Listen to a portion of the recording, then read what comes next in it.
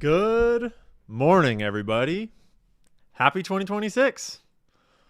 Welcome to the new year. How is everybody doing this morning? Happy Free Speech Friday. Welcome to the show. Welcome to the chat. Welcome to the YouTubes. Welcome to the Twitch. We are going to be going max all day long today. You might notice that we don't normally start Free Speech Friday at noon, depending where you're at. But today we're going to do a marathon stream. Today we're going to go through the whole year in tinfoil and news and conspiracies and all the fun stuff. And we're just going to have a good time. We're going to take it a little easy. We're going to take it chill. We'll have to take some breaks. But it's been a crazy year. It's been like 10 years all in one. And in preparing for this episode, it kind of blew my mind where we were on January 1st of 2025. And looking back at it all, looking back at all the things that have happened, all the things that have happened in my life and my reporting, but all the things that have happened in the world and on the world stage, all the conspiracy theories that have been coming to light as not theories, all of the breaking news, month after month after month, all the memory holing. I can't think of anything better to start 2026 off with than a little bit of perspective looking back at 2025, especially sitting in my shoes, being relatively new to this game, and looking back at who I was at the start of 2025 and how I reported at the start of 2025 and at the start of Trump's term. I made a lot of mistakes that lacked perspective. And I'm sure I'll make them again this year. We all live and we grow, right? But looking back at what happened and what we know now and digging the memory hole back open and reminding ourselves what we were promised, what we were delivered, what was a hoax and what was proven to be true, what stories were swept under the rug and what stories were brought into focus. It really brings it all back around full circle. And I can't think of any better way to prepare for 2026's incoming psyops. I'm sure we're going to have plenty more of fake and gay this year. I'm pretty sure that we're going to have plenty more geopolitical conflicts, possibly more war, probably more wars, maybe some economic crises, maybe some, oh no, distractions. I'm sure we're going to have full disclosure this year. We're going to get all the truth. Trump is going to save America, obviously, again. We're going to get a whole bunch of political bullshit for the 2026 midterms. So let's get ready. Let's prepare for moving ahead by looking back at the year in review. But first, a quick announcement, which the chat already noticed. I think the chat actually noticed before I noticed. I've got a surprise for you guys. If you don't know, I've been sitting on this one for a minute. I've been holding tight on this one for a minute. Your boy is actually premiering live on Tucker right now. I went and sat down for an entire episode with Tucker all about the Las Vegas shooting a week or two ago. And it was a ton of fun. We went super deep. I have not watched the episode yet. I don't know what's in it. But I know that we dug into all the angles from the mainstream narrative to the multiple layers of possible conspiracies, the various theories that people have. We dug into the Saudi angles quite a bit. It was a barn burner. I am very proud of how it came out. At least I think I am. I haven't seen it yet. But when I left the studio, I felt distinctly like I had done good. And I had brought a shitload of evidence and reporting, and I had kind of spruced up and kind of reminded myself of all of the stuff that I'd already forgotten about it, because it's a deep conspiracy, a deep rabbit hole. So we're just going to pop in for 1 second and peep it. And they just never brought it up again, basically. Beef tallow. That's we're in an advertisement if I do this that. Is not. So you know how it is. You know how it is. I think it's going to be a super fun episode. Definitely worth your checking out time. At some point today or tomorrow, bring it up, put it in your save playlist for watch for later. But the show must go on. I didn't realize that was happening today. And we're scheduled to do a super stream. So the show will go on. But don't worry, I don't take offense if you go and watch that. That's a total banger. And we'll be here when you finish and come back. So don't worry about it. Because I assume that we're going to be here for no less than 8 hours today. That's my guess. We might even go 12 because we have 12 months to cover. And I got a lot of tabs open. Let's just say that. So, in the chat, someone's asking, where is John Cullen? If you know, you know. And the answer is, no one knows. But if there's one way to bring John Cullen out of the woodwork is to have someone else talk about the Las Vegas shooting. Maybe I'll be the one that finally brings John Cullen out of hiding to talk shit about how I stole all of his research and he's the only researcher that's allowed to talk about Las Vegas and everyone else is a fraud. If you're out there, John, come on out. We would love to have you. We miss you. And I did cite John Cullen extensively in that interview because he did amazing work on the Las Vegas shooting. And I'm just reporting on what other reporters figured out that came before me in that case. But today's show is not about the Las Vegas shooting. Today's show is about the absolute shit show that was last year and about the wonderful state of the world today. And we're going to try to keep it a little light and a little humorous, obviously, because how else are you going to get through this kind of shit? But we're also going to report on all the crazy and tragic and difficult stories of last year. But we're also going to try to touch on a bunch of things that you might have missed, a bunch of things that I missed, or things that I knew were going on, but just never took the time to report on. So we're going to bop through all sorts of different stories. I've got a bunch of stuff that came through X, or sort of like more of the cultural center of the alt media conversation. I've got a bunch of that pulled up. But I've also got a whole bunch of news stories pulled up that didn't quite make the cut on the X cutting room floor, so to speak. Because there's a lot of things that happened that most of us didn't even realize. Like, did you know that India and Pakistan, two nuclear-armed powers, had a little war last year? For real. It didn't escalate, thankfully, at least not at this point. But there was a India and Pakistan war in there.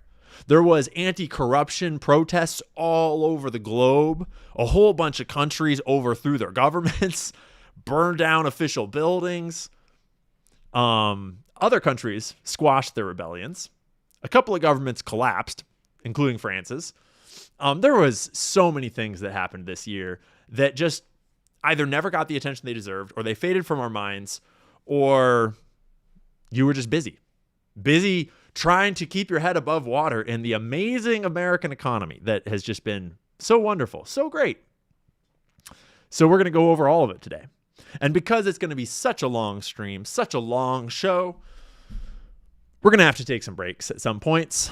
We're going to take some chill pills. We're going to drink some water. I'll have to have some food at some point. We'll watch some videos together while we do that kind of stuff. And we'll kind of take it in sections. You know, it's like a marathon. And you don't focus on the finish line. You just take it in stages. And we're going to go 1 month at a time, break it all open, dig deep into what happened that month, and then we'll take a break and chill with the chat, jump into some supers, try to catch up on supers in between the months. I'm going to try to keep up with every single super today. We'll see how hard that is. Try not to super like crazy, guys. Can't be here. Well, I mean, we can be here all night. That's my commitment to you. My commitment to you is that we can be here all night if that's what it takes to get through this marathon. But I think we'll be all right. I saw one comment that said there's an echo on audio. If anyone else has an echo on audio before we get this show on the road, you tell me right now that there's an echo on audio. And if not, we're ready to party. Get your coffee, get your water, get your drinks, get your food. Yeah, no echo. We're doing good. Thanks, Twitch. Yeah, we're chilling. Gigi's coming up. Gigi's ready to party. You want to come lay down, Gigi? Yeah, Gigi, get in the stream. Here, Gigi, come on up. Yeah, come on. Yeah, Gigi's going to help us start the stream off. Okay. No, come here. Oh, she's so hyped. Stand up. Yeah, she's halfway under the table. She tried to stand up and she hit her head on the table. She was so excited. Okay, Gigi, go lie down. No, go lie down over there. Yeah, good girl. Whoa, she is. So I just realized what it is.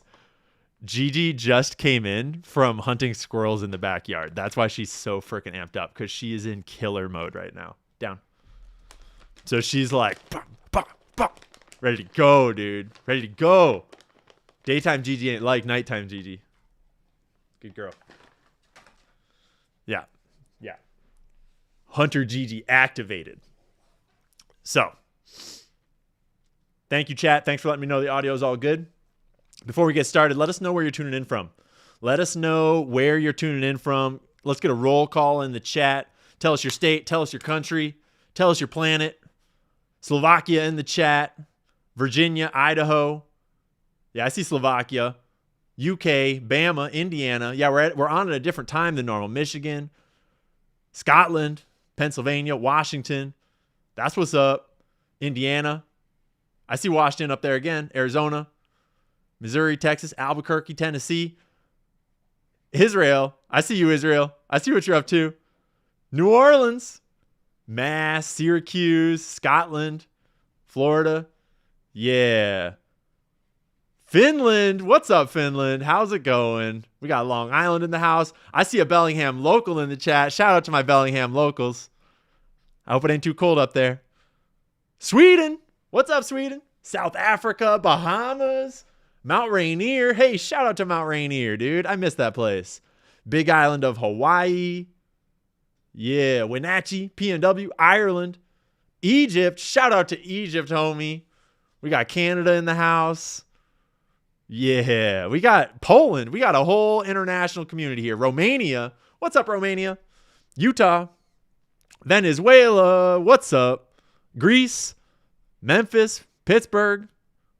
Chile. What's up, Chile? Italy. Hell yeah. Chad. What's up, Chad? Mali. We got Chad and Mali in the house. Brazil. Shit, I saw another Bellingham. Dude, shout out to everyone coming in from all around the world. It's been a crazy year, no matter where you've been at. The whole world has been a crazy place, eh? It's been a crazy year. And we're just going to try to keep it a little light and not get too downer on how downer this year has been. I see Belgium and Aussie, too. Yeah. Did I see Somalia? I see Bosnia. I see Bosnia in there. Shit, dude. Belgium, England, Australia, Nepal. Hey, shout out to Nepal. Y'all have had a crazy year. Luxembourg, Netherlands, Alaska. Dude, it's crazy. Iran? We got Iran in the house? Shit, I thought you didn't have the internet out there. I thought they didn't even give you the internet in Iran. Damn. Yeah, I see a Somali in there. Yeah, shout out to all the international homies. Shout out to all the American homies. Shout out to Stacy for gifting crazy subs in the Twitch chat. So we're live on Twitch and we're live on YouTube. We only have Twitch chat on the screen, but we'll be getting into YouTube super chats in between the months, in between the segments of this show, so to speak. So thanks for being here and thanks for all your support. Really appreciate it. It's been a crazy year. I'm going to try not to there's always this this sort of internal desire, I think, for people in media to talk about themselves a lot and to talk about their own achievements, especially when you're doing a year in review, when you're looking back. I definitely feel like really proud of this year and very sentimental about this year. And I am going to roll through a bunch of my reporting from the year as we go, but I've tried to select out pieces of reporting that are about what's happening, that are how we covered various topics that we can then spiral off into those other topics. But we'll do a little bit of storytelling about the year too from time to time. I've driven all over this fucking country this year. It's been crazy. I have put some miles on my minivan this year. So we'll probably take a break to tell that story at some point somewhere. But we're going to try to keep it focused outwards on the world and on America and on the deep state and on all the bullshit that's happening. Because we got a lot. We got a lot to get through. It's been crazy out here. So thanks for where you are. If you're having a good time, hit the like button. Don't forget to hit the like button. Hit the subscribe button. It all helps. Hugely appreciated. It's a free way to support the channel. And without further ado, let's take ourselves back on a journey. Let's get into the time machine and go back to January 2025. The world was about to enter the golden age. The golden age of America was about to come down and be bestowed upon us peons by the great and illustrious Donald Trump. America was starkly divided. Obviously, a new story for America. And it was divided between the left that was losing its mind over this fascist dictator that had been elected, and the right just over the moon with fervor and anticipation of finally the corruption will end. Finally, we're taking down the deep state. Finally, all the pedos are going to jail. And oh boy, has that been an awkward one this year. And let's be real. Let's be real. Let's be totally real. I made the mistake of leaning into it at the beginning of the year.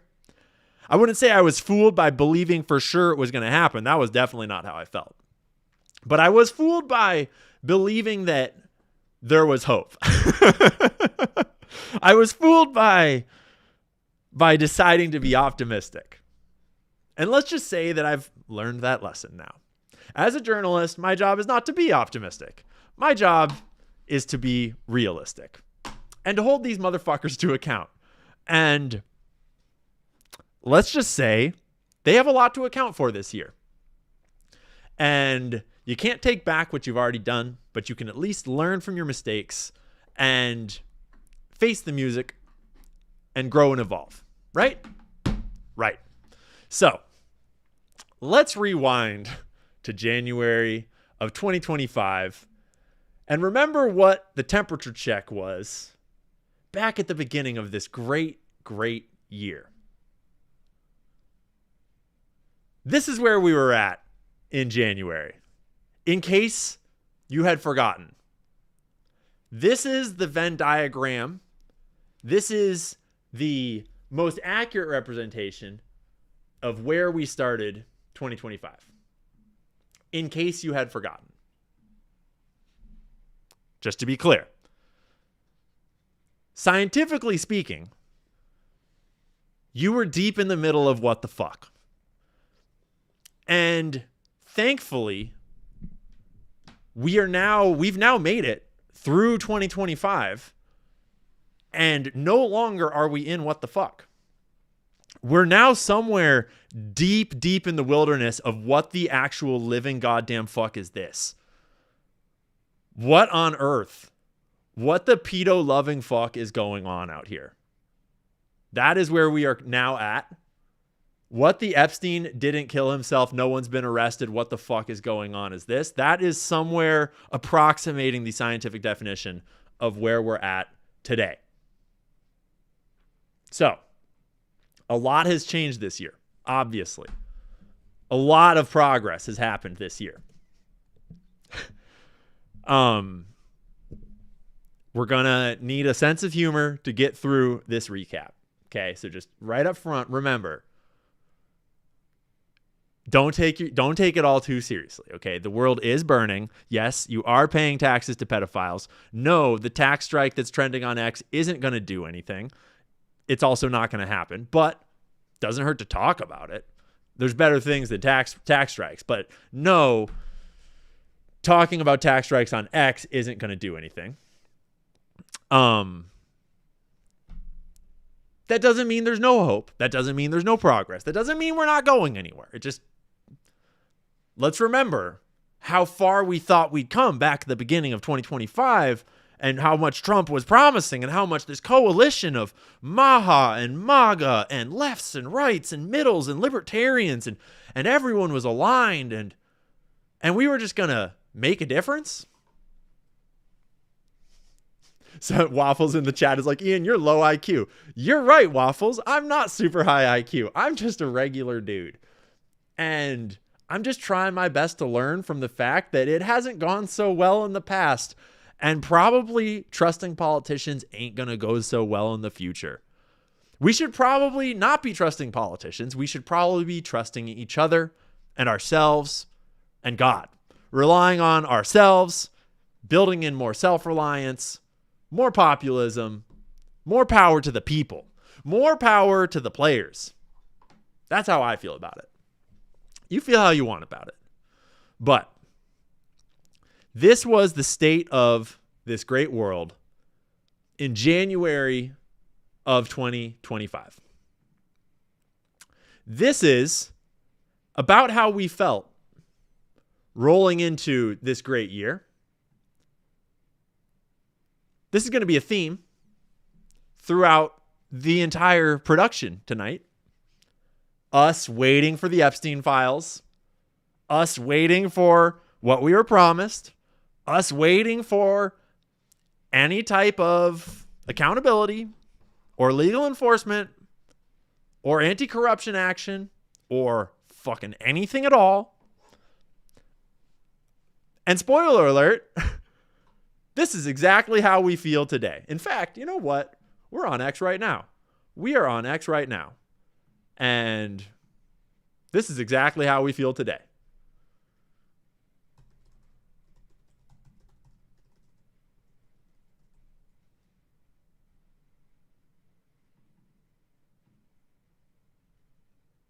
Progressive is the wrong word here. Productive is the word we want.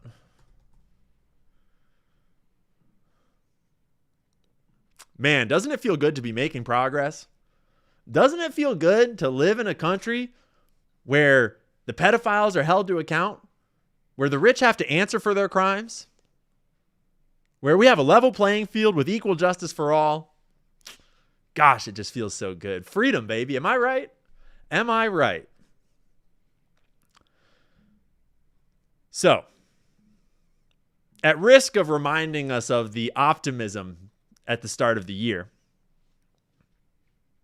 we're going to take a trip back down memory lane to a bit of the sentiment, at least a bit of my sentiment at the beginning of the year, because I think it's important to hold yourself accountable to how you felt and to what you said and to where we were at. And I think that this piece here actually very well elucidates what people were hoping for.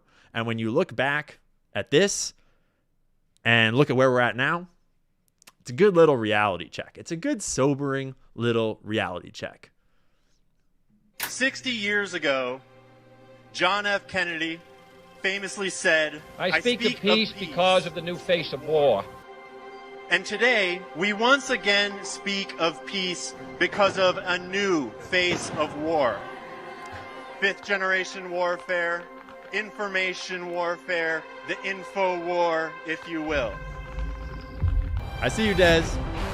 In a world of aligned incentives, it is highly profitable to all involved to keep you distracted, to keep you unhealthy, to keep you afraid, to keep you angry with one another. Because if you're not creating profit in that avenue, you're probably creating it in one of the other avenues. The information that manufactures the consent to allow this to keep on going on is the most important weapon in their arsenal. And without it, they can do nothing if we do not consent to this governance. I'm calling on you not to fight with weapons, but to stand and fight in this war with your words. And rather than manufacturing consent, we can manufacture peace. Not just peace for our people, but peace for all people. Not just peace in our time, but peace in all time. Thank you. I'm pretty proud of that still. I didn't make the video. The illustrious Bobby Bailey, total legend, total homie, he made the video. But I'm pretty proud of that day. I'm pretty proud of that speech. Learned a lot. And I'm pretty proud that actually that piece is pretty timeless. And it's just as true right now as it was back when we said it. And I look a lot smarter if I just play that part. But I feel like we should probably play the other part too, where we're talking about how hyped we are on the incoming coalition and how much everything's going to change and how great this is going to be, and just reflect a little. Maybe you were smarter than me at the start of the year. Maybe you knew better. Maybe you've been through this before. But we all got to learn. We all got to learn our lessons. Read all about it. Kennedy and Trump. Extra, extra. Read all about it. Extra, extra. It's Kennedy and Trump making Shout out to America the cameos. vegan. Oh. Extra, extra. Yeah, I read that. Thank you. Read all about it. Dick Kennedy endorses Trump. Dick Cheney endorses Kamala Harris. Because there's really only two answers. And it really comes down to this election. Either the CIA and the military-industrial complex, the intelligence complex, is too powerful and is too many moves ahead, and they thwart this movement this year, and then Like, I worry we get relegated to fighting indefinitely against this oppressive state apparatus that is just infinitely powerful. Oh, well. But I don't think that's real. I don't think that's what's happening. I think that they're scrambling and doing everything in their power to try to hold this back. And that this movement has just absolutely checkmated the lies and the deception and the corruption. And I don't think there's any escaping it for them now. I think that this movement is clearly winning the presidency this time. And to be fair, the movement among the people has done awesome. We're killing it. Y'all are killing it. It's just these fucking politicians that are all in the Epstein files, apparently. They're the ones that feel like they're letting us down. So, let's not bash ourselves too hard, but let's not do this again next time. And only picking up momentum. Hey, do you have a moment to talk about our Lord and Savior, Kamala Harris? The IRS has endorsed her. She's going to save the country. She's going to do all the things that she hasn't done in the last 3.5 years to make America great again. Shout out to Bobby Bailey. Oh, to have hope again. Am I right, guys? Am I right, or am I right on that? Oh, hope. Man, let's not lose hope, right? Maybe let's redirect our hope. Maybe let's redirect our hope from the politicians up on the hill back down to the people, back down to the grassroots, back down to where it belongs. Because we're going to go through the whole year and we're going to look for any promises that have been delivered on. We're going to look for any accountability. Really anything at all. And pretty much we're just going to find a whole bunch of pedophiles. As you know. So, yeah. The hope in Christ. Yeah, there you go. There you go. Find hope in the real places. Amen to that. Yeah. No more putting our hopes and dreams in these scumbags. Even in the most apparently well-intentioned of them that are still just letting us down. Because even if there's a couple of great people up in there, they're working in a messed up system and we can't even tell there's a single one on our team. At least that's how it feels most days. Hope and faith in yourself. Amen. Amen. But I do want to quickly shout out the fact that the beginning of this year for me was 1 million followers on X. I'm still brand new to all this. And at the beginning of 2025, I was super brand new to all of this. I had basically just joined X.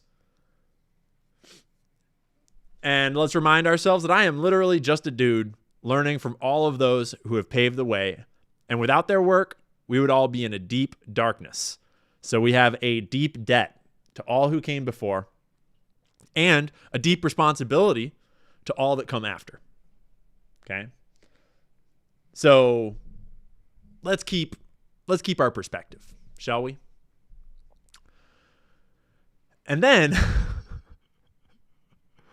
I can't not cover this part. Okay, cool. No, we'll cover that part in just a second. We did a little recap here at the start of some of the crazy stories that were happening at the beginning of the year. And I just want to remind ourselves of all the madness that was happening at the beginning of the year, 2025, because most of it just went memory hole and had no resolution and had no answers. And who knows? Like, do you recall that at the beginning of 2025, all of America was losing its mind because there were thousands of drones flying over the East Coast mysteriously? And some people thought that they were alien spacecrafts, and some people thought that they were a deep state psyop, and some people thought that they were a foreign invasion. And we still don't know. We have no idea what they were. The New Orleans truck bombing, we're going to get to that. The New Orleans truck attack on New Year's Day. And then the Cybertruck Trump Tower bombing as well in Las Vegas. And all of it just poof, into the ether for the most part. Saturday, January 18th, and I just want to take a moment to remind us all how fucking crazy the world is right now. The incoming president just launched a meme coin, raising billions of dollars overnight. Autonomous Shit. AI robot technology is within years of being in your home, folding your laundry, having sex with your boyfriend. Plus, a lot of you might not have noticed that in UFO Twitter right now, there's some crazy drama going on.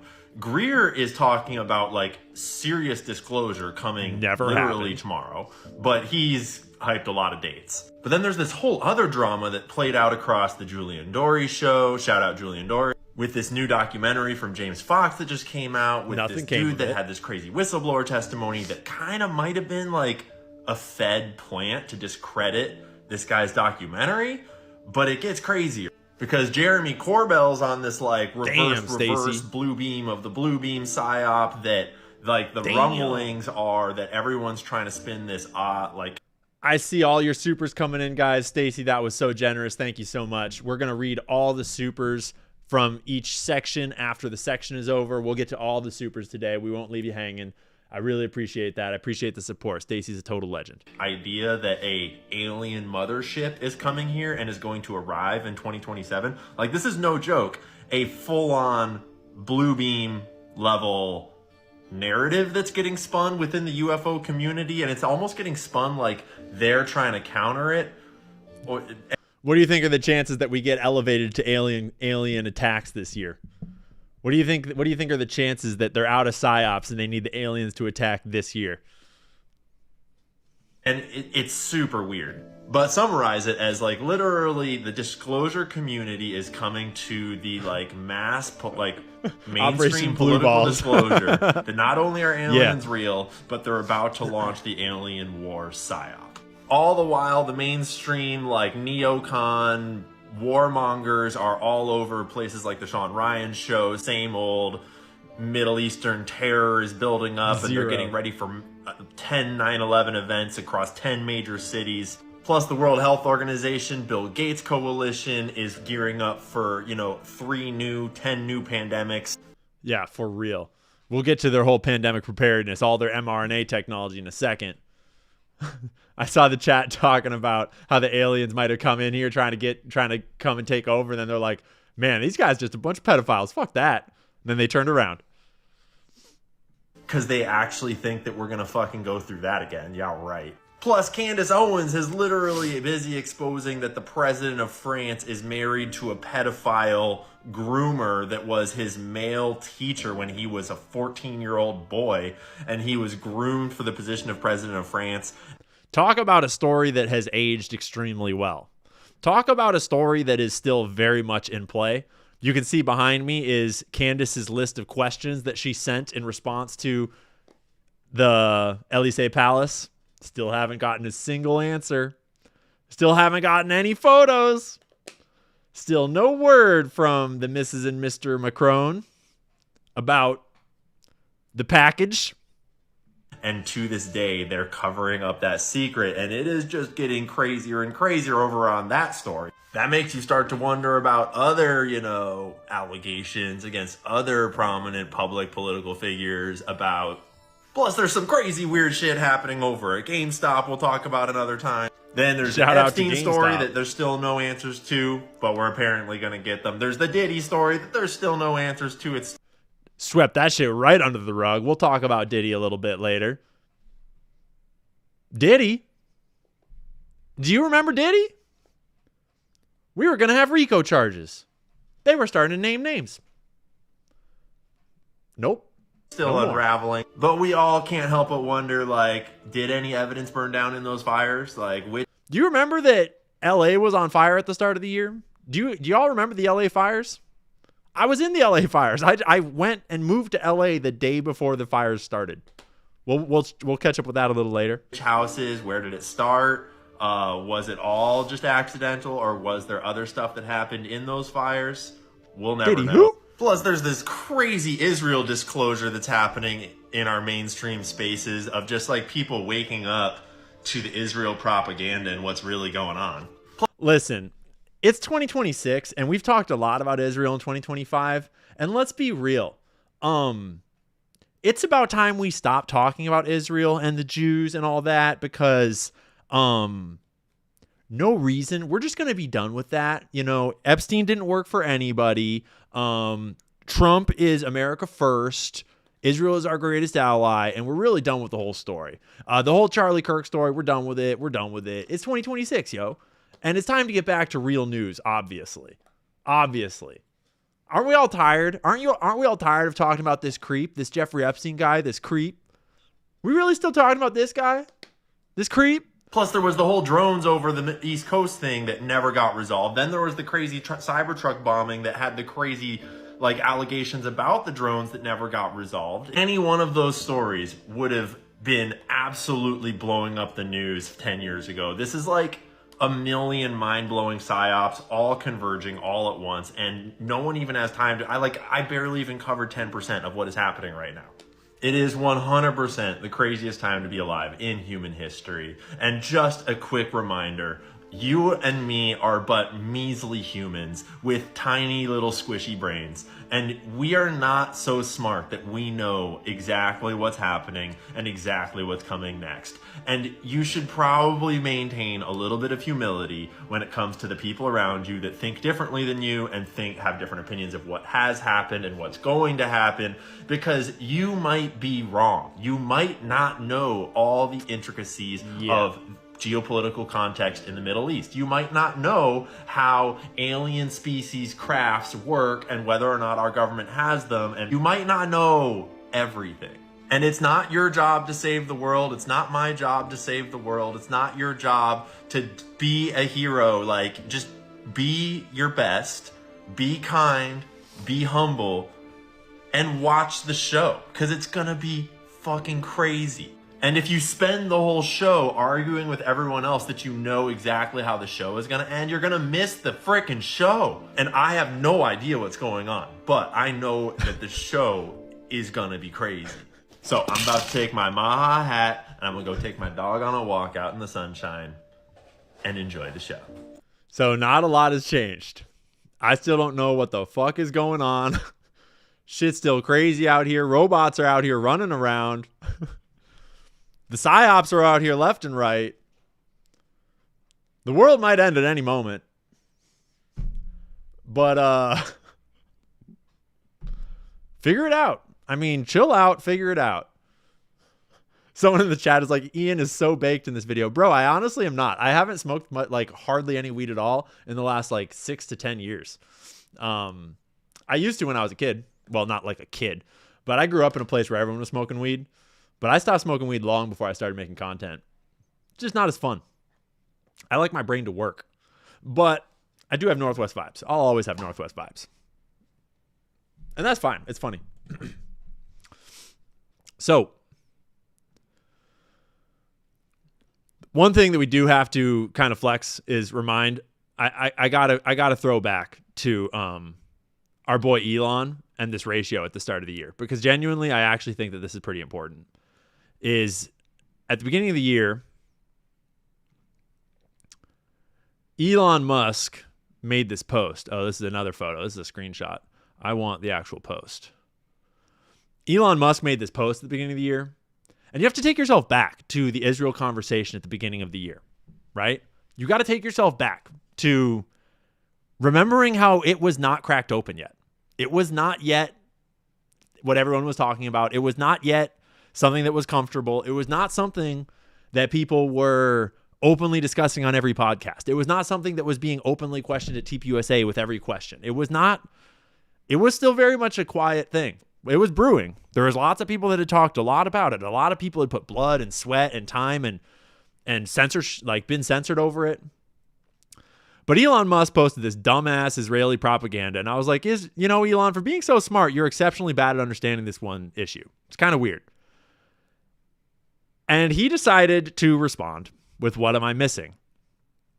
And I remember getting a text message like, yo, Elon just fucking left this hanging for you. You got to take this. And I was driving at the time and I literally pulled over and on the side of the road just thumbed out this entire fucking essay about Israel and AIPAC and Jeffrey Epstein and the whole thing, the whole fucking thing.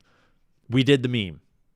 And it is at 18.5 million views today, 241,000 likes to Elon's 10,000.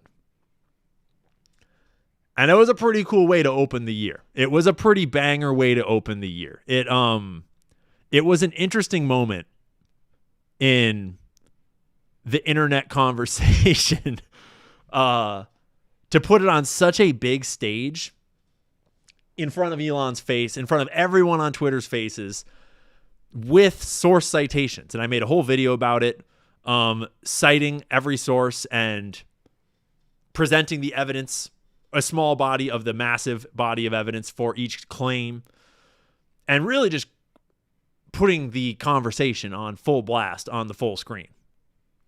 I made a video about it that we don't need to watch. You all know my stance. You all know how it is. And this was the beginning of a magnification of this pushback that we have just watched in the PSYOP spaces all year long. This was the beginning of this full-on campaign of Zionist shilling, which, is not a new thing. It's not like this is all about me. It's not like I'm the one that started this or anything. It amplified greatly this last year. It amplified greatly after October 7th, and it just kept going and going and going and going. And I just wanted to remind us all that the narrative at the beginning of the year by the shills was that Epstein didn't work for Israel. And besides, even if he did work for Israel, who cares?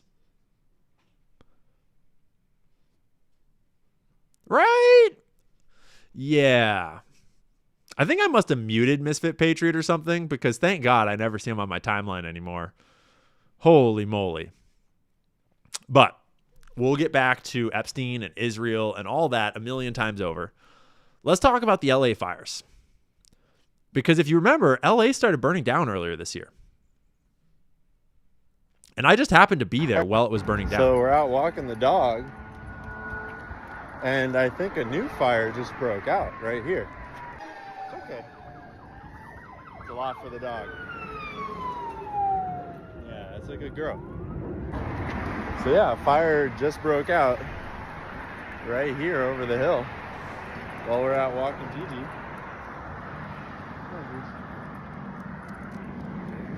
I was planning on going for a little walk up into the hills over here, but I guess we're gonna go and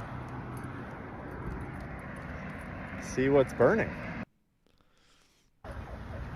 Went on a little dog walk And went and saw the they smoke. got choppers dropping water all over it. Great pause, Ian. My lips were getting all chapped. And it's, right now the wind feels... And we never really got any answers. I mean, maybe it was all just an accident. Maybe it was all just a big accident. Maybe it was just bums lighting fires. Maybe it was just bums lighting fires. I don't know about that, though. I don't know about that. I'd be curious if anyone in the chat knows anyone that lived there, or anyone in the chat lived there, has a house that burned down that you still haven't gotten anything back on. You still haven't been able to rebuild. How's that going down there? How's that going? Yeah, I remember the conversation was all about DEWs. Was like, did anyone have a blue roof? Anyone have any blue roofs? Because you remember, we still haven't gotten any answers on Maui. We've been seeing all kinds of weird wildfires, and then Pacific Palisades starts burning down. And obviously, everyone has questions. Still got them. Still got all the same questions. But let's talk for a moment about the Cybertruck bombing. You guys remember the Cybertruck? A Green Beret drove it into Welcome Trump back, Tower. everyone. On this Veterans Day, new details tonight about an explosion that many at first thought was an attack on our country. For the first time, we're now hearing from those the note, Sean behind Ryan, the we'll get to it. investigation. And we're learning why officers and loved ones say what they thought was an attack turned out to be something different entirely. One soldier's spiral from war veteran to tragedy. Aaron Katursky has this story. It's a city known for its bright lights and big shows, and on New Year's Eve, Las Vegas hosts a huge countdown known as America's Party. Out on New Orleans' Bourbon Street, killing 14 people and injuring more than 50 others. This was the New Orleans truck immediately, attack. right away, you go to a terrorist attack. We train nowadays that when you see one attack, expect a second. Then, just a few hours later, as many were still sleeping off their celebration, chaos near the Las Vegas Strip. 911 emergency. You need police. Someone just attacked Trump Towers. It's a huge explosion. Did it damage anything, sir?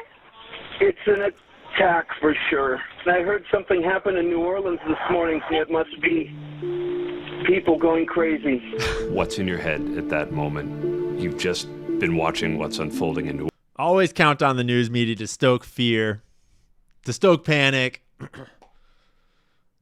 yeah, this was like literally day one, right? We knew it was going to be a crazy year. Orleans, then this happens in your city. I knew that if there was an attack here, it's time for us to get into motion. You used the word attack. Did you think this was an attack? I don't think it's a simple coincidence. Assistant Sheriff Dory Corn was one of dozens of officers who rushed at Trump International Hotel and found a Tesla Cybertruck engulfed in flames. Our priorities were very simple. Address the threat that we were dealing with, and then determine if there was any further threat.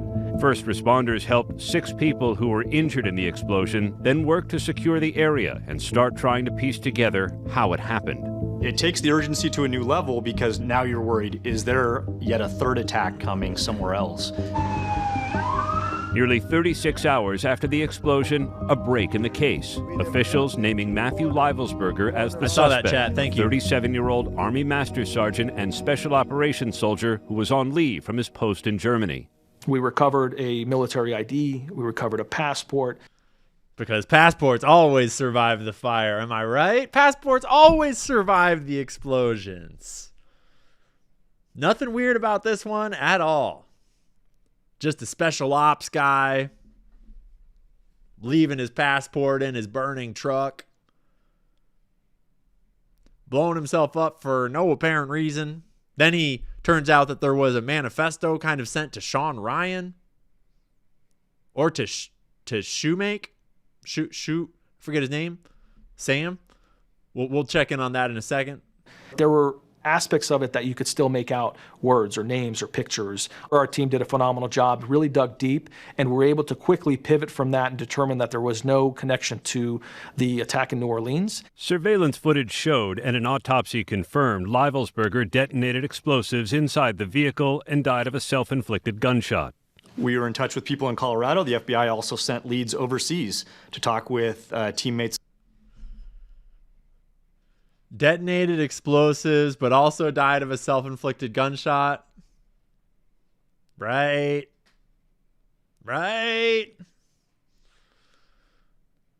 Leave it to the FBI to solve the case. We've been trusting the FBI all year long. For about 2 years. She says they stayed in contact after their relationship ended, but lost touch in 2022. She was surprised to hear from him a few days before the new year. I was happy to hear him doing well. He said there was a lot to talk about. Arid is a nurse and was working on New Year's Eve. She says she first learned about what happened in Las Vegas when federal investigators showed up at her door. My heart just dropped. I thought it had to be an accident. I thought he was maybe trapped inside and it exploded. And that's when the FBI made me watch the video to kind Too of bad prove it Building to me. 7 wasn't made of passport paper. In text messages correct. she shared with ABC News, That is Livelsberger correct. talked to Arid about struggling with headaches and his mental health while they were dating. At one, Yeah, it's a good thing that Tesla trucks don't drive themselves anywhere. It's awfully good that they can't drive themselves to places like Trump Tower. Am I right? point writing, I have been spiraling down the last week or so. Sometimes I get so hopeless and depressed, it's ridiculous. By far the worst of my life. He texted you about seeking help, maybe professionally. I always encouraged him to talk to somebody. I've lost a lot of friends in the military over the years, and I didn't want that to happen to him too. Writings investigators found on Livelsberger's phone point to a man in crisis. One entry reading in part, "The mainstream media will paint me out to be some terrorist and monster. Goodbye, my love. I left the rifle in the woods, wrapped in a towel. I've almost gotten away with it, lest they find my perfectly concocted text messages. Adios, my love. Signed, Matthew Littlesberger. I kept my passport in the car in case they needed to identify the killer. Yeah, that's pretty much how this year went. It started off with a bang, so to speak, and it's been banging ever since. We'll watch a little bit of this to see if I'm forgetting anything here. Oh, actually, real quick. Chat just clued me in to a development in the Palisades fire, allegedly. A Melbourne, Florida man, or a man hiding out in Melbourne, Florida, has been identified as the suspect in California's Palisades fire, which caused widespread damage. West 2 News starts now with breaking news. And that breaking news involves one of the biggest California wildfires in history. A man living in Melbourne, here in Central Florida, has been arrested, accused of igniting the Palisades fire. I haven't seen this at all yet. I don't know anything about this. 29-year-old Jonathan Rinderknecht is accused of lighting that fire that started on New Year's Day. And West 2 was at the courthouse in Orlando as he appeared in court this afternoon. This is October of 2025. Our team coverage tonight begins with West 2's investigative reporter Justin Shecker, live in Orlando. And Justin, you saw him walk into the courtroom. That's right. Just after 2 this afternoon, U.S. Marshals brought 29-year-old Jonathan Rinderknecht into the courtroom here in downtown Orlando. Both his hands and feet were shackled, and he sat next to his court-appointed public defender as the U.S. government begins prosecuting him for starting the deadly and destructive Palisades fire. This Central Florida man is now in federal custody, accused of sparking what would become one of the most destructive fires ever in Southern California. Today, we are announcing the arrest of 29-year-old Jonathan Rinderknecht for igniting a fire that ultimately burned down the Palisades earlier this year, killing 12 people, destroying more than 6,800 Alleges that a single person's recklessness caused one of the worst fires in Los Angeles history. His recklessness?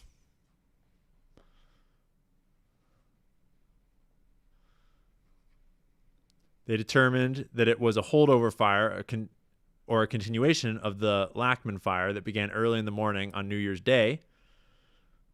Heavy winds caused the underground fire to surface and spread, and it became the Palisades fire.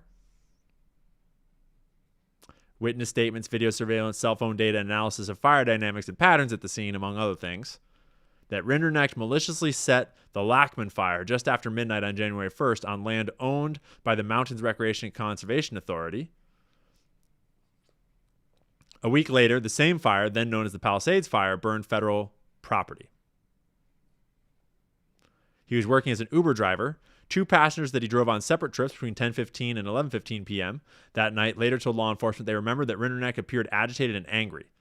After dropping off a passenger in Pacific Palisades, Rinderknecht, who once lived in that neighborhood, drove towards Skull Rock Trailhead, parked his car, attempted to contact a former friend, and walked up the trail. He then used his iPhone to take videos at a nearby hilltop area and listened to a rap song, to which he had listened repeatedly in previous days, whose music video included things being lit on fire. I want to know what rap song that is.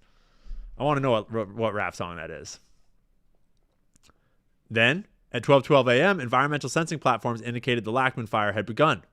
During the next 5 minutes, Rinderknecht called 911 several times, but didn't get through because his iPhone was out of cell phone range. When he finally connected with 911, he was at the bottom of the hiking trail and reported the fire. By that point, a nearby resident already had reported the fire to authorities.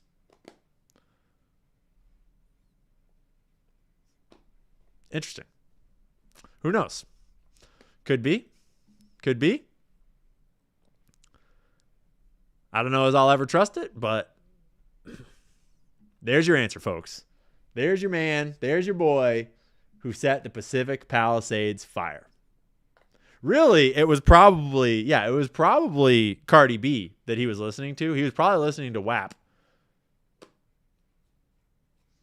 Right? Listening to Diddy. Listening to Wu-Tang. Dude, I don't know, but whoever he was, they should probably be canceled and thrown in prison because their music is dangerous. What was his motive? That's a good question. It sounds like they're saying it was an accident. Sounds like they're saying that he was mad and he was watching a YouTube video of a rapper setting things on fire, and then he accidentally set the whole mountainside on fire, and then he walked down the trail and called 911 and said, "Hey, I just set the mountain on fire." And then that fire got put out, and then a week later, it resurfaced as the Palisades fire because it had been burning underground. That sounds like the narrative. And you're going to take it, and you're going to swallow it, and then you're going to say thank you very much, okay? That's the energy we need from you in 2026, you fucking peasants, okay? Okay? Melbourne, Florida just got one of those French airport hangar companies that rented out the one in Delaware. What was the French company named in Candace Owens? It's Satis. Satis is the company. Airport hangar.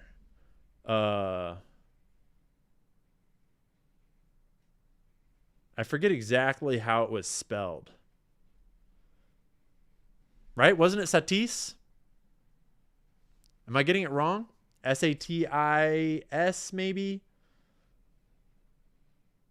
I'm pretty sure that's what it was. Satis.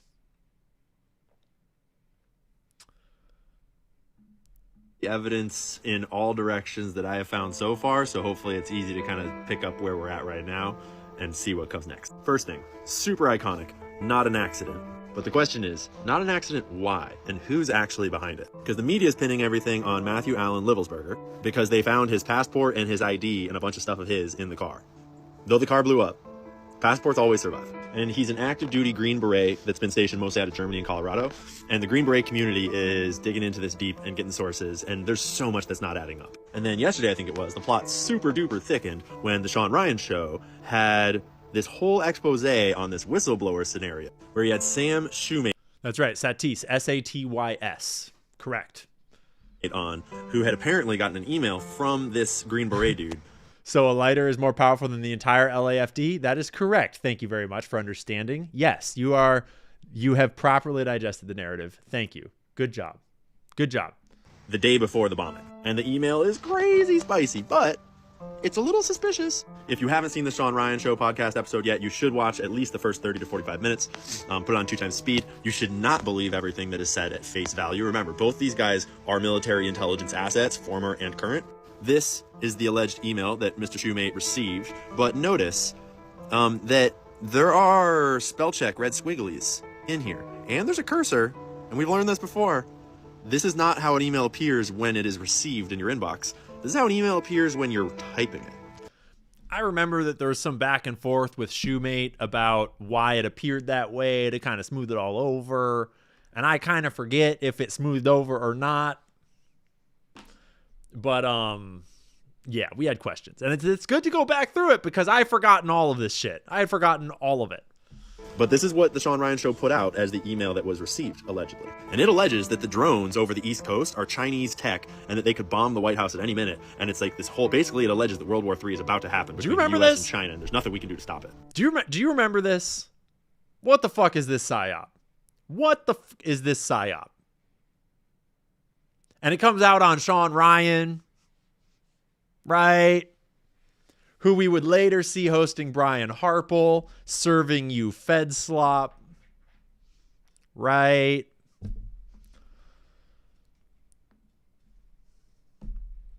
The Special Forces community, let's just say they have a checkered past of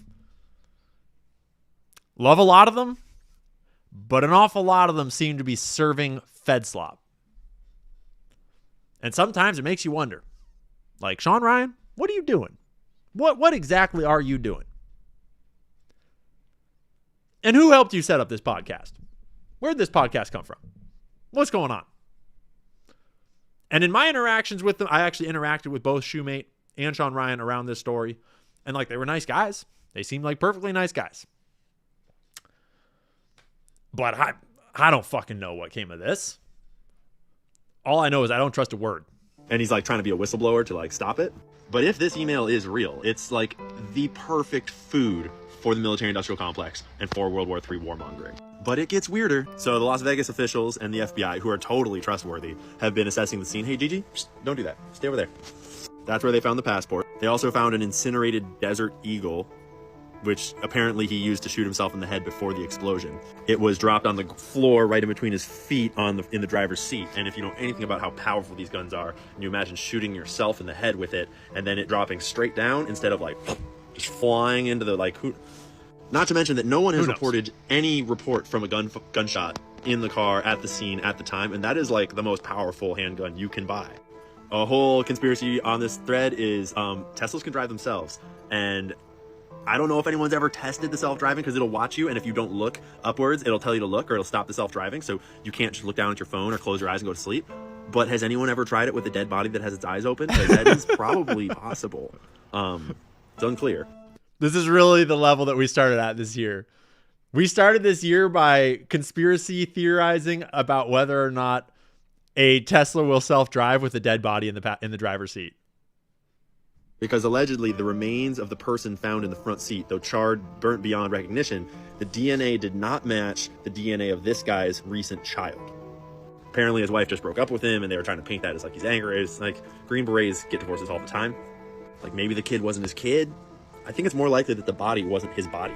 Because again, in the email that was allegedly sent by him, theoretically, it's very clear that he's not planning to kill himself. He's planning to escape to Mexico and to do this whole thing in order to bring attention to this and to whistleblow and to be taken seriously and to get this out to as much news and publicity as possible and then escape to Mexico.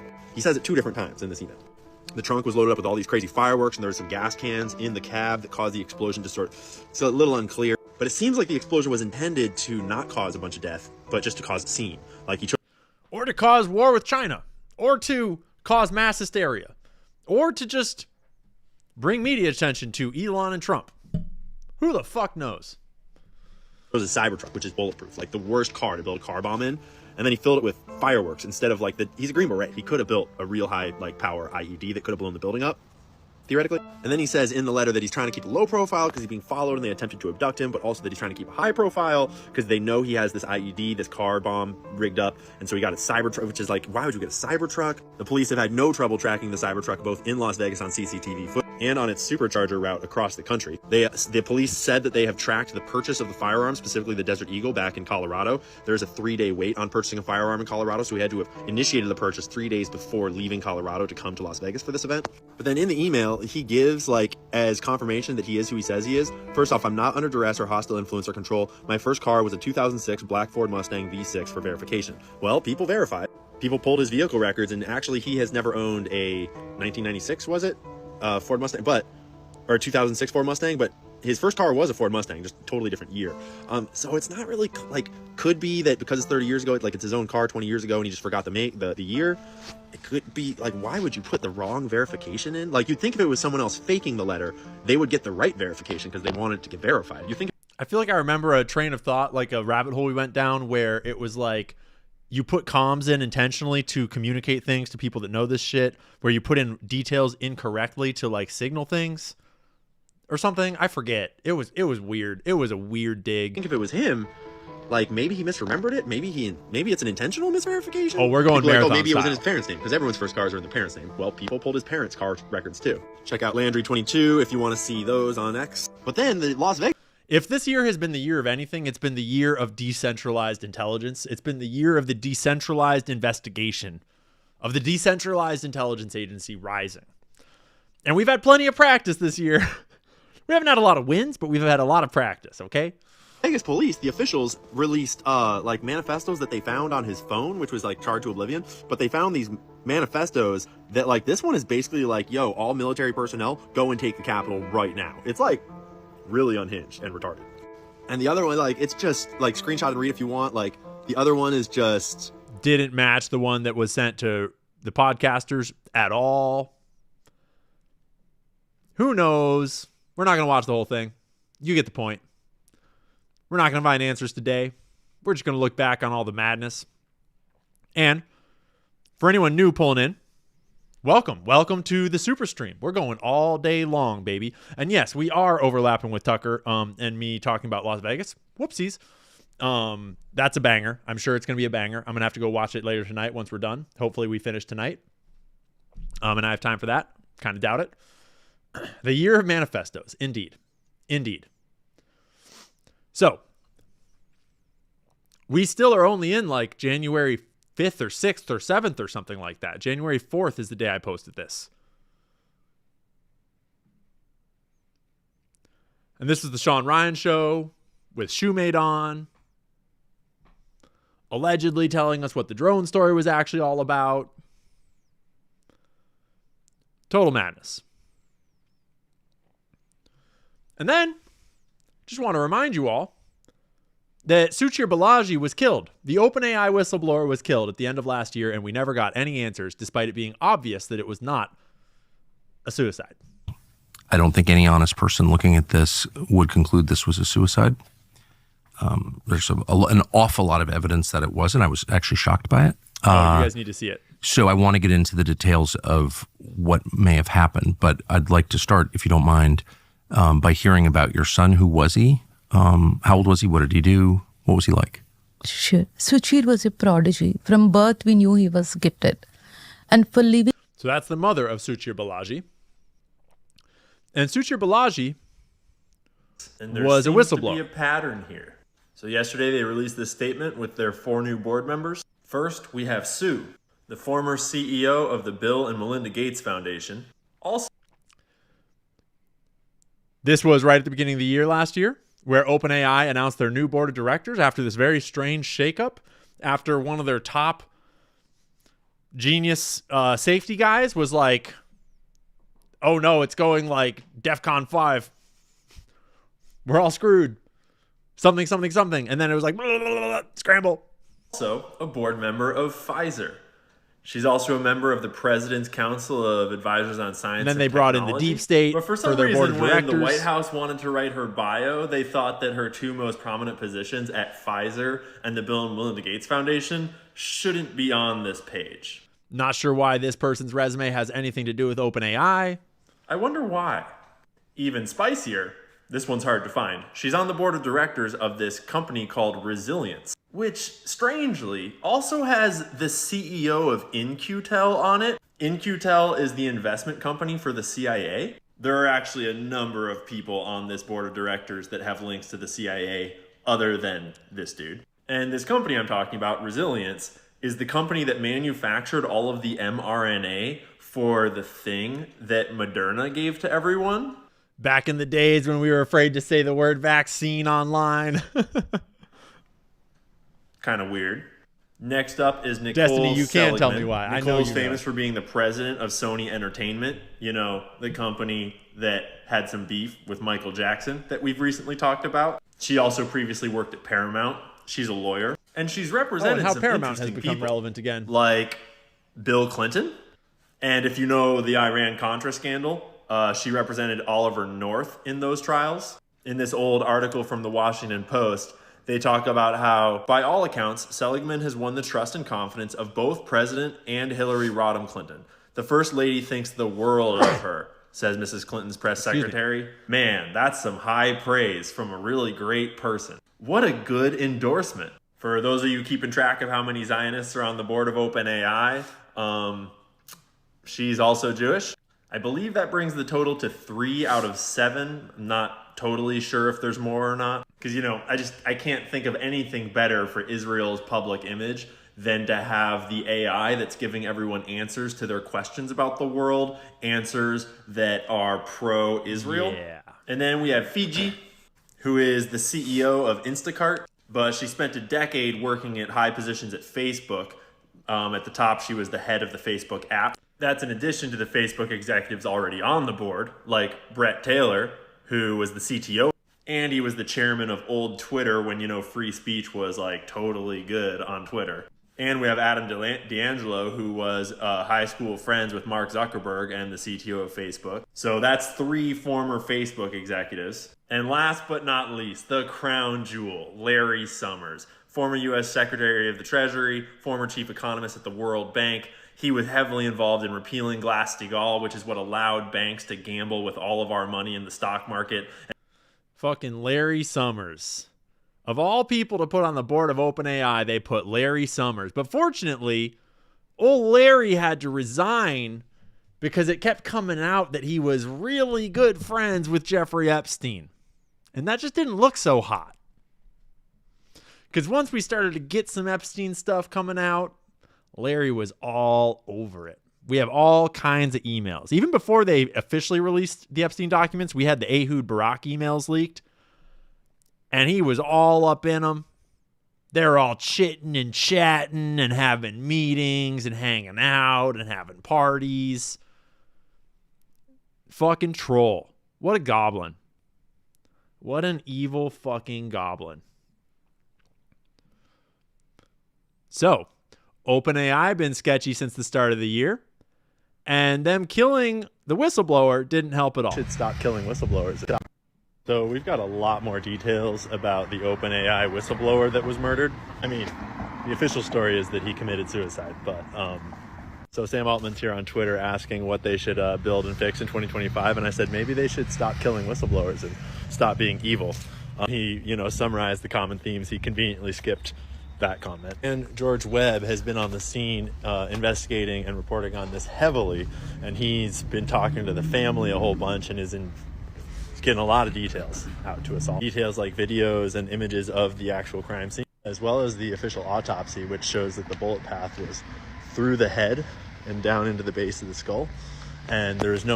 George Webb did a lot of good reporting on that one. I had forgotten about that. He got us videos from inside the apartment. He got us videos of the bloodstains. He got us videos of all sorts of stuff.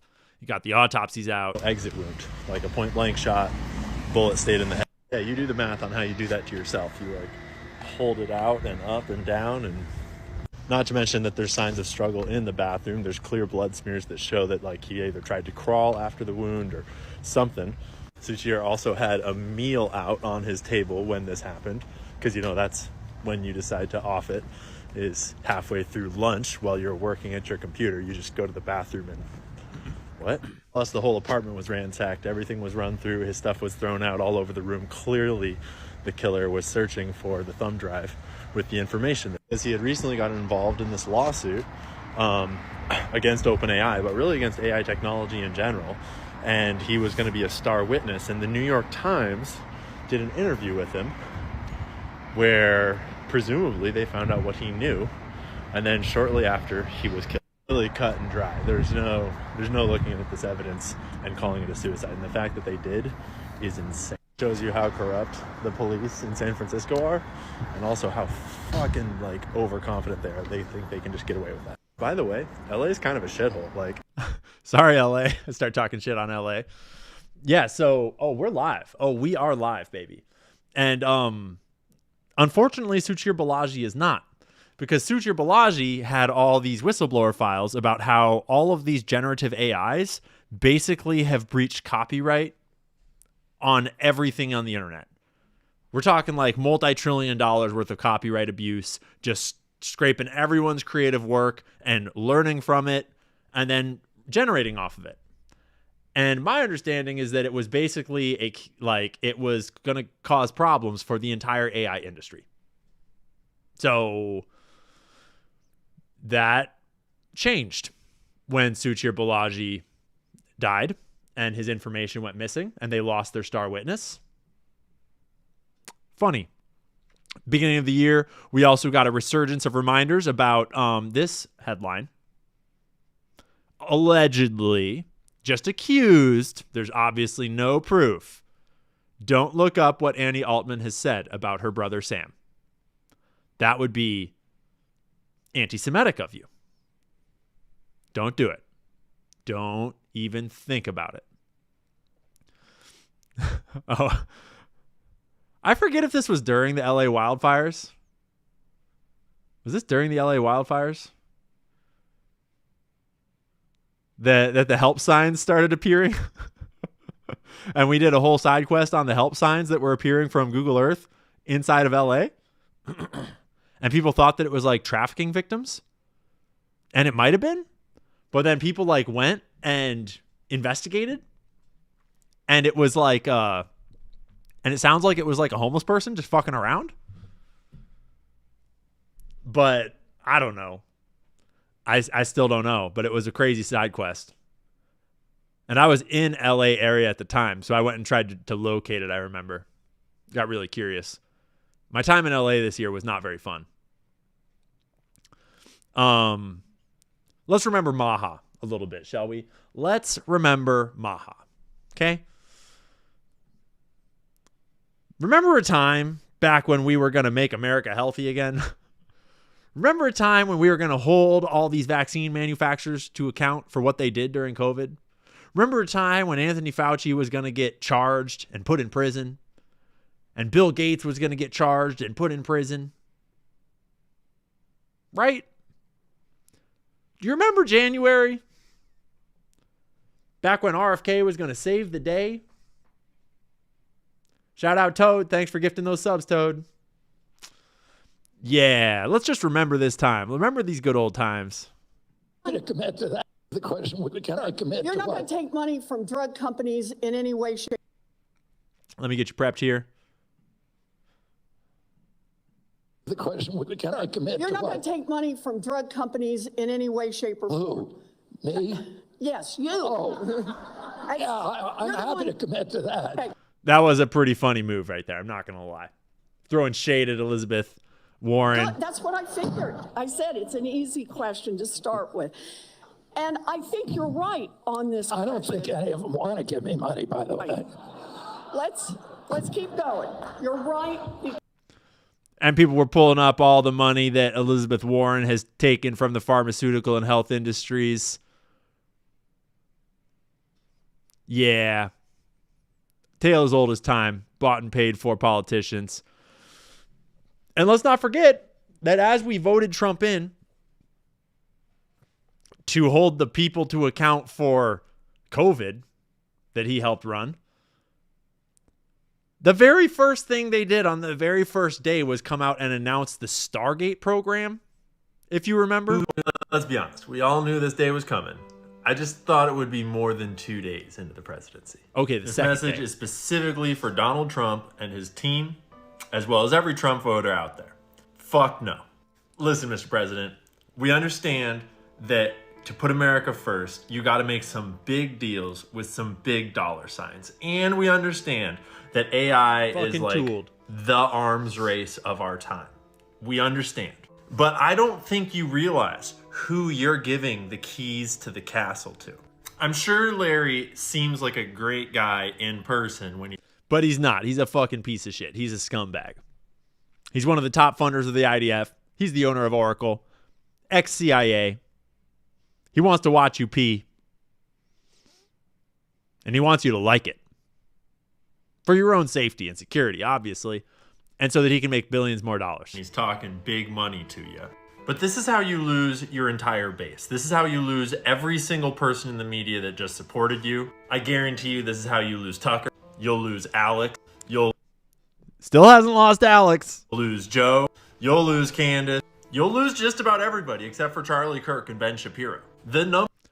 And Alex Jones, apparently. Number one reason why you just got elected is because of the way that COVID was handled and because of the vaccines, which we are giving you the benefit of the doubt and giving you a pass despite your love of Operation Warp Speed. The American public is awake to the vaccine bullshit. mRNA technology is not vaccines. That's why they changed the definition of vaccines. And a huge number of your voters were either directly injured by the vaccines, had loved ones killed by the vaccines, or have some very serious questions about the vaccines. Still waiting. Still waiting. We're all still waiting. 0 arrests. Did I miss something? Did I miss the arrests? Did I miss the Nuremberg trials? Was I sleeping? What did I miss? Did I miss Fauci going to prison? Did I miss Bill Gates being held accountable? Did I miss the COVID vaccines being banned? No, actually, on day one, we got Larry Ellison feeding us this. Once we gene sequence that cancer tumor, you can then vaccinate the person design a vaccine for every individual person to vaccinate them against that cancer. And you can make that vaccine, that mRNA vaccine, you can make that robotically, again using AI, in about 48 hours. So imagine early cancer detection, the development of a cancer vaccine for your particular cancer aimed at you, and have that vaccine available in 48 hours. This is the promise of AI and the promise of the future. Oh boy, doesn't that sound fun? Yeah, this was like day 2 of the Trump administration. And this has basically been the story the whole time. Tone-deaf bullshit offering us the exact slop that we voted to put in prison. And Larry Ellison's only gained more power and more money and probably more adrenochrome, allegedly, all year long. Fuck that tool. Just want to throw back to when we still had Nicole Shanahan in the political conversation, saying things like this. I will say that had the mRNA platform worked as they had hoped, that is something to be proud of. And, you know, I would say the speed at which it was deployed in a regular environment where you would have time to test and you had free speech, because remember, free speech was taken away. So that feedback loop was removed. Really important feedback loop. And that was removed. And so now we have free speech again. Thank you very much, President Trump. This is time for us to talk about it reasonably and logically. And it is not unusual for advancements in biotech to scale back, to come back to the lab, to come back to the researchers. Moratoriums have happened throughout civilization on technological advances, and they're important. And I think that it is time for us to really ask for a global moratorium on the mRNA platform. It needs more time. We need to really so we can figure out what the risks are. Yeah. Yep. That's not happening. Didn't happen. Not happening. Ain't no one got time for that shit. We got boys trying to make billions of dollars. So I just wanted to, I know Harrison's been controversial in the news, but I just wanted to give us a throwback to a little bit of humor to break the noise up. Great news. The vaccine is on its way. Oh, really? That's right. It's a brand new mRNA vaccine. So mRNA, that's never been done before, right? Oh, no, it's been done before. It just never made it out of the testing phase because all of the animals kept dying. But it'll be different this time. How so?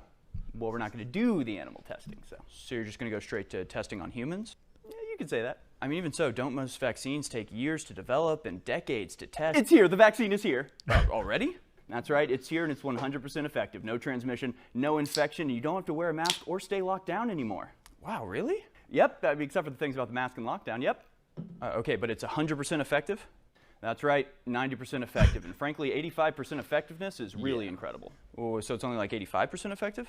Not quite, it's more like 75%, but hey, 65% still very good. And I mean, they said we'd never even get to 50% effectiveness, and we did, almost. So 40%, really great achievement.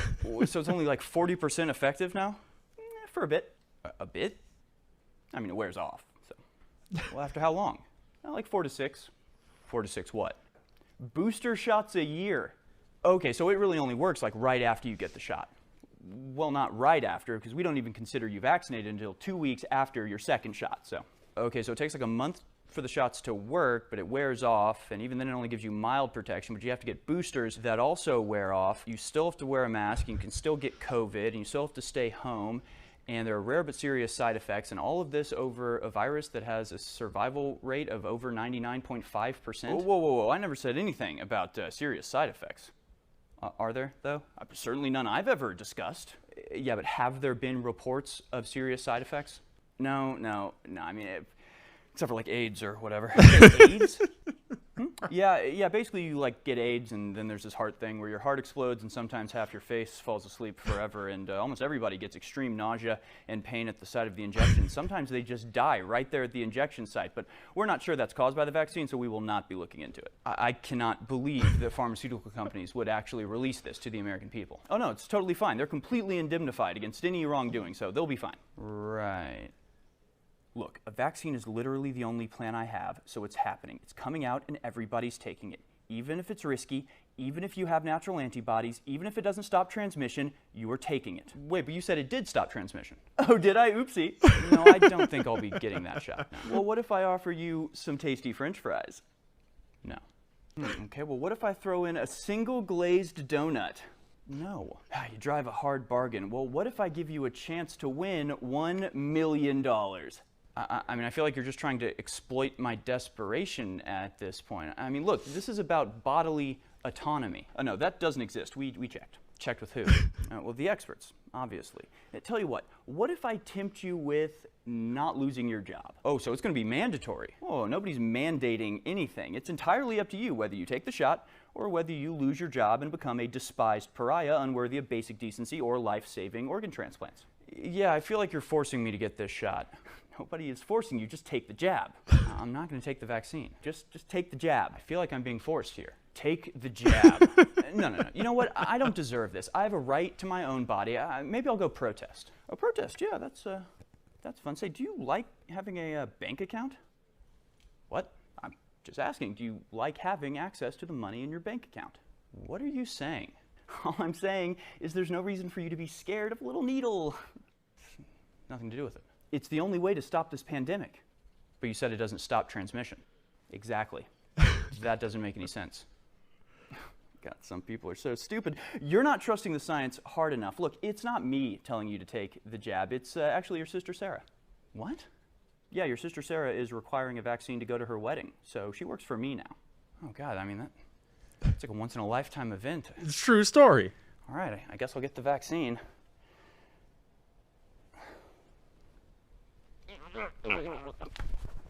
Wow, what a coincidence. Where are the children? Yes, exactly. 100%. Thank you, Harrison. Thank you, Stacy, for gifting 50 frickin' subs for New Year's. What a legend. Jeez Louise. Is Harrison right? Like, can we all remember what the fuck we needed accountability for a second? Can we remember why we all were pissed off at the start of last year? And how we've gotten zero accountability. Not a single bit. We were all losing our minds over the pardons that Joe Biden gave out, over the auto pen scandal. Yeah.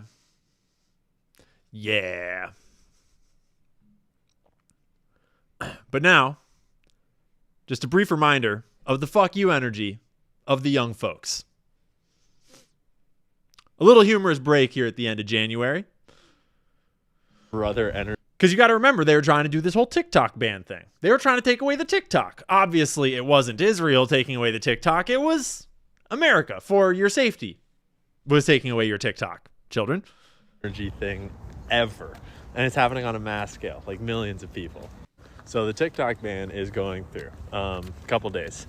And Gen Z's like, no, fuck you. Because we all know that the Israel lobby is who's behind the TikTok ban. It has nothing to do with China. Look up Project Texas. It's controlled by Oracle already. It's not Chinese propaganda, and even if it was, they're not concerned about our data. If they were concerned about our data, they would have passed data privacy laws.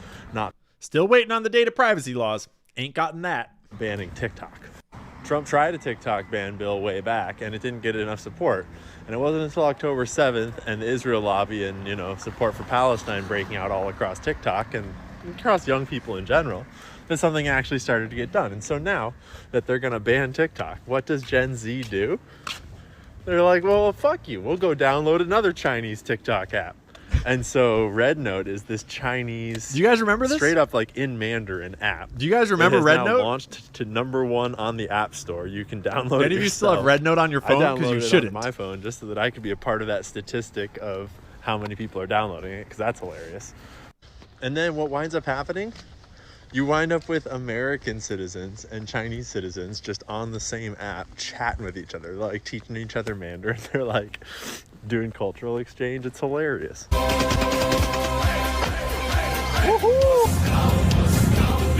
Would be watching grocery hauls.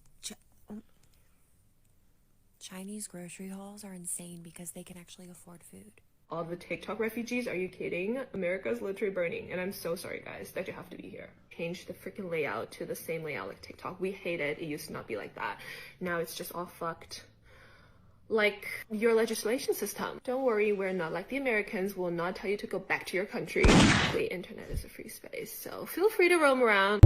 And the end result is a whole bunch of people realizing that most of our opinions about people in other countries is based entirely on propaganda. And most of the people in this world are just normal, wonderful people, just like you and me, that just love their families and want the best for their people and their communities. And, you know, more or less agree on 99% of things. And that most governments are pretty corrupt and pretty horrible. And we pretty much all generally oppose governments and get along with people. Now, is there a psyop layer to this? Like, is it organic or is it, you know, artificially inflated or created? Maybe. I mean, there's a strong argument to be made for the China lobby's influence in a Trump presidency and Chinese tech alliances and tech firms and just big Chinese money. Like, there is an argument to be made for there being a conspiracy theory here, but I really don't think that that's actually the point. I don't think that the American citizens going to Red Note are like China loyalists, like, obviously. Except for maybe Hassan Piker. Anyone on Twitch might know about Hassan Piker going to China or whatever it is. But yeah, Red Note was a funny little moment in January. There's nothing like the younger brother energy of the youth just being like, fuck you, get wrecked. I will not comply. No, thank you. No, thank you. And then they shut TikTok off for one day and then they brought it back. And absolutely nothing fishy happened in that day. No Israeli technology was slid into the system. No new AI surveillance system was enacted. Guarantee it. Everything was just fine. Don't worry about it. Don't even worry about it. It's going to be okay, guys. It's going to be fine. But TikTok is fucked. Get off of TikTok. If you're on TikTok, you're doing it wrong. So, that's January. Just January. And we already had more psyops than we could even juggle. We already had more infiltration of the American government than we could even talk about. We already had a whistleblower suicided, a terrorist attack with a freaking manifesto, 2 terrorist attacks, one with a manifesto. We had new AI overlords trying to shove slop down our throats. We had Trump backpedaling on all of his promises. And we weren't even in February yet. We weren't even to February. And February is where it started to get spicy. But before we get to February, let's do a little bit of housekeeping. Let's hang out with the chat a little bit. And let's just chill a little bit. And get some water, take a break. But first, before you take a break, don't you go fucking anywhere. Because I got to tell you about Bayer, dog. I got to remind you guys about Bayer before you go. This is going to be a running theme throughout this year, is that Bayer was developed this year. About halfway through the year, in a couple of months, we'll get to the first announcement of the Bayer beta testing. Bayer's now live on the App Store. That is like one of my favorite things that happened this year. You can now download Bayer for free off the Google Play Store or off of the App Store. And you can scan any product in the grocery store, in your home, and you can find out who owns it. You can find out if you're giving your money to BlackRock or if you're supporting a family or founder-owned company. It's as easy as just clicking the scan button, opening up the scan, scanning a barcode, and boom, Black Rifle Coffee Company. Looks like they might have sold out. Looks like they might have sold out a little bit. But I think it's still run by the same CEO. I got to double check here. Oh, they used a SPAC to go public. Oh, that's what they did. They used a SPAC to go public on the New York Stock Exchange. Interesting. CBUM, on the other hand, you grab your scan, you scan that, and CBUM used some big money too to go public. Well, not go public, to, launch the brand. But CBUM is still up in there. It's his friend that's still running the company. But it's crazy how many companies out here are actually just big money, masquerading as celebrity brands, masquerading as family-owned brands, masquerading as organic farms. Start scanning your eggs and learn who's really feeding you your eggs. Buyer App is a tool for you to unmask corporate influence, private equity influence, big money influence in your grocery stores, in your products, in your cosmetics. It works on anything in the grocery store with a barcode, and it has a massive database of hundreds of thousands of products already in it, and we're building the database every day with every scan. So download the Buyer App for free. Give us a 5-star review if you like it, and thanks for supporting. That's the only ads you're going to get from me today, because I decided this year that I don't really want to run ads. I decided this year that I'm doing fine. I don't need more advertising money. I don't need more like this or that. I just want to hang out with my homies and research conspiracy theories and talk about whatever the hell I want. I just want to know what's going on and talk shit. So, and does it work in the UK? Yes, it does, homie. Yeah, Exiled, it does work in the UK. It works almost anywhere in the world, except for, I think, France and North Korea. Because I think there's some weird law in France where if you say that the president of France is married to a dude, they don't let you have an app there. I'm joking. That's not why. But there's some weird like data thing in France where like it won't work in France's app store for some reason or something. But yeah, go get the Buyer App. It's a tool for you, for the people, by the people. It's just 3 of us. There's no outside investment. There's no advertising. Nothing in it is bought or paid for. We do not accept any money. We don't accept any ads. It is just information. Even we don't modify the information with our biases. So we're just trying to give you raw information at your fingertips so that you can make smarter purchasing decisions. So that maybe in 2026, when you discover that the world is ruled by pedophiles and that the governments don't work for you and that they actually work for the banks and that every single product in your kitchen, in your pantry is all actually owned up by the banks and you're just giving your money to the banks too. Once you start to see the tentacles of control, you might decide to do something about it. Like Stacy deciding to gift 100 more freaking subs in the chat on Twitch. You are a freaking legend, Stacy. I don't know who you are or what you do, but I love you. You're amazing. You're a total legend. Stacy's gifting everyone New Year subs. If you want a sub, jump into the Twitch chat right now and maybe Stacy will hook it up. So, before we get into February, let's get into our super chats. I'm a little worried. I expanded the way that my screen appears, and now I'm a little worried that my my super chat bot is going to be all broken in how it looks. But we're going to try it out. I'm probably going to have to modify the super chat bot. So we're going to take a little break here. This is your intermission between January and February. If you need to take a break for the bathroom, get some water, get some food, we'll probably get back into the main show and for February in about, I don't know, 5 minutes, maybe 10. No, that's a lie. We're going to do supers. So we'll probably take a solid break before we get to February, but the supers are going to be spicy. And we are going to have to briefly fix my super window because I made my screens super freaking big. So bear with me for just a second here while we get our alignment right. And we blow them up big so you guys can read them. Yeah, now we're talking. Now we're talking, eh? Look at that. Look at that. Not bad. Not bad. So we'll lock it in there. Good to go. Good to go. It's really small over here, though. So, although one thing that's actually an issue here, I'm going to have to modify it a little more because you got to be able to read the top one, and y'all can't read the top one there. We got real bays. We got to go higher. We got to go higher. Okay, right there. Obviously with Stacy way at the top somehow. Stacy just coming in and breaking things. Just like that.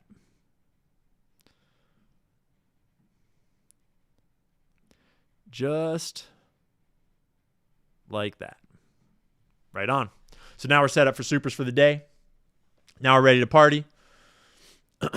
And we'll check these off one by one. Stacy, thank you so much for the support. Thanks for always being a supporter on Twitch. Gifting another 100 subs. I don't know if Stacy just won the lottery or something, or if Stacy just like IPO'd her company, or maybe Stacy just like imported like 10 kilos of the coca or something. Like, I don't know whatever Stacy's doing out there, but Stacy's killing the game. You're a total legend. Thank you, Stacy. Happy New Year, Ian. Congrats on all of your accomplishments in 2025 and to an even better 2026. Thank you. I'm very proud of 2025. I'm very proud of our community. I'm very proud of all of you. I'm proud of what I've done. I'm proud of all my friends and my teammates. I'm really proud of the people this year. It's been a great year, and there's plenty more to come. I think we've lost a lot of hope in our politicians, a lot of hope in the powerful, but I think that for me anyways, I've gained a lot of hope for the people, a lot of hope for humanity and for our own intelligence, our own rising consciousness, our own rising sentiment of disobedience, our own ability to analyze and think critically, our own ability to share and spread information freely amongst the people. And people like you help make it happen. I appreciate it. Brandon Adams, thanks for the giant super. Huge support. Really appreciate it. You're a total legend. Keep up the great work. Keep an eye on the Tech Bros agenda. Cities burning, Greenland, Honduras, Prospera, Trump Riviera, etc. Technocratic feudalism, network states, freedom cities, smart cities, ZEDEs. Yeah, we are definitely in for a technocratic couple of years here. We are definitely in the fight for our freedoms over the future of the technological state of humanity. And I've got concerns.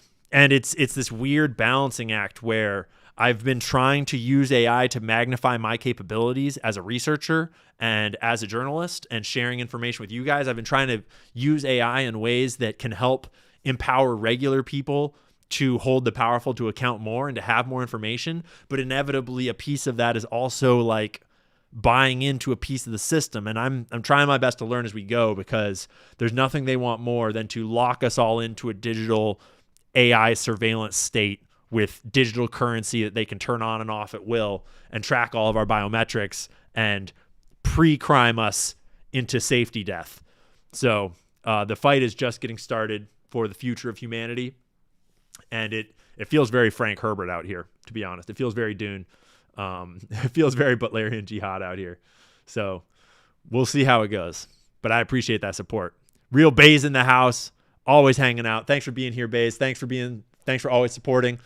And shout out to Bays for making content and jumping into the fray this year. You're a legend, dude. I've been watching your stuff. Happy New Year, Ian. I'm curious your thoughts on Nick Shirley, Utah LDS, January 6th, JD's stamp of approval, breaking this Minnesota story. I smell a plant. Anyways, I've been working, got something cooking. You're going to be a topic to look out for. Got something cooking. You're going to be a topic. Look out for it. God bless y'all. Thanks, man. I will be looking out for it. And I think that's a very wise question and analysis to ask. Nick Shirley is super boosted right now. And I don't tend to jump to the conclusion that everyone that's boosted is necessarily in on something, but they might be getting used for something. It could be that the narrative that Nick Shirley is evidencing, so Nick Shirley has been going around to all the daycares in Minnesota where all the Somalis are taking all of the government money, all the handouts, and they've just been laundering millions and millions of dollars through fake businesses, through fake welfare, to Lord knows where. And Nick Shirley's just been walking up and asking like, hey, can I enroll my kids in this daycare? And they're like, no, go away. Like, I'm busy laundering money over here. And it's hilarious content, and it's wild content. It's amazing. But Bays is smart to ask questions. Why is this being put on all of our feeds? Why is this being shoved down our throats? Why is this being promoted by Elon Musk and all these other big, very mainstream kind of Fetty accounts? And the answer is I don't know. But you should definitely be wary. You should definitely be careful. Stop voting. It doesn't change anything. Shout out to Kelly. Yeah, I think I'm on that train. Aside from it not changing anything, I've learned by now from looking at my other journalistic counterparts and their wisdom, and I've learned by now that in the future, I'm just going to have to abstain from voting because it's ridiculous. It's ridiculous out here, and they lie to us every time. They shaft us every time. If I had to give any advice about voting at this point, it would be vote out all the incumbents, vote out everyone that's held office in any form, basically. Just like, fuck them. Like, if they've been in, they're doing it wrong. Stacy face gifting 200 subs over here, dude. It's going crazy on Twitch right now. If you're not in the Twitch right now, I don't even know what to tell you. It's going crazy over there. Whatever Stacy's doing, it's a party. It's an absolute party. So, thanks, Kelly. I appreciate it. Thanks for the big super. Hey, Destiny in the chat. Destiny's a homie. Destiny actually had a cameo earlier. If you know, you know. Thanks for the big dono, Destiny. HNY, Ian. This year is the Happy New Year, Ian. This year is the year I convince you into the Finders cult and Epstein connection and back into Resilience and Finders films. It's a must. Keep killing it. Thank you. Hey, you don't have to convince me. So Destiny's she's not talking about getting me into the Finders cult. She's talking about getting me back into researching and exposing the connection between the Finders cult and Jeffrey Epstein. And Destiny has some incredible research if you don't follow her on X. She's a great researcher. She's been in this for a long time.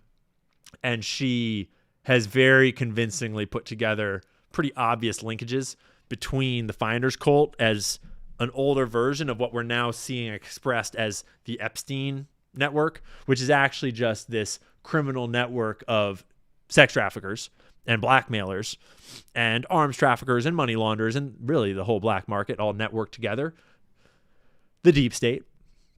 And looking at the connections, by my understanding, Destiny, which I need to do more of, is the connections between how the Finders cult was not disconnected from that network and tells you a lot of critical information about how that network works, how it recruits, how it moves and traffics, and where it's at today. And there's a heavy layer of the sort of occult aspect to it that is often covered up and shamed. Hey, shout out to Carolyn M for the big super with no text. Appreciate it. A man from Melbourne, Florida was arrested. Hey, shout out to this. Thanks for, maybe you were the one that I saw earlier, and we got that in. Thanks for the solid tip. I don't know how I feel about it, but yeah, that is the Space Coast. Melbourne, Florida just got one of those French airport hangar companies that rented out the one in Delaware. Yeah, we saw this super earlier. Satys, Satys. And I did a fair bit of digging into that airport hangar and confirming where it was and what was around it. The DuPont connections to that airport. It's pretty spicy. I have a Schofield Bible, but I don't trust it anymore. Which Bible would you recommend me to get? Dude, I'm not the one to take Bible recommendations from at all. I hardly trust any version of the Bible. I try my best to read the red letters, and I don't have much more than that. I am no biblical scholar, and I'm certainly no authority on Christianity. I think that you should trust yourself, and you should ask people that have more experience and authority than me. But I like that you're looking into religion. I like that you're looking into the word. And I like people asking questions, even if you're coming at it from an alternative angle, from an unorthodox angle, just getting curious about spirituality, Christianity, the history of religion, and why is our culture so effed up? Maybe it has something to do with us separating ourselves from God. Maybe, just maybe, our culture is so immoral, demoralized, because we've let our religious center fall. Just my opinion. As a kid that was raised with no religion. Ian, you rock, mate. Your last vid, brilliant. Webb seemed incredible. Anyways, dude, have a great 26. Class act. Thanks, homie. From all the way down in Australia. Appreciate it. I am so hyped on Webb. I've been coding more freaking little modifications and tools into Webb all day yesterday, all morning this morning, in the background while I'm like in a meeting. I'm hyped. I'm addicted to it. And the functionality is getting so premium, and we are working as hard as we can behind the scenes. I just pushed all of my updates to my actual developer friends. We got 2 real developers working on it and 1 dumbass vibe coder. But the problem is that I'm the one that is like the use case. I'm the journalist. So I'm like kind of building smashy tools into it, and then I push it to the actual developers, and then they try to like make heads or tails of what I've done and make it actually like play nice. And we're working on getting a web-based version of it, that like a website-based version of it that everyone can interact with, out to you guys, hopefully within the next, well, we're going to have to beta test it. So within the month is our goal. We're going to get it to our beta testers sooner than that. And I am so stoked. Thanks for the dono. Appreciate it. Give me a second over here, homies.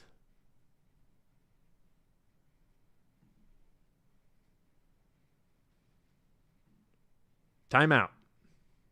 Asshole in the chat. Put him in timeout. We love a good troll. We love a good troll around here, but you're just clogging up the chat, bro. Peace. Rosie.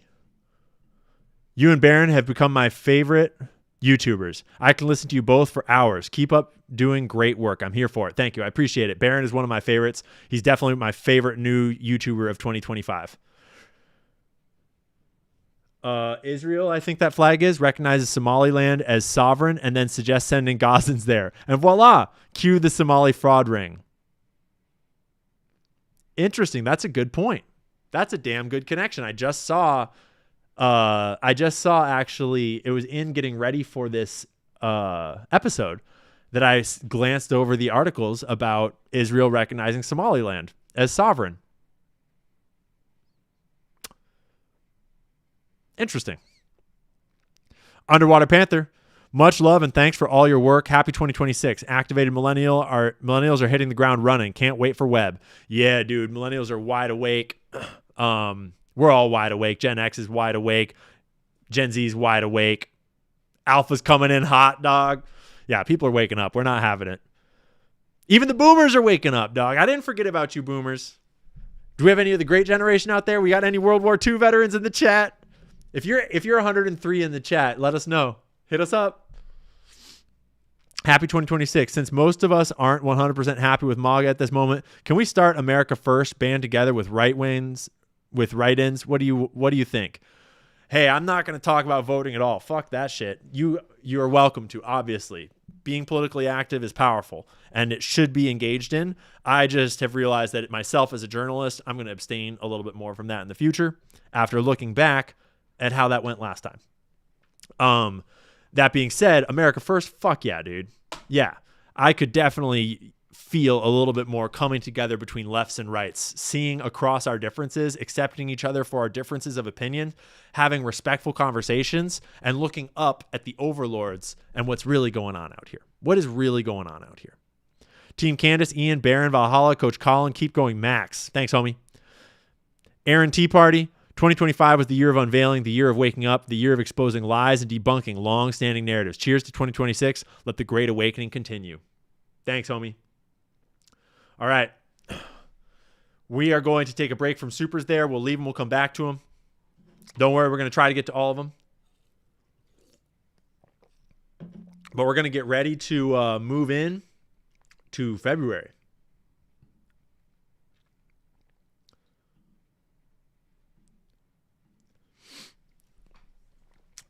January only took us an hour and a half. And I didn't even get into any of the alternative news stories, any of the extra news stories. Like, for example, we didn't even talk about this helicopter crash over the Potomac. Do you remember this?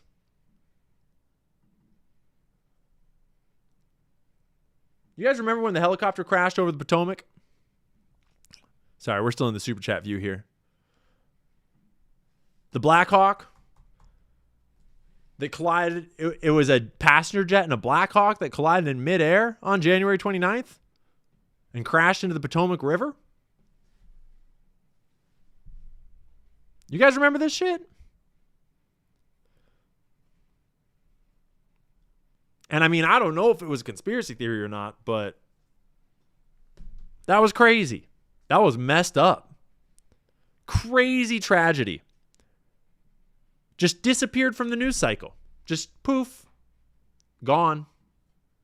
Right? What's up with that? I always get extra suspicious anytime that a story that the news is supposed to love to talk about, they for some reason aren't talking about. Like the Las Vegas shooting. which I was talking about with Tucker that just aired today. The Las Vegas shooting is the perfect example of an event that the media is supposed to talk about, but then doesn't at all. And it's like, what? Why, wait, where'd you go? Where'd the narrative go, bro? Right?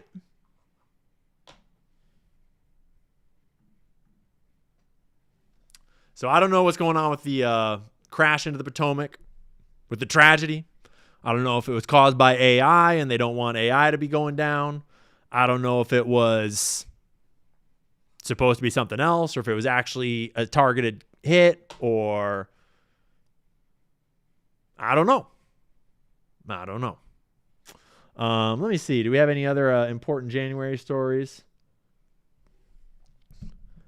All of his executive orders, Trump signing crazy executive orders out the start. January 6th blanket pardons right after we stopped bitching about Joe Biden's pardons. To be fair, I generally support all the January 6th pardons. Fuck that noise. This year we've gotten plenty of extra evidence that January 6th was a total psyop. So, you know, I don't mind at all the January 6th pardons. I'm happy for Americans to be freed, especially when they are being targeted by their own government.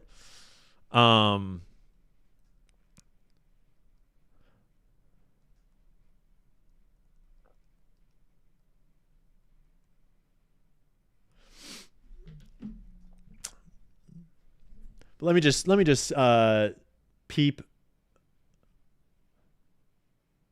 the RFK JFK assassination files. Yeah. Here, let's pull up a few more of the news stories from January. Some of the things that we didn't cover so much in the alternative media, or at least that I didn't cover so much because I didn't have so much time.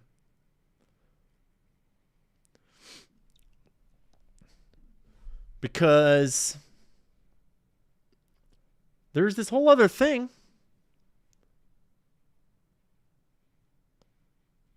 Is it opening in the wrong one? I want it to open over here. I want it to open over there.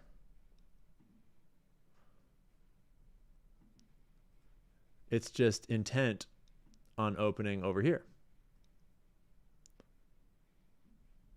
Well, then I guess we'll play that game. I guess we will play that game.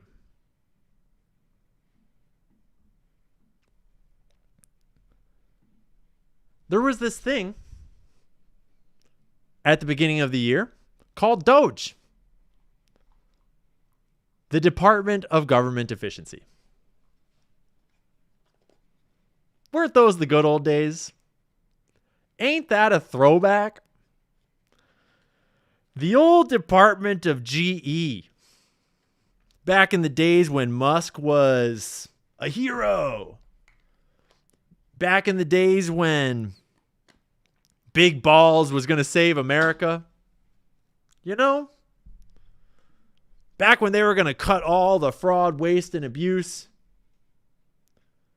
Yeah. I remember.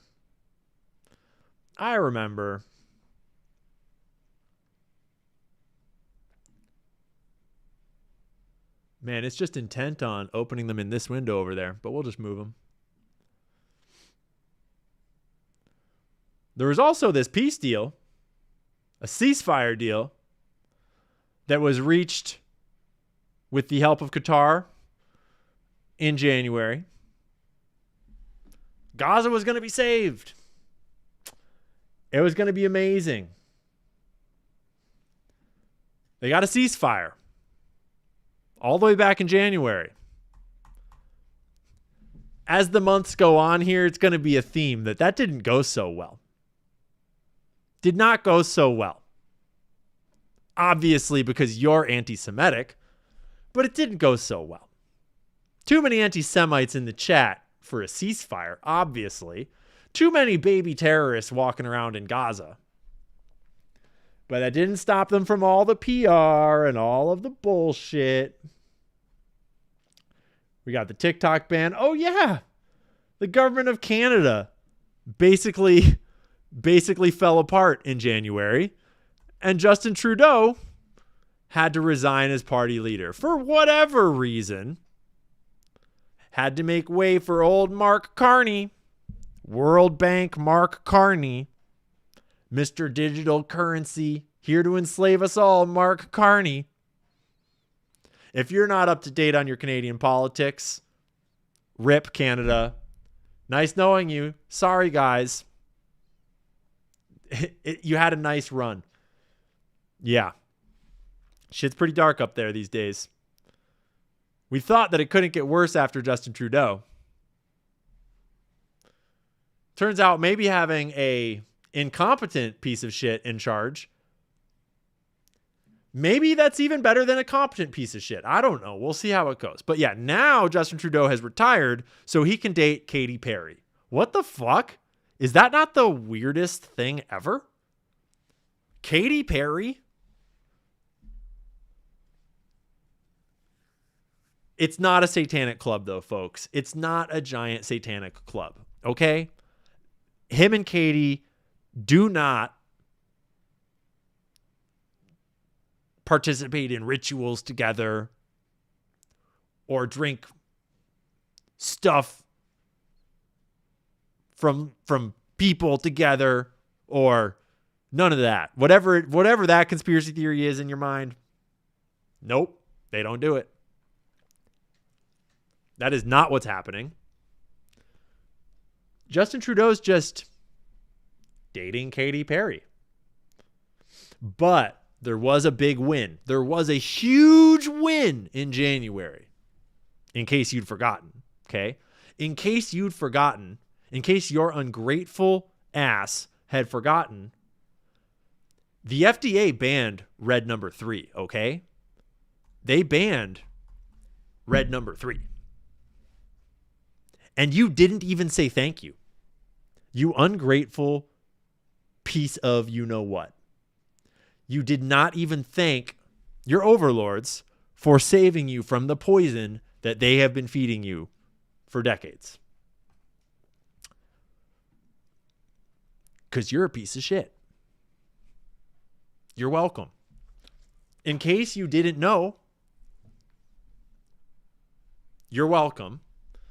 No more cancer poison in your food, except for all the other cancer poisons. Just ignore that one. Ignore all that.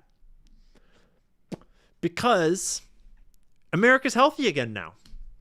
Maha, baby.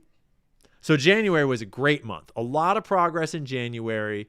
It's not banned in my opinion. Yeah. Yeah. A lot of amazing progress in January. It went real good. Nice job. Nice job, America. So, isn't Red 40 the bad one? They're all bad, bro. Trust me, if they have to give it a color and a number name, they're all bad. They're all bad. We don't need none of them. Don't need none of them. Let me just rearrange my shit here. We'll pull in our next month, and we'll keep this party rolling. I can't help but notice... I cannot help but notice that we have an influx of shills in the chat today, and that's kind of encouraging, honestly. I kind of am feeling wildly encouraged by the influx of shills in the chat. So if you see shills in the chat, just say what up, give them a shout out, give them a fist bump. Notice the vibes. Notice the vibes. And we'll see who we pissed off. I don't know who he pissed off, but we'll see.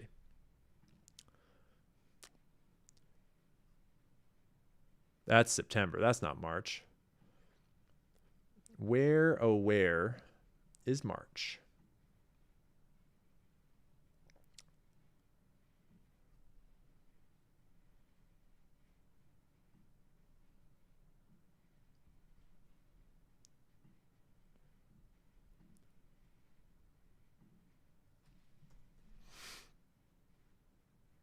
There we are.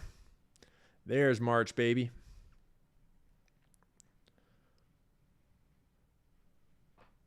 Wait a minute. March? Who said March? We haven't even gotten to March yet. We're not in March yet. We are still just in February. We are literally still in February.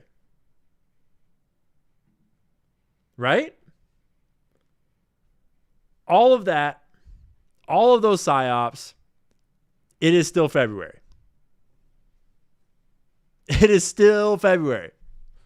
Shit, dog. We're getting way ahead of ourselves out here. So, I'm going to cue our intro here. I'm going to take a quick bathroom break while we do it. Dan Bongino just... Yeah. And then we'll roll right into February.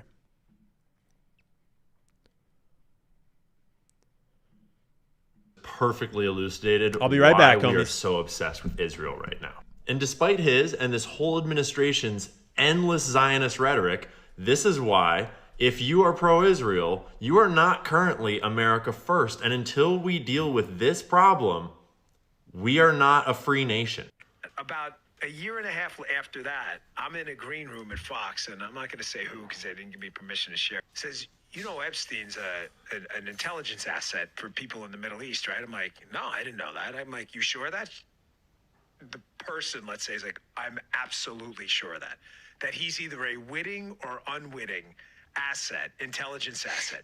Meaning, this part. His plane and that island, the cameras, there's a big assumption out there that these videotapes were exclusively in the custody of Epstein.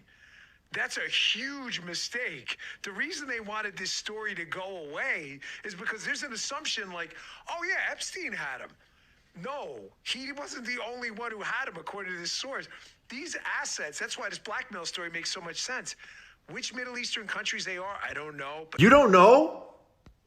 You don't know which Middle Eastern nations? So there's this entire trafficking ring made exclusively of Jewish billionaires, from the front man to the mastermind to the handler to the bank to the literal ex-prime minister of Israel, also the ex-head of Israeli intelligence. I'm sure that all these Jewish billionaires set up a trafficking ring on behalf of Iran, right? So it's an open secret at Fox News, in these political circles, that Epstein was an intelligence asset of some nation in the Middle East. I don't know if you haven't been paying attention, but the Jews don't get along too well with these Arab nations. What nation could they possibly work for? Dan. But the most critical part is that the blackmail was not exclusively in Epstein's possession, because that's not how that works. Dan. He was doing blackmail on behalf of a foreign intelligence service, targeting all of the United States' top people, all of our top scientists, politicians, wealthy It's already people, beer time, Meg? as well as British. Shit, slow down, Meg. We got a long way to go. You're going to be hammered by the end of this stream if you start drinking beer already, dog. We're only in February. Just anyone kidding. he You can get do his you. hands on. And all of that blackmail is possessed by whatever country he was working for to this day. And they won't give it to us. So even if they blow this story up, expose all the files, even if they show the tapes, which they won't and should not do, we still wouldn't be the only people in possession of them. Every single person on those tapes is controlled by some foreign country in the Middle East. It's like, what foreign country in the Middle East has an insane amount of influence over everyone in the United States for no explicable reason? It's Qatar. It's obviously Qatar. Duh. It must be Qatar. Probably fucking Qatar. Right? Am I right? Am I right, my fellow guys? It's probably Qatar. I bet that Jeffrey Epstein worked for Qatar. For Qatar. What could be the other possible We explanation? are told ad nauseum that claiming that Jewish people have allegiance to Israel over America is an anti-Semitic conspiracy theory. Despite the fact that on TV every day we have explicit evidence coming directly out of their mouths that is Philadelphia? often, not always, the case. And it's not always the case. And that's okay. But sometimes, frequently, at the top of power, it is the case. Such as Jonathan Pollard, one of the most egregious intelligence leaks in American history. He was an American Jew that, because of his Jewish heritage, had a stronger allegiance to Israel than America and committed high treason by giving Israel all of our secrets. This probably has a lot to do with Bill Clinton getting blackmailed by Epstein with the Monica Lewinsky scandal. That was all very tied together. Jeffrey Epstein himself is a perfect example. He's American. He was born in New York. His allegiance was clearly not to America first. Robert Maxwell, one of the most famous Mossad spies in the world, was born in Czechoslovakia. He was a British citizen, but his resting place is on the Mount of Olives in Israel because he backstabbed just about every government he ever worked for or had citizenship with on behalf of them. Leslie Wexner, born in Ohio, American billionaire. Clearly his primary allegiance is to Israel if you do even an iota of research about him. This bro was running trafficking rings out of all of Victoria's Secret, as well as Abercrombie & Fitch and Hollister. And I just had to giggle because I accidentally noticed that Ehud Barak, ex-prime minister of Israel, head of military intelligence, key member of putting this trafficking ring together and managing it. Yeah, he wasn't born in America, but he was born in Palestine, ironically enough. And a massive, massive portion of American citizens today have this question, both on Trump's side and on the left, and everyone in the middle is noticing very rightly that Trump and Tulsi and Kash and Pam Bondi, RFK, Marco Rubio, this entire administration, this entire cabinet, they've got great takes on America, in my opinion. Great takes on the FBI, great takes on the CIA, great takes on the deep state, great takes on taking down the corporate banker pharma control of our country. But every single one of them is a Zionist and extremely pro-Israel and pretends like Israel is our greatest ally, despite the clear evidence against that. Sure, maybe some Israelis are on our side. I'm sure there's lots of Israelis that are on our side, that are good people, maybe. There's certainly a lot of Jewish people around the world that are great people. But all of these people are very vocal about cutting funding to Ukraine. Ooh. That's great. But then they try to deflect and stay silent and just do a little dance every time we notice that we're spending more money on Israel than on Ukraine over the years. None of them are talking about cutting funding to Israel that is actively blackmailing the entire US government, has a secret nuclear program, is committing a genocide. At the very least, it's an apartheid state. Their national economy is deeply intertwined in the diamond industry and all sorts of illegal international trade and human rights abuses around that in Africa. We have anti-Semitic speech laws in America when we can criticize our own government and our own president, but we can't criticize Israel. We can't even talk about it, or else we'll get kicked off the internet, kicked out of the government. And I hold out at least a sliver of hope for most of these guys that they do understand what's going on and they understand the gravity of Israel's control and that they are just tiptoeing and playing it careful and trying to get the job done here without starting a firestorm that's going to prevent them from doing that. But it's not looking super great. And just like, forget about all. I was starting to see the writing on the wall. Starting to see the writing on the wall. And we left off with Doge coming to save the day. Doge going to save the world. And February, if you remember, kicked off this giant USAID scandal. Real accountability. Shut down USAID. And to be fair, that was pretty cool. That was a cool moment. A lot of fraud in there. A lot of money laundering going on in there. But then it just kind of fizzles. And you have to kind of wonder, is this just a takeover? Is this just getting rid of the old system so you could bring in a new system? Is this just kicking out the old money launderers so you could bring in your new money laundering? Right? What's the story here?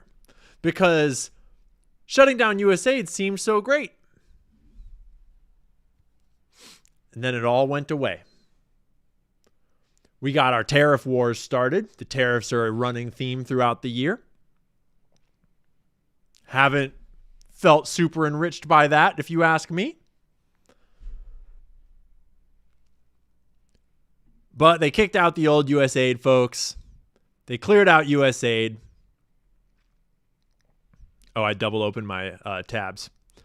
And we focused on what really matters. Luxury resorts in Gaza. You remember Trump's plan that he came out with? A new Riviera. A new Riviera in Gaza.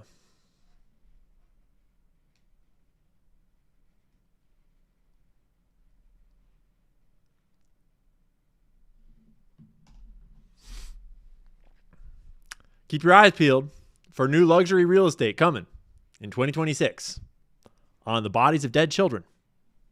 It's going to be great. It's going to be just fine.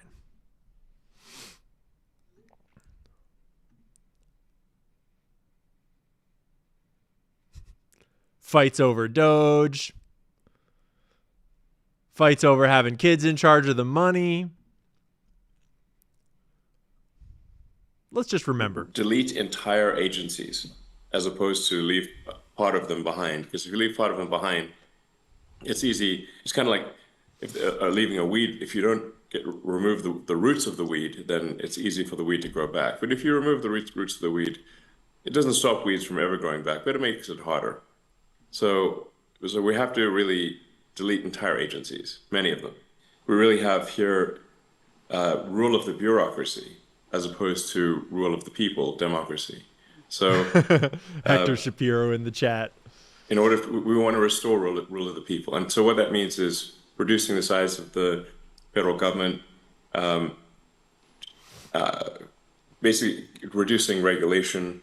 There's a tremendous amount of over-regulation that's happened over time.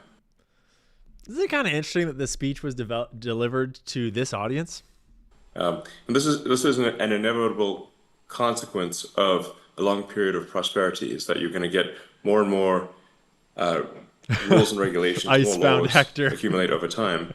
And the normal forcing function for getting rid of rules and regulations is war. So it needs to be some kind of existential war, where you have to do a reset in order to avoid being defeated in a war. This is literally throughout history, it's been the main forcing function for clearing out an accumulation of laws and regulation. In the absence of that, every year you get more laws and regulations until eventually everything is illegal and nothing is permitted. I think some of the things I think we're all wondering by now if it wasn't just a giant play for Elon Musk to get more power and more money and more opportunities for himself and his buddies.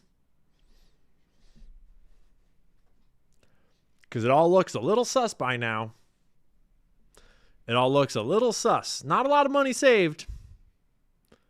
Not a lot of money saved. But an awful lot of suspicious shit. And I'd be remiss not to mention that in February, the people's champion, Howard Lutnick, was confirmed as Commerce Secretary. And then he proceeded to stand over Donald Trump's shoulder and watch him as he made all of his America First decisions from there forwards. Jeffrey Epstein's old neighbor, in case you didn't know. He was chosen, though, for the job 5,000 years ago. In case you didn't know. So, it's a good thing that he got what he was promised.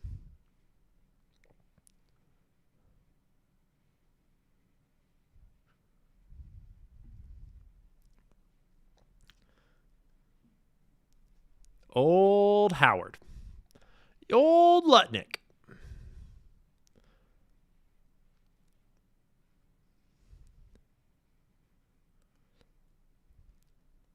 Argue that point. In February, ooh, check out that screenshot. In February, and the Epstein conversation started to broil. It started to simmer. It started to come up a little bit more and a little bit more as everybody realized that we're waiting. Kash Patel, we're waiting. We're still waiting. Donald Trump, you promised some things. And so I asked him, have you read One Nation Under Blackmail? And his response was no. But I was a former congressman with security clearances, so I've read files that you couldn't even access. Like, oh, great, cool. You've read the official narrative. How insightful. I'm sure that your opinion is just so informed. Listen, if anyone is trying to tell you anything about Jeffrey Epstein and they have not read this 2-part volume from Whitney Webb,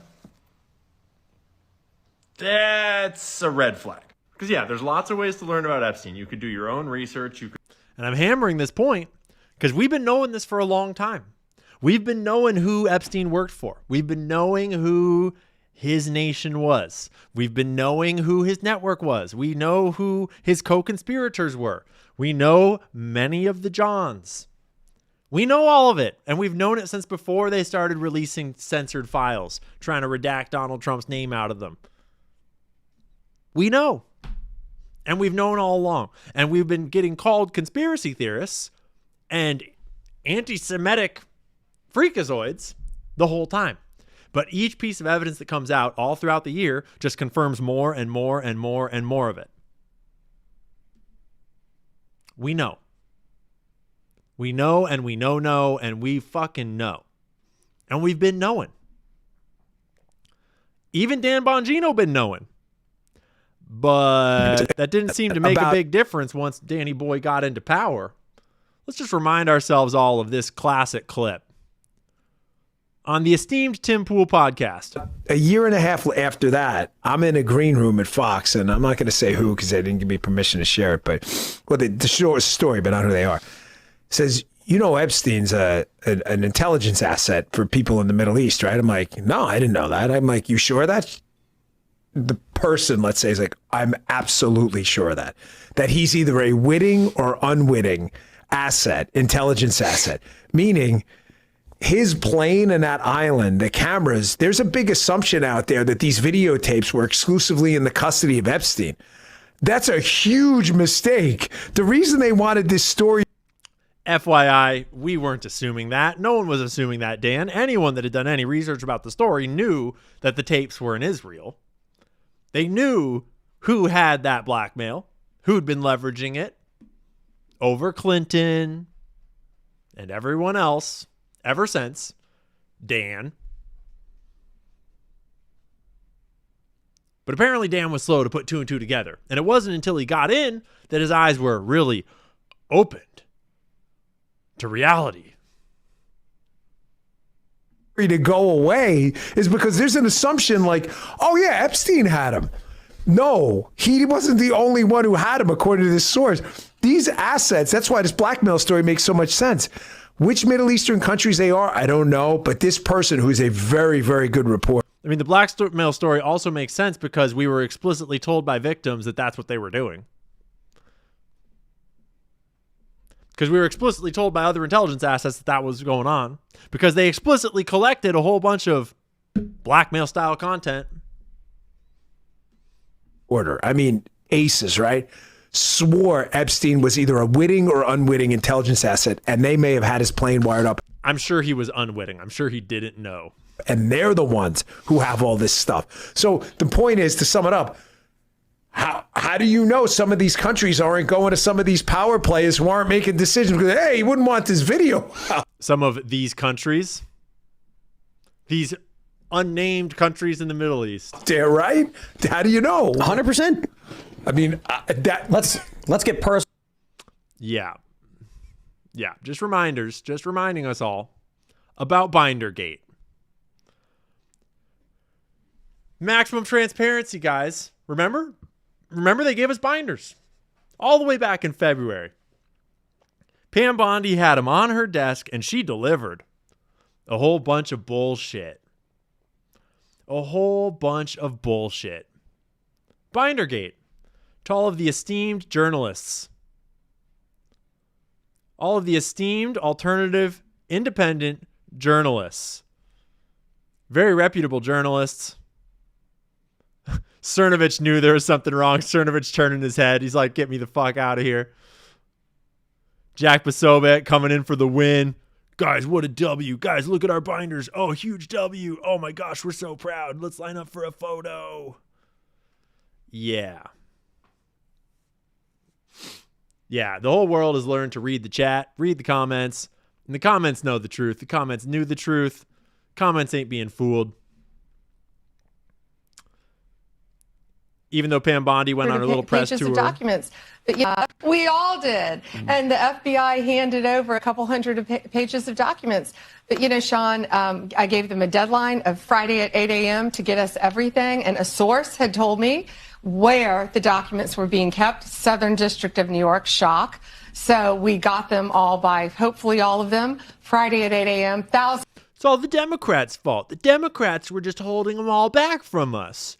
It's all the Democrats' fault. Meanwhile, the Democrats, it's all Republicans. It's all the Republicans that are in it. We're not a giant fucking club. We're not a giant club.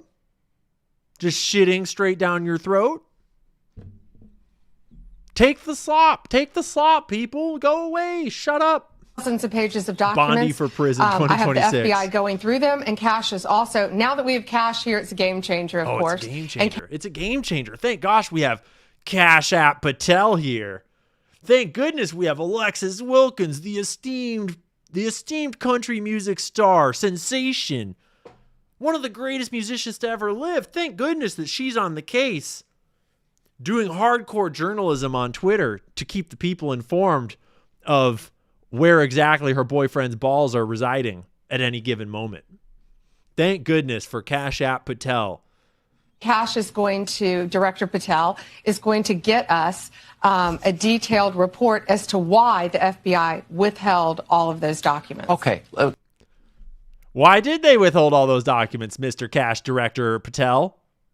Mr. Cash App Director Patelison? Why did the FBI? It's all the FBI's fault. Why did the FBI do it? It's not Pam Bondi's fault. I want to be clear because I think people got frustrated because they were expecting more. You were expecting more, and you didn't find out. I want to be clear because I'm part of the intelligence apparatus that feeds the slop to the people. Let's feed the slop a little more directly down their throats. Less than 24 hours before the release, you got a whistleblower that confirmed that there were way more documents that they were supposed to turn over, and then you found out just before that. Well, sure. And you're looking at these documents going, these aren't all the Epstein files. You know, there were flight logs, there were names and victims' names. And we're going, where's the rest of the stuff? She worked in the attorney's offices in Florida during the entire Epstein initial case years and years and years ago. And she wasn't even familiar enough with the files, with the case, to realize that she didn't have shit, apparently. She didn't even realize that she was just giving over all this bullshit.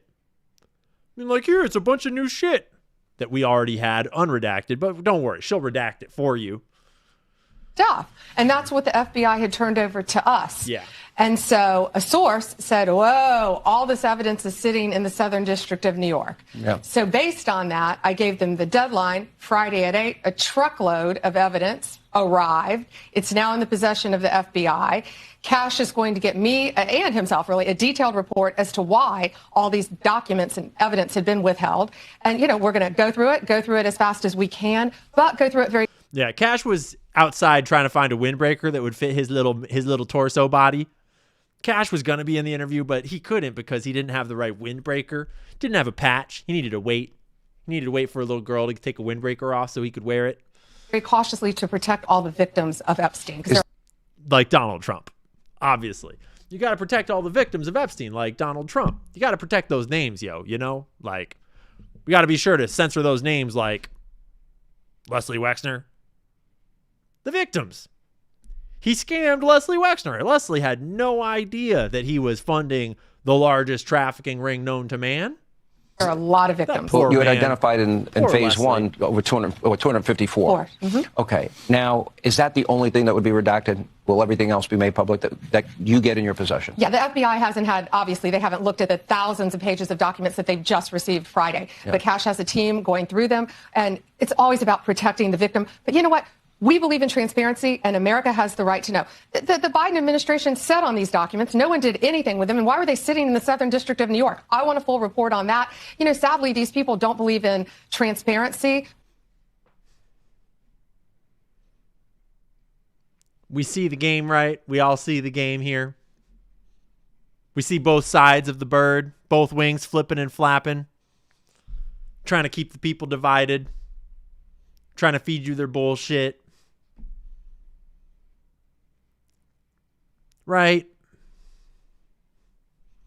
It's all a bunch of lies. It's all political theater.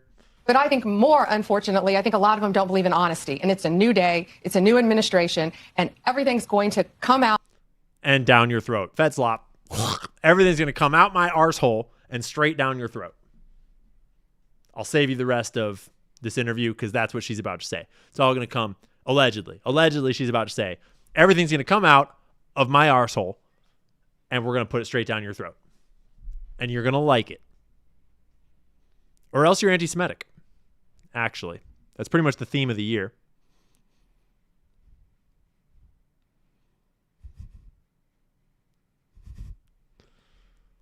I was like, oh no, did I have a horrible take? Just released the Epstein files. They just put them all online, unredacted, and now we have all the information.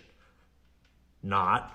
What they decided to do instead is to have a private meeting with a bunch of very mainstream conservative influencers in the White House where they gave them all binders of the current first phase of disclosure. And now everything is going crazy. I'm going to try to not be super sassy and to actually give a balanced take on this one. First off, why is it not online in PDF format first right now already so that everyone can look at the information and understand? Yeah, we know how that story went. We know how it went. It's still going. They've now been legally mandated to release them and they're over their deadline. They've been redacting people that aren't victims. They've been fucking it all up in every single direction. It's a shit show. Let's take a check-in with another shit show. Y'all remember this moment? Do you remember this moment? I can't play it actually. It's got music. We'll silence it. Yeah. Yeah, you remember Musk and his chainsaw of destiny or whatever it was? Yeah. It was a sign. It was a sign. Yeah, we should have known. I mean, by then I did know. By then I was like, what the fuck is going on? And if you were already well aware of it before all of this, then good on you. Good fucking on you. You knew. You knew. Because it was a sign of what was to come. It's all theater. It's all made up. It's all bullshit. Whatever the hell this is, yeah.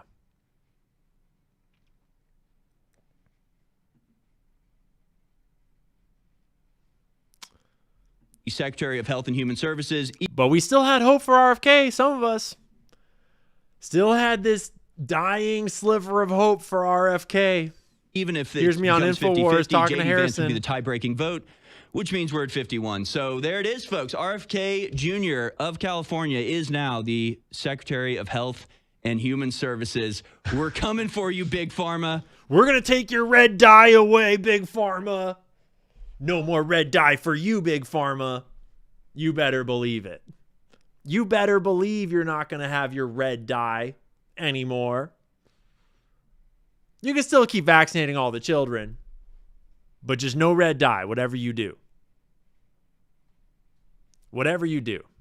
Don't put red dye number 3 in the food, Big Pharma. We've been talking about this all year long. All year long.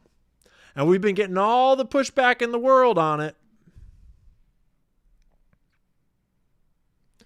You know, chat, I'd be curious what you think. I think that Tulsi might be one of the few people that I actually haven't seen. I mean, I really haven't seen anything about Tulsi basically the whole time. But I haven't seen Tulsi do anything retarded. I think because I haven't seen Tulsi do anything. Which I think means she's working behind the scenes. She is the National Intelligence Director.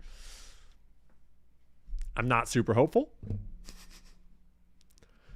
She is a diehard Zionist, last I checked.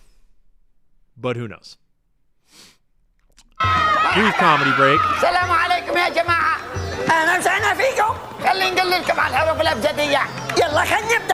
So, during the whole USAID debacle, we did learn at least that at least some of our tax dollars was going to one really amazing place, and that was whatever the hell this Sesame Street cartoon was.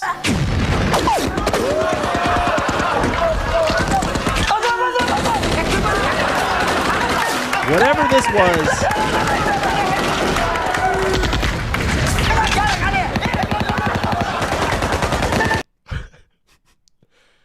Don't know what it was, but at least it was funny.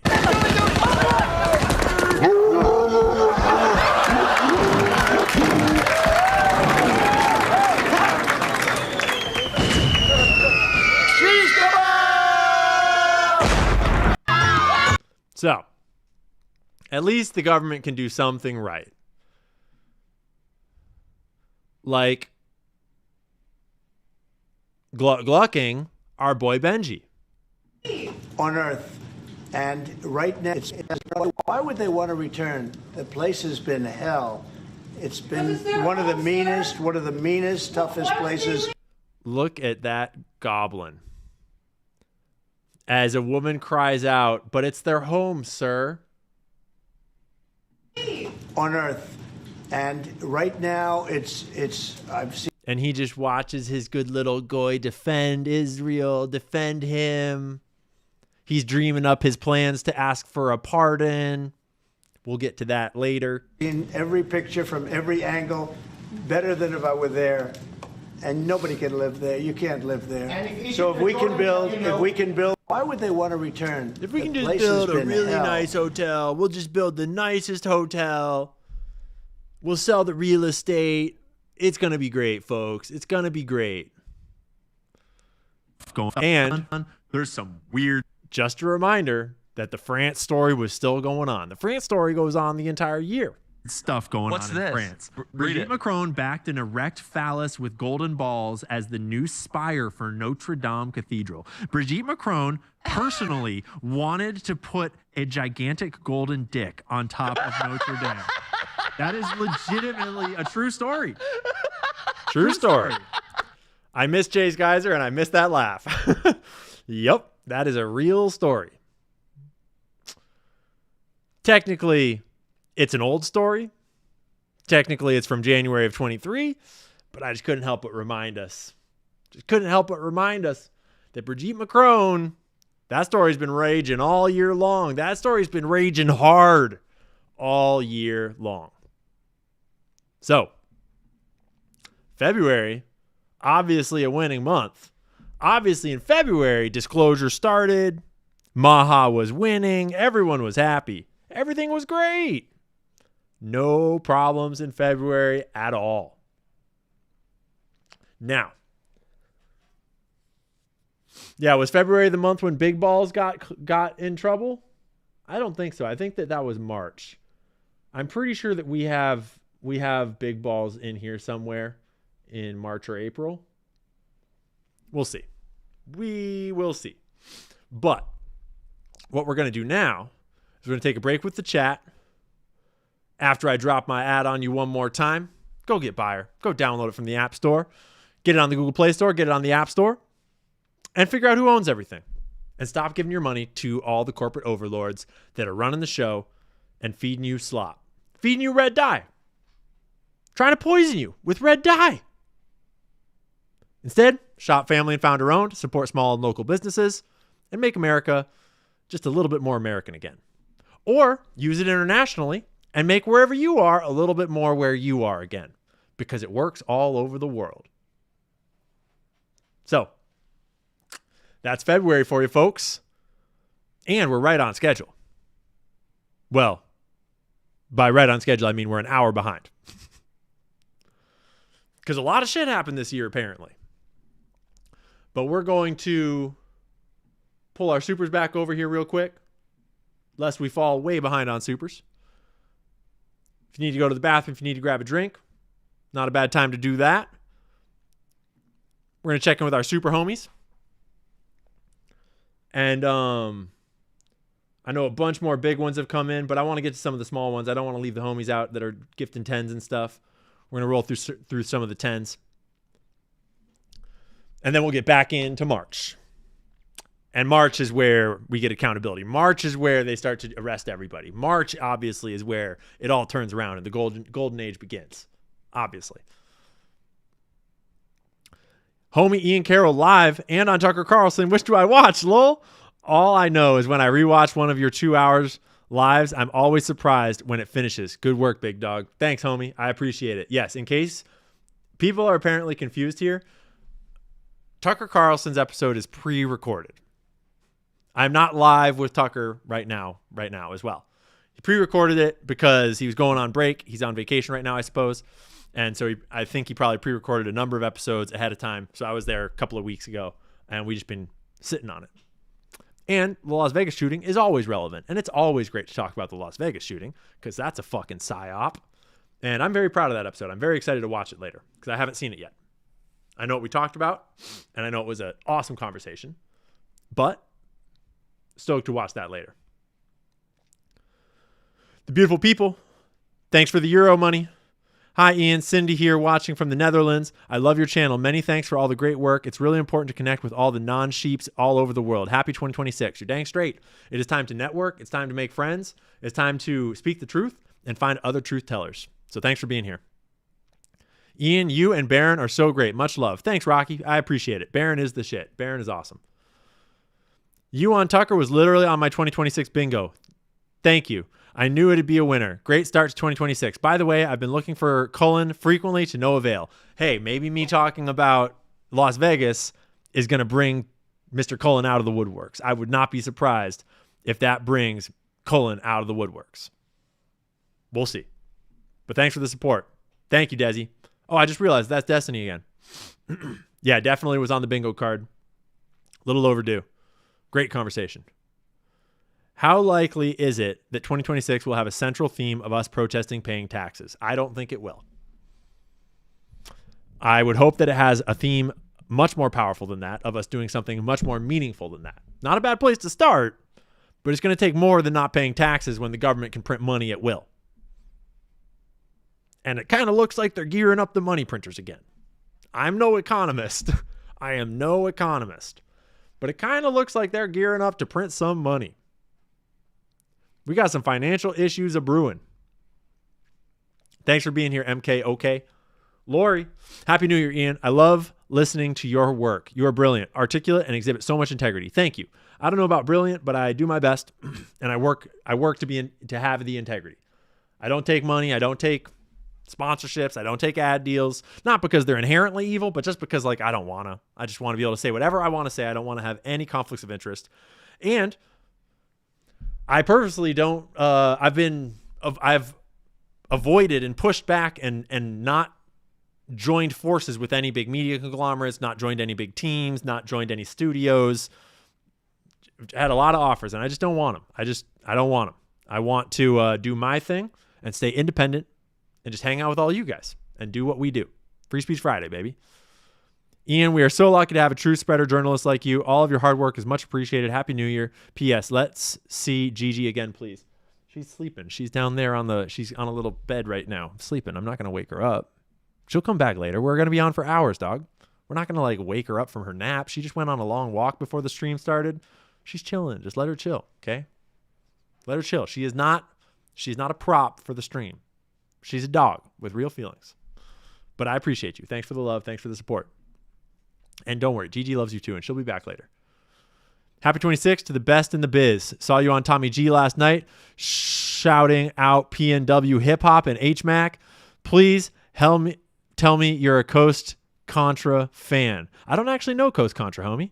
Check them out. You will be. Can't wait to see you on Tucker. Hell yeah, dog. Yeah, I don't actually know Coast Contra. I don't know if that's after the era that I was really into it. I was really into Blue Scholars, that kind of early, the early 2010s era. But yeah, definitely was a big fan of Northwest hip hop. Talking to Tommy G was a ton of fun. He came and stayed in Austin for a couple of days and we hung out. We did a bunch of different things, worked on a bunch of different projects and filmed that podcast that we did together.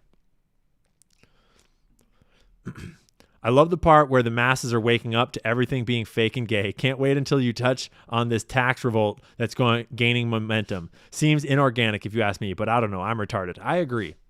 Seems a little inorganic. And not just inorganic, but it seems like if the more you learn about the Federal Reserve and about money and about where the taxes are actually going and how they're actually being paid, it's like, let's be real. That's not going to happen. That's not the way it's going to happen. I mean, if you want to do it, that's going to help. Like if people actually do it, it wouldn't hurt, but it's not, they can just print money, bro. They can just print money. Right. And anything that Elon Musk is advocating for at this point, I'm pretty skeptical of. And maybe you should be too. Liberty Lockdown said he was offered money to broadcast Nick Shirley content.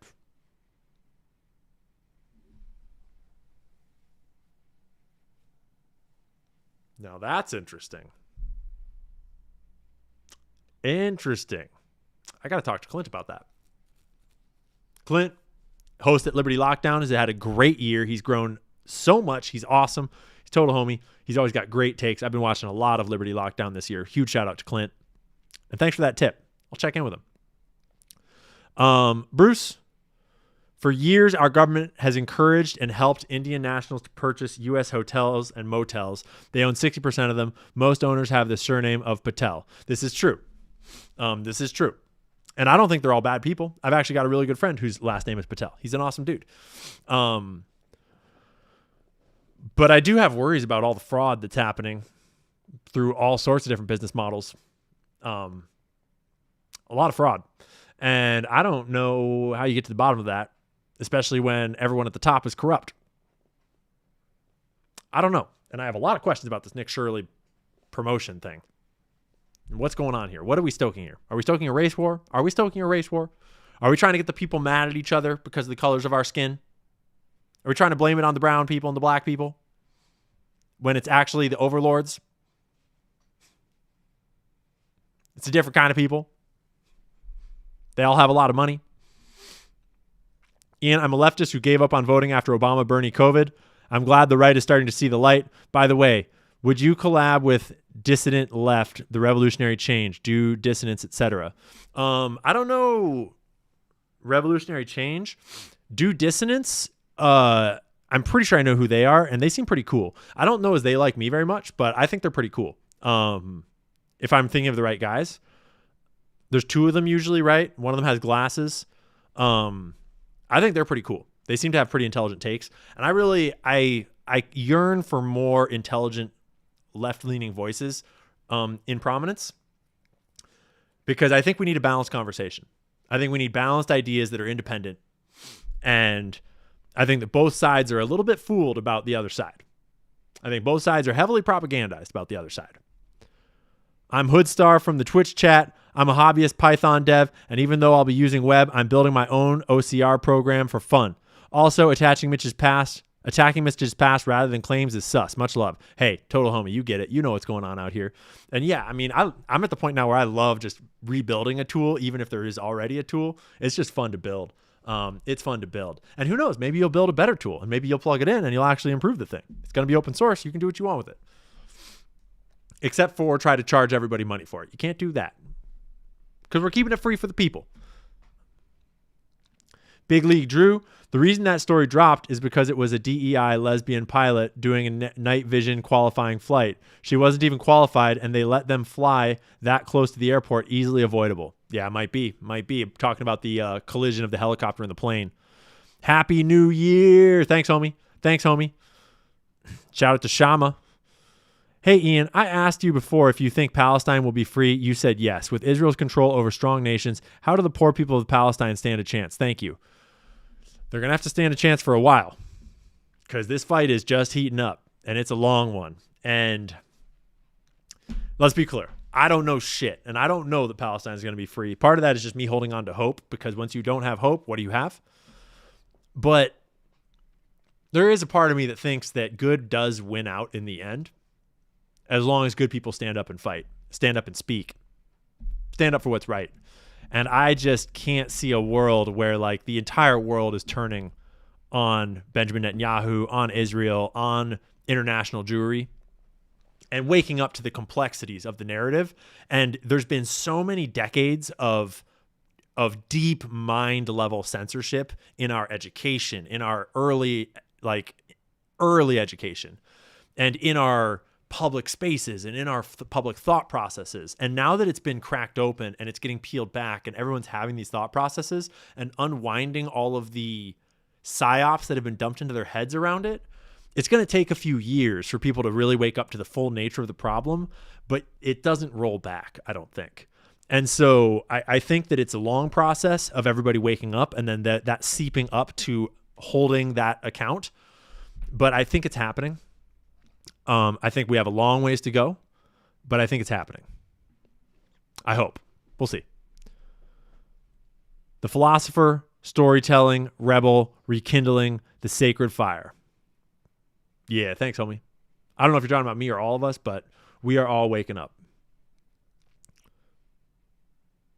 Same. Thanks for the double. You doubled up, bro. We love you, Ian, and your 70s stash. Thank you for all of your hard work by you and your team. I appreciate it. Thanks. It's a trip. Yeah. Let's be real. It doesn't feel like hard work most days. Most days it feels like fun. Most days it feels like I'm hanging out with my homies. But your support means a lot, and I appreciate it. Mahalo from Hawaii, Ian. Been fighting the fraud out here heavy. Yeah, you guys got a lot of it. Yeah. I hope y'all are doing okay out there. I don't know if you're anywhere near Lahaina or any of the other issues out there, but yeah. Thanks for being here. Thanks for the support all the way from the islands. What are your thoughts on COVID jab having nanotech? I think that most people don't understand what the proposed concept of nanotech is, and they think of it as like a full-on little robot with a brain, and don't realize that you can have self-assembling nanoparticles that are just essentially like polarized metal particles that can sort of be programmed and self-assembling through all sorts of different ways. There's a whole technology industry around it, and I think it's possible. I've seen a lot of very smart people talk about the legitimate possibility of it. I don't remember if I ever did enough research to feel confident that it is something going on, but I know that it's a technology that's being developed by DARPA and other advanced tech industries and agencies. So it's very possible. I keep my mind very open to that.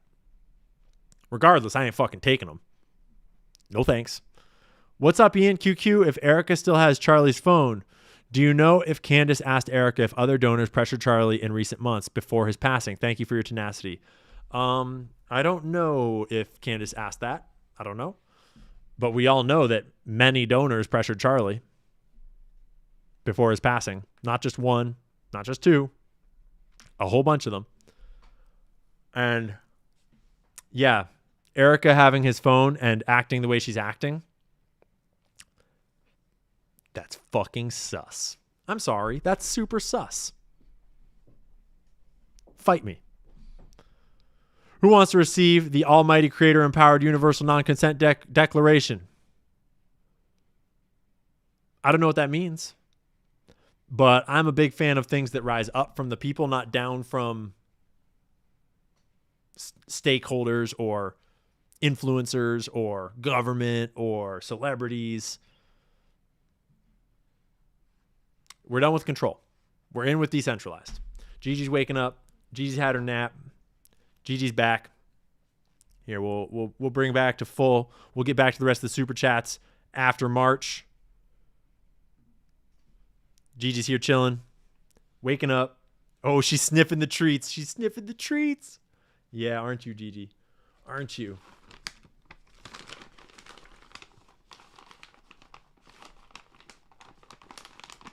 Gigi, stand up. Good. Good girl. Okay, go lie down. Go lay down. Good. Yeah, Gigi's in the chat. Shout out to Gigi's in the chat. Shout out to Gigi's and Kent Francevy in the chat. What up, Kent?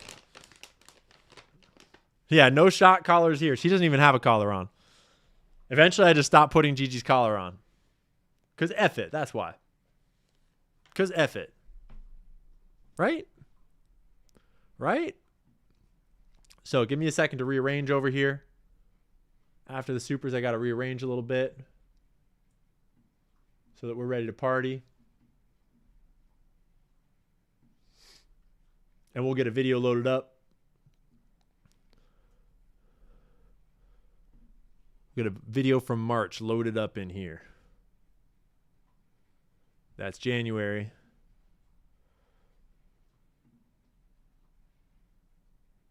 There's March. There's Mr. March. At some point here, my internet died.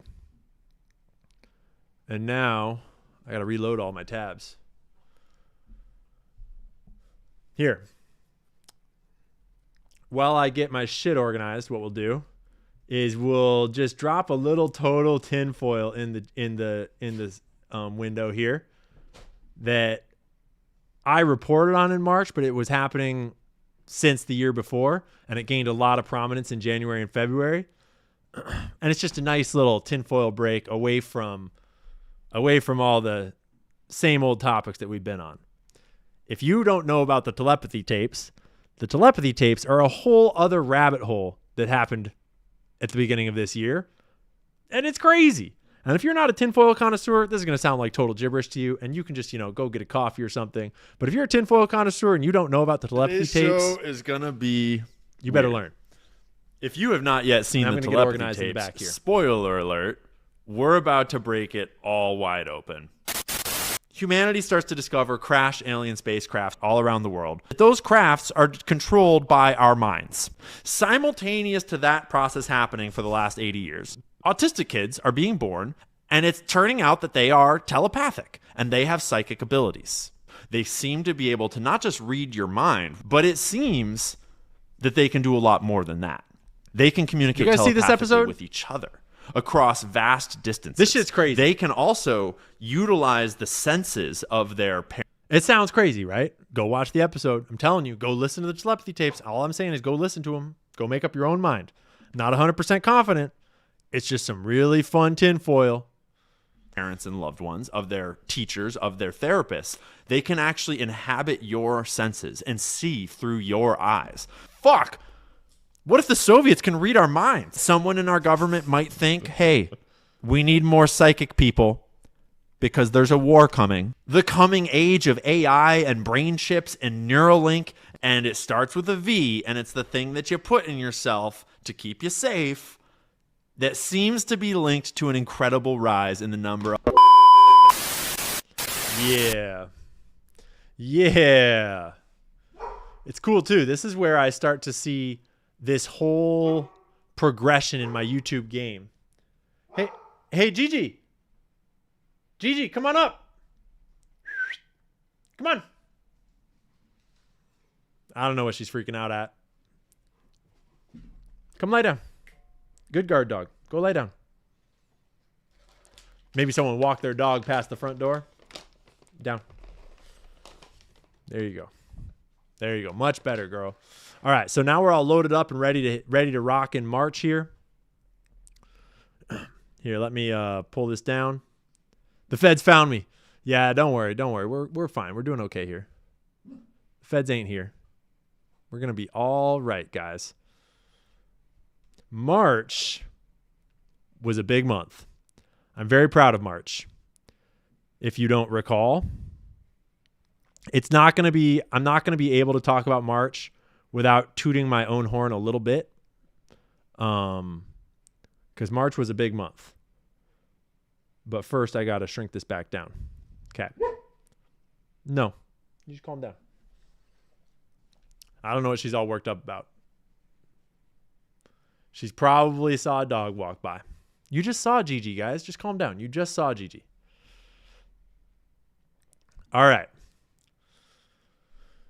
So before we get to what happened for me in March, because I had a big March, let's get to what happened for the Daily Wire. Because this is how we were all feeling watching the Daily Wire in March. If you don't recall, March was when the Daily Wire started to implode. Bankruptcy loomed. People got laid off. Credit cards were shutting off. All sorts of leaks were coming out. It was a great time. It was the greatest of times. It was a joy to watch. And in case you missed it, in March,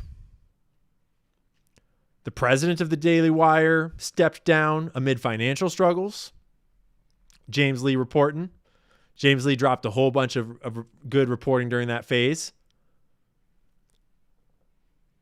Jeremy Boring stepped down, and then they spiraled into mass layoffs. Another firing of a senior executive, Alyssa Cordova, the vice president of public relations. Old Jeremy had a whole bunch of public meltdowns, screamed at everybody, lost his frickin' mind. It was a wonderful time on the internet. I did a little bit of reporting on it. She got kicked out. I ripped out. We're seeing it with the decline of Daily Wire. 100%. Dude, the Daily Wire is in big trouble. And I have a lot of sources in the Daily Wire at this point. Yeah. So Candace Owens, when she got kicked out, I reported a little bit on that, and I got a few sources in there. And then when Brett Cooper started to get pushed out, I kind of got the scoop on like what was really going on there. And in my Instagram comments about Brett Cooper, I had ex-Daily Wire employees being like, hey, I'll tell you more. I hate the Daily Wire and I didn't take the money or sign the NDAs. And so it's like the Daily Wire is like a fucking colander. There is more holes in that ship than I've ever seen. And actually there is a story that's going to break before too long about them, because it's just like, I mean, everyone in the Daily Wire kind of knows there's something wrong, and people all around the Daily Wire know there's something wrong. And yeah, Jeremy's on a bit of a... He's been commenting on my Jake Shields clips. Yeah, Jeremy's having a public meltdown, and it's not because of Israel. It's because of other things. Really? There's trouble in paradise there. There be trouble in that there paradise, that's for sure. And we reported on it, but correcting an error, Timothy, Mr. Tim Pool. I did a little reporting on Tim Pool's relationship with the Daily Wire at the time, but got confused by my source because I had a source that I spoke to over the phone, and then I misspoke backwards, saying that I misspoke and said that Tim Pool was in talks to buy the Daily Wire. It was the opposite. He was actually in talks to try to sell out to the Daily Wire, allegedly, in an all-stock deal is what I was told. Tim Pool, I don't think ever denied that. He just jumped on the fact of like, bro, we never tried to buy the part Daily of the story, Wire. That's and they're crazy. all kind of getting played against. The Daily Wire is going bankrupt, allegedly, and Jeremy Boring is officially out as CEO. That's right. The self-proclaimed God King of the Daily Wire is at the heart of so many scandals. And yes, he is. Yeah, to the super chatter that just said like, is this thing being censored by this channel that rhymes with fresh stimulator? I'm like, I don't know what channel you're talking about, bro. You're going to have to just type it. Self-described as the God King. And the email just went out today internally that he is stepping down, and now Axios is covering the story. It has not yet broken, as far as I'm aware, that private equity is moving in and looking to buy up the Daily Wire. I heard, rumor mill, that Silver Lake Capital is looking to buy them up. And yo, Silver Lake, you guys might want to watch this video before you think too hard about it, because there's a lot that is not in the public square right now. We're about to get into stuff like canceled credit cards, lying to the press, trying to trick Tim Pool. As far as I can tell from my sources, even people inside of the Daily Wire only know part of the story, and they're all kind of getting played against each other. It's a whole mess. And the most important part of this mess is that the Daily Wire has a long history of treating their employees like shit. And so I've had numerous sources inside the Daily Wire for quite some time because everyone hates them, even their own people. That's not to mention the numerous sources outside of the Daily Wire that did not take the NDA money on the way out. Like, I had people literally in my comments on Instagram offering to give me dirt on the Daily Wire because they hated the Daily Wire so much. It's out of control. And it all centers around the God King and his fucking massive ego. And his lifelong desire to be a famous actor and make it in Hollywood, which he failed at originally years and years and years ago. And so once the Daily Wire was off the ground, he just couldn't help but try to turn the Daily Wire into a Hollywood movie studio and produce the Pendragon series. Note that this article is from 2023. And he said that he had dreamt of bringing this book to the screen for 25 years. It was due to stream exclusively on Daily Wire Plus in 2024. Why didn't that happen? That's a good question. And that leads to us talking about all the Daily Wire's employees' credit cards getting frozen, allegedly. Just to first set the stage, though, producing a Hollywood movie is like a huge multi-million dollar undertaking. It is not the same as filming Ben Shapiro talking really fast at liberals. So I've actually been collecting information on this story for quite some time here. And now that it has officially broken in the news, I think my sources are a little safer to talk about this. Because they're portraying it as though Jeremy Boring is willingly stepping back to work on creative projects like the Pendragon cycle, and that he'll remain with the company in an advisory role.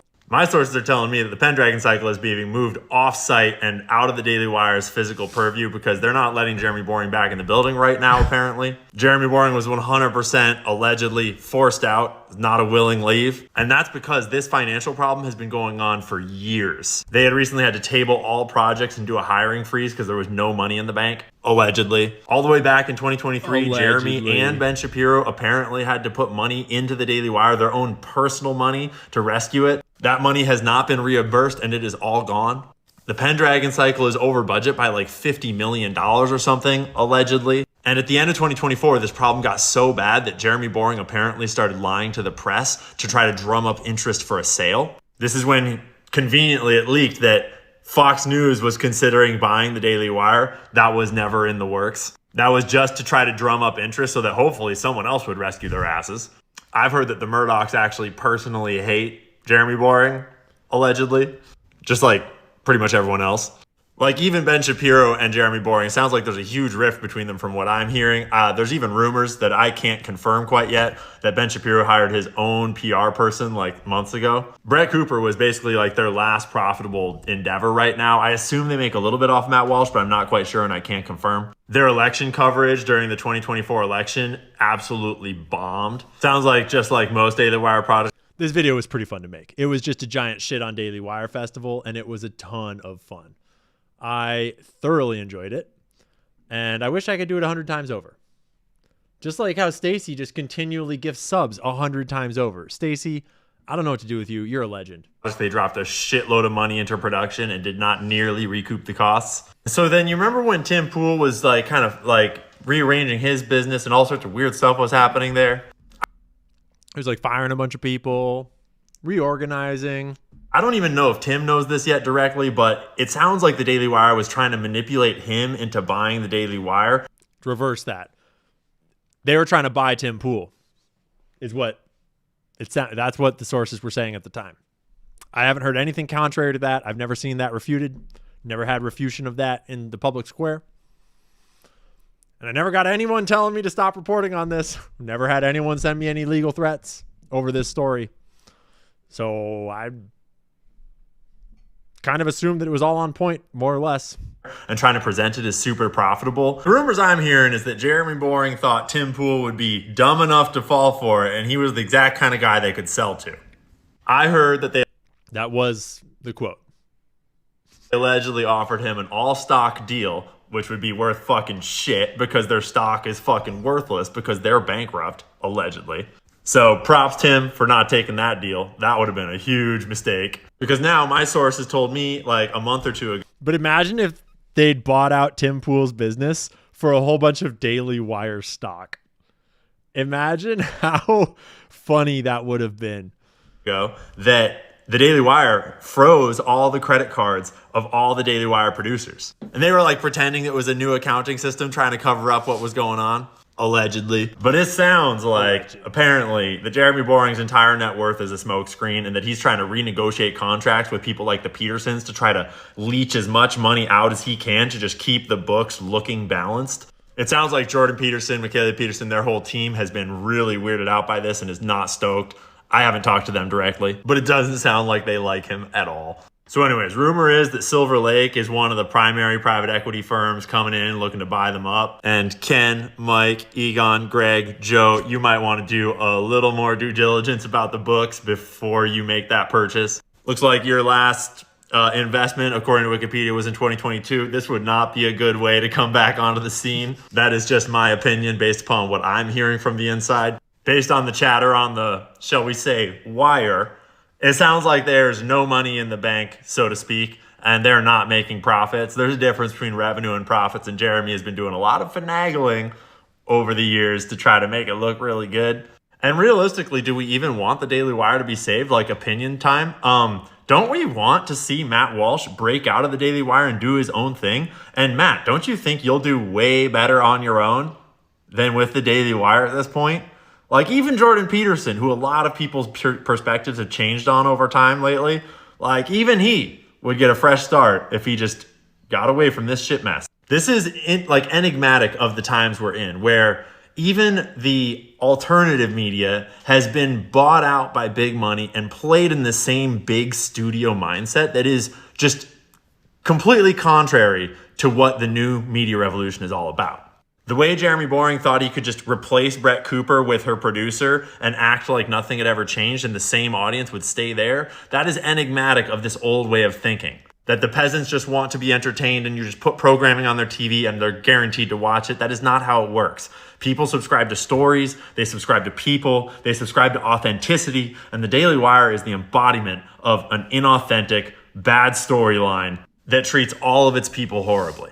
And I normally try to avoid breaking stories, but it is literally a colander over there. And there are so many leaks pouring information out of the Daily Wire that I cannot keep this shit out of my inbox if I try. And speaking of inboxes, rumor has it that when the Daily Wire took Brett Cooper's TikTok account, a month or so ago, the rumor is that they were trying to read her DMs because they thought that she had leaked the Brett Cooper story to me directly, despite I had never talked to Brett Cooper at all in my life at that point. That shit made me giggle because that shows just how disconnected Jeremy and his people are from reality. Like, bro, if you treat everyone in your company like absolute trash, they're not going to respect you and they're not going to protect you. And when you wrong them over and over and over again, it's inevitably going to wind up on the internet. So let this be a lesson to all of us. The internet is a force that ultimately skews towards authenticity, towards honesty, and towards open discussion. And if your business is modeled on this old way of controlling information, of big money payments, of treating people like property, and of just shitting all over your audience, allegedly, you're not going to last. So anyways, tell me in the comments who you're most excited about seeing no longer at the Daily Wire, going off on their own. For me, it's Matt Walsh, obviously. I dig Matt a lot, and I can't wait to see him break free of this. Let me know in the comments if you think the Daily Wire should get rescued and revamped, or if you think it's time for them to just be done. And Jeremy, I just want to remind us all, yourself included, pride goes before the fall. The Daily Wire. Yeah, that was a wonderful time. A wonderful time to be alive. Great thing to look back on. Joe Rogan dropped some bangers in March. I want to remind us all of this one in case you didn't recall. In case you didn't recall, is James Lee in the chat? Is James Lee in the chat? James, if you're out there, you're a legend, man. Everybody should be subscribing to James Lee. I see the chat talking about James Lee on YouTube. James Lee's a total star, total stud. Dude's great at his job. They took away his TikTok, but James Lee just doubles down because he don't mess around. Children now. We know how bad, even if you look at what happened with COVID, let's just look at that. Like, how did they pass this off? Look at the media today. Do you know that they're giving COVID vaccines to 6-month-old children now? We know how bad it is. We know that it ruins stem cells in pregnant women. They don't give stem cells to their babies. The industry's upset because the placentas no longer have stem cells. And they used to use those stem cells in research and cosmetics, etc. They're not getting them anymore because of what the COVID shots did to the placentas and those infants. That's not being talked about in the media. Nothing bad about the shots being talked about when we have Kevin McKernan and all these people looking at it going, there's SV40 in it. There was a staphylococcal endotoxin gene. There were 2 snake genes in there. It's a definite gain of function. Nope. We got to put it on the baby vaccine schedule, because any doubts whether or not well-funded about the vaccination must not be allowed to exist. That's why. This woman was crazy smart. Crazy smart. Suzanne Humphreys, Dr. Suzanne H7. And her episode on Rogan was wild. And I think she broke a lot of things wide open for a lot of people. You know that they're giving COVID vaccines to 6-month-old children now. So just want to remind us all of all the COVID accountability that we've gotten. And I was going to skip over this one, but I wanted to remind us all of Sodagate. Do you remember Sodagate? When we learned that all of these influencer accounts, many of them faceless, not all of them, we're getting paid to shill for soda. and how it only takes one little logical step to realize that it's a lot bigger than getting paid to shill for soda. They're getting paid to shill for just about everything. And you better believe that it's not just for products. It's not just for industries. It's also for ideas. It's also for candidates. It's also for other creators and for convenient narratives and for whatever else. And there's whole agencies, ad agencies, social media influencer agencies devoted to this shit. And they can kick fucking rocks. That's why your boy don't take no money. Because fuck that. And F Pepsi too. So I just wanted to briefly remind us all of Sodagate. And I wanted to give a brief shout out to the Bear Trap. Because in March, we dropped the trailer for the Bear Trap documentary that is still coming up. We're working hard on it because there's a whole backstory behind GameStop that was never finished, never told, except by big media, by big corporations, by big old movies that conveniently contained the narrative into a nice little box. But it's still cooking, and it's cooking big. And I just wanted to give us a nice little break from all the politics, from all the geopolitics, from all the shillery, and just marinate in a quick little GameStop bit. Surge in the stock price of GameStop. It is skyrocketing, up 800% in just a week. Going on in GameStop right now conceivably could take a couple of firms out. Hedge funds. And in case you don't know my disclaimer, I hold GameStop stock that I will never sell. I haven't sold a single share the entire time that I've owned it. I will never sell it. I will hold them all into infinity. They're all on the public ledger because I've directly registered them all. So they're all held by ComputerShare in my name on the register. And that has been double checked by other people in the GameStop community. And I will hold them all until the day I die because they're a fun souvenir at this point. And even if GameStop price were to ever go up, fuck it. I want my shares. So just a little disclaimer for you in case you don't know my disclaimer, that I'm not showing you this because I want you to buy and pump the stock. I'm showing you this because it's fucking awesome. In 2021, GameStop investors brought the corrupt global financial system to its knees. They're kind of sticking it to the big institutional investors, the hedge funds. Hedge funds closed their doors. Well, Melvin Capital Management is winding down its funds. The once successful hedge fund lost billions of dollars. Trouble was, Melvin wasn't alone. More than 100% of GameStop's tradable shares were held short a year ago. Banks collapsed. Will Wong of Archegos, he has been sentenced to 18 years in prison. Wong and others. The Archegos story was crazy. As a $36 billion house of cards. It almost toppled Switzerland. Breakdown, and one that we're looking very carefully at to make sure it doesn't happen again. The entire country of Switzerland almost went bankrupt. It was a historic day and a day we hoped would not happen. This ends a 166-year run for Credit Suisse. All because regular people bought and held stock in a video game store. Failing video game companies see their stock go up 1,600% in 2 weeks. We have come dangerously close to the collapse of the entire system. White-collar criminals on Wall Street panicked. Look, this is really causing some issues for these hedge funds. The reason the market is doing what it's doing is people are sitting at home getting the checks from the government, okay? And this fair share is a bullshit concept. But what they didn't tell you, what they worked exceptionally hard to hide from you, is that the story did not end there. Surprise! There you go. All right. Cheers. Cheers, everybody. Forget GameStop. Forget GameStop. Forget GameStop. I'll take meme We got any stocks. eights in the Invest. chat? We got any GameStop homies in the chat? Can we finally please stop pretending that there's anything real going on at GameStop? I hate to break it to you, Jim, but no one forgot GameStop. Ryan Cohen is a familiar name when it comes to GameStop because he's the Chewy co-founder who invested in GameStop last year and has been pushing for changes. Shares of Bed Bath & Beyond surging today after Chewy co-founder Ryan Cohen revealed a big stake in the company. Then things started to get really weird. Ryan Cohen of RC Ventures now has a stake of 0% in Bed Bath & Beyond, indicating that he did in fact sell.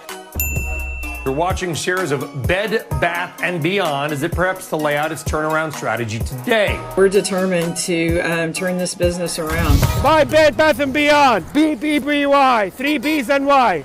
The chains Bed Bath & Beyond and Bye Bye Baby have just announced they filed today for Chapter 11 bankruptcy. Bankruptcy. Bankruptcy. Scott gets it.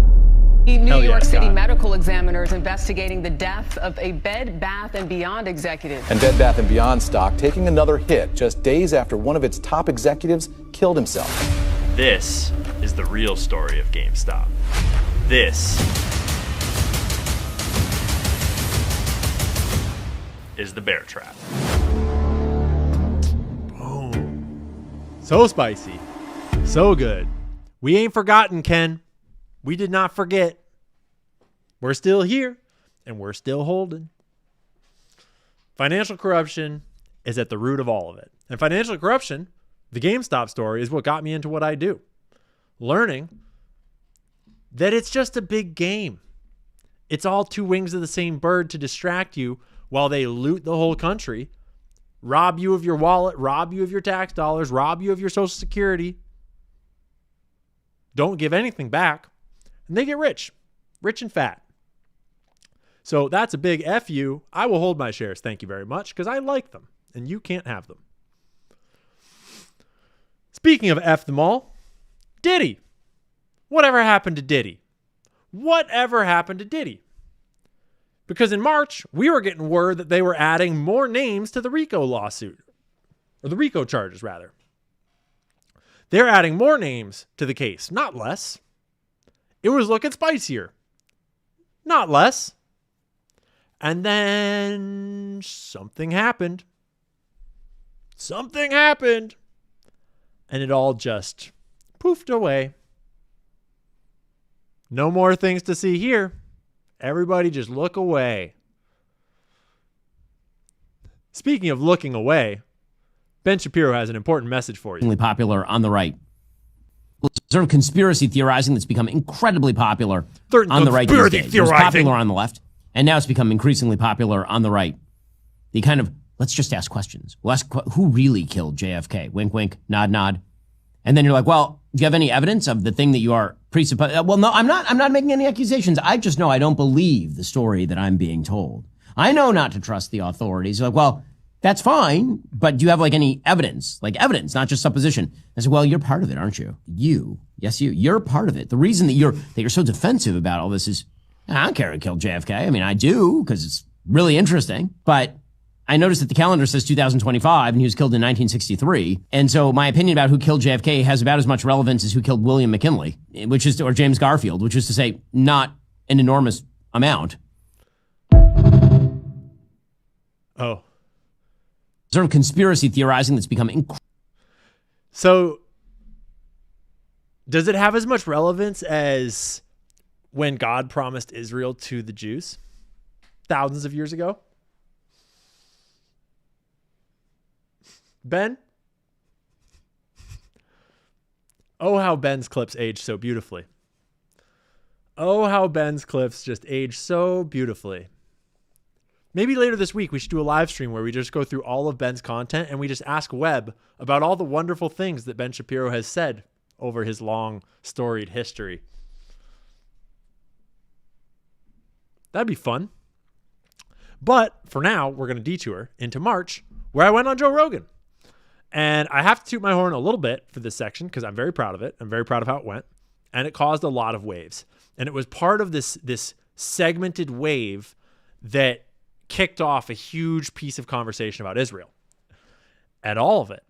And that day, it wasn't just me going on Joe Rogan. It was also, what was it? It was Theo Vaughn had Candace on, and Bradley Martin had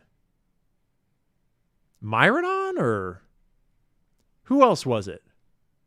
There was 3 of them in one day. It was wild. Right? It was wild. And all of a sudden, everyone was talking about it. And we got right down to it by the end of the episode. And I knew that I'm not allowed to talk about Israel for some reason, and I didn't really know why. And I'm not saying that all Jews are in on something.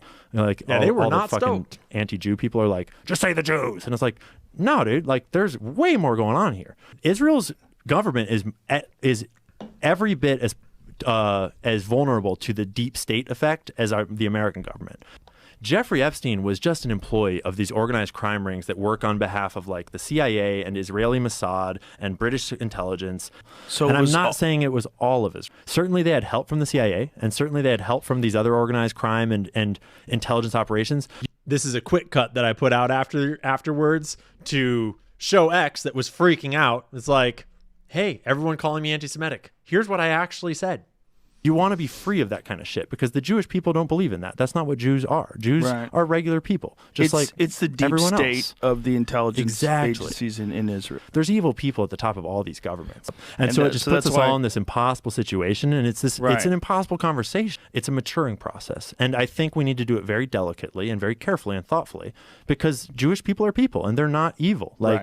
And we could start to heal this thing and talk about it. And if that's the end of the ride, and I get canceled for this shit, so be it. So cancel me, bitches. Perfect. Come at me. Bye, everybody. Yeah. And they tried. Oh, did they try? When they had that guy come in and I already. But we didn't just talk about Epstein.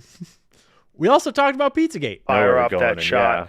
I felt like that was a great way to put a halt to all the looking into the Podesta emails. What that was. Because then all of a sudden it's a kook thing. Now it's a crazy person and a dangerous person because he's got a gun. You're causing dangerous people to take their guns. Just like with the vaccines, it's like they always have to make it dangerous, right? Yeah. It's dangerous to say that this might have side effects, right? Because if you read those emails, exactly right. Those emails are bananas. They're not explained.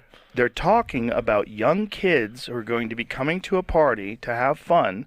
They're talking They'll be in the pool, and they will be there for sure. $65,000 worth of hot dogs flown from Chicago for a White House party. No arrests. I don't see anyone arrested, Trump. I don't see any grand conspiracy by the white hats to save the day. John Podesta's not in jail. Hillary Clinton's not in jail. Even Bill Clinton, not in jail. The whole thing is like very weird. Did you ever see the archived Instagram post from James Alefantis' Instagram? No. Because that's a dark place. So there's so many layers to Pizzagate that they tried to cover up intentionally for very good reason. Well, how about the logos? Well, the thing is, I avoid, in the way I've talked about it, I've avoided all the symbols and logos and even some of the pizza stuff because I think there's so much more ripe, clear evidence that is way more powerful. And James Alefantis' Instagram account is a great example where... Can you find it online? You cannot find it on Instagram anymore. It's everywhere. only been archived onto other sites, which is kind of sketchy because it's like, how do I know you're not adding photos and stuff? So Alefantis is what race? Hey, I don't know, bro. I don't know. You kind of have to dig and cross-reference over and over and over to make sure that you're getting sort of like the consensus, because everyone watched as it happened.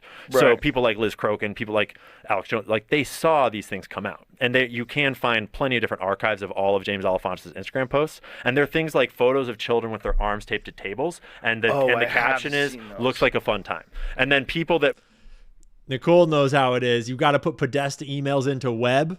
Yeah, we do. Have always been commenting on his posts, like the people that are interacting with his posts all the time have even weirder Instagrams where it's like kill room and there's a coffin that's open and things like that. There's like a photo of like a walk-in freezer and it's like, man, looks like you've been having a fun weekend. Things like that are just super dark and a bunch of babies and a bunch of symbolism, a bunch of children, and it's all photos on their Instagram in plain daylight.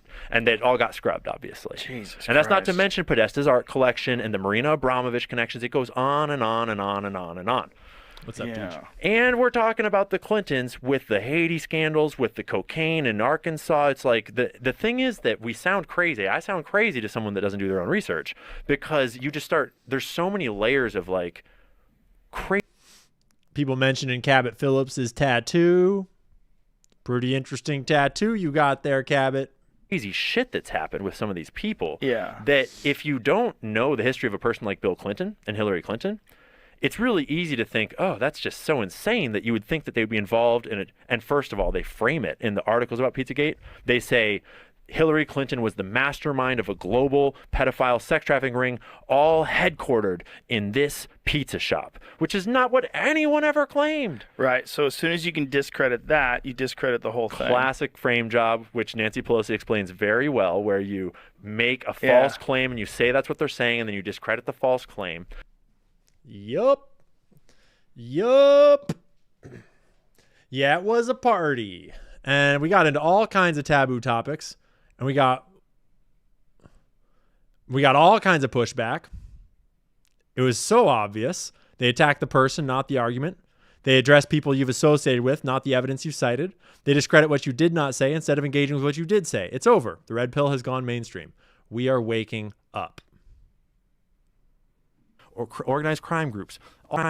It's not like it's literally a cabal of shadowy dudes around one table. It is just an alignment of many different interests, different families, different corporations, different bankers, or organized crime groups, all sort of playing games for power. And these guys have that much power and those guys have that much power. And interests tend to align. Like the general vibe in the corporations will probably align with the vibe of the bankers. And their vibe will probably align a fair bit with some of this organized crime stuff. And we'll fund this terrorist organization, Mujahideen, until it's not convenient anymore. And then we'll actually use them as a patsy to go to war because there's terrorists over there, god damn it. It's not. There do be terrorists over there. Ain't that the truth? Ain't that the truth? And then we get this massive Ian Carroll's funded by Qatar push. Still waiting on your proof. Where's your evidence that we're all funded by Qatar? Where's the evidence that we're all funded by Qatar? We're still waiting. Max, still waiting for the receipts on that Qatari funding, y'all. We're waiting on the receipts about Qatari funding. The Israeli propaganda has gotten more and more obvious, and I know we all know it. And one of my favorite things that happened all year was this video that I don't know if Nadia Fox was the account that first made it.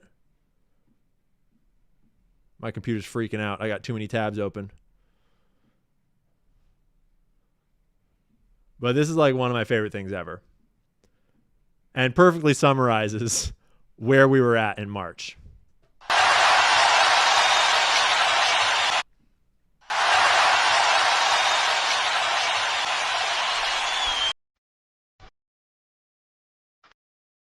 Have you guys seen this yet?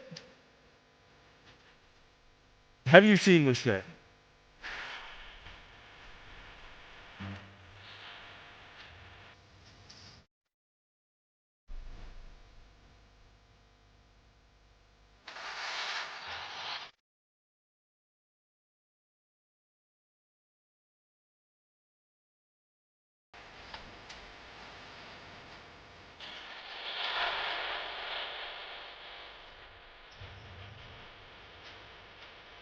Actually measured my.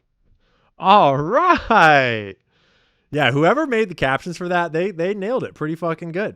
They summed it up pretty damn right. Not a bad job. I have that shit saved to my phone.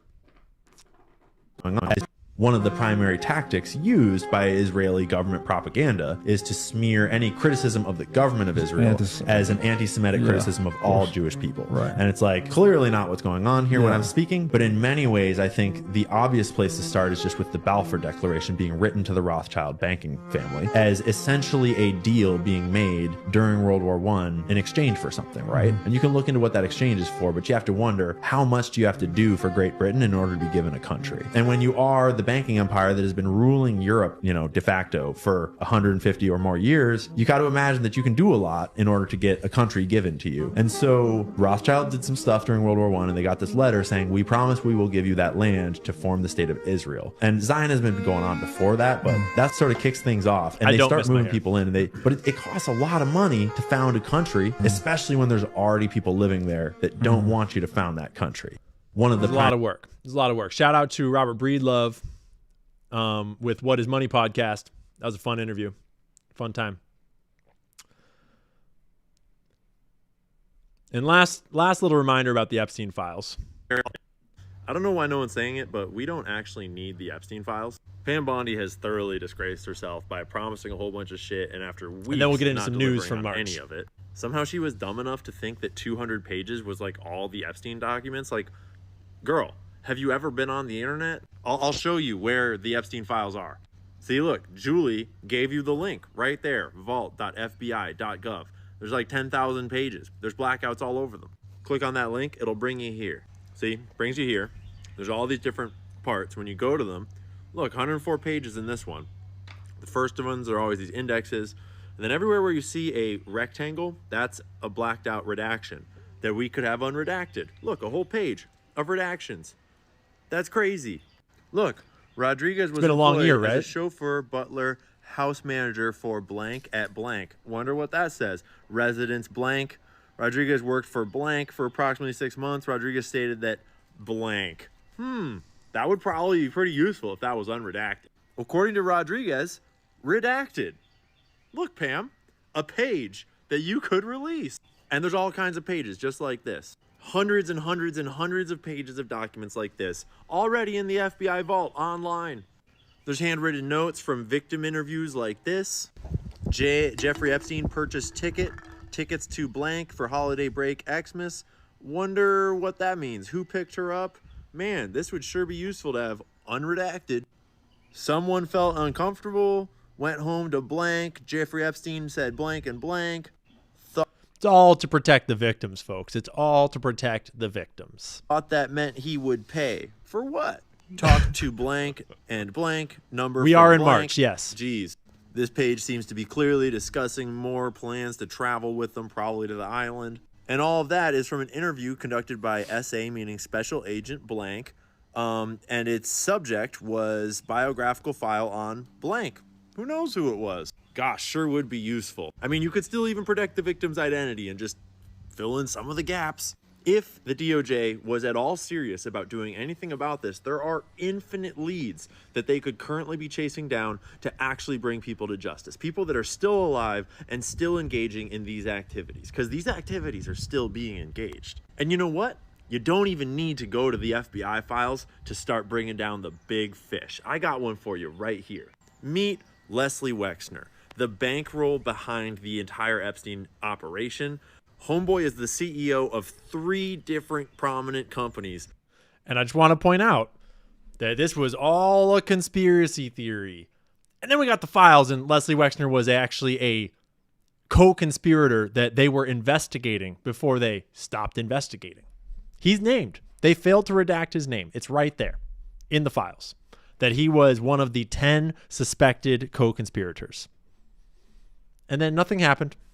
That have been operating sex trafficking rings that have now. But we've been talking about him all along. But just so we're clear, he is still scot-free, living in Ohio, doing old mob boss shit on his 336-acre super mega mansion. It's worth $47 million. He's doing great. That's $47 million of human trafficking money. And in case you've never read One Nation Under Blackmail, let me give you a little bit of details about Leslie Wexner from this book by Whitney Webb. Seriously, Pam Bondi could just read this book and she could bring down like 10 human traffickers tomorrow. In 1990, as previously mentioned, Epstein had become head of the Wexner Investment Company and Wexner's top money manager, ousting his predecessor, Harold Levin. A year later, in July 1991, Wexner had handed near complete control of his affairs over to Epstein. He actually kicked his own mom out of the company, too, in order to let Jeffrey Epstein take over. That's how much he liked Jeffrey Epstein. And a far-reaching power of attorney document. This is big. The document, among other powers, gave Epstein the ability to ask, demand, sue for, recover, collect, and receive all sums of money on Wexner's behalf, as well as take over, buy, sell, or transfer property, tangible or intangible. That's insane. That means that Jeffrey Epstein could buy and sell Leslie Wexner's companies at will. He could manage all of his money and assets at will. And this power of attorney is significant because it means that Epstein could engage in these activities without Wexner's knowledge following the signing of this document. Thus, after this point and up until the 2000s, it is hard to know what decisions of Wexner's may have been made solely by Epstein. And that's the strategy piece, is Wexner uses this as a shield to say that he had nothing to do with it. He got fooled by plausible deniability. It's baked into the cake. Epstein. And Mad Aussie, yes, it Coincidence is. That Leslie Wexner's other giant fashion brand, Abercrombie & Fitch, was also running a sex trafficking ring targeting boys. This just broke this year when the CEO got arrested and charged. Just couldn't help this tidbit. Under the leadership of CEO Mike Jeffries, Abercrombie & Fitch underwent a meteoric rise, focusing on teen fashion and specifically the good-looking, cool kids, as in all the little boys that Mike liked to fuck. So in 1988, Leslie Wexner's company, The Limited, bought...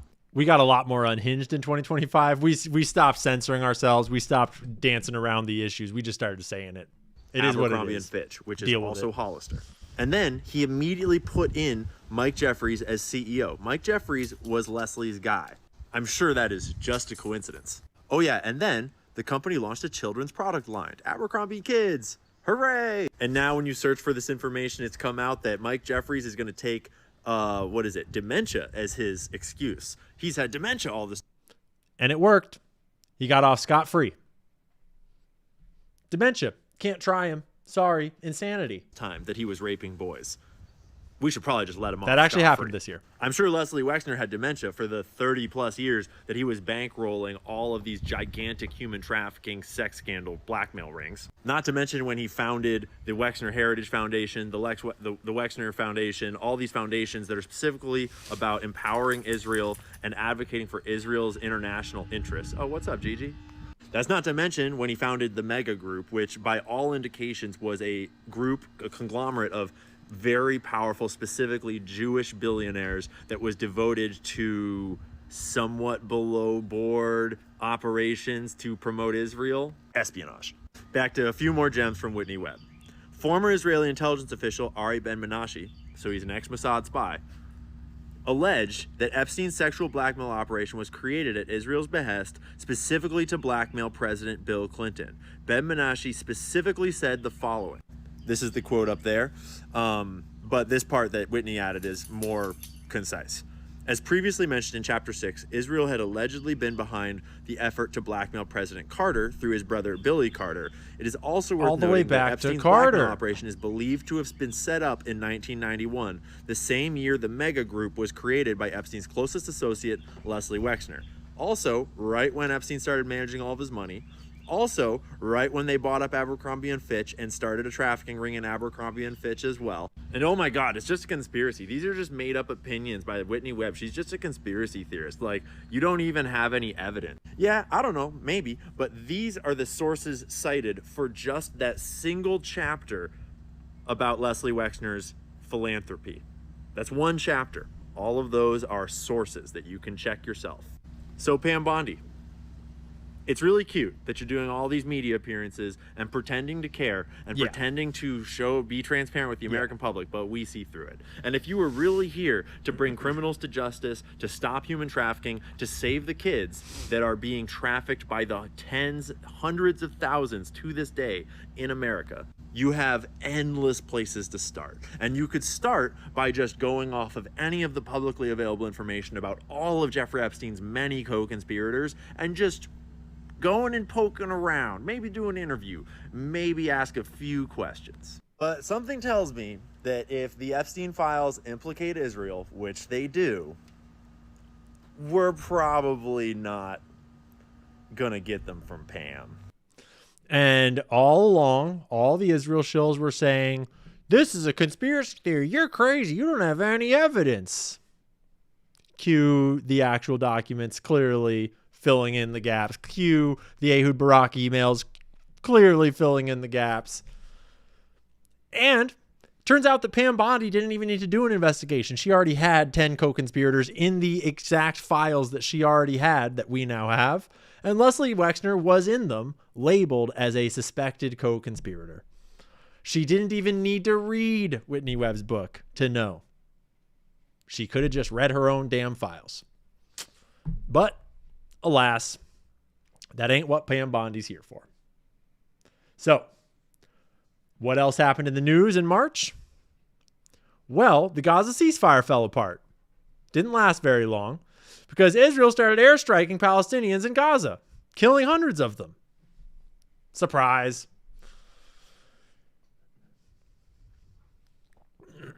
They killed a bunch more journalists. Surprise. And then Trump launched a nice little attack in Yemen. You know, the peace president just started bombing more people. That was great. This is when the Signal chat started getting leaked. And that whole debacle started. Pete Hegseth came under fire.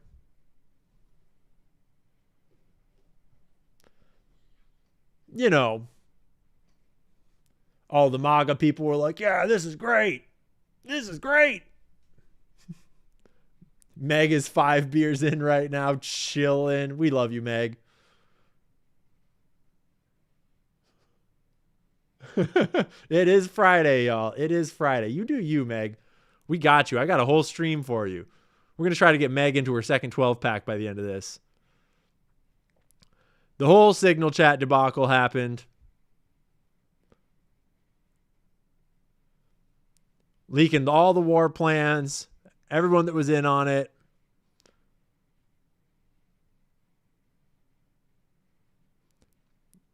It almost looks like it was intentional in some way. If you really put on your tinfoil, it almost looks like it was intentional to set JD up as the peace guy. I'm a little suspicious of them to this day. Russia took over a significant portion of Ukraine. This source isn't as cool as I thought it was. We're not going to hunt it down. Trade dispute with the United States has come into fruition. Yeah, we're not going to listen to you.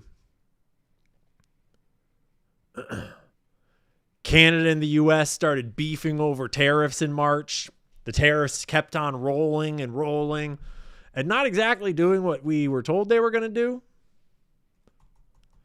And lastly, France continued its epic shit show of a political situation with sentencing Marine Le Pen.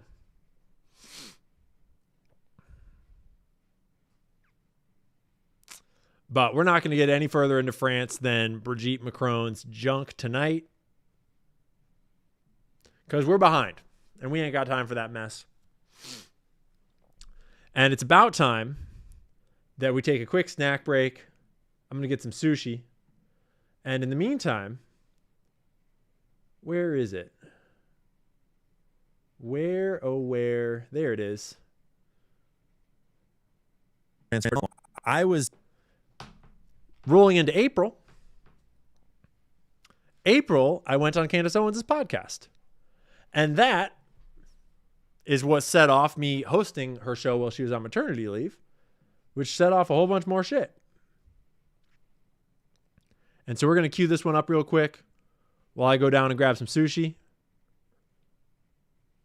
grab some water, and I'll be right back. It's taken in for a long time, and I still sometimes I entertain the idea that, yeah, technology is coming regardless. We will march on. And you know, you could have a horrible person in charge of that transformation, or you could have a good person in charge of that transformation. Elon has done an exceptional job, politically speaking, of branding himself as the good technocrat, as the technocrat you can trust, as the one that's for free speech at all costs, though he's not, and the one that like founded all his own companies, and he's amazing. But actually, he didn't actually do the work to found a lot of those companies. Like, it's not exactly clear how brilliant his mind is in those companies. And the thing that actually really started to wake me up to it, ironically, is the video game scandal that he had, where, have you even realized that Elon was faking that he was the top 10 video gamer at the hardest video game in the world? I didn't know it was There's fake. this whole scandal. It's fake, and it's obviously fake, and people exposed it at length online, that clearly he didn't know what he was talking about. He didn't know how the slow items down worked. Because people might not have. I just recently heard from someone on my team about how he was the #1 gamer.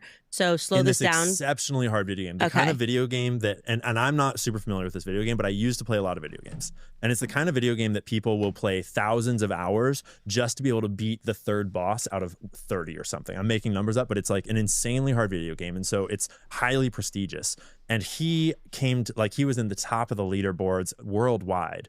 And then this other video game, Diablo 4, I think it was, same thing, top of the leaderboards. But then he started live streaming it, and people realized that he didn't even know basic things, like about how this item works and about the strategy of how you do this, like this movement thing to get the, and everyone was like, wait a minute, this is not a top video game player playing this game. And then they dug in more, and it came out that basically the entire thing was a fake. And the fact that you would construct some fake characterization of you as some top video gamer, which obviously you don't have the time to be the top video game player of this multi-thousand-hour type of difficulty game while you're running 6 companies. That's a ridiculous thing. I wish you hadn't told me this, because my conspiracy theory, like where my brain goes naturally with him, is that it's all too impossible. Yeah. Like you can't be running all of these businesses plus be the #1 gamer giving thousands of hours to some random game.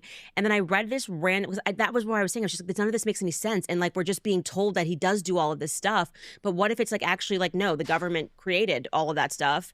And then they just handed it to Elon Musk to be the face of it so that people would be just adoring him and allow him to do whatever it was and allow him to get in there as if he's just like a player working for somebody else. And I didn't want to lean into that, but I genuinely just go, there's not enough hours in the day for all the things that we're supposed to believe Elon Musk is doing. He was able to just leave all of these 3 big companies. Baby mama drama all over the place. All over the place. And then also, I just find him to be quite volatile in terms of his treatment of people. Like even the Ashley St. Clair thing. 100%. And I'm going, to lead successful businesses, you can't be like that. You have to be able to get along, take a little bit of criticism, right? I mean, and I think Steve Bannon hit the nail on the head when he said he can't take any criticism. And as soon as someone upsets him, he's like, locking out your accounts over H-1B visas. It's like, dude, well, can't we just have like a debate about H-1B visas? I thought this was the free speech platform. Yes. And suddenly he got very weird about it. And so now what you're saying is that was faked. Like that's the a video fact. game one was faked. Yeah. Yeah, facts. It was a banger podcast. And around this time was also when all the reporting of Elon Musk doing a bunch of drugs was coming out. And spoiler alert, if you didn't know, they're all doing a bunch of drugs. They're all doing the nose candy. They're all getting high. They're all having a good time. They're rich. Who are you to tell the rich not to have a good time? Obviously. We need Elon Musk in Fortnite. I don't know what the fuck you're talking about. Is that supermarket sushi? It is H-E-B sushi, homie. But while we take a quick snack break, I want to cue something up for us to watch together while we take a snack break. And I hear that James Lee just put out a really good piece about the Somali fraud story. Ooh, of course James Lee is digging deeper than the mainstream narrative. I bet he is. Israel have explored Somalia. If you don't know about James Lee, 5149, James is the man. Give him a follow, give him a like. James is about to break down the whole Somali fraud story for us while we take a quick snack break. Then we'll get into your comments. We'll get into the supers for a minute before we move on to April. But remember, it's a marathon, folks, not a sprint. Stay hydrated, eat your food, drink your water, or your beer, Meg. It's all good, dog. There's also a Gaza-related angle. Earlier this year, it was reported that the U.S. and Israel have explored Somaliland as a potential destination for displaced Palestinians from Gaza. And bingo, that is why we've been hearing so much about Somalian fraud in Minnesota. It seems to be all coordinated. Happy New Year, everybody. Today is the first day of 2026. My man. And we are actually going to dig into the most viral story that ended 2025, the alleged Somali daycare fraud in Minnesota exposed by YouTube journalist Nick Shirley. Let's take a listen. Here in Minnesota, massive fraud is taking place within the government and the Somali population. Here, this building alone, And remember, we heard, who was it that we were told was offered money to repost Nick Shirley content? Who was it the chat said had just alleged that they were offered money to repost Nick Shirley? Was it Clint from Liberty Lockdown? Right? So keep that in mind. The Learning Center is a daycare, yet they spelled learning wrong, and they said leering. This daycare alone in 2025 has received $1.9 million from the government. And the strange things about these childcare centers is there's no one here right now. Oh my gosh. Let's get enraged. Everyone get emotional. You need to know this. It's such an easy story to understand. Even all of you goy could understand this story, obviously.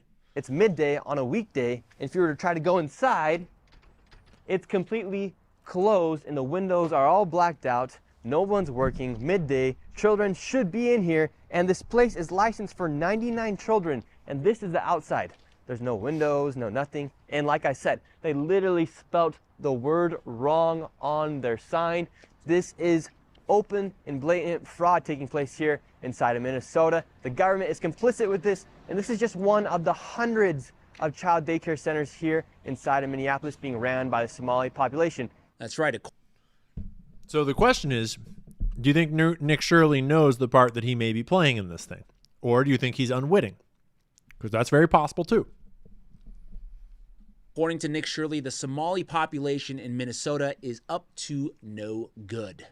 According to Shirley and his team, they uncovered $110 million of fraud in one day, all from these alleged Somali-run fake daycare centers. Now, normally I'd be like, hell yeah, discovering fraud, taking down, exposing fraudulent waste and abuse. I'm all about that.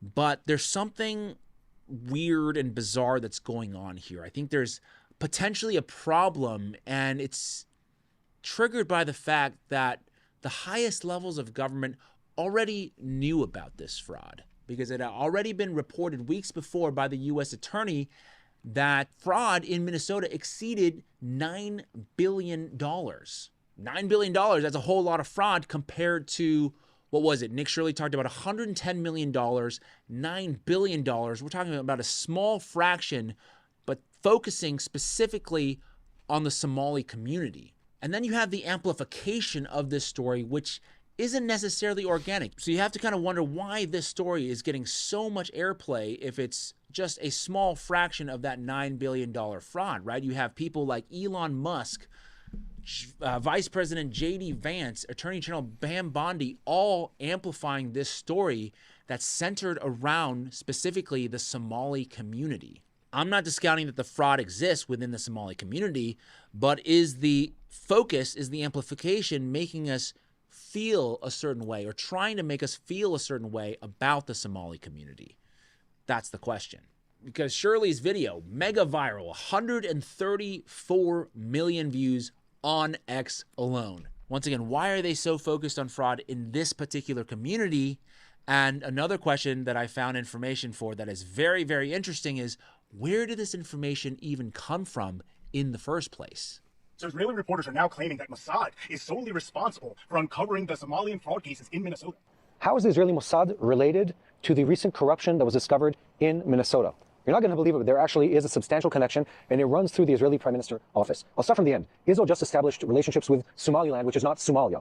But the backstory to the whole Minnesota corruption story is that much of those funds, and again, I think the initial number that came out is about $9 billion. Again, this is crazy. American taxpayer money of, let's say, $15 billion that they imagine were stolen or misdiverted from public funds. About $9 billion of those were sent back to support terrorism, or what they would call the Muslim Brotherhood actions, and this is tied into Qatar. And Israel, of course, was behind the scenes, and I know people love these conspiracies, in leaking some of the information that is responsible or related to the funding of terrorism using that exact money. So the fact that Israeli Prime Minister Netanyahu has a phone call and recognizes Somaliland is tied into Qatar being a supporter of the Muslim Brotherhood, tied into the Somali funds that were stolen in Minnesota funding terrorism in the Middle East. That is the story that came out right now. It really blows my mind how global terrorism works, but it's such an amazing thing that it was uncovered, and I'm sure there's more news to come on this topic. Okay, so evidently this is not a story just about domestic fraud. This is a story that the Israeli Mossad has now given us that has unveiled to us this international terrorist operation that is unfolding before our eyes. They tell us that federal counterterrorism sources confirm that millions of dollars in stolen funds have been sent back to Somalia, where they ultimately landed in the hands of the terror group Al-Shabaab. As one confidential source puts it, the largest funder of Al-Shabaab is the Minnesota taxpayer. Is that information true? I don't know.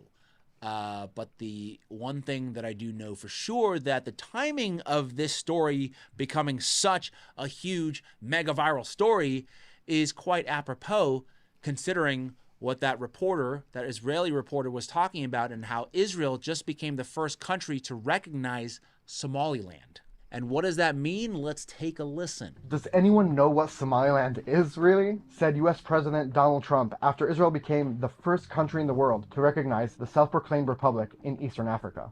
Somaliland is a small territory in the Horn of Africa that broke off from Somalia in 1991. It has its own government and elections and has been largely stable, but until now, no country has officially recognized it except for Taiwan, which is an unrecognized country itself. Over 20 countries criticized Israel's recognition of Somaliland. So why does Somaliland even matter? It sits on the Gulf of Aden, one of the world's most important shipping routes, home to US, Chinese, and European military bases, and across from Yemen. That matters even more now, since the You see where this is going? Y'all see where this is going? As the war began on Hamas's October 7 attack, the Iran-backed Houthis in Yemen have fired hundreds of missiles and drones at Israel and attacked shipping in the Red Sea, prompting Israeli airstrikes in Yemen. That has raised the strategic value of Somaliland's coastline. There is also a Gaza-related angle. Earlier this year, it was reported that the US and Israel have explored Somaliland as a potential destination for displaced Palestinians from Gaza. And bingo, that is why we've been hearing so much about Somalian fraud in Minnesota. It seems to be all coordinated. You know, if you're thinking, why is everybody talking about these daycare centers that are run by Somalis in Minnesota?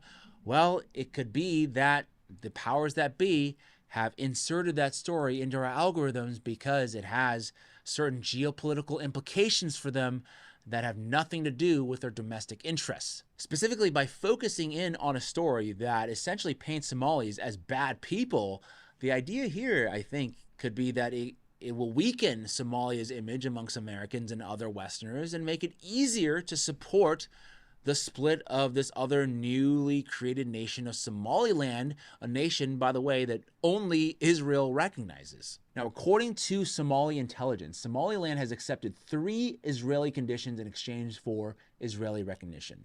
One is the resettlement of Palestinians. 2, the establishment of an Israeli military base on the coast of the Gulf of Aden, and Somaliland joining the Abraham Accords. Well, isn't that a lovely and convenient development for the state of Israel, that they get somewhere to dump the Palestinians? They also gain a critical and strategic military base, and they create an ally in the region that did not exist before. But of course, they would ideally like to get the U.S. on board as well, including the American people, who have been very quickly turning on Israel. So maybe they get a resident independent journalist who maybe isn't so independent, if you read what this story is all about, to do a...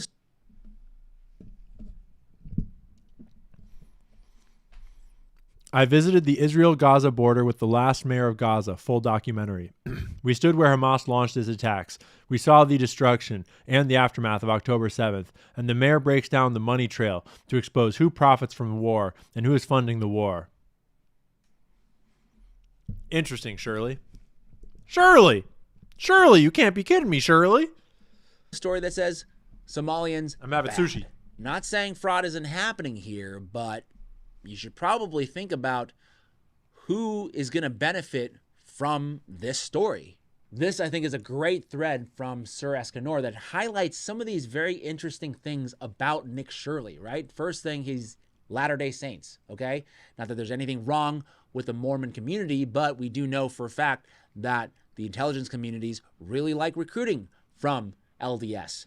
So that's one data point. And he also makes the interesting point that Nick Shirley's journalism seems to be a, quote, guided tour of pressure points in the system, right? He's somehow at the White House roundtable on Antifa meeting with Trump. He's at all these anti-Trump protests. He gets mobbed by protesters. He's at an Antifa rally. He's at the Chicago ICE protests. He's at anti-Islam protests. He's at the U.S.-Mexican border documenting the quote-unquote crisis. He's somehow also the first American to be allowed to film inside of the El Salvador CCOT prison. So on and so forth, right? If it happens that a quote-unquote neutral interviewer who just happens to hit every friction point that drives the same agenda, surveillance, borders, prisons, predictive policing, and permanent emergency politics, is that just a coincidence, or is there some coordination happening here? He ends with a couple of interesting questions, right? Who is funding What up, Alley Top? Travels? Who's coordinating all this access that normal people do not have? And also, who is benefiting from all of this polarization? That last question should be a big focus, because you should ask yourself, is the Nick Shirley piece about creating unity against fraud, or is it about creating animosity against the Somalian population for whatever reason? The last thing I'll say is that this should be a huge lesson in media literacy, because it was for me, because when I first heard the story, I was like, yes, exposing fraud, uncovering fraud, love it. But the more I saw, the more things just didn't look quite right. That this didn't look like independent journalism, because that's what I do. And there seems to be something in here that is unorganic, if I may. And there could be something much more insidious that is going on. But hey, that's just what I think. Let me know what your thoughts are in the comment section below. Do you think there's something more to this story beyond just fraud in Minnesota? Sound off in the comment section below. If you want to support my journalism, you can become a member by going over to my website, 5149jameslee.com. You can pick yourself up some merch. But if you aren't able to contribute monetarily, that's no problem at all. Just take a second to like this video, give it a thumbs up, share it with your friends and family, subscribe, hit that notification bell so you could be the first to know when my next video. Everybody in the chat right now, if you're on YouTube especially, go open up a tab, go to James Lee, drop him a like. We just watched his video on stream, and we want to support James, and you all just watched it through my stream. So if you are on a computer, if you're on a phone, open up a little tab, go give James that like, boost him up, give him a thank you for his hard work. That was awesome. That was awesome journalism, James. Whoever recommended that video in the chat, you're a legend. That was perfect. That was exactly what we needed for me to get a little bit of sushi in. Shout out to James Lee. Total legend. Love that guy. Reality is a psyop. Yeah, it is. You're dang straight. You are dang straight. So,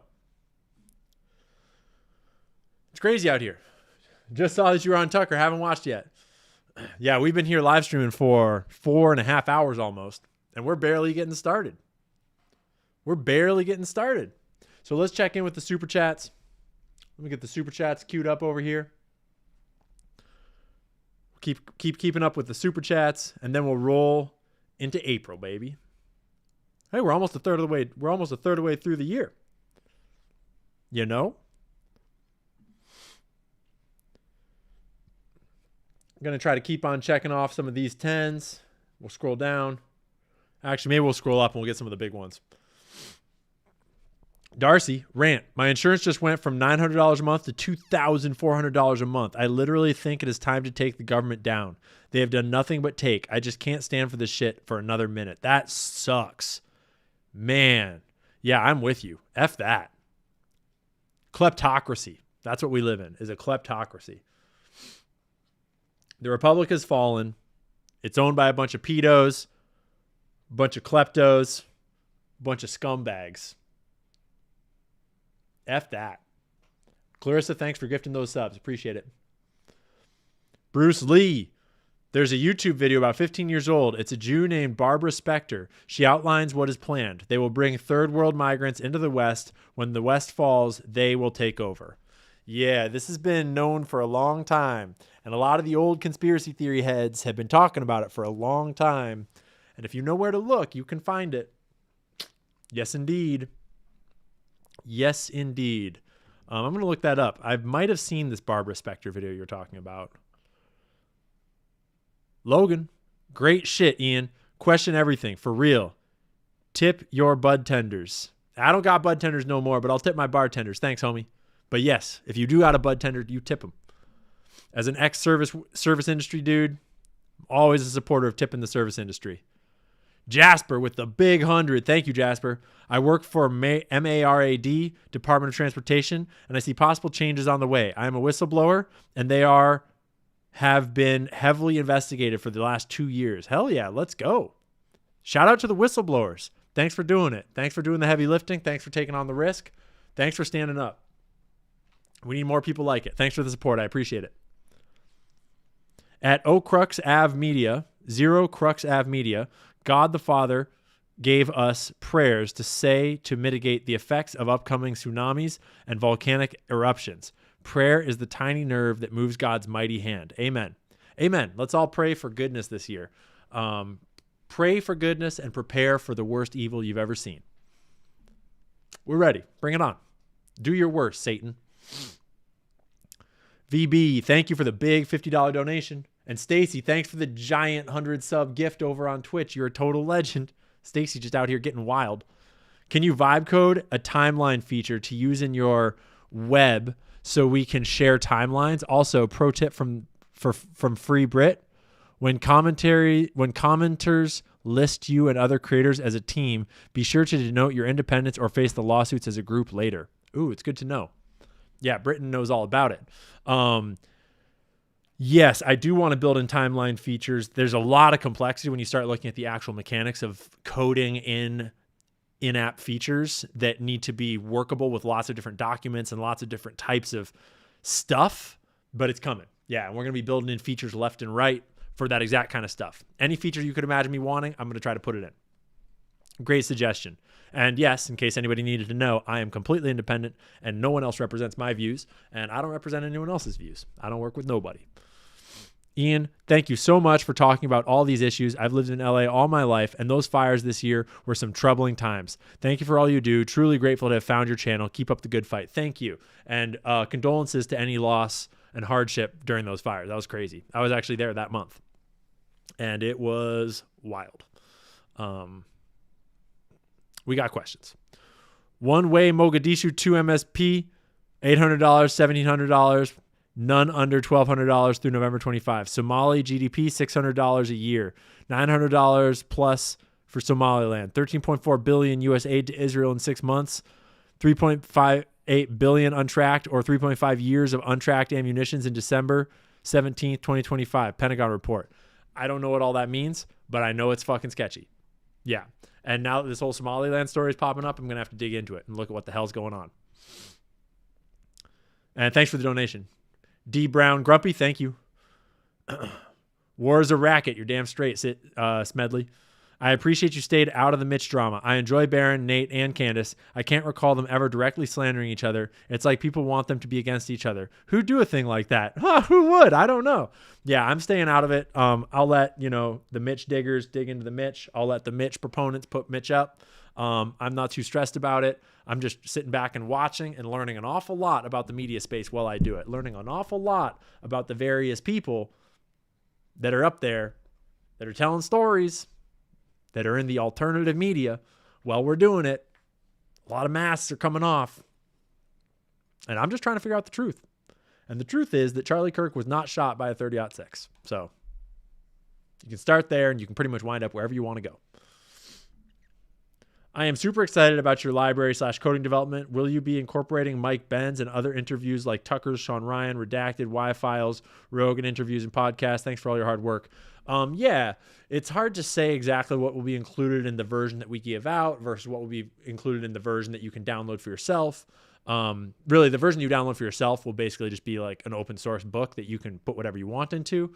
But we are planning on putting a version of the YouTube transcript situation into the online portal that we're going to build. But it does require us to go and download all these transcripts, which is a shitload of work. So Ian, glad I found you. Playa, yo, yo, yo, yo, yo. Jamie Burlington. What up, Burlington? I don't know if that's your last name or if that's a place, but thanks, Jamie. Moderator Marcy. It's 2026 and we already got an Ian Carroll overload. Tucker Carlson and a marathon stream all in one day. The only thing that would make this new year better would be a surprise Candace Owens collab. Yeah, I think Candace is going to take her full week off. I think she's going to take her break and enjoy it. That's my guess. But you never know. Never say never. We're definitely starting off with a bang. I did not know that the Tucker interview was dropping today. And a Tommy G interview dropped yesterday, I believe. So yeah, there is all kinds of Ian Carroll content out there for you if you would like right now. Just doing what we do, just talking shit and not caring about all these rich motherfuckers. Ooh, that's an interesting quote. Truth is not objective, opinion is. It's an interesting one to think about. What Tucker interview? I did a sit down with Tucker Carlson. We talked all about the Vegas shooting, and it's live now on YouTube and everywhere else. and it's probably a total freaking banger. I know it's a banger. I just haven't actually watched the actual thing yet. But it was a ton of fun, and Florida was nice, and I'm very proud of how the interview went down and how we wound through the story of the Las Vegas shooting, sort of on like one level at a time, going deeper and deeper and deeper, because it's such a complicated story that to talk it through without having like the time to slow down and show sources on screen and stuff is a real undertaking. And I think we did a pretty good job of talking it through slowly and piece by piece and sort of building the story as we went. I think it went very well.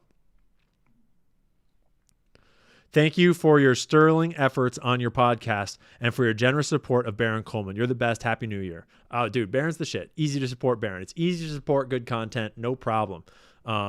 Supporting Baron is like the easiest decision on the planet. He's the shit. What did I miss? Happy New Year. Well, you missed about, 5 hours, 4.5 hours of live stream, but don't worry because we got another 4.5, 8.5, 12. I don't know. We're going all night. We'll probably be here till midnight Central Time. So, yeah, just buckle up, strap in, pour a beer, whatever you got. Whatever you got. We're going strong.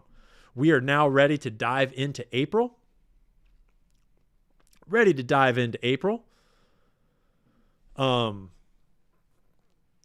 Oh, my eyes are hurting though. Bright lights and screens and shit. Whew. Oh boy. But I did set up a backup camera in case our main camera overheats today, because we're going to go for so long that if we overheat, we'll be good to go. What do I need to do? I need to prep this, move the super chats out of the way. Give me a moment while we reorganize over here. And we'll load up a little video while I get organized, because America has a April. Are we in April? Oh, I put May up. Did I put May up? We're not in May yet. We're supposed to be in April. That is May. Wait, that's not April. Oh, that is April. Yeah, we were prepping. With the Candace Owens podcast. I know what we got. We left off with March, with me going on Joe Rogan. And all of the Israel screeching that came thereafter. Dave Smith followed me closely after on Joe Rogan and absolutely obliterated it. Did a great job debating Douglas Murray. Shit just started to heat up hard in March about Israel and about Jeffrey Epstein. And the whole conversation just started rolling down the hill really fast. And then we all got these absolute bangers from our boy Douglas Murray. At least through the courtesy of visiting it. Have you been to the crossing points? I really resent that form of argumentation. When were you last there at all? Sure. I really resent it.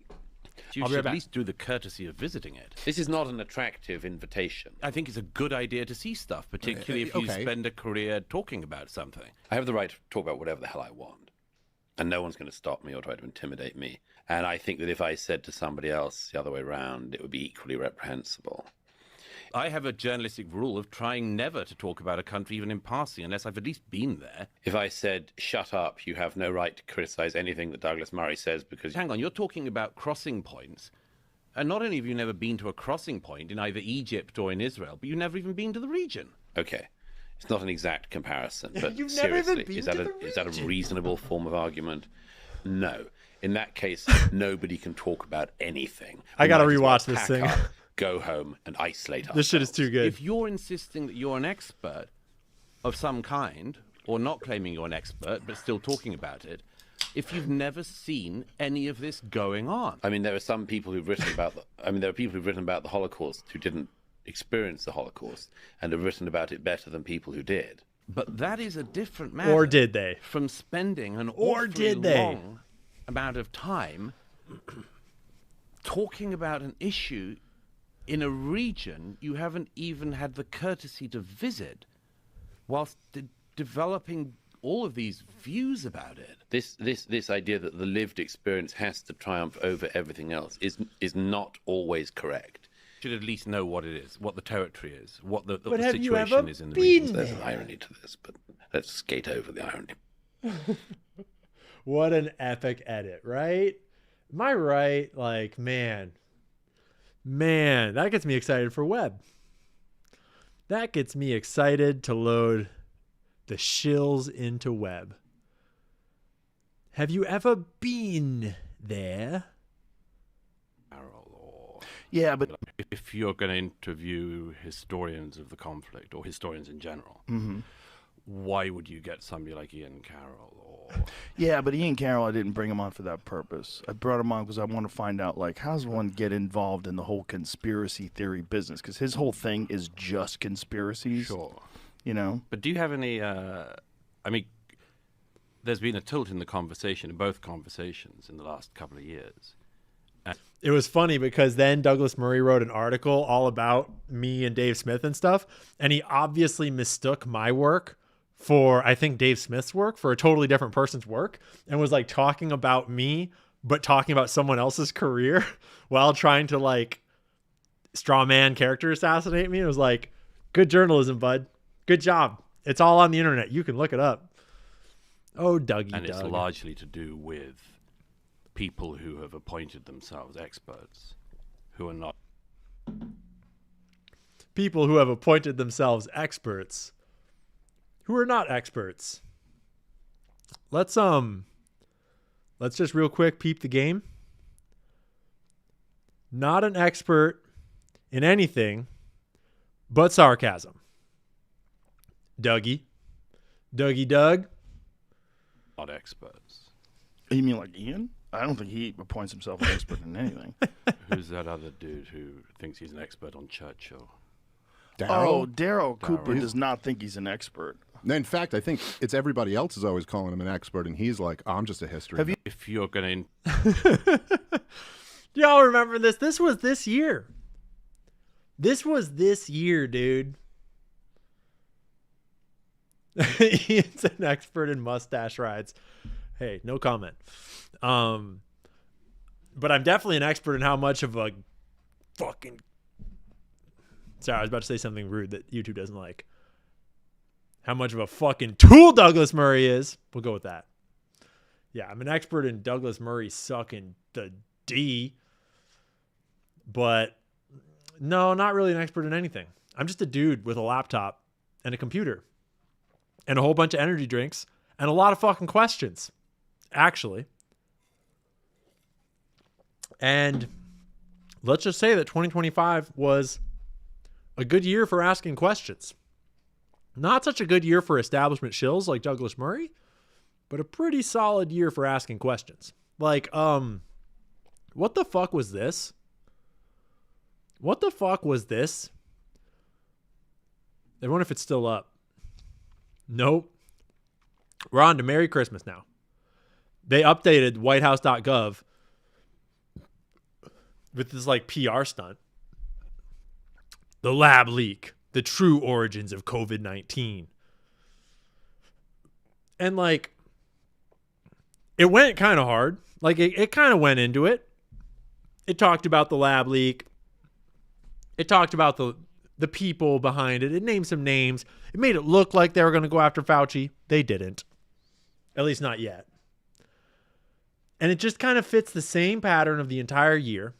The same pattern of Trump's entire presidency so far, which has been a whole bunch of blah, blah, blah, blah, blah, blah, blah, blah, blah.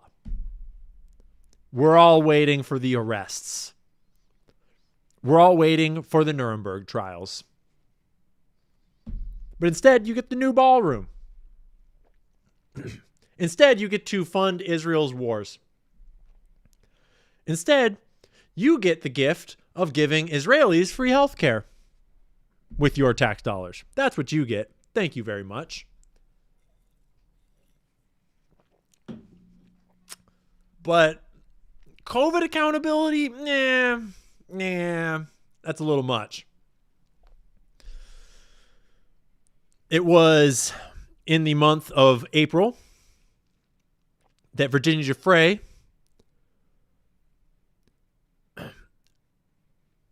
passed away mysteriously. She had been in a really bad truck accident, I think in March, and had barely survived. And that wasn't suspicious at all because she was speaking up, because Epstein documents were starting to come out. And then, after surviving a frickin' truck hitting her, totally by coincidence,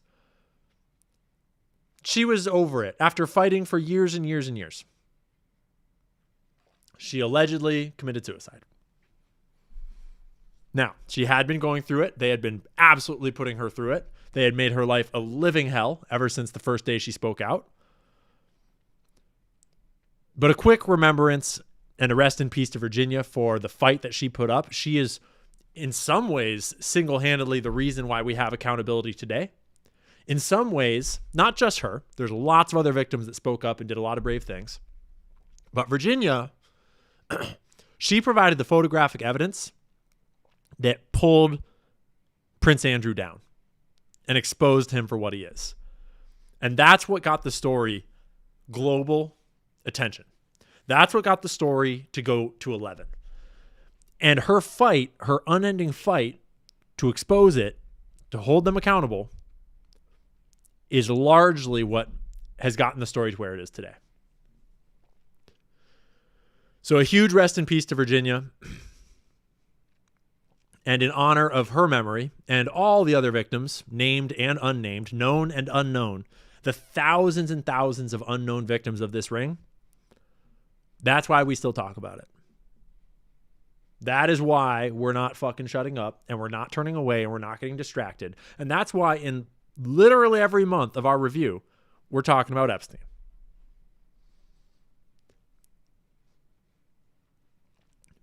Maybe by the year of review in 2026, we can be talking about wood chippers and how well we used them. Obviously to chip wood. Obviously, just to chip wood. That's what I'm referring to. It's like all the lumber that we're going to have. You got to do something with all that lumber. Otherwise, it'll gum up your yard. It'll make it hard to move around. Hard to get anything done with all this lumber hanging around in the government, clogging up our streets. This one is one of my favorite stories from this year. And I think it's one of the most underreported stories. And it's very telling. Graphite is a software solution capable of penetrating all popular communications applications, including WhatsApp, Telegram, and Signal. This story broke in January, mostly. Continued to break in February. Continued to break in March. And then I think I eventually picked it up in April. Which are widely considered secure and encrypted. The entire Israeli cyber industry could collapse. Well, don't threaten me with a good time. If Paragon adheres to its ethical guidelines, it's unclear how dozens of non-criminal individuals ended up under surveillance. And the answer is because it's fucking a mafia operation with the Vatican and the Israeli military intelligence and other intelligence agencies all getting in on it. And they're just selling these services to the highest bidder. So no shit, a bunch of people that shouldn't be spied on are getting spied on. Duh. So if you don't know the story, there was a small... this happened in Italy, and there was a small Italian branch of their, I think it was like a kind of like a private contractor that was contracting with Italian police in Rome, I believe. And they were working out of a small office tacked on to an official building. And they were getting backdoor access to Israeli cyber tech, hacking tech, and they were plugged into Italy's mainframe technology and accessing Italy's secure databases and their police files and their court system, and all this corruption in Italy was running through it. And they were selling files, dossiers on important people, on journalists, on politicians. And then it came out over time that they had been being visited by Israeli intelligence officials. And that the technology was this technology called graphite, which was funded by Ehud Barak and a bunch of Unit 8200 people. And it was Ehud Barak and Ehud Schneerson, who was the ex-head of Unit 8200. And they had founded graphite they had founded Paragon, who is the creator of graphite, as the successor to Pegasus, which is the ones that developed the Pegasus software could hack any phone, turn your phone on, control your phone, screenshot your phone, use your camera without you knowing. You didn't have to click. It was like the first major zero-click hack that was allegedly used in getting Jamal Khashoggi, but also lots of other journalists. Mexico used it prolifically, not in the right ways. And this Paragon scandal in Italy was like a reiteration of that, where it was based in Italy, but it was global, and they were just selling its services left and right. And Ehud Barak was one of the founders of the company that made the technology that was giving this technology to this little Israeli security firm. These are the founders of Paragon. Ehud Schneerson on the right, former IDF Intelligence Unit 8200 commander. And he just happens to co-found this company with Ehud Barak, the ex-prime minister you guys can't and see IDF chief and Jeffrey Epstein's good buddy. He was deeply involved in Epstein, cited with him many times, visited him many times. These two dudes founded Paragon. It was noted that, quote, since 2012, cyber-related and intelligence projects that were previously carried out in-house in the Israeli military and Israel's main intelligence arms are transferred to companies that in some cases were built for this exact purpose. Just to clarify, just to piss everyone off right now, Peter Thiel is like JD Vance's #1 backer. Peter Thiel inspired JD Vance to become who he is today. Peter Thiel hired JD Vance early on in his career at Mithril Capital. JD Vance owes everything that he is to Peter Thiel. But it's a private company. They just all happen to be ex-Unit 8200 members. It's also worth mentioning that Jeffrey Epstein was a major funder of Peter Thiel's Valar ventures during funds 2 and 3 and probably 4. Maybe 3 and 4 and probably 5. Like maybe over half of the funding of Valar Ventures at the time. They were quite close. So, stop being such an anti-Semite, you bigot. I mean, I'm just being anti-Jeffrey Epsteinite, not an anti-Semite. Lots of great Jews out there, but none of them are Jeffrey Epstein. So whatever they're doing, I'm not about it, and I don't want it in my school system, and I don't want it in my 911 system.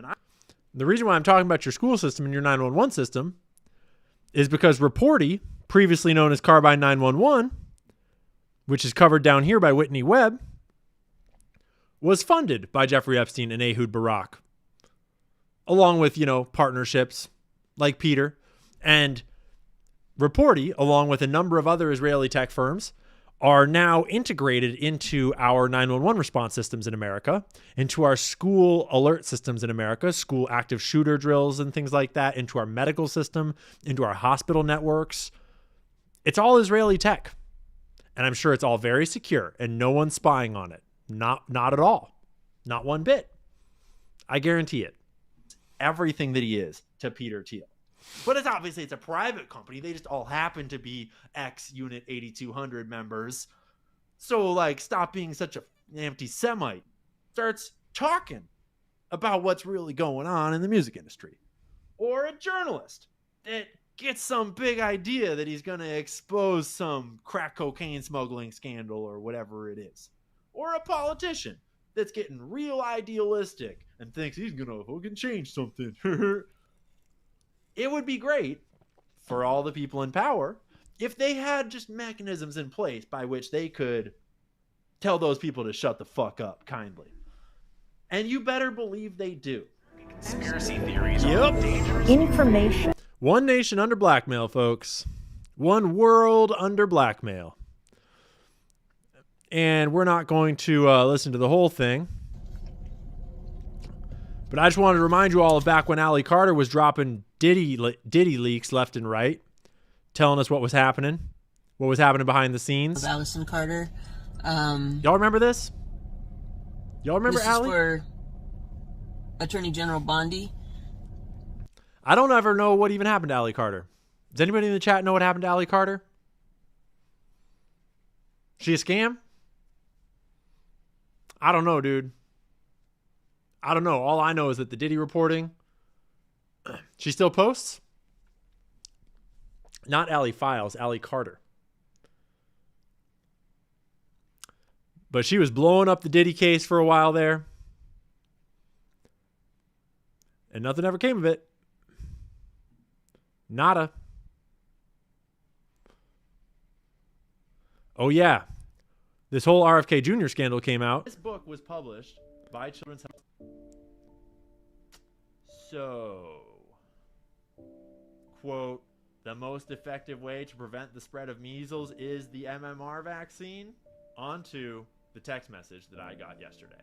They're perplexed because what RFK said in person is the opposite of what he said in this post. This book was published by Children's Health Defense, and it's called The Measles Book. And then a foreword by Robert F. Kennedy Jr. Why have the benefits of the measles vaccine been exaggerated and the risks understated? Because these vaccines are a cash cow. Quote, measles outbreaks have been fabricated to create fear that in turn forces government officials to do something. Obviously, that is misinformation and, bad science. And anyone that would question the efficacy and the safe and effectiveness of the V things clearly is a misinformation spreader. So just to clarify, our stance on this show is that those V things are extremely safe and effective, and you should listen to everything that the big pharma media tells you about them, which I'm sure there was no crimes because these guys are all above board, and big pharma would never, ever commit a crime for profit. That's why they voted for Bobby.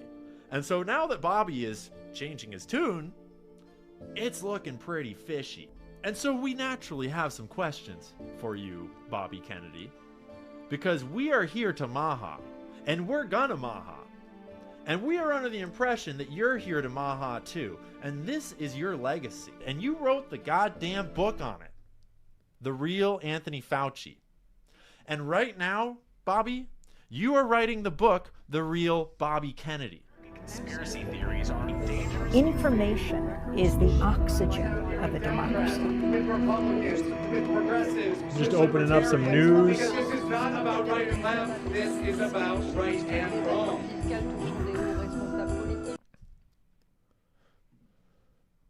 We already checked in with our boy Dougie. And we already checked in with going on the Candace Owens show that month. And so let's check in with the news. I'm noticing that a lot of the news that happened back then is scrubbed now. For example, there was a bunch of tariff battling with China that happened this month. And it's all gone now. In April, Trump was going back and forth tariff battling with China. And I just opened 3 sources that are all gone. So forget all about it. Never happened. But there was this stock market crash that happened earlier this year. No big deal, though. Full recovery, back up to all-time highs. Just in time to take your money. But this one is wild. I didn't actually know about this. I don't know how much of this has been corroborated. On the recommendation of Laura Loomer, Trump fired the head of the National Security Agency and several National Security Council officials. What? April 4th, 2025.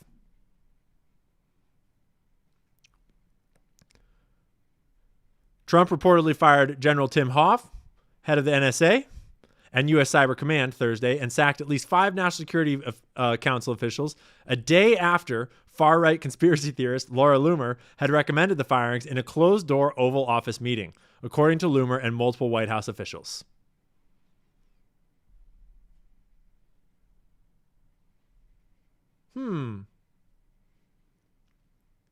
I wonder what country they didn't support Any guesses? Maybe they were working on behalf of Qatar. Huh, Laura? Isn't that weird? Why is Laura Loomer having closed-door meetings with Donald Trump, getting him to axe the head of the NSA? Lizard Loomer. Yeah. Yeah.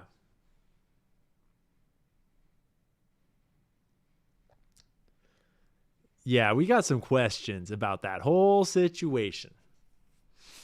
We got some questions about a lot of these people in the media, a lot of these journalists, right?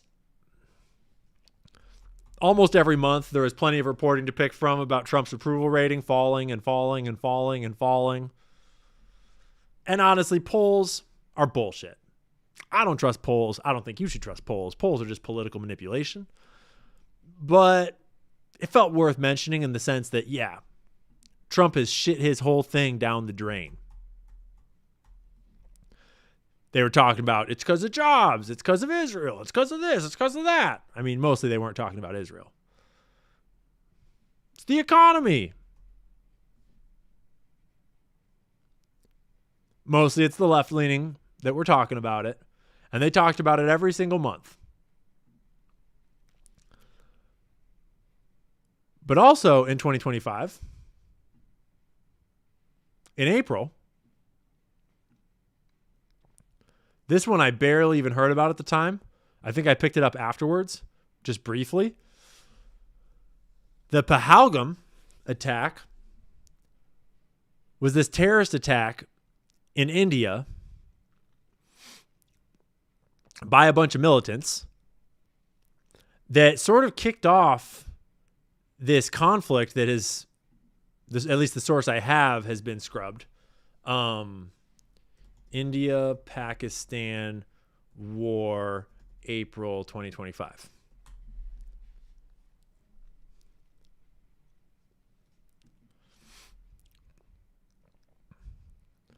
So it wasn't a full-scale war, but it was a major military crisis between two nuclear powers that just went totally unnoticed. Totally unnoticed. Okay, so the full-on conflict began in May after these attacks started in April. India launched missile strikes on Pakistan. They accused Pakistan of supporting cross-border terrorism, which Pakistan denied. It was a whole thing. It later ended in a ceasefire and a peace deal. And I'm not actually sure of the status of that. This one was open because of this crazy, because of the Sudan Civil War is why.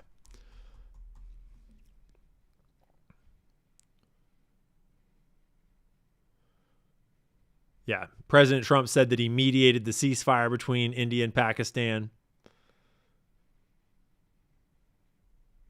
It's a whole mess over there. It's a whole mess. They fucking hate each other. All this religious warfare. Nuclear weapons do not help.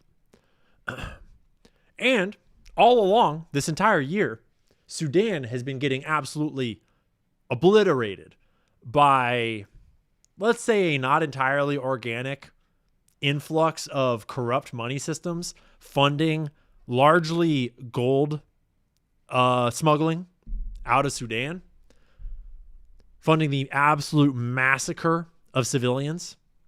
Super atrocious. Happened all year long. Famine later gets declared. And it had been going on since before this year even started. And it's super dark. And almost no one in the media ever reported on it. Almost no one even talked about it. I didn't even find out about it for a long time, and I didn't make enough time to talk about it. Super dark. And there's this whole complex web of the United Arab Emirates smuggling gold, Israel funding separatist groups and precious gemstones and metals extraction in the regions. It's all convoluted. And it's super sad, honestly.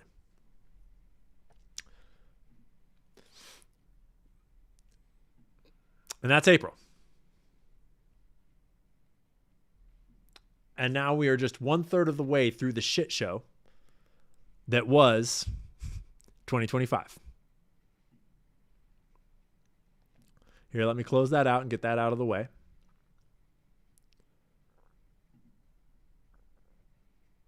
And let me close out March and get that out of the way. And then we'll chill with chat a little bit. We'll take a quick chat break. We got May queued up here. May's got some fun times. And we're starting to get close to where the Charlie Kirk story starts to overlap in hindsight quite a bit. Quite a bit of Charlie Kirk overlap, which at the time we did not realize would be so significant. So let's check in with our supers. Cool. We got one more big one to catch up on here. Happy New Year's, Ian. Silence is complicity. Thanks for all you do. Thank you, Cindy. I appreciate it. Silence is complicity. And I was never very good at it anyways. So, whoops. My bad. Whoopsie daisies. Twitch is over here talking about Larry Loomer. Yeah, facts. All right, let's catch up on some of these ones. Real Bays, we need to start voting with our dollars. You're damn straight. Money rules the world, and money is what changes it. 100%. Ian, have you researched Bibi Netanyahu himself? I've seen stuff about him being born in Poland with a different name. Thank you for all you do. No, I don't believe that Bibi was born in Poland. It was his family is of Polish origin, if I'm not mistaken. Benjamin Milikowski. And I think the far more relevant thing to research about Benjamin Netanyahu is his corruption trials in Israel that he was actually on trial for, and they were heavily investigating, and he was going to prison. Before October 7th, Bibi Netanyahu was on a straight path to prison. And you should watch the documentary called The Bibi Files. And if you don't have time for the full documentary, or you can't find it or don't want to pay for it, I did a whole episode on Candace when I was hosting, all about the Bibi Files, and broke it all down. Because if you don't know about his corruption trial, you might not understand the way that he brought together these extremist far right-wing factions in Israel and the Israeli government that involve Smotrich and Ben-Gvir as the two kind of figureheads there, but all these other politicians that are extreme far right, super like fucked up religious views. And they were his ticket back into power and his ticket out of prison. And then, conveniently, October 7th happened, and there was maybe allegedly a stand-down order. Quote Charlie Kirk.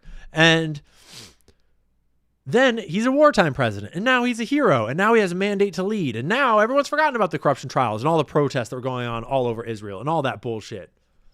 Awfully convenient, Benji. Almost like it's not all an accident. Almost like it's not all coincidences. And yeah, that's the most important part about Benjamin Netanyahu, I think, to understand presently right now, especially if you're in Israel, especially if you're Israeli, is to understand that all the evidence points to, allegedly, Benjamin Netanyahu intentionally allowing October 7th to happen, maybe even orchestrating a piece of it from the back end, intentionally moving troops away from the border, intentionally sending out a stand-down order so that he could create and profit off of this crisis, so that he could divert attention away from his corruption trials, which were very serious, and divert it to there's a threat against the Jewish people. We all need to come together. And now Trump is looking at pardoning him. And Bibi's asking him to pardon him. And we both know that Trump is going to do what Benji asked him to do. Konex, thanks for the subs. Appreciate that gift. Thanks for being here, homie. But yeah, there's all sorts of dirt in Benji's past. Never stop, Ian. Thank you. Jonathan Pollard met in secret with Mike Relaxium guy Huckabee in July, along with David Milstein, who is Mark Levin's stepson. When did Charlie Kirk start to question if IDF had stand-down orders? Yeah. The Jonathan Pollard meeting Jonathan Pollard is one of the most egregious intelligence leaks in American history. A American Jew that defected and spied on us for Israel, gave them a whole bunch of military secrets. The perfect example of the dual loyalty question in action. Dirt all the way down. That's the problem. That's the problem, is this dual loyalty thing unfortunately turns the spotlight back on American Jews, and it needs to be, because we just have so many instances of American Jewish people working on behalf of Israel instead of America. Laura, why did we fire the NSA director, Laura? Just asking questions here. Just curious. Curious what you guys had a meeting about. Josh Cook Sandeats. Thanks for the dono, homie. Appreciate it. Payne Revere. Happy New Year's, Ian. Your thoughts on Jordan Henshaw's analysis of John Bray's mic theory and Jordan's tests with compressed air and squibs? I didn't/don't believe it. But ironically, it fits the fact pattern better than anything else. Yeah. I was not with the exploding microphone theory for the longest time until John Bray came out and described shape charges and put all the little pieces together. And by then we had the photo of the floor of Charlie's car with all the little shattered pieces of plastic. And it all started to come together. And at this point, I think that is the most likely theory that I've seen. I think that exploding shape charge microphone is very likely what happened. And it explains why the blood was weird. It explains why the wound was weird. It explains why the bullet and autopsy are mysterious. It explains why there's a weird black thing that falls from the ceiling right after Charlie gets hit with whatever it is. It explains all sorts of things. The shirt jumping up in 1/30th of a second to be in front of Charlie's face. The necklace flying backwards. If it was a necklace, I don't think it was. I think that footage will come out at some point. Yeah. Maybe we'll talk about that later. Trigger Smart actually did a test with frangible 30-06 rounds that is very interesting that we will look at a little later. Ian, watching you on Tucker, could the website have been created by YouTube is censoring channel name? It rhymes with Fresh Stimulator. I'm trying to think of what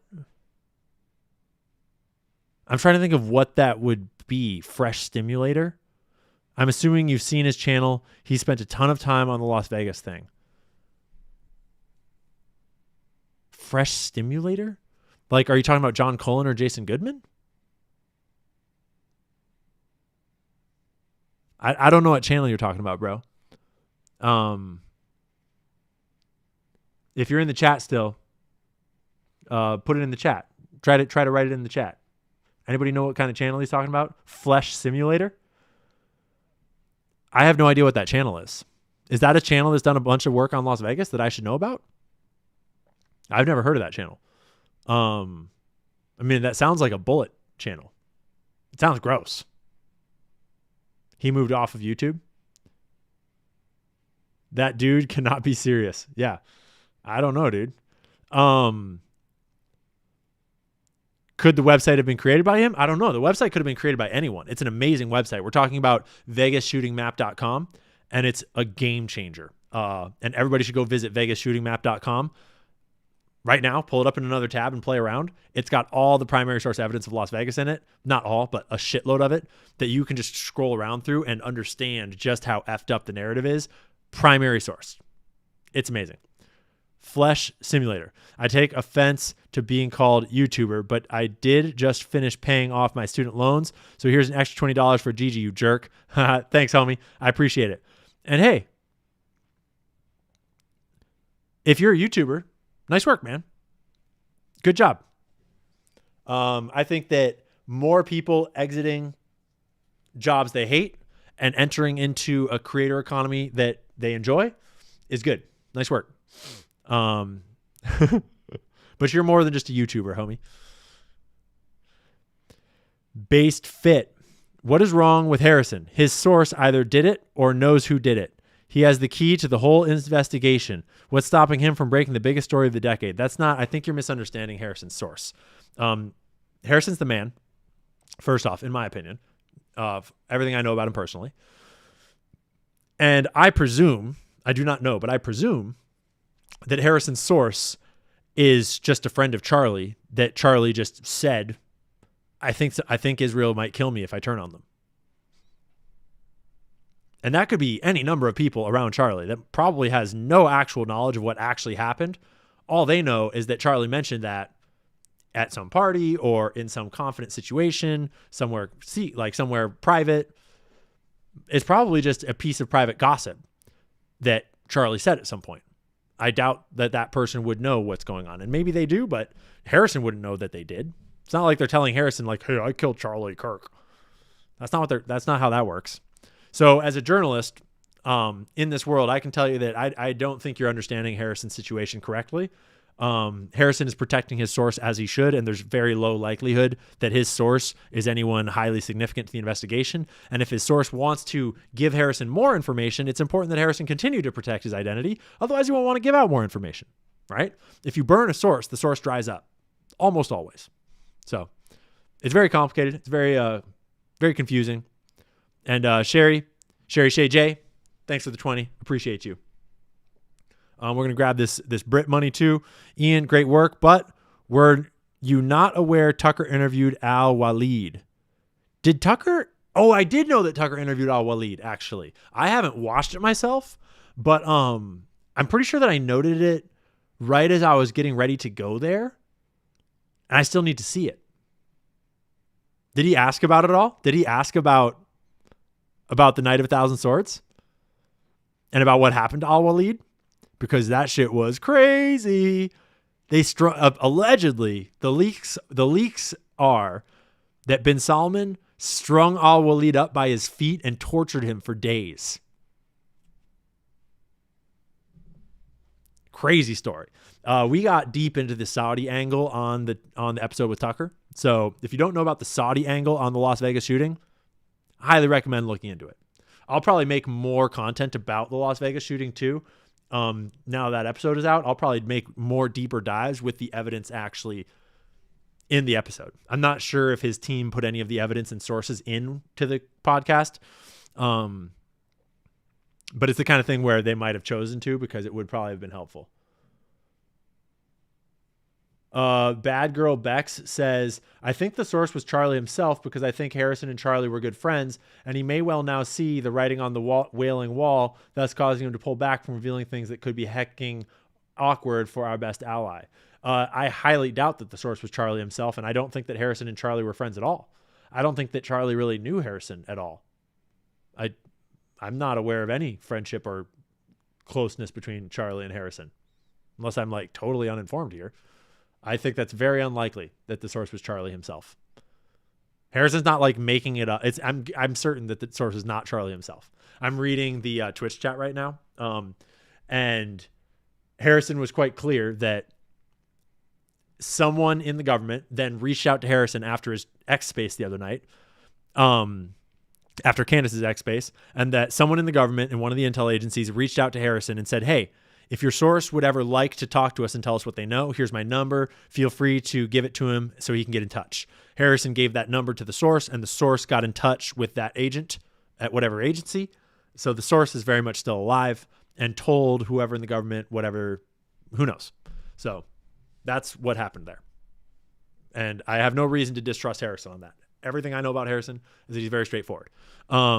I disagree with him on his take on the Candace situation, but I kind of feel how, like, I understand where he's coming from a little bit. And I don't let intellectual disagreements interfere with, where's my cursor? I don't let intellectual agreements interfere with friendships, because that's silly. Who paves over a crime scene? Who grabs all the hospital video? Who promptly sells the hospital vehicle? Who lets Erica keep the phone and necklace? Who believes Eric doesn't know Charlie's text message apps or his threads? Yeah. We have questions. 2026 is going to be the year where we just keep fucking asking questions. We're awake to this madness. We're awake to this shit. We know what's going on out here. We know the drill. We weren't born yesterday. So, what have we made it through? We made it through April.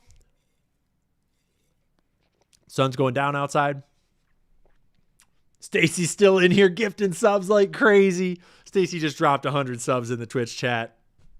Damn, homies. What are we even doing with our lives if we're not being Stacy face? When I grow up, I want to be cool like Stacy. That's crazy. Dude, plot twist, maybe Stacy is Qatar. Maybe Stacy has been Qatar all along, guys. Shit. Stacy, are you Qatar? Are you my boss, Stacy? Because that'd be fucking funny. That'd be funny as shit. All right. May is fun. We're going to get into some fun shit in May here. I really want to start with this funny one, but maybe we should start at the first one. Yeah, we're going to start at the first one. I wonder if I can feed Gigi in the amount of time this is going to take. I bet I can. I bet that I can. Okay, peep this. I'm going to start with a really important clip from my time on Candace hosting her show that is going to give me just enough time to go and feed the Jeej. I don't know if chat is on the screen here, but I'll bring chat in with us in case chat's not on the screen. And it's a 5-minute clip. And so I've got 5 minutes to feed Gigi real quick, and then we'll drop into May with this one.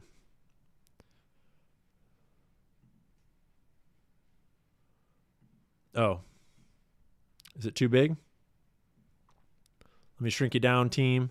Let me shrink you down. Just like that. Boom. Boom. That's what's up.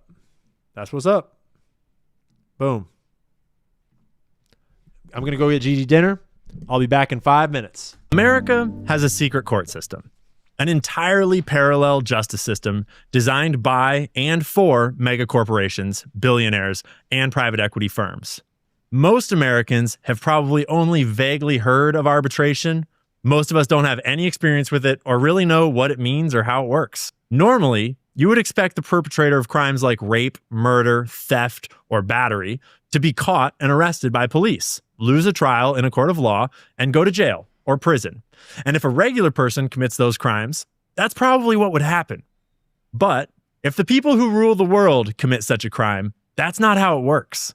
They have a special court system where the judges are not legally required to follow the law, nor are the attorneys.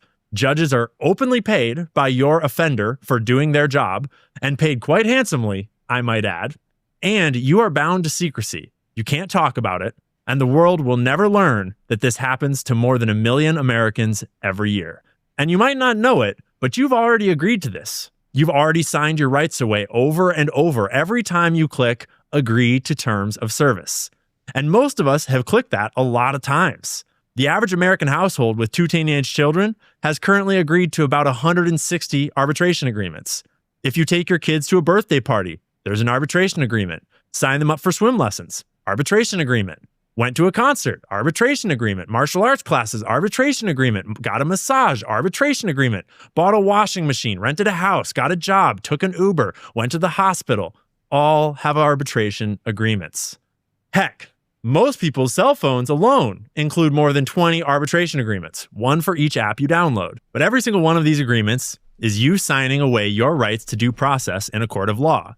And it's becoming so popular these days among corporations and private equity who are buying up so many different parts of our world that now, more and more, as an American, you have rights only if you stay in your house and don't go out to do anything. Except all the things in your house tend to come with arbitration agreements too. And more arbitration agreements are being included in lease contracts themselves. So be sure that nothing goes wrong inside your house either, or you'll wind up in secret court anyways. And if you do happen to wind up in arbitration, just know that an American is more likely to be struck by lightning than win a monetary award in forced arbitration against a corporation. That's a real stat.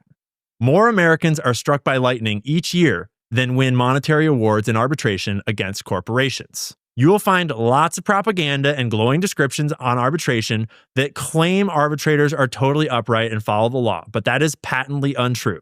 Hence, why you have on average about a 50-50 chance of winning in court and more like a 6% chance of winning in arbitration. This is how Duke Law put it.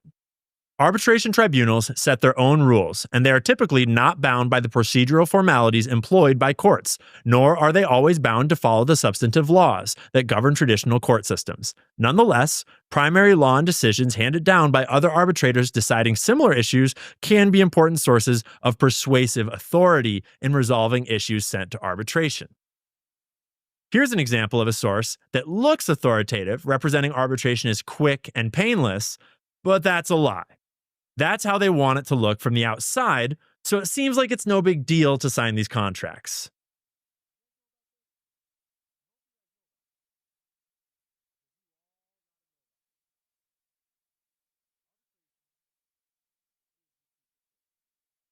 Tiffany Cianci's arbitrations lasted a total of 11 days of hearings, but the proceedings took 2 years.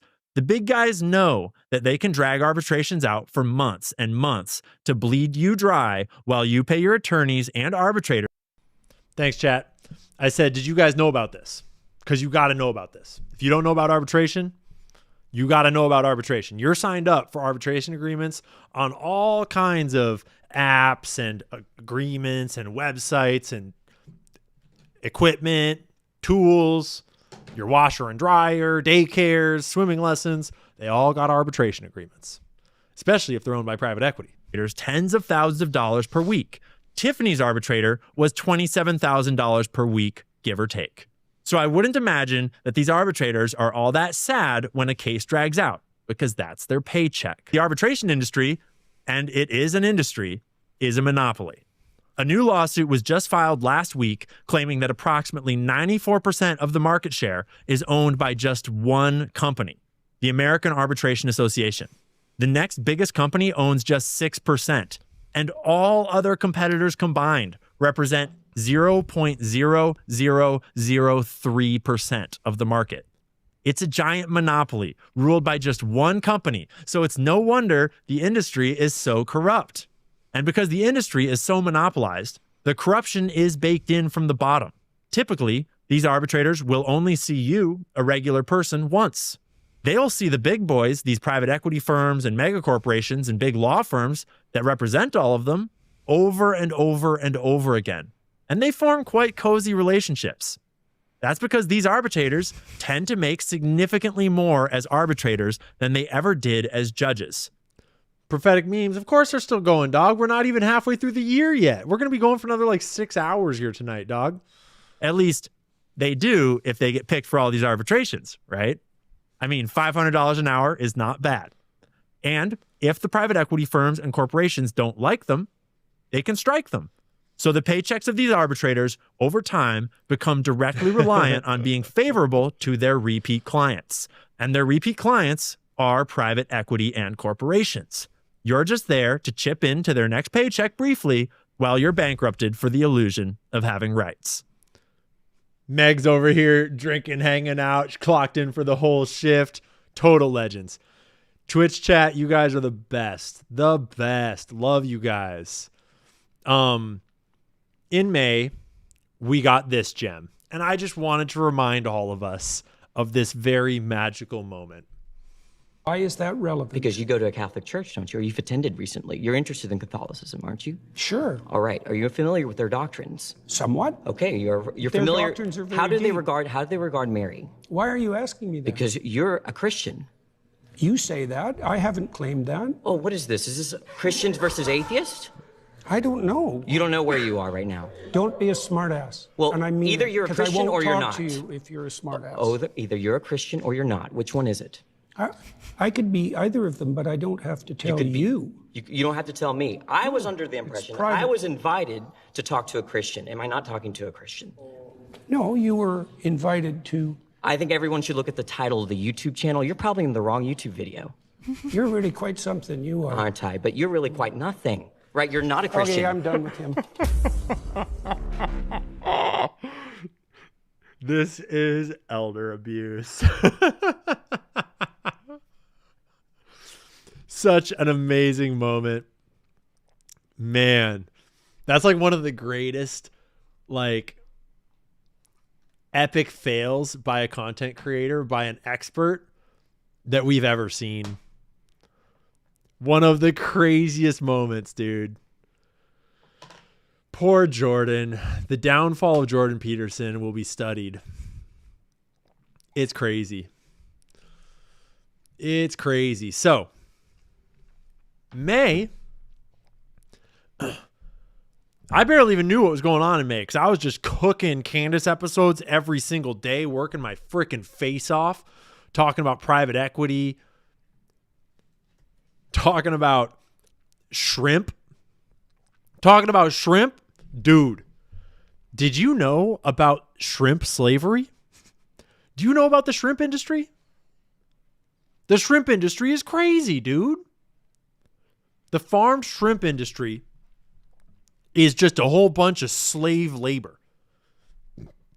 Literally slave labor. Damon, you're eating slave farmed shrimp.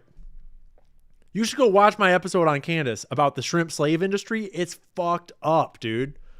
They lock these refugees on boats and beat them if they don't work like 18 to 20 hours a day. And they just keep them on the boats for years and they never go to shore. They refuel at sea. They restock at sea. They beat them if they don't work. They all sleep in this tiny little box. And they're just slaves, literal slaves. And if you look up shrimp industry slavery, there's just hundreds of articles because it's this huge story that no one even ever knows about. But it broke multiple times.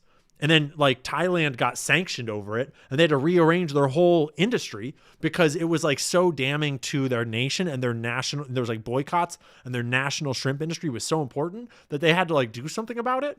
And then all the shrimp slavery just moved over to India and now it's moving back over to Thailand again.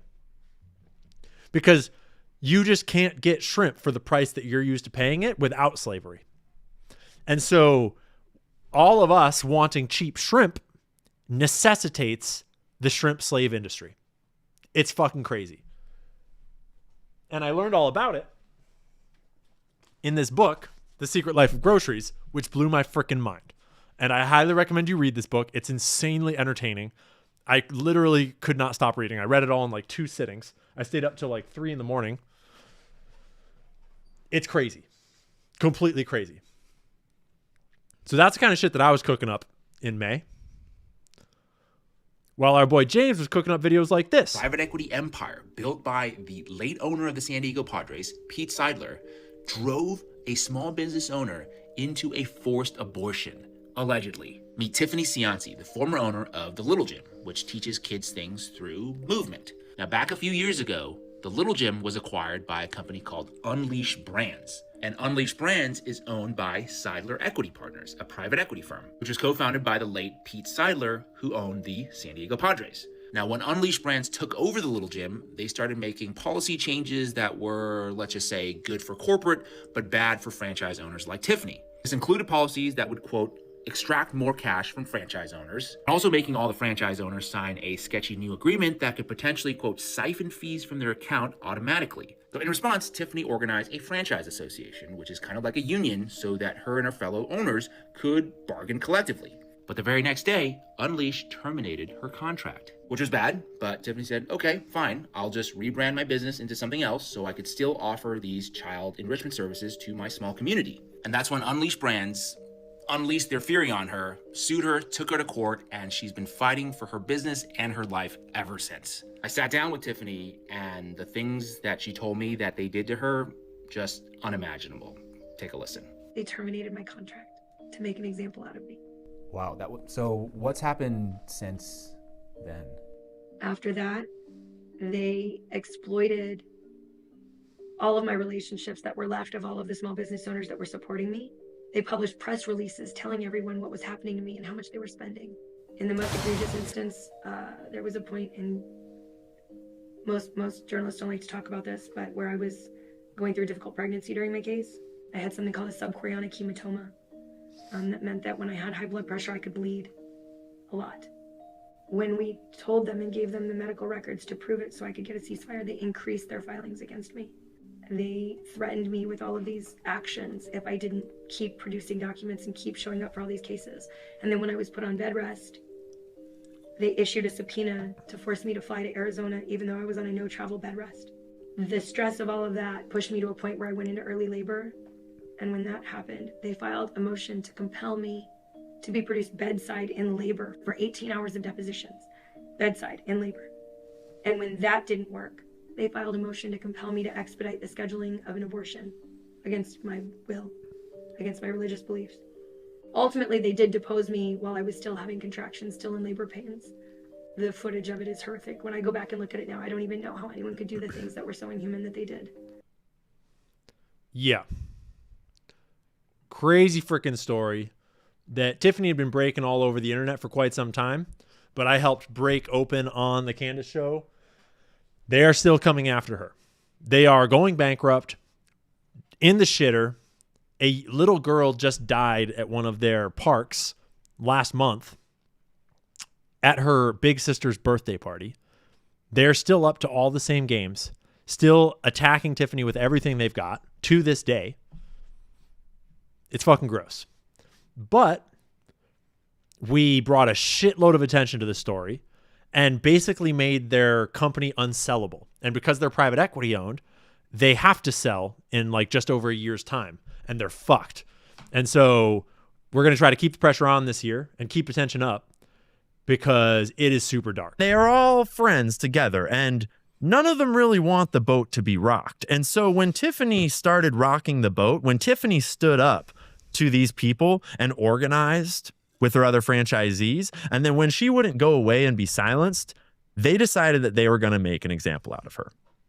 And they have done a number of things over the years, things that are almost unspeakable. And we don't have time to speak of all of them because there are so many. But perhaps the most unspeakable, or at least the most inhumane that was done to Tiffany, was captured in court during one of her depositions. And I'm going to let her speak for herself, but I do want you to know that this is going to be hard to watch, especially if you're a mother. But this is what, if you have a sensitive soul, might be a good time to grab a drink. Happened to Tiffany Cianci. I might also say that there are very likely instances of significant emotional distress related to somebody trying to expedite me having an abortion the day I lost my daughter. Are you seeking that here in this case? I would say yes. And again, are you talking to the recent miscarriage where the parties worked with you to reschedule your deposition? Worked with me? You tried to depose me in labor. You tried to depose me while I was in bed bleeding. I had contractions 2 minutes apart. So no, I would not say you worked with me. I would say it was vulgar and inhuman. I was copied on the emails where you asked that I be compelled. I was copied on the email where you asked that I make sure that I had the fastest abortion possible when my doctor's note said that I was Catholic and meeting with my priest to avoid it. I was certainly copied when you said, you, Miss Six Killer, said that you thought that me bleeding baseball-sized blood clots and having contractions 2 minutes apart wouldn't be too stressful for me in that state, and you thought I should be deposed for 18 hours. This is 2 weeks later, and I am still having contractions, and I am sitting here so that I don't have to see you again. So yes, I would say I was copied, and it was harmful. We would have moved the hearing date out further to further accommodate you. So I apologize. I apologize. We didn't no, get that that's not true. That is not true. When you found out I lost my baby, within 30 minutes of getting the note, 30 minutes of getting the note, you said you wanted me produced for deposition in labor, pre-surgery. I'm going to move to strike. And then you said that you wanted him to order me to have the fastest available procedure in the state of Maryland. And if you'd been in court, you would have been referred for disciplinary action, but we're in arbitration, so here we are. Ms. Cianci. And yes, it was a damage emotionally to me. And I'm pretty sure you're a mom, it would have been emotionally damaging to you. So that's where we wound up, all because did a whole series on it over on Candace and lit these motherfuckers up. And personally, my own opinion is I hope they burn in hell. Because they've done way more than just that. They've stolen whole businesses from people. They've destroyed the livelihoods of families. They've probably allegedly committed fraud based on the documents that I have and I put out. And there's a whole lot more where all that came from. And that's still going on. But it doesn't really enter into the mainstream world, but actually in the back end, in the franchise world, in the private equity world, it made huge waves. And it actually got some motion moving, and it freaked some fucking people out. And it's got some very freaked out emails sent, some very scared letters sent, some money moved around. And actually, it did make a difference, which was very relieving to hear. Tiffany is still under fire. Today's been an There's still all kinds of bullshit happening with it. But very proud of that reporting and very proud to be able to make a difference there and to be able to help and support Tiffany. And if you don't follow Tiffany Cianci, the Vino mom, go and follow Tiffany.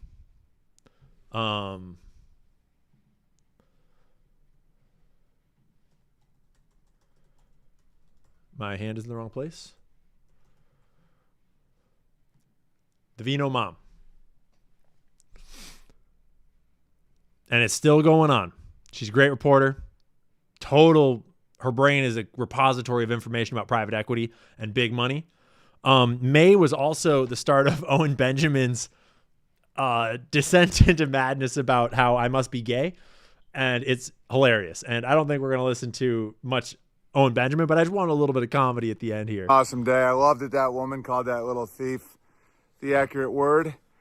By the way, this is a good move to use. If you're ever being like interviewed or something, I don't know why no one's done this. How crazy is it that just saying the N-word, everyone knows what the word is? That's not natural, okay? Where are you at, Right? Owen? Get to the point. Get to the point. Back in 1991, it's not the word. It's like, yeah, you definitely can, right? What if they're 5 years old? Yeah, age shouldn't matter. What if they're autistic? A 5-year-old autist, you get to call him. So that's what's happening right now. It's just, Ian, I see the twinkle in your eye, okay? You're as fucking straight as a dog's hind leg, in my opinion, okay? You're not allowed to say the word nigger, and it's disgusting, right? Oh, it's black rock. Oh, you mean black nigger? Oh, is it African-American rock, Ian? Hey, Ian Carroll, let's all do a video for clicks about African-American rock because they want us divided and not talking about the real issues. Me and Candace Owens. Candace Owens, I think, was netted, trapped, and bought on the safari. You're gonna talk to me about Candace Owens? You know, when her British... No, not really, Owen. I don't think we're going to talk to you about much of anything, but it's hilarious. So we just want a little bit of comic relief here at the end. And it would be the start of a long saga of Owen trying to get my attention by making content about how he thinks I'm gay. And I think it's hilarious. I think at a few different points I've kind of dropped in and been like, Owen, please never stop. This is amazing. I forget his most recent one is that I must have veneers. I have veneers. Even though my teeth are actually pretty fucked up. But whatever floats your boat. So that's May. And we're going to double up. We're not going to drop into the supers right now. We're going to go straight into June. And then we're going to get back into the supers after June. He saw my twinkle. I better watch out. Yeah. Yeah. It's a crazy place out here on the internet. You got to watch out. You got to keep it safe. Let me just do some reloads of some pages. Oh, that's not the page I want. That's the page I want. That's the page I want. That's the page I want. Oh, there's the page I want. There's the page I want. Hey, have you guys heard about the Buyer app? Have you guys heard about the Buyer app that you can download for free right now on the App Store or Google Play Store onto your telephone? Created by yours truly and my two buddies with no outside money, no advertising dollars, no investment, no private equity. And it's just free for you to download and scan any product in the grocery store that you want and find out if it's owned by a mega corporation or if it's owned by private equity or if it's owned by any of these rich assholes that don't care about you and just want to take your money and poison you. because it'll help you support family and founder-owned businesses. It'll help you find products that are actually made by real people like you and me that actually care about you and actually care about their consumers. And if you wanted to go and download the Buyer app and scan all your products for free and figure out where your money's flowing to, it would give you a lot more power in the markets to make informed decisions and decide where your money's going to flow, decide who you're going to support, and decide what's going to go into your body. There's all kinds of other features in it. It's available now. We're super proud of it. We developed it all year long, and it's our gift to you to hopefully help regular people make more informed decisions and take back a little bit of your buying power from the corporate cabal. So that's my ad drop for the day. That's my ad drop for the section here. Thanks for the support. Thanks for all the love we've gotten on the Buyer app. It took a lot of work. Very proud of it. And if you've been following for a long time, you know that that is the culmination of all my time on TikTok, of all my time in the grocery stores, of like the whole first year and a half of my thing was kind of the grocery stores and exposing who owns all the products in our lives. So very proud of that. Very, very proud.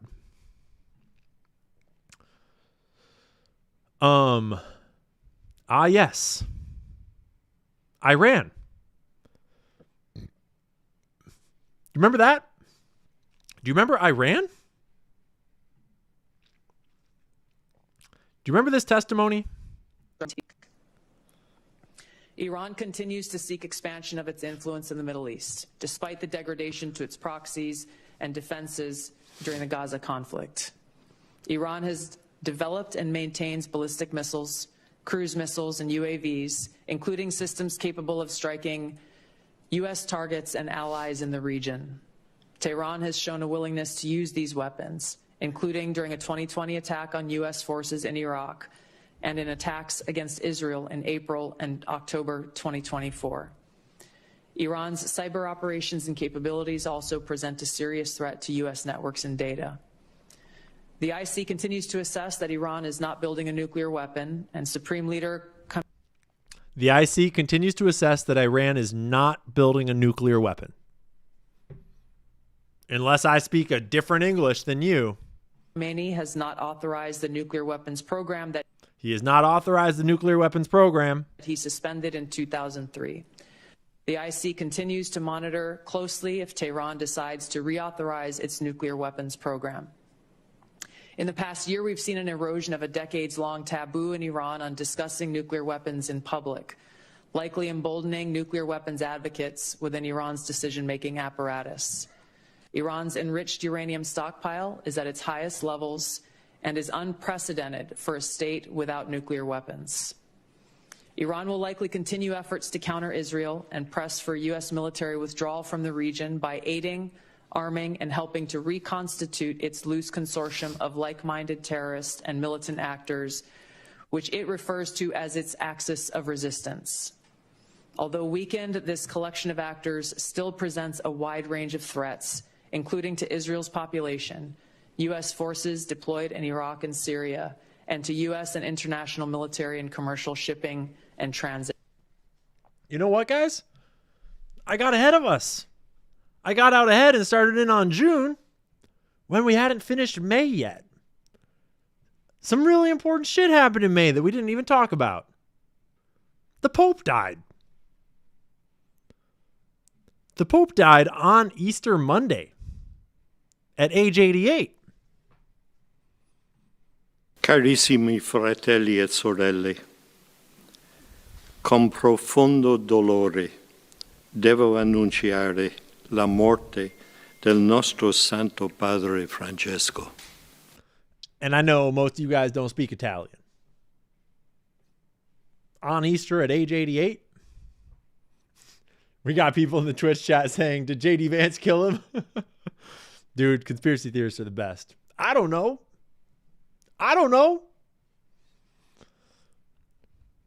But I know that the Catholic Church is very significant. And they got a lot of power. And they got a lot of secrets.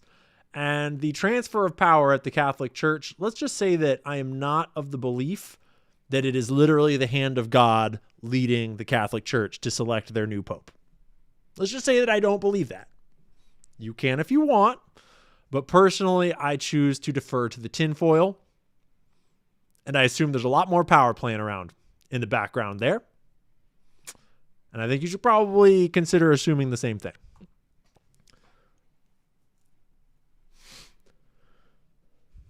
This reporting is from November, but it's looking back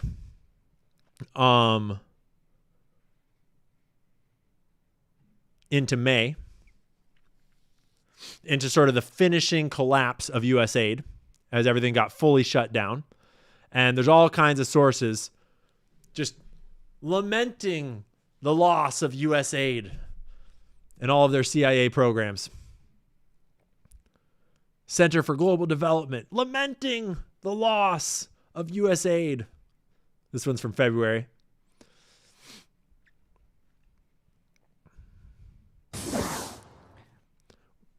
More developments all throughout the year. Last year, we had these ceasefires in Gaza and then the breaking of the ceasefire. We had these hostage deals and then these reneging on the terms. We had famine and then, no, there's no famine. We had aid it let in and then then we don't let them in. We had all these reneges. Thanks for joining us for CBN all News. Watch throughout. from Graham.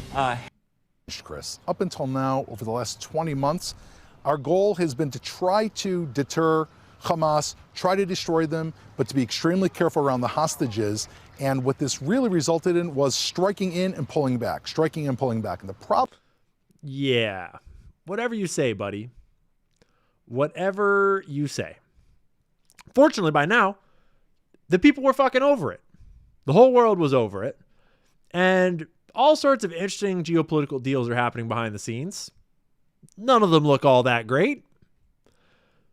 If you've watched my episode with Tucker Carlson about Las Vegas, you have a little bit of context about possibly why the relationship between the Trump family and Mohammed bin Salman, Crown Prince of Saudi Arabia, might be so close.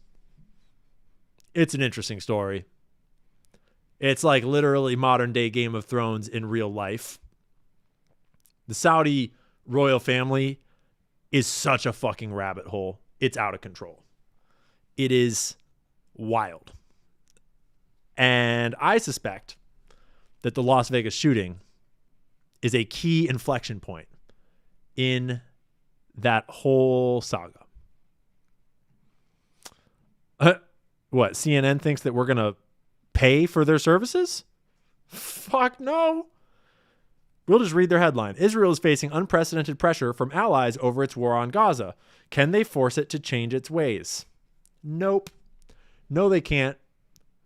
Genocide was promised to them 3,000 years ago. May was also the month when we got the Elon Musk Scott Bessent fight. It happened in April. The reporting kind of came out in April and into May. This is also when we had the Elon Musk black eye conspiracy theories. They apparently came to blows. Whatever that was all about. It was two billionaire middle-aged men thinking it was WWE in the halls of the West Wing, one witness said of the argument last Thursday. Bessent's net worth is actually only $520 million.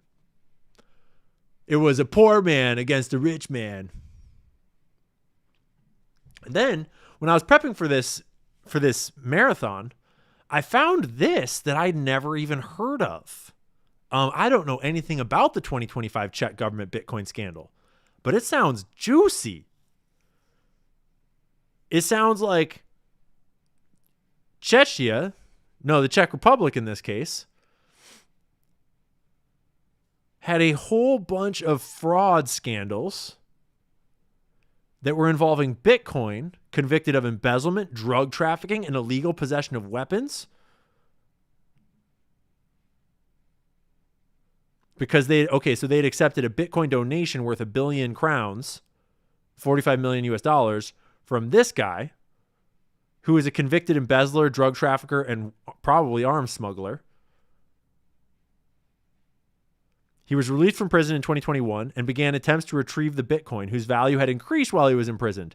In 2023, he enlisted the help of a lawyer acquainted with the justice minister to help get back the electronics containing the Bitcoin wallets, which had been seized in 2016.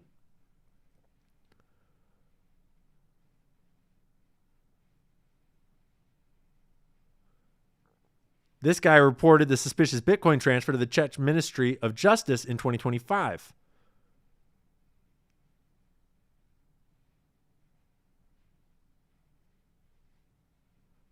And although they had been made aware of the illegal nature of this Bitcoin, they still continued to provide instructions a few days later. Interesting.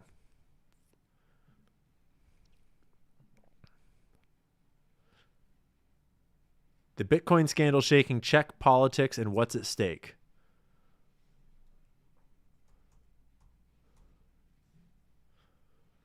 Czechia's government is currently embroiled in a scandal that could significantly impact its chance of winning the next general election, which is just 4 months away.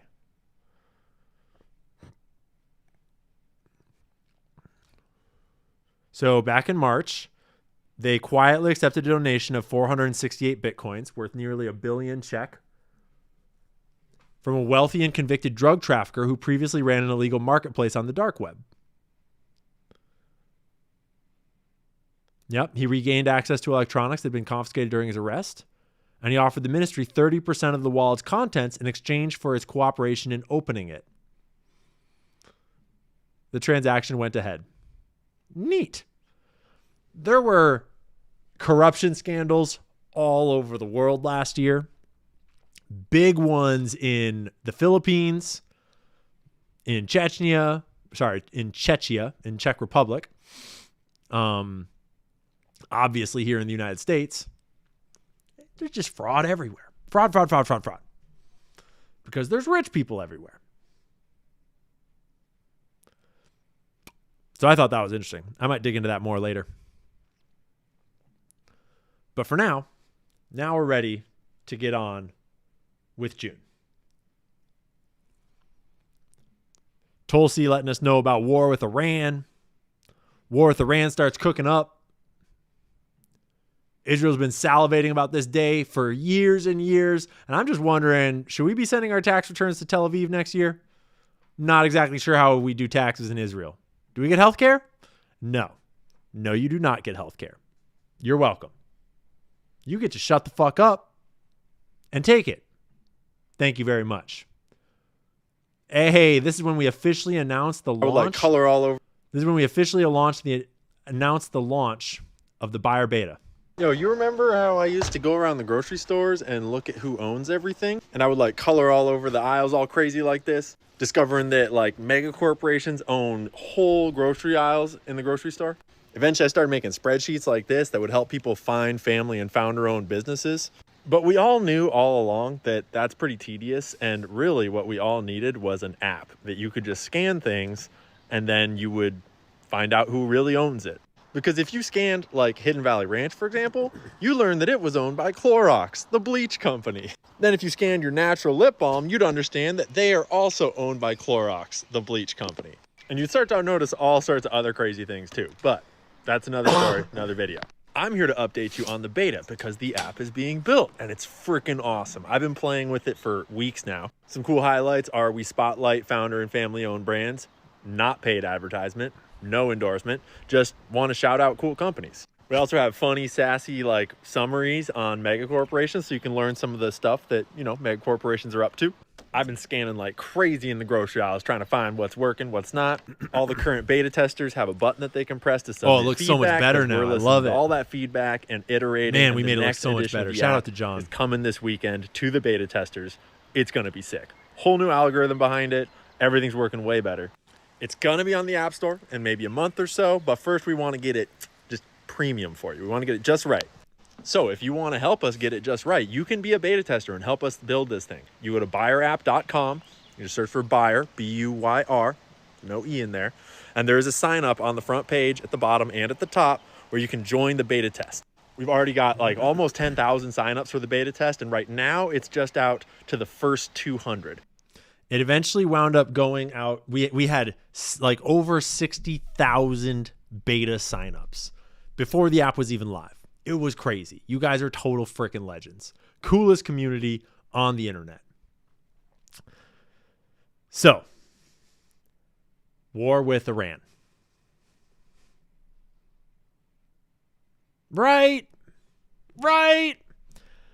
Do you remember who it was that apparently marched into the Oval Office and told Trump not to do it?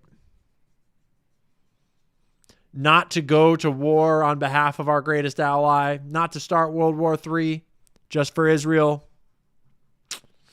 Yeah, we didn't know at the time, but it was Charlie Kirk. And Israel has been waiting for this moment for a generation. Bibi Netanyahu has been talking about trying to go to war with Iran since I was a child. Literally. And now is their moment. Now is their chance. Now is their only chance, maybe. It has to happen. They have to do it. And if you've been following the reporting lately, just in the last month, they're starting to rumble about it again. Now that all the Epstein files are coming out, now that Trump is getting a little implicated, coincidentally, now he's rumbling about threatening war with Iran again. Obviously, because Iran is provoking it. Right? Very proud of this video. This is the first time that I did my own multi-camera setup. Learned a lot from Candace Owens. Look at us now. Now we're just doing it simple, streaming. But yeah, we smelled that bullshit from a mile away. We know about the clean break report. We know about 9/11. We know about the war on terror. That was all about terror, obviously. Oh. June also gave us this absolute frickin' gem of a moment. How many people live in Iran, by the way? I don't know the population. At all? No, I don't know the population. You don't know the population of the country you seek to topple? How many people live in Iran? 92 million. Okay. Yeah. How could you not know that? I don't sit around memorizing population tables. Well, it's kind of relevant because you're calling for the overthrow of the government. Why is it relevant whether it's, because, it's 90 million or 80 million or 100 million? Why is that relevant? Because if you don't know anything about the country... I didn't say I don't know anything about Okay, what's the ethnic mix of Iran? They are Persians and what predominantly Shia. Okay, this is cute. It's not okay. even... You don't know anything about Iran. So okay, actually, I am not the Tucker Carlson expert on Iran. You're a senator who's calling for the overthrow of the government. You're the one who don't know claims anything about the country. No, you don't know anything about the country. You're the one who claims they're not trying to murder Donald Trump. You're the I'm one not saying that. Who can't figure out if it was a good idea to kill General Soleimani, and you said it was bad. You don't believe they're trying to murder Trump. Yes, I do. Because you're not calling for military strikes against them in retaliation. And if you really believe that... We're carrying out military strikes today. You said Israel was. Right, with our help. I said we. Israel is leading them, but we're supporting them. Well, you're breaking news here because the U.S. government last night denied, the National Security Council spokesman Alex Pfeiffer denied on behalf of Trump that we were acting on Israel's behalf in any offensive capacity. No, we're not at all. bombing them. Israel's bombing them. You just said we were. We are supporting this is Israel. High stakes. You're a senator. If you're saying the United States government is at war with Iran right now, people are listening. Okay. Whoopsie daisies, Ted. Whoopsie daisies. If we're at war with Iran right now, this is important. People are listening. We're on TV. No media training, Ted? That was an amazing interview, by the way. We're not going to get into all the clips about Christianity and the Bible and about God's chosen people and about how God will bless those who bless Israel. Believe it. But oh boy, was that a wonderful moment. A wonderful moment from last year. And yeah, we wound up doing surgical strikes on Iran. It's a little murky as to what actually got done there, as to actually how much damage was done there. But one thing we all learned for certain is that Israel is not invincible. We all watched Tel Aviv get bombed last year. And I think it woke Israel up to the realization that they can't do this on their own. They can't do this without us. Right? You remember that? Do you remember watching missiles rain down into Israel? And them screaming about, oh my gosh, you're attacking civilians. It's like, yeah, maybe if you don't build your military installations underneath your cities, like you accuse terrorists of doing, maybe then the people that you bomb wouldn't be forced to bomb you back. And we learned a lot that week. And I can't help but notice that after that, we watched the propaganda campaign multiply by 100. Well, by 20, because they multiplied the propaganda budget times 20. Because it turns out that they cannot defeat their enemies without us. Turns out that they are actually just a tiny little nation with a bunch of money and lawyers, but that doesn't really help when you actually pick a fight.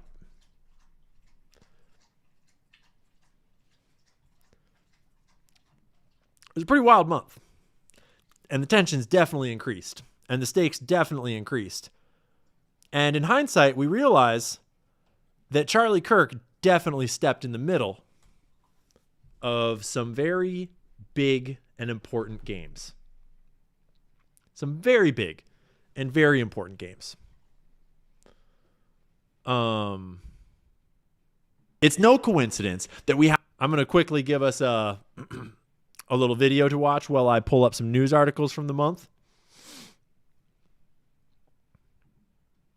Have the world's largest blackmail ring being run by Israel. And we are passing speech laws to stop people from criticizing the government of Israel, not our own. We have a massive unregistered lobby in our government working on behalf of Israel. We have dual citizens with Israel peppered all throughout our government. We give more money and military aid to Israel than to any other nation. Even when Israel embarrasses us on the world stage and goes against our president's apparent orders in war times, or peace times, but just bombing people, our politicians and president go along with the cuckery, all competing for who can get Bibi's dick further down the back of their throats. It is no coincidence that for decades now, criticism of Israel has been a career-ending sin for anyone in the media or the government or finance or really any position of power at all.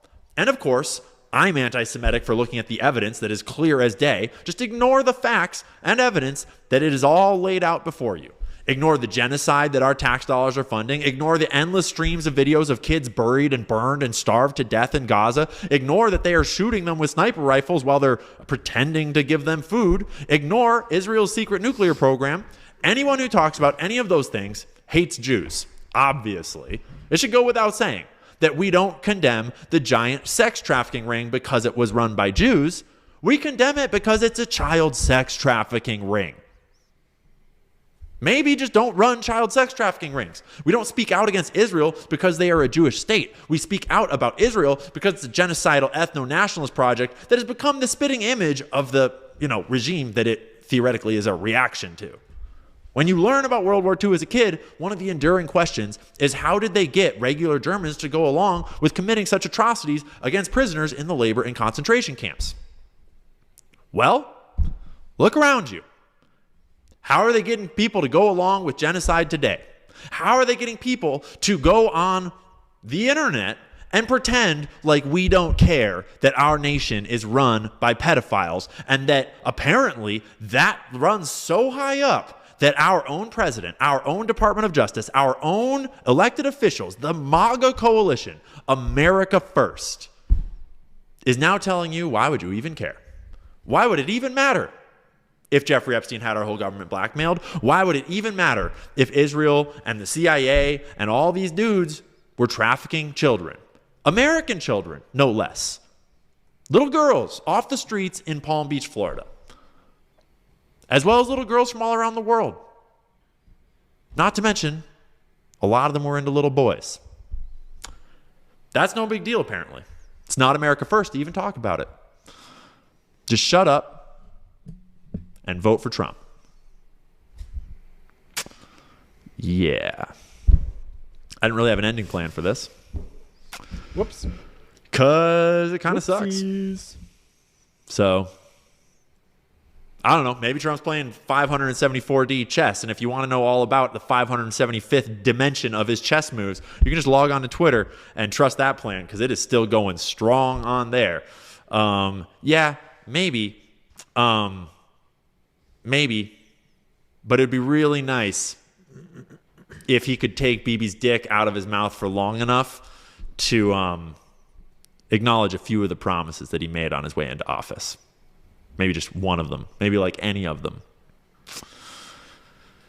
Because unless we get some of that, it pretty much just looks like We're all paying taxes to pedophiles.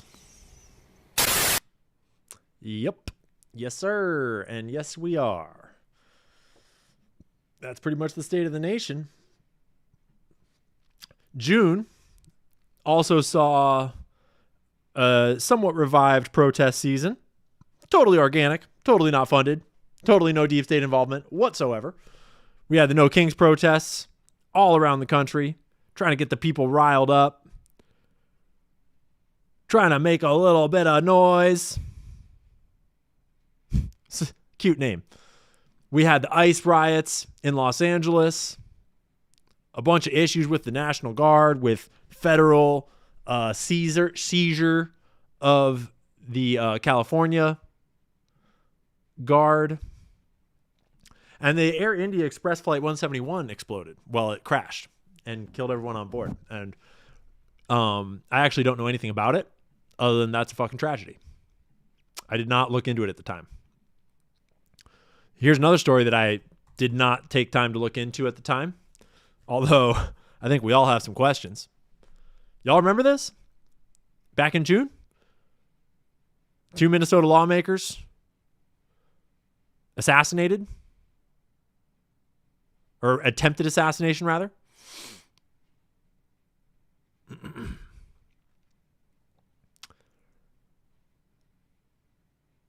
Yeah, they were shot and killed, right? I was like, what? Okay. I'm not sure why Tim Walz referred to it as an attempt. I got confused there for a second. I'm like, am I misreporting here? I'm pretty sure they did get killed. Yeah, they were shot and killed in their home.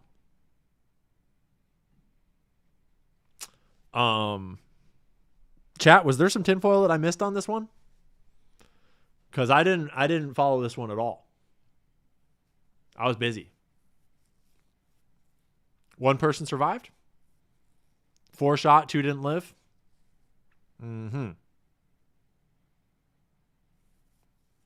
Yeah. Yeah, she voted on a policy. Well, that's so informative. Yeah, it kind of seems like everything was swept under the rug. I don't know if I'm ever going to get time to dig back into it, but seems a little sus. Seems a little sus. June was also when Mamdani won the primaries. And rumbling started to happen. And I think this was actually Mayor of New before York June. is always considered significant. Where would you go first? Left to right, Ms. Adams. And let's be clear. I don't support Mamdani's policies. I don't support Mamdani's fucking political campaign. Fuck that. I don't care.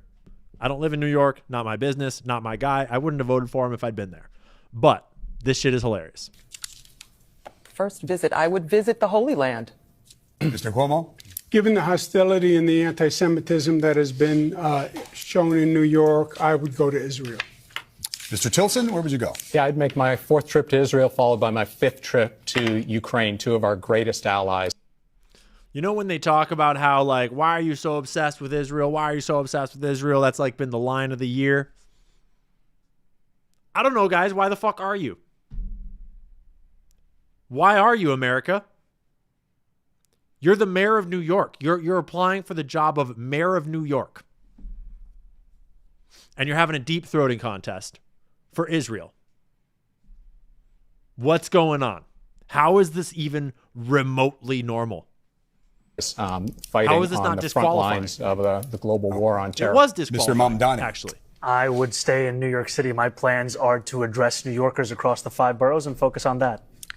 To be fair, honestly, if I had been in New York and had been able to vote, that answer alone probably would have been enough to be like, that's the only person I can vote for. I literally can't vote for any of the other candidates because none of them are here to run New York. They're all here to do some deep throating. They're all here to kiss a wall. 4th and 5th. Yes, you heard that right. Mr. Mamdani, can I just jump in? Would you And then they're all like, visit oh, no. Israel? As mayor? I will be doing, as the mayor, I'll be standing up for Jewish New Yorkers, and I'll be meeting them wherever they are across the 5 boroughs, whether that's in their synagogues and temples, A damn good or answer. at their homes, or at the subway platform, because ultimately we need to focus on delivering on their concerns. And just as we've yes or seen, no, do you believe in a Jewish state of Israel? I believe Israel has the right to exist. Not As a Jewish state? As a state with equal rights. He won't, Okay. he Not won't as a say it Jewish has state. a right to exist And as a he Jewish won't state. say Be it. very And his answer was no. He won't visit Israel. I said that That's what he was trying to say. No, unlike No, you, I answered. Unlike you, I never answered said questions no. very- He's an anti-Semite. He hates the Jews. That really did happen. That really did happen in America. Say the words, Mayor. Say the words, ma'am, dammy. Say the words. Pledge your fealty, ma'am, dammy. Pledge your fealty. Bend over and say thank you. Like, really, guys? Is this really America right now? Yeah, is this the United States of America or what? Like, come on. Come on. And you were wondering why anti-Semitism is rising in this country? This has been the story of 2025. This kind of shit happens, and Americans are like, what the fuck was that? And then they're like, oh my gosh, anti-Semitism. Gee, I wonder why. I wonder why. It's a mystery. I guess we'll never know. I guess we will never know why Americans just hate Jews so much. Because obviously that's the problem. It's the hatred. They obviously you hate them. There's no other possible explanation for why Americans would want the mayor of their city to actually care about their city. It's like, what? Do you hate Jews? Is that why you don't want your mayor to leave your city and bow down to a foreign power that has nothing to do with your city?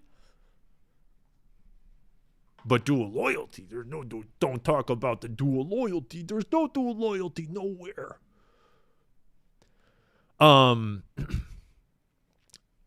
May of 2025 was also the Gaza Freedom Flotilla shit going on. In June, it was captured, I believe. You know, whatever. I don't know what to make of that. Kind of feels like a publicity stunt, but hey, whatever. They got some attention on some stuff. Whatever it is. A whole bunch of June was also when the killing of Palestinians at the aid distribution centers blew up, as in like hit the news. And everyone started talking about how fucked up the aid distribution centers were. If you remember. Yeah, there's no dual loyalty. There's only loyalty to one, and it's not the U.S. Yeah, exactly. And I just thought I'd mention that in June, the Bilderberg meeting met, again, quietly. Pay no attention. Pay no attention to the man behind the curtain. Playing with strings and shit. Probably nothing. Probably nothing. They probably just had some cocktails.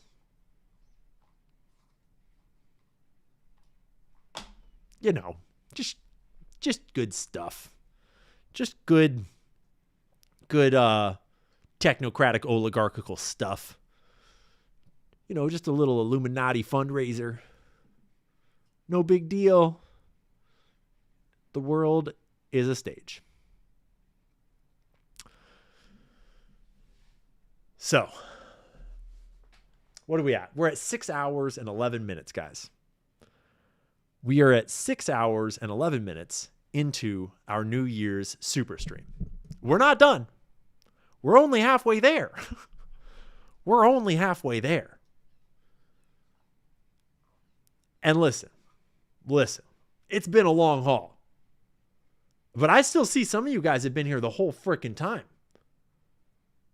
I see Dudich is still in the chat. I see Meg Strad is still hanging, going strong. Meg is here for it all night long, bitches. You're dang straight.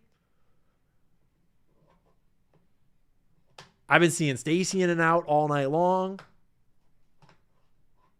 I've been seeing Real Bays hanging out. Long time. A bunch of you legends are still in here. Y'all are crazy. But if there's one thing that I really enjoy, it's doing something for a stupidly long time for no like a special reason other than just to fucking do it.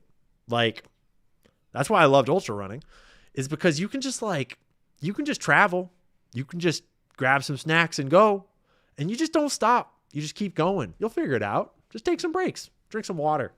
No big deal. In this case, we'll have a little bit of cider and we'll just keep rolling. I'll have a little more sushi for dinner in a couple of months, so to speak. And we'll just keep rolling until we get it done. I can hear Gigi's killing a toy downstairs. It's squeaking. We're just here to party. It's 2026. And the world's burning down. And our whole government works for Israel. So what else are we going to do other than party and talk shit all night long? Right? So, thank you all for being here. Thank you all for your wonderful support. Thank you all for your wonderful supers, your chats, your subs. Thanks for paying attention to our wonderful world. Let's catch up on some of these super chats real quick. Let's hang out with the chat for a minute. Let me just bring it over here. Expand it out. And drop into the super chat. We got to just go up and check. We got some big kids dropping in here up at the top. Great episode with Tucker. Really enjoyed it. Thanks, Zeta. Thanks, Zeta Lamb. I appreciate that. I was very proud of it. I thought it was a lot of fun. And it was really cool because when they called me about it, I was kind of expecting it to them to sort of be saying, hey, we should talk about like current events, so to speak. And then when they were like, Tucker wants to talk about the Vegas shooting. I was like, oh, interesting. I haven't looked at that in a long time. That'll be fucking fun. And I went and I started rebuffing and kind of re-digging and re-picking up the story. And I actually dug even deeper in some of the angles that I hadn't dug into before. And it was just a lot of fun to kind of dive back down that rabbit hole and try to unpack all that madness again. And I thought it became a really interesting conversation that we went very deep into. Tucker is good at just sort of like asking the right questions and then just like letting you run in the directions. And I think we ran. Yeah. Thanks. Great episode with Tommy friggin' G. Tommy G is a legend. I love that guy. Love his whole team. Super fun dude. Super nice. And we always have a ton of fun when we hang. And he's got more projects coming out that we collaborated in a little bit. But that podcast was a lot of fun. We got pretty heated in that podcast. We went pretty deep with the Tommy G podcast for sure. 7 Sheets. Fuck yeah, Ian. If not you, then who? Huge respect. Been with you since the shampoo vids. Got buyer. Free speech. Above all, keep going. Hell yeah. If not you, then who? That is literally the story of my whole story. Is I was a GameStop investor that was just sitting around waiting for something to happen, and eventually I was like, no one's making videos about this out in TikTok. Like everyone's watching TikTok, and no one from this Reddit shit is out there telling them what's going on. And like someone's got to do it, right, Cheech? And eventually I was like, F it. I can make a video. I'll do it. And then I realized that I actually couldn't do it because I wasn't smart enough, so I had to get smarter. So I just started making videos. Because if not you, then who? Right? It's crazy what you can do once you just start doing it. So thanks for the hype, homie. I appreciate it. Homie, you misread my last super. Check out Jordan Henshaw. Barron mentioned him yesterday. He has videos actually demoing John Bray's theory. Oh, and they are good vids, homeboy. Check him out ASAP. Oh, is he the dude that's plugging a tube into a paintball gun? Is he the guy plugging a tube into a paintball gun and trying to replicate the necklace thing? Because I think I've actually seen those videos. Jordan Henshaw. Yes. So, interesting. So now he has moved on to the exploding microphone theory. That's cool. Because I was watching his videos before where he was looking at the necklace physics and how to like replicate those necklace physics. And he was kind of on this other train of thought. And I was like, damn, dude, you're like so close, but not actually on what I think is happening here. And so I'm stoked to watch this now. to watch this because he's like testing ideas. So here, real quick, I'll flash this channel on screen here. Jordan Henshaw is who you're talking about. Drop that subscribe, give him some love. He's putting a lot of work into this, and this is the video you must be talking about. And I am very curious to see what he does here. Obviously, he's looking at the mapping of John Bray. It almost looks like he's using the same algorithms too. That's going to be interesting. Hell yeah. Let's go, dude. Good work, Jordan. That's sick. Cool. Yeah. Thanks, homie. Thanks for the tip. Throwing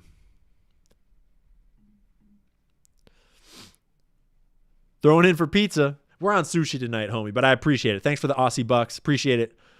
Pete's Tronic. Thanks. I appreciate it. Pete Stronach. John. Thanks, Ian. I think there's more than enough corruption to stop participating. None of these pieces of shit have any integrity to trust them, nor legitimate authority to respect them. It's war against us. Fight back. It really is. And they really think of you as expendable. They really do think of you as just a way to profit, just a tool to be used and discarded. And it's fucking gross. It's gross. And yeah, it's time to fight back. They're treating you like you're expendable. So you better take it seriously. Keep up the truth, brother. Great chat with Tucker about the Las Vegas mess. Also, you should change the name of your Webb app to Receipt Web because it brings up instant receipts. Yeah, but Webb is just catchier. And shout out to Gary Webb. But yeah, it does bring the receipts and it's fucking cooking. And we've been cooking it up even better. And I cannot wait to give it out to everybody. I'm especially stoked to get it in the hands of a bunch of my friends, my journalist friends, so they can test it out and see how well it works for them and see what features they suggest for it, because the sky is kind of the limit. I love that aspect, is building the tools. I'm so obsessed with it. Thank you, Ian, for your dedication to investigative journalism. You are the GOAT. Your perspective on having intellectual disagreements with friends is something I admire you for. Thank you. I mean, it's just the human angle, right? It's just like, right? Like it seems very obvious. It seems very basic. But maybe it's also lessons learned over time of learning how to, articulate things in ways that are careful, that keep, feelings out of it and emotions out of it and keep it more direct to the point, keep the ideas in the middle and the people as just people. And I think a big part of it is that a lot of people in this industry, a lot of the little bitches in this industry, don't have their emotions in check because they're just big children, or they've got skeletons in their closet, or they're not legitimate, or they're playing games. And that gets people heated. That gets people angry. That gets people emotional and riled up. And you just keep your cool. Just calm the fuck down, guys. Just everybody calm down. It's not a big deal. It's the internet. So yeah, I appreciate it. Baze, thanks for another one, bro. Good to have you here. Did you ask Candace why she didn't call out Erica's lies, especially about Charlie's text to Dan Flood and Andrew Colvett? I felt like Candace missed a big opportunity to officially call her out as a liar. Your thoughts? My thoughts are that when Candace spoke to Erica, she got zero benefit out of putting Erica on the defensive because it wasn't public. It wasn't on video. There was no record of it. So there wasn't any use in getting Erica to shell up. In that instance, the best thing you can do is get her talking and get her to be because then she's putting things on the record. Even if it's not on camera, it's on the record with you. And so the best she could do is just get Erica to speak on everything she could get her to speak on. It's like having a witness on the stand. And what you want is for them to just start talking and not plead the fifth. But if you start coming at her super hard, she might start pleading the fifth. She might start treating you as a hostile interrogator, and you might not get as much on the record, right? And if you watch Candace's style is very much informed by the potential pitfalls in this industry, the potential traps. And she's learned over time, as I'm learning, as we're all learning, that in the long run, you're better off not trying to push any one theory. You're better off not trying to commit yourself to that must be right, but instead just asking a lot of questions to get as much on the record as you can, because then they trap themselves in their own maze of lies. And we are seeing a whole lot of lies all spread out that just don't compute. When you put 2 and 2 together, they just do not compute. And everything that comes out of Erica's mouth just makes it compute less and less and less. They're running into you, Y-Day, at the taco spot. What's up with Nick? I think what you're saying is you're the homie that ran into me yesterday at the taco spot. It was good to see you, homie. It was good to meet you. That was cool. I was out getting tacos and a homie was driving by and was like, yo, Ian, we're watching you right now in the car. And they got stopped and got out and said hi for a second. And it was cool. Total homie. I think that's what you're saying.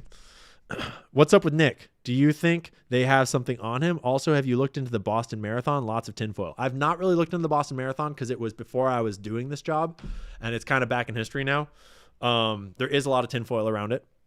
There was, what was it? I think there was bomb threat drills being run the day before or something. Awfully suspicious. But what do I think is up with Nick? I don't know. But I know it's weird. I know it's super weird. And everyone has always had a lot of suspicions about Nick. And I personally was always like, whatever. But it was once I gently nudged him about his stance on Charlie Kirk, and the response that I received was weird. Super weird. And his silence on the whole thing, he realized he was fucking not getting it done. And his every response he gave just dug his hole deeper and deeper. He literally made a response like, you're retarded and I know what's up. And what's up is that the skin ricocheted the bullet. He literally cited the grapey guy, the French guy, whose theory is that it didn't hit the bone. The 30-06 bullet bounced off of Charlie's neck skin. It's like, Nick, what the hell are you doing? And so it's like, I'm not going to speculate on Nick's skeletons in his closet or on what might be going on with Nick, other than to say you should think really carefully about who you get your information from. And you should not just trust me. You should not just trust Nick. You should not just trust any one person. You should think for yourself very critically. And to me personally, anytime that someone tells me that they're right and only their way is right and that they're the guardian of information, they're the gatekeeper of information, they're the only true opinion and everyone else is lying, that's a red flag. That's a red flag to me. And especially when it comes to Israel and someone who's like anti-Israel being like, I'm the only one that can say what we against Israel are going to think. Red flag. Huge red flag. Sorry, bro. No. Nope. Ain't no one the arbiter of what we're supposed to think about Israel or the Jews or any of that shit. No, sir. Think for yourself. Come up with your own ideas and think very critically. Because I can't think of any space that more desires a controlled opposition, a controlled opinion space than Israel. And I'm not saying that Nick is that. I'm saying that Nick should know that. And for Nick to run the talking point of ain't no interlopers coming in here to tell us how to think. We all think this way. We all think this way about Israel and about the Jews. And you can't stray from that. Yeah. That's either a cult or it's controlled opposition. But it ain't free thought, it ain't intelligent, and it ain't a good move. So that's what I think. Is think for yourself and don't trust anyone on the internet. Just think for yourself. Las Vegas shooting, taxi driver footage. Search for it at the Internet Archive, timestamp 45 seconds to 105. Should be quite self-explaining. Fuck lies. I'm not sure which taxi driver footage you're talking about. I have seen some pretty interesting taxi driver footage from that night. I'll double check and make sure I know what you're talking about. Thanks for the Euro bucks, homie. I'm going to see if there's any other big ones up there to catch. One more for Gigi. Damn, Gigi's eating well tonight, Stacy. Stacy's out here funding filet mignon for the Gigi. Hey, Gigi, Stacy just bought you filet, dog. Yeah, we're going to go get you some fresh filet when the stream is over, baby. Yeah. She's getting bored over here. She's like, Ian, come play with me. Here, Gigi, we'll get you a treat. Here, Stacy, we'll tide her over with some liver, with some desiccated liver treats. Gigi, go lie down. Go.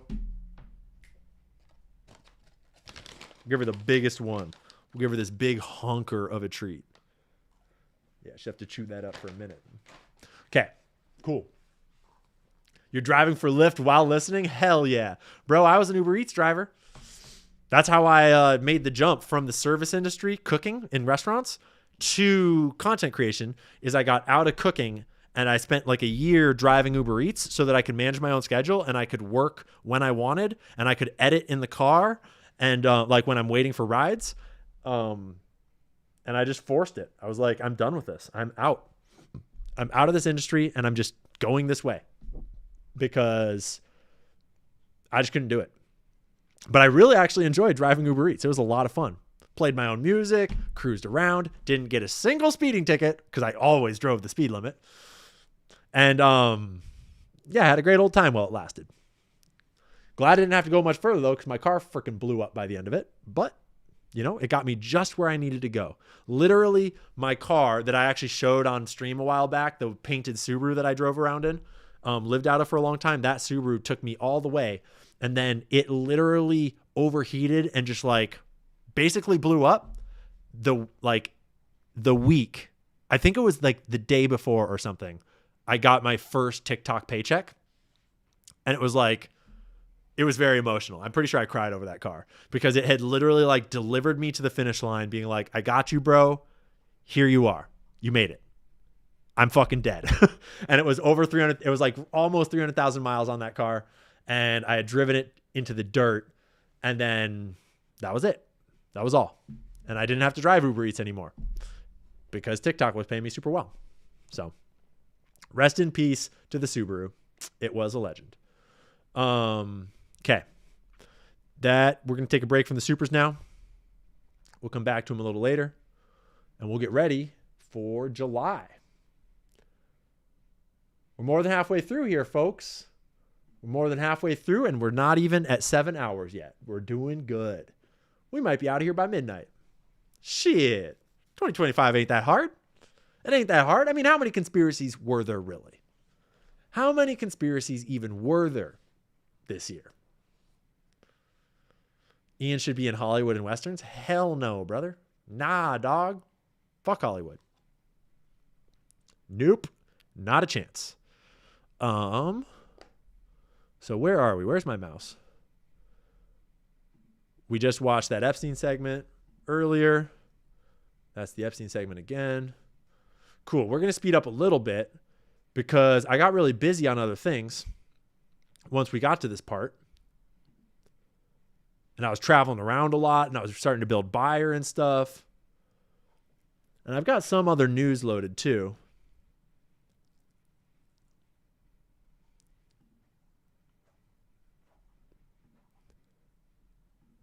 But yeah, we're just going to have a quick stop through July.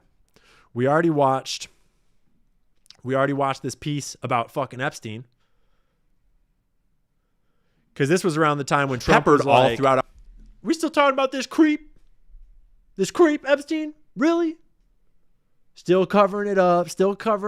Kash Patel is saying, no, there's no evidence. You know, actually, what Kash Patel, Joe Rogan. What month did Kash go on Joe Rogan?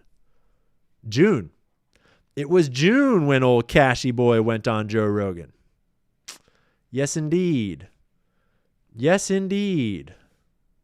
Classic. June 6th. That was atrocious. But it made for some crazy memes, that's for sure.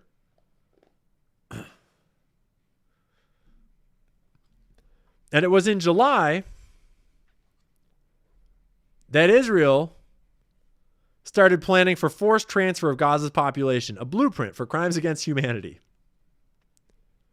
Military ordered to turn ruins of Rafah into humanitarian city. Humanitarian. But experts call the plan an internment camp for all Palestinians in Gaza. just shuffling through all the most inhumane things you could do. The most moral army.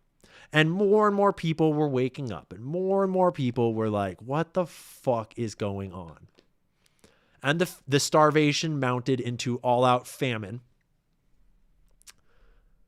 They blocked aid for a record number of days. It was like, what was it, like 70 days or something like that in total by the time it ended? I started demoing Buyer. We'll come back to that in a second. Israel is the issue that will bring the left and right together in the middle in 2028 and save America from this parasitic relationship. One can dream. We can hope. We can hope and we can dream. But July was the month when Charlie Kirk told Tucker to go max. July was the month when the TPUSA Florida event happened, and Charlie Kirk told Tucker to go max on Epstein. And he did. And right after that, the Google Trend results for everything related to the Charlie Kirk assassination blew up all across Israel. And later on in the DC area. And then SUBTT, Egyptian, flew through Paris into the United States, and Macron's lawsuit dropped right in the middle of that. Just thought I would mention it. And I'm going to let Tucker roll here for a second while I go to the bathroom real quick, and then I'll bring up some more news stories for us from July to get us to set the stage, really, for getting into the turning point of the whole year, of the whole nation, of everything, basically. I don't like to vote because I don't believe in any of them. And this time I really felt like I know Trump well. I love Trump personally.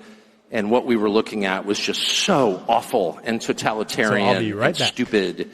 And it wasn't even the arguments that I disagreed with from the Kamala Harris. It's weird to even say her name now. Who was that exactly? It was like a bad dream. But it wasn't even so much the arguments I disagreed with, though I definitely disagreed with the arguments. It was the style of argument that drove me completely bonkers, summarized most crisply by "shut up, racist." Whatever you said, it was "shut up, racist." And it's like, but wait, first of all, I'm not a racist, but that's not even the point. The point is, I just told you what I think. I just asked you an entirely legitimate question, mostly, what the hell are you doing? And rather than answer it, you didn't pay me the respect that you would a human being. You treated me like a slave or an animal by telling me to stop barking. Shut up, racist. And I won't put up with that because I'm not a slave or an animal. I'm an American citizen, an adult man who pays his taxes. So, I ask people questions for a living, and very often I get answers that I don't care for, that I disagree with, that I think are stupid. But at least they're answers. At least the person responding is treating me like a human being with a soul created in the image of the Creator. He's paying me the respect that every human being is due. When you ask a direct question to someone in charge, you are due. That person is morally bound to give you an answer. He's not bound to agree with you, but he's bound to stop and answer your question. And the left never did that. They would dismiss you out of hand. You are not worth listening to. Be quiet. And that's, of course, where the impulse to censorship comes from. It comes from the belief that you don't deserve to speak because you're not fully human. They own you. And that's what I voted against above all. I voted against a million different things that I hated about the last administration. Their insane desire to start pointless wars around the world. Their total unwillingness to protect this country domestically, to protect the people who live here, to protect the territorial integrity of the country, bringing in tens of millions of people illegally, giving them free stuff the second they get here, making a mockery of citizenship. I hated all of that. I hated all of that. But the thing I hated most was their total unwillingness to answer any question about why they were doing what they were doing, because it was just too insulting. And every single time I would just feel like raising the middle finger and screaming obscenities, which is not an adult response, I'll concede, but that's how I felt. And I think that's really at the heart of why the Epstein thing is so distressing. I mean, the guy was some weird sex freak who was abusing girls. We knew that. But the fact that the U.S. government, the one that I voted for, refused to take my question seriously and instead said, case closed, shut up, conspiracy theorist, was too much for me. And I don't think the rest of us should be satisfied with that. And by the way, let me just say really quickly, because I was so mad about it that I think I found out part of what's going on. I think we are going to find out more. And I think the truth, for whatever it's worth, in case you're interested, is that the DOJ didn't release lots of incriminating sex videos with Epstein and his billionaire pals because they don't have them.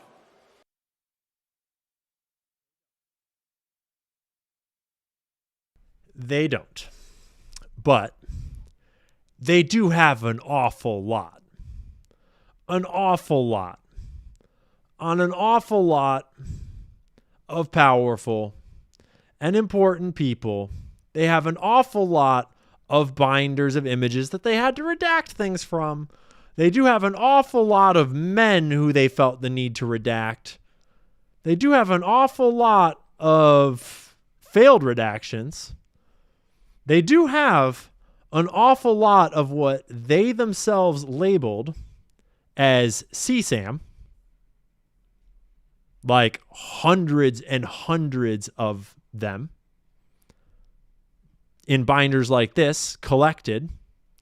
They do have all sorts of photographs, all sorts of photo shoots, all sorts of albums, just from one house.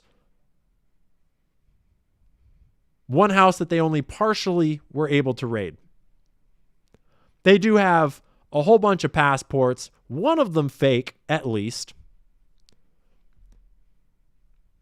They do have an entire archive of photos with all sorts of powerful men, people that are very much still relevant, people in all sorts of industries all around the world.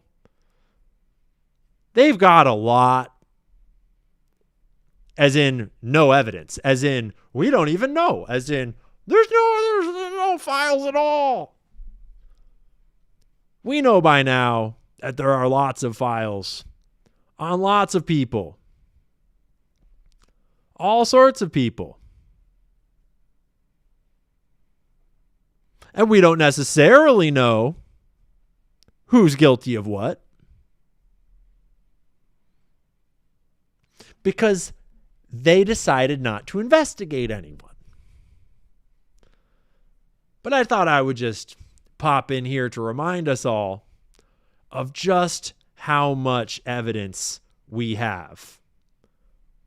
And this is barely even scratching the surface. Barely. This is just a cursory look at the network and at the files. And this is the TPUSA stage. They don't have them because when the original search warrant was served, 2007, I think, possibly 2006, I think 7, it was basically designed to protect Epstein. The search warrant was written in such a way to make sure that the feds never got their hands on the actually incriminating evidence. It's another way of saying the cover-up has been going on since 2007, almost 20 years. Yes. And so the real question is not, was Jeffrey Epstein a weirdo who was abusing girls? Yes, we can answer that. The real question is, why was he doing this, on whose behalf, and where did the money come from? And those are the questions that need to be answered. And I think it's entirely fair to ask them. And it's not adequate to say anyone who asked them is somehow desecrating the memory of little girls who died in Texas. I'm not going to put up with that answer. I don't care who gives that answer. That is not acceptable. And I think the real answer is Jeffrey Epstein was working on behalf of intel services, probably not American. And we have every right to ask, on whose behalf was he working? How does a guy go from being a math teacher at the Dalton School in the late 70s with no college degree to having multiple airplanes, a private island, and the largest residential house in Manhattan? By being a Jewish pedophile that was really good at laundering money and was willing to do just about anything to achieve power and wealth and his sadistic desires. To be blunt, that's how. That's how he did it anyways. And by being selected by the network that was looking for just such a person. For Israel. Where did all the money come from? Leslie Webb. And no one has ever gotten to the bottom of that because no one has ever tried. And moreover, it's extremely obvious to anyone who watches that this guy had direct connections to a foreign government. Now, no one's allowed to say that that foreign government is Israel because we have been somehow cowed into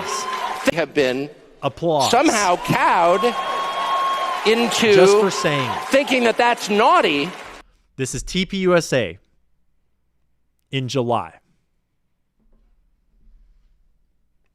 The night after Dave Smith obliterated Josh Hammer.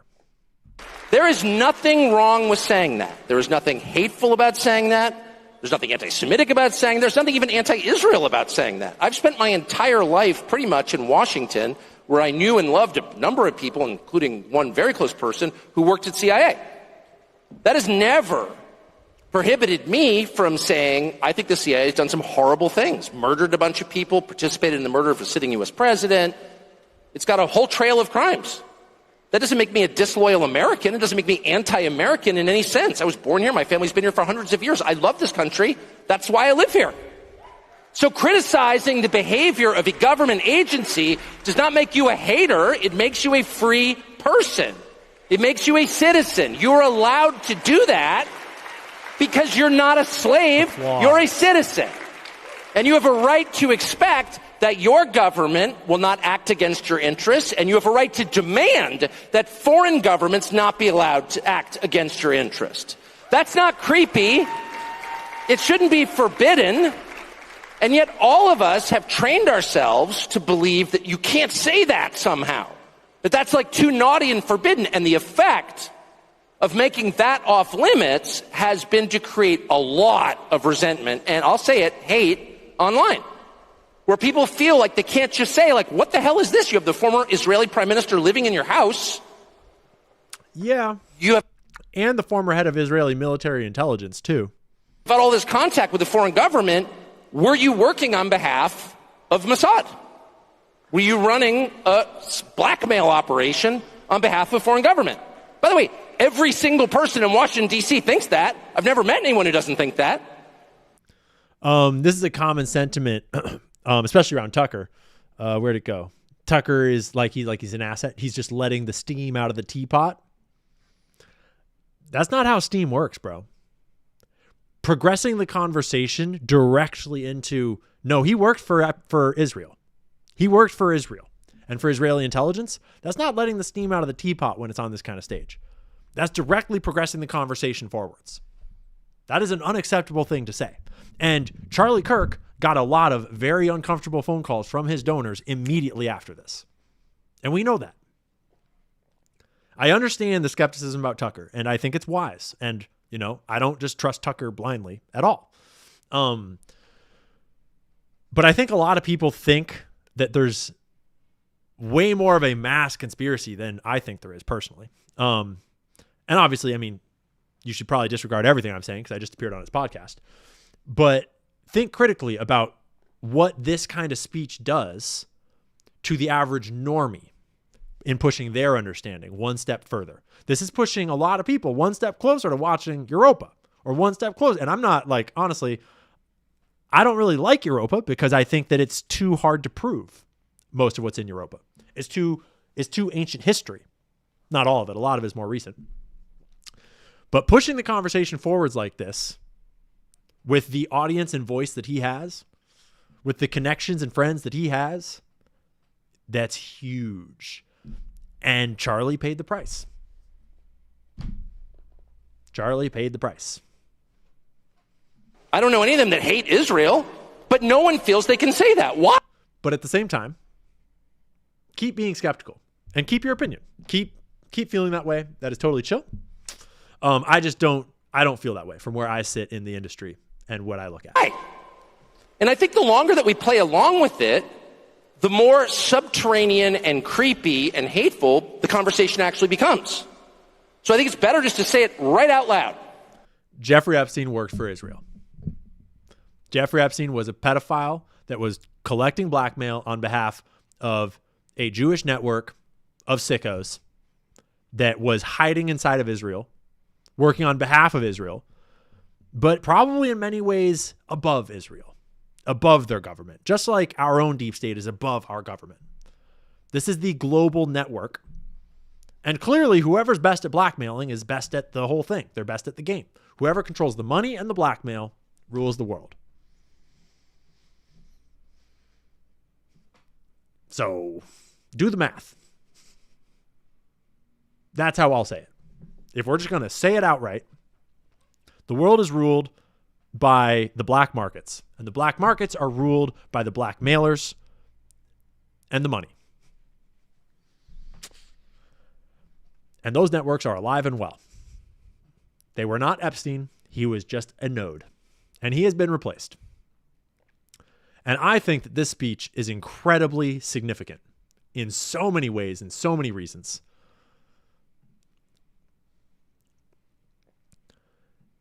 And it moves us on to August. Oh, August. How normal the world still seemed in August. Right? Let me just reload all my tabs here.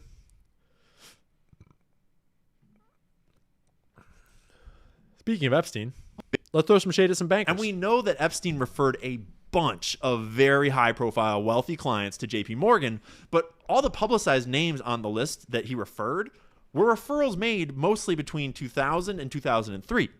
I actually cringed really hard watching back my podcast with Tommy G, because I forgot Jess Staley's name halfway through the podcast. Even though I've done a ton of reporting on Jess Staley, and I accidentally said Sydney Whale. And I confused Sydney Whale with Jess Staley. And I was like, oh, maybe I'll correct myself. And then I failed to correct myself. And I was like, damn, bro. Damn, that was low-hanging fruit, dude. You missed it. But that's how it goes. You can't always remember everything. It is what it is. But yeah, correction. It was Jess Staley that was Jeffrey Epstein's boy at JP Morgan, not Sydney Whale. Sydney Whale was Citibank. Different thing, different scandal. Also kind of seems like a shitbag, but I don't know. Once again, that list included Sergey Brin, co-founder of Google, Larry Page, co-founder of Google, Nick Ribis, former head of Donald Trump's casino empire, Catherine Ruemmler, former Obama White House counsel. That referral was made in February of 2019, by the way. They were very cozy in the emails right before he got caught and died. Ghislaine Maxwell was referred. Glenn Dubin, a billionaire hedge fund manager, was very close to Epstein and was referred to JP Morgan. Leon Black, founder of Apollo Global Management. Mort Zuckerman, a real estate billionaire. Thomas Pritzker of Hyatt Hotels. Boris Nikolic, the Gates Foundation science advisor. Larry Summers, the former Treasury Secretary. Prince Andrew. Ehud Barak, the former Israeli prime minister. Benjamin Netanyahu, the current Israeli prime minister. Lord Peter Mendelsohn. David Gergen, the Sultan of Dubai. Howard Rubinstein. According to the Daily Beast, by 2011, Epstein was considered the, quote, biggest producer for JP Morgan's private banking division. And they also referred to him as the advisor to the Google founders.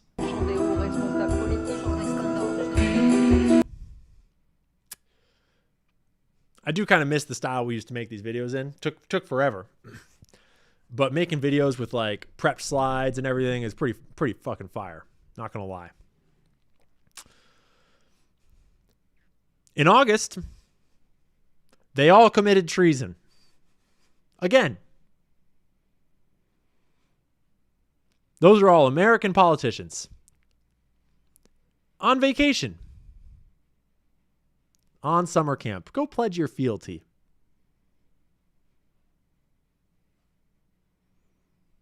Go pledge your fealty to your true rulers, to your overlords.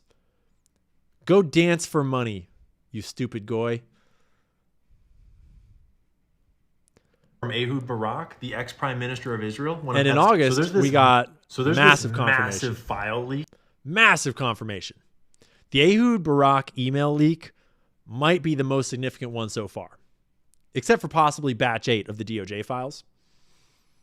That just happened. You can tell that I've been up like all night. I hadn't shaved. I'm all scruffy.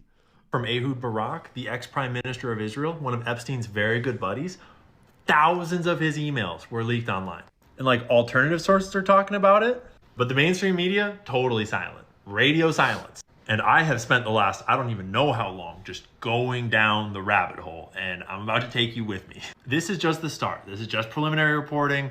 There's a lot of files, and just figuring out how to even analyze them has been a whole process. But through that process, working with my buddy over here on one screen and the reports on the other screen, and getting AI involved to write code that would scrape and then combine and then analyze. By the end of this, we're going to get to how they were surveilling the Hillary Clinton campaign.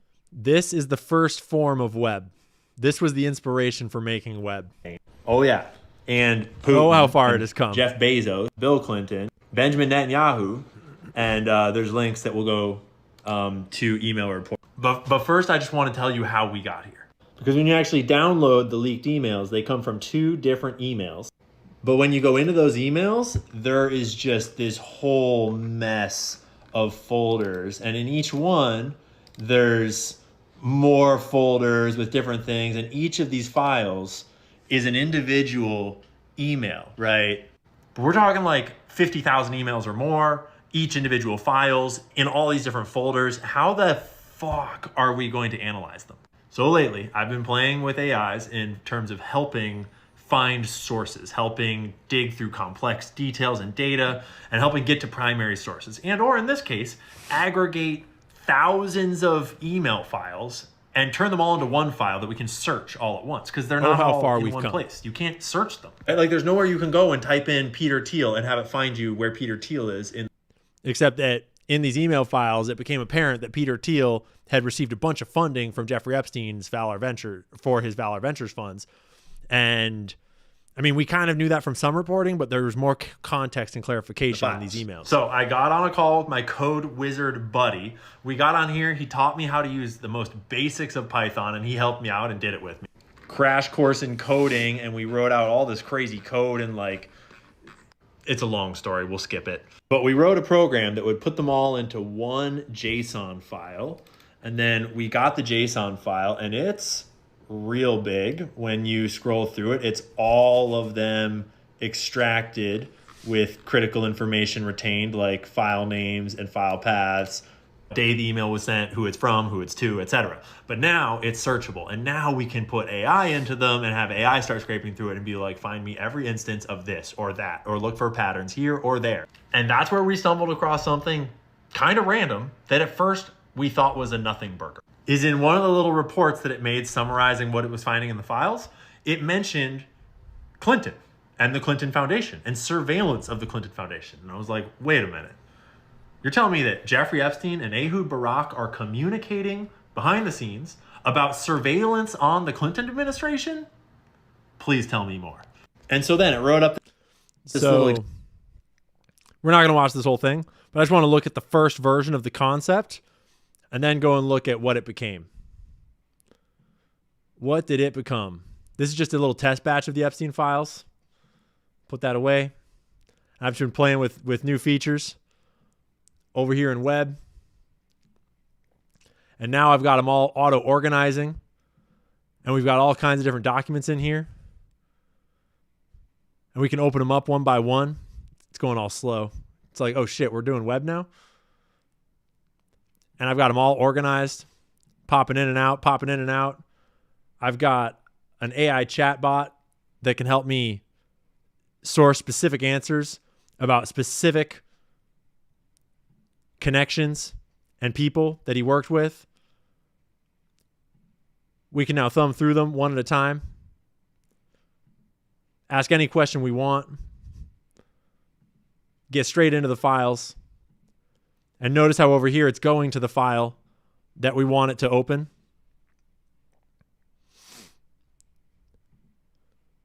If you've been seeing me working on Webb, you know about this. We've been showing this. We've been sharing this. It's my favorite new project, and we're going to give it out to the world. It's not quite ready yet. But then it also evolved into the Charlie Kirk assassination. I've been showing this, where now we've got YouTube transcripts, and we can ask it things about, like, what did Candace report on? What did Charlie Kirk say in his episodes? What did Ben Shapiro say in his episodes? And we can actually pull out specific quotes from various episodes. We can highlight specific chunks in those episodes and save them. If I want to highlight this, I can just go bloop, highlight it. And I got some highlights here that I could scroll through my highlights. And if I wanted to watch this clip, Burger King crown, you're not getting a Burger King crown, okay? Remember that quote. Click. Where did it open? Nice Burger King crown. You're not getting a Burger King crown, okay? That's a Coach Colin That's episode. for the purest of hearts. You don't get that. Yeah, we just opened at the exact timestamp in that video. Thank you very much. Gosh, I'm so stoked. I freaking love this thing. I play with this thing all day long. I just build, and then I test, and then I build, and then I test, and then I build, and then I test. And it all started looking like this, just trying to examine the Ehud Barak emails. And God, I love it so much. And it's all coming out to you soon enough, within this month. But the Ehud Barak emails coming out in August was a huge step forwards. But remember, it's anti-Semitic to suggest that Israel or Jews control the U.S. government or would ever prioritize interests of Israel over their own country. Remember that. It's very important that you remember that. Okay? Okay? This is when they really ramped up propaganda. They ramped up propaganda tours. They ramped up their propaganda spending. And they took a recess to avoid voting on the Epstein files. And instead went over to kiss the wall. Tom Emmer, this week I have the honor of leading a delegation of House members on a trip to Israel with our friends from AIPAC. You fucking traitors. Fucking traitors. And I just thought I'd mention how I wonder about this. I just wonder about it. I just wonder about it. Not making any suggestions. But I always just wonder, like, are you even a hacker if you can't release the Epstein files? I mean, like, where are the hackers? Like, where are they? I wonder where they are as far as their location goes, you know? Can you guys see my eyes getting super red from staring at the lights in the screens for so long? There's a light right there. It's like, whoa, I just looked at myself on the screen. It's like, damn, bro, your eyes are red, dog. And then here's a video that, and it's just so obvious that Charlie has no answer. Not able to pause? Because he can't. Because his opinion on Israel is colored by his donors, by an agenda that is not based in facts or America First ideology. Am I on the right screen? This is the video that Harrison Smith would reply to, saying that Charlie Kirk had said to someone who told Harrison that he was afraid Israel would kill him if he turned on them. And this video is of me calling out Charlie Kirk's refusal to debate Nick Fuentes. Oh, how things have changed. In so many directions. In so many directions. It's been a crazy year.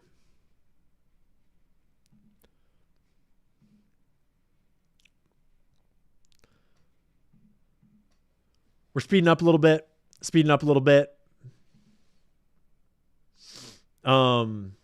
That's July over there. We skipped over, well, I guess we mentioned the starvation in Gaza a little bit.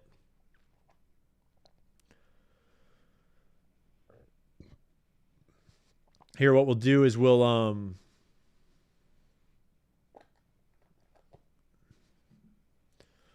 skip that. Because in August, Trump and Putin had a summit about Ukraine.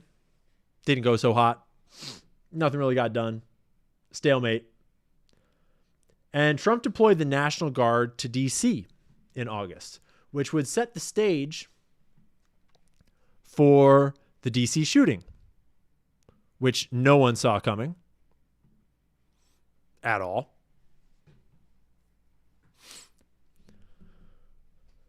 Valhalla called it from a mile away. A National Guardsman. Someone's going to get killed. Someone's going to get shot. Someone's going to get hurt. Things are going to escalate. And then that's an excuse for more and more and more. Was not wrong.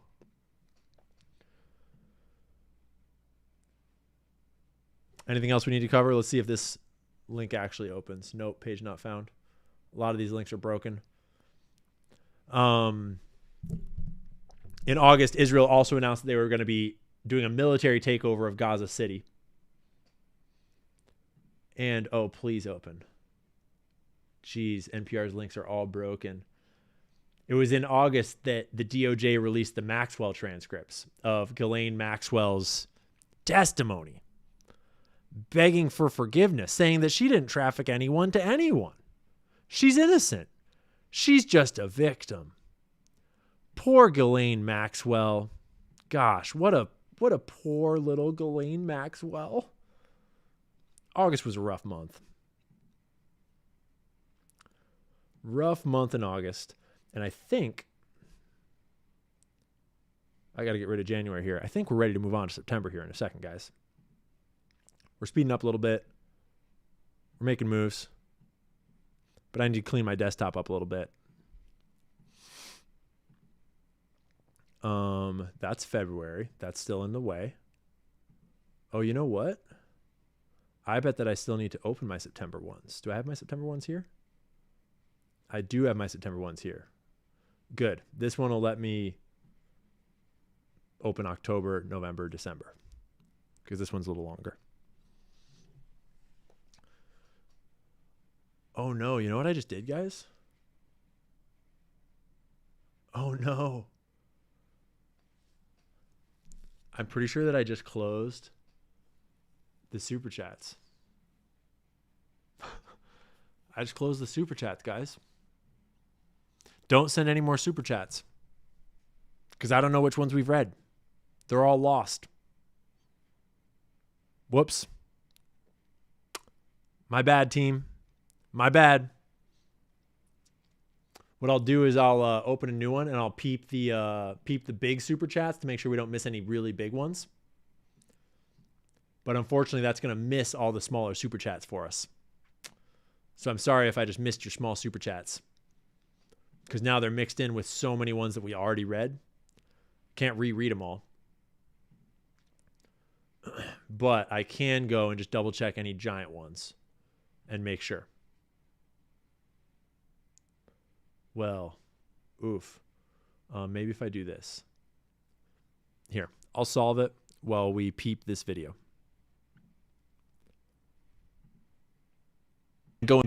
When you have one of the largest political people in America assassinated on live TV,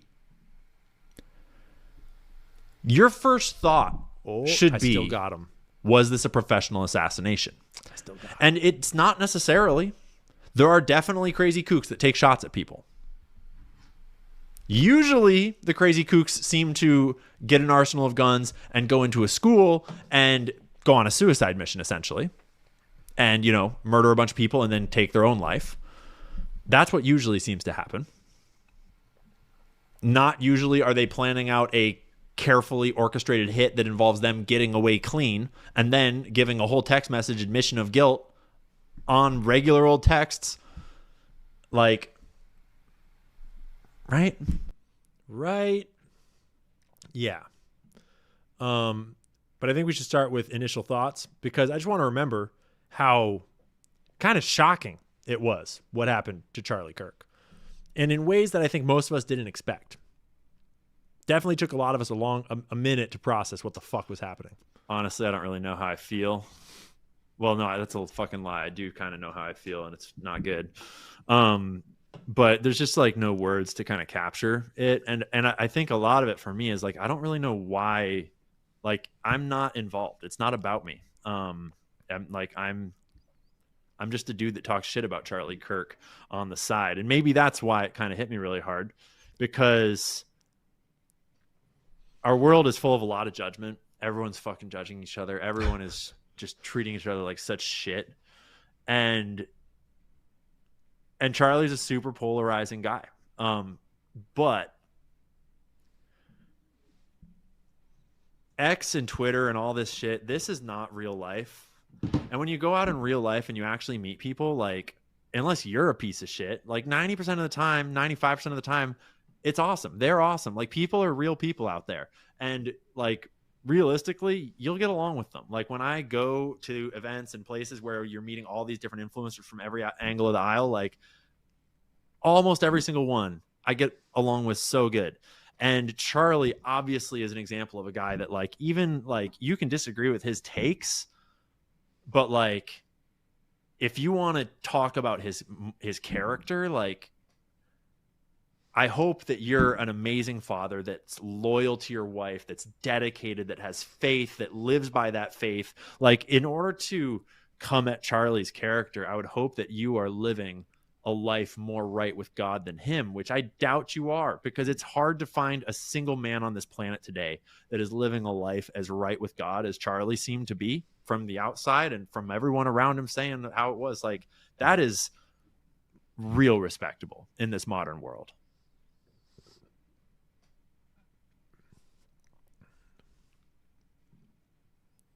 The month when everything changed. We have more than enough evidence to be asking the question, was there intelligence agencies involved in this? Way more than enough evidence to ask that question legitimately. And when you start asking that question legitimately, that's how you get to the Israel conversation. And the Israel conversation is not one, no one is claiming at this point that anyone knows for sure that it was Israel. Okay?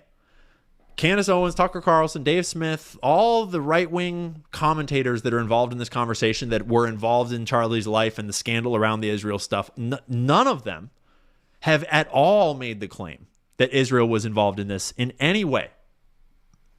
I have made that claim because I'm not involved. This is not my case to solve. I was not involved. I didn't know Charlie. I was not involved in Turning Point. I'm staying out of it. I am a dude on the sidelines looking in. I've purposely not asked Candace for any inside information. I've not tried to dig into, like, get fucking a bunch of sources and stuff, because I don't want to get in. I don't want to get in there. This is not my thing, and I'm not involved. And I'm perfectly happy to speculate, because right away I was asking, is an intelligence agency involved? And a very quick assessment of the scene, of the responses, of what happened on the ground, of Charlie's position in American politics. And the first suspect seemed clear to me. I would argue that since day one, we have gotten more and more and more evidence that maybe we should be looking in Israel's direction. But just a quick primer on why maybe looking in Israel's direction would be appropriate. They have an entire Wikipedia page dedicated to the list of Israeli assassinations. And the reason why they have that broken down by decade is because Israel is the world's foremost assassinator. They're the best at it. They do it the most, and they've done it a whole bunch of times just in the last year. One of those was like hundreds of people being assassinated using pagers, with an operation that spanned like a decade and more. I think I'm exaggerating a little bit, but right? Like the Israeli intelligence are exceptionally good at assassinations. Okay. So in light of that, I'll put all those things out there. Yeah. How did these guys not know this was taking place? So I've been in Israel. This is Charlie Kirk speaking right after October 7th, within 1 week of October 7th, on the PBD podcast about what happened on October 7th. Many times, the whole country's a fortress. When I first heard this story, I still have the same gut instinct that I did initially. I find this very hard to believe. I've been to that Gaza border. You cannot go 10 feet without running into a 19-year-old with an AR-15 or an automatic machine gun that is an IDF soldier, right? The whole country is surveilled. And so let me just kind of go through this.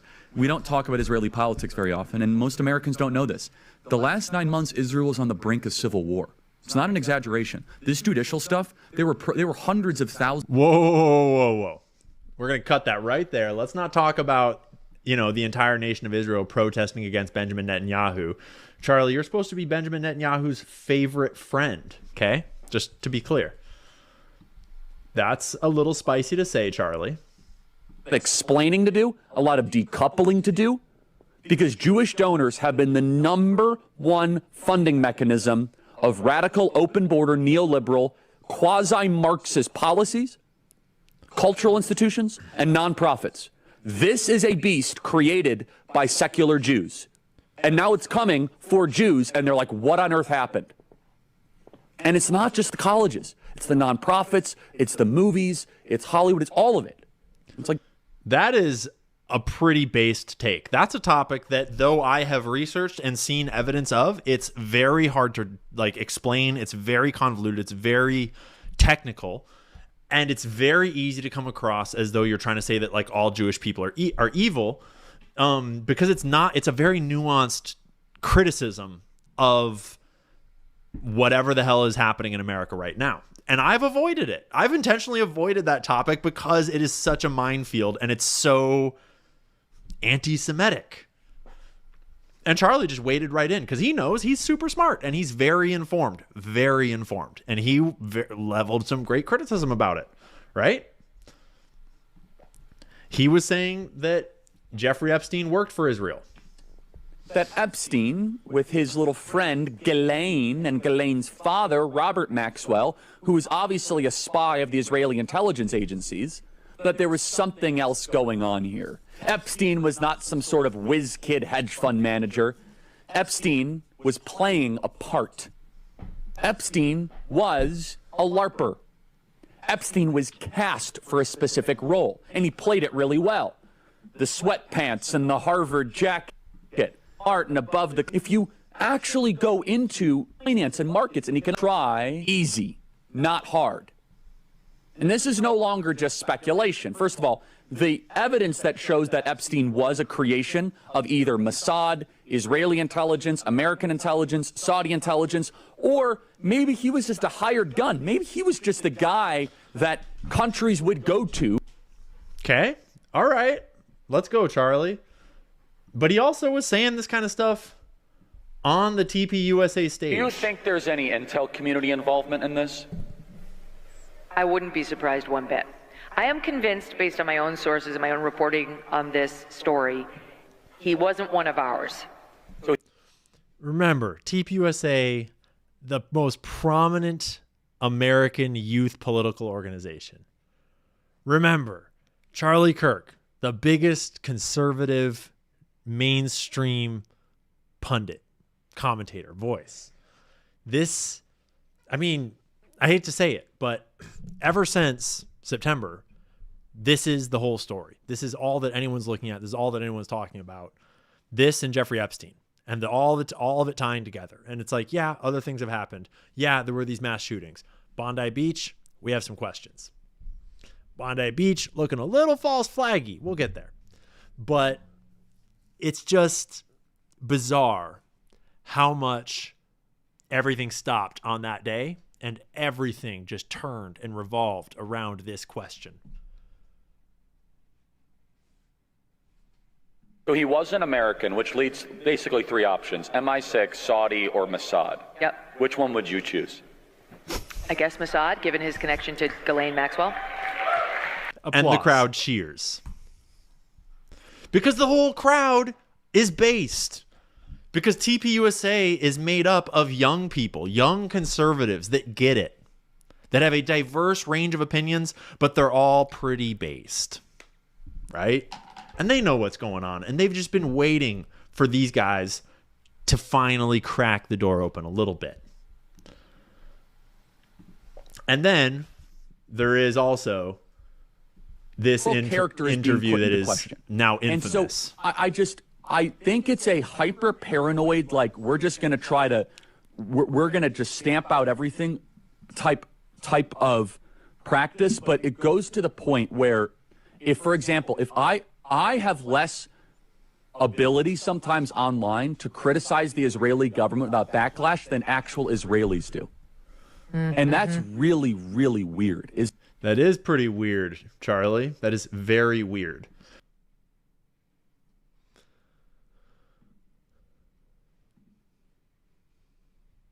We already watched this one.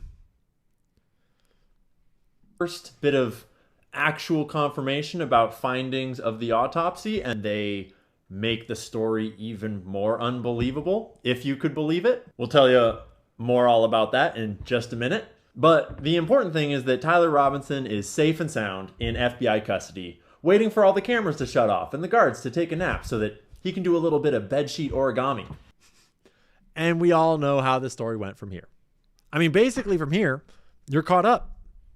Once you get to September, you're pretty much caught up. Why? What's Barron doing? Is Barron killing it? We got to turn Barron on? Let's check in with Barron. X. We'll be doing some spaces in their near future over there. We'll be doing some live streams over there, maybe some X exclusive live streams over there as well. And you can check us out on Spotify as well.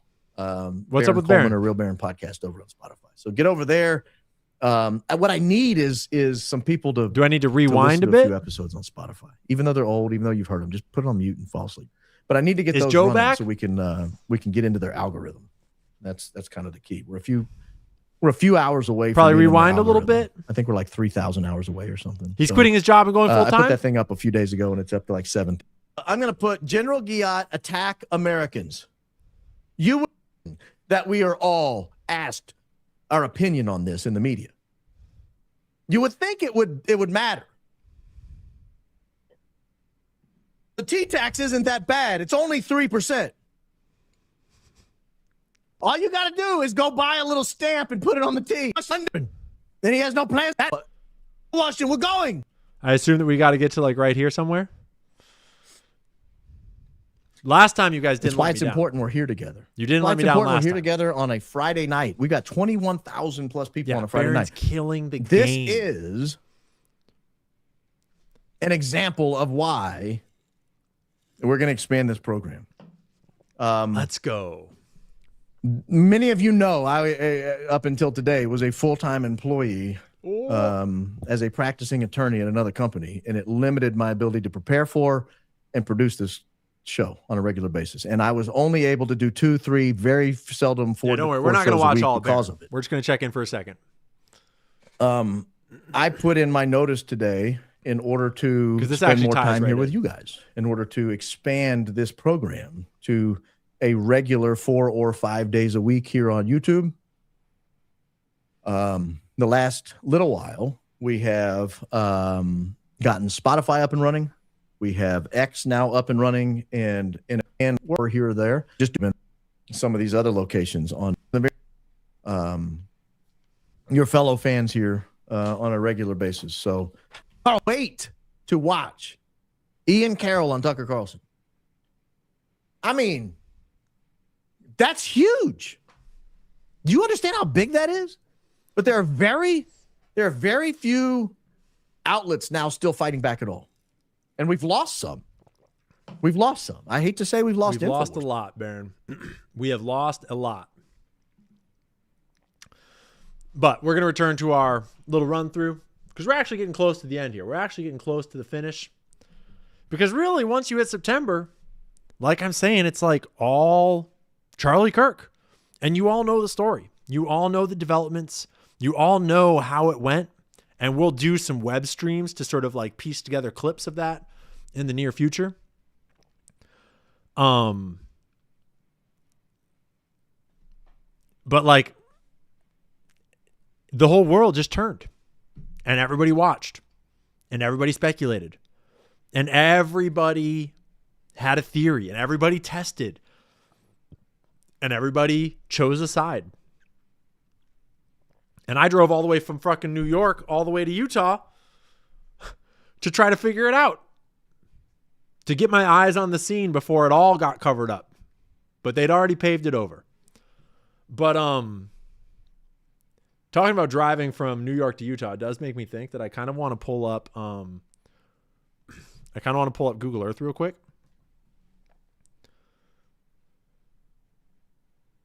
And just map this out a little bit. So we've run, if you've been here this whole night, let me get this other window out of the way over here. Where's my mouse? If you've been here all night, A, you're crazy. And B, I should say all day and all night. And B, you followed a crazy journey without quite realizing it. All across this country, many, many times. Because last September, I bought a minivan and moved out of my house that I was living in at the time up in Washington. And I drove, what did I do? I went to Idaho, all the way over to Florida, down to the bottom of Florida, all in one go. Then, it was still not New Year's yet.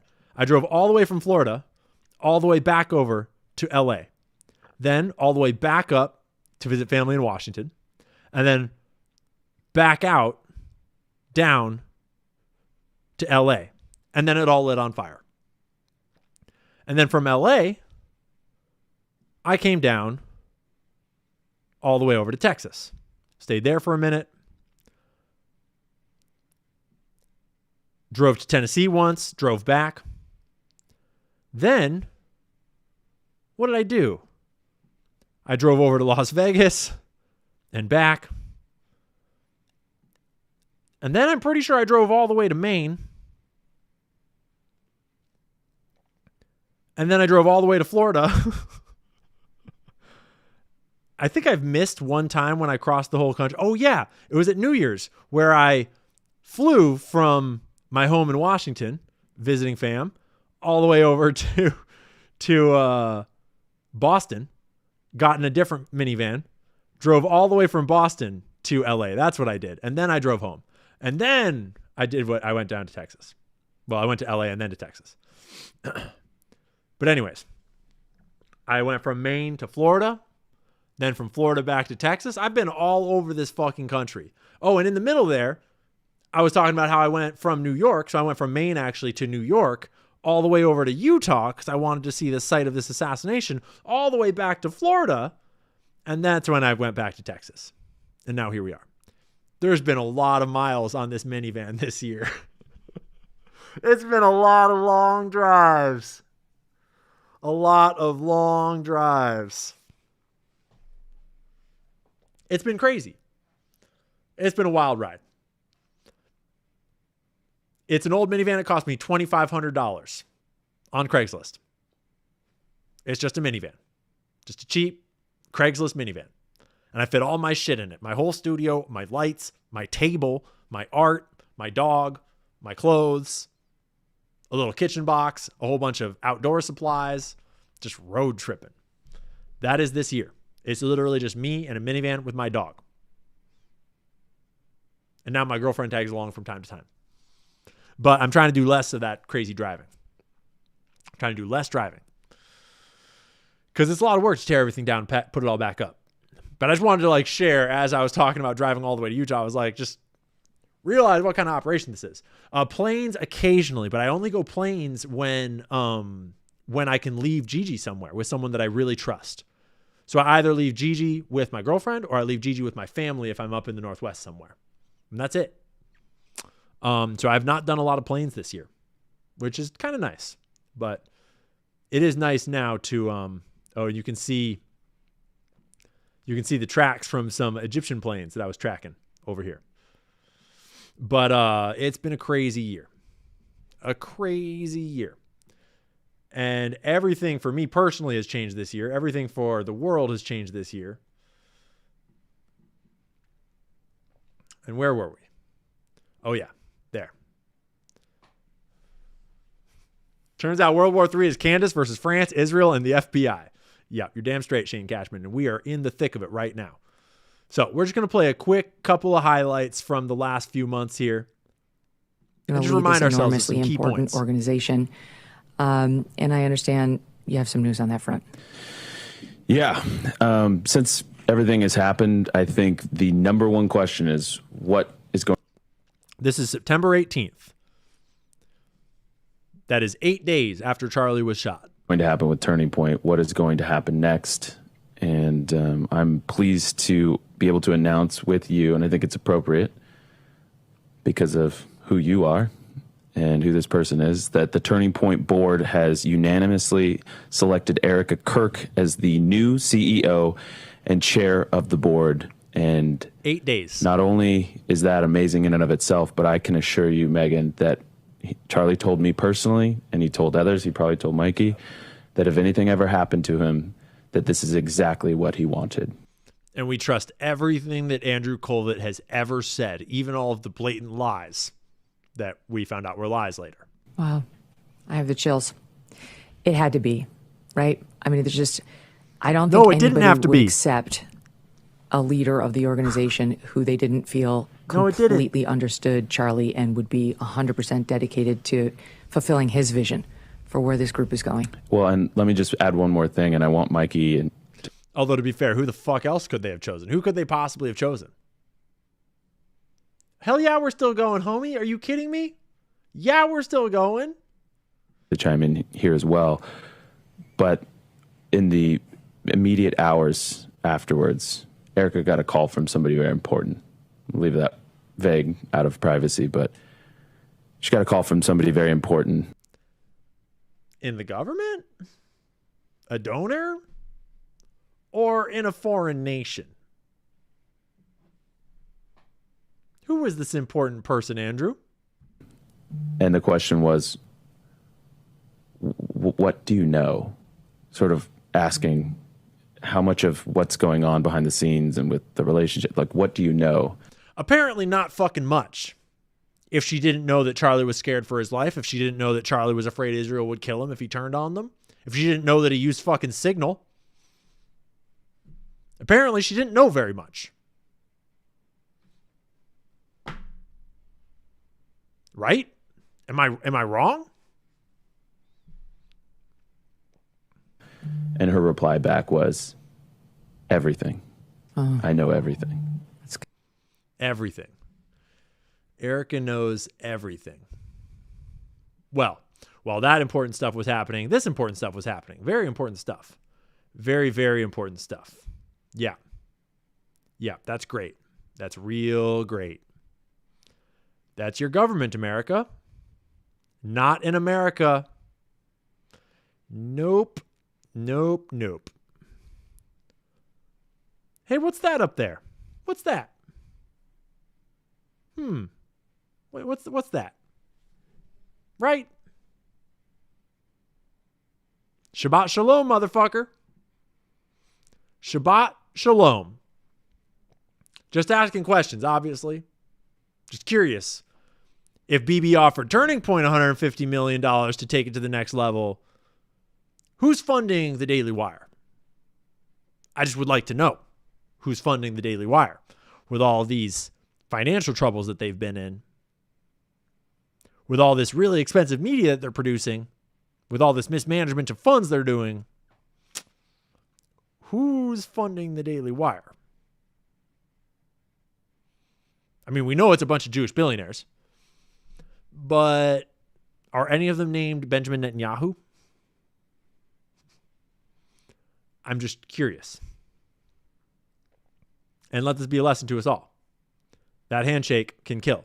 And oh boy, is Ben fucking excited. Ben is literally coming in his pants right now. I'll turn that off because that's atrocious to look at. But yeah, the Charlie Kirk investigation continued. The Charlie Kirk cover-up went full speed ahead. They paved over the crime scene that Sunday, on a Sunday, in Mormontown.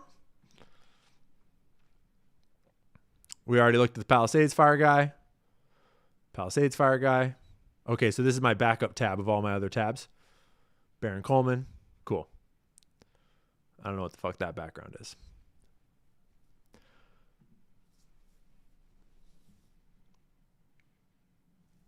Yeah, the chat has some theories about Erica. That's for sure. That is for sure. And I've got another one queued up here. We're into October. We are into October. Let me see if we've got a video that can host a dinner for me. A quick dinner. I don't know if we have any videos that long in here. I don't know as we have any that long in October. Unless I go get one. But your boy's going to need some food if we're going to finish this out. We're going to need to take a little food break. Oh, hey. Hey, Valhalla's looking at the exploding microphone theory finally. It's good to know. It's good to see. But I'm just going to peep in here real quick. I'm going to go back in time a little bit. It's January now. We're talking about 2 months ago.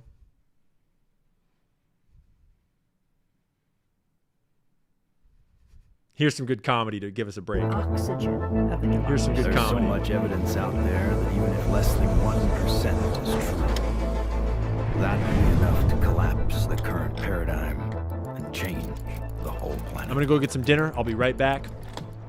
And we'll peep a little bit of this hilarious shit together. So you and I have talked about Nick Fuentes many times over the years in our many appearances together, and that's how I knew about him, because he was saying absolutely terrible things about you. And we're not going to watch the whole 11 minutes. We're just going to watch the start of this clip. And I am going to show a video, please forgive me, of one of my first introductions to this guy, Nick Fuentes, and what he was saying about Ben. This is a video of him showing himself playing Grand Theft Auto, right? Megan, I'm not trying to shit on you. I'm sure you seem like a lovely woman. But you're such a mom right now. You're such a parent. You're old. It's hilarious. And that's fine. That's fine.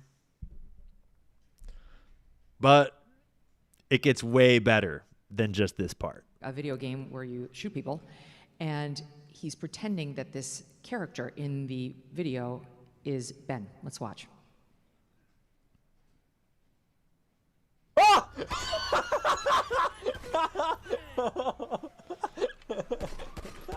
Nick is literally live streaming Grand Theft Auto like, I'm sorry, you can 6 years think what ago. You want of the kid. That's funny. Of the man. But this shit's funny. This shit's hilarious. I don't care what you think. This is hilarious. That's funny. Yeah, that makes me laugh and laugh. That's a funny one. What a chance encounter that was. I think I just saw Ben Shapiro. These guys, I mean, obviously, they have never been in a Call of Duty chat room. These guys have obviously, they don't have kids or they're not paying very good attention to them. Because A, that was the tamest shit I've ever seen in my fucking life. B, he wasn't actually referring to the guy who was shooting as Ben Shapiro. He was making a running joke. And if you had any context other than your out of context clip, you would find one of the funniest fucking clips on the internet today. Check this out.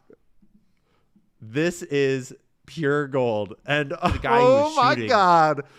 Let's just remember, it's been 10 years since Ben Shapiro, rather than debating Nick Fuentes, tried to cancel him.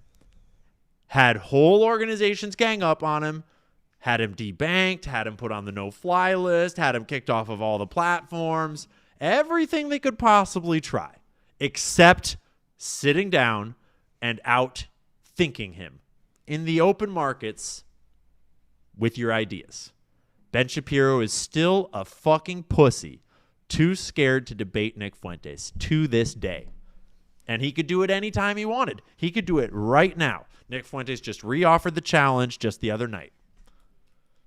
It would be the most watched debate in probably the whole decade. Like overnight. It would probably single-handedly bring the Israeli wire back from bankruptcy. Ben could get a new mansion. But oy vey, that would be very dangerous to do. That would be very bad to do, to engage in the free market of ideas. So let's just remember that that's the context around Ben Shapiro debating Nick Fuentes. And that's the context around the little joke that Nick just made in the last clip that you saw. And this is the clip that Megyn Kelly apparently didn't look far enough to find. Maybe I'll take a cruise down this side of the street. Nick's just cruising around. He is near, though. That is true. He's looking for something. What's he looking for?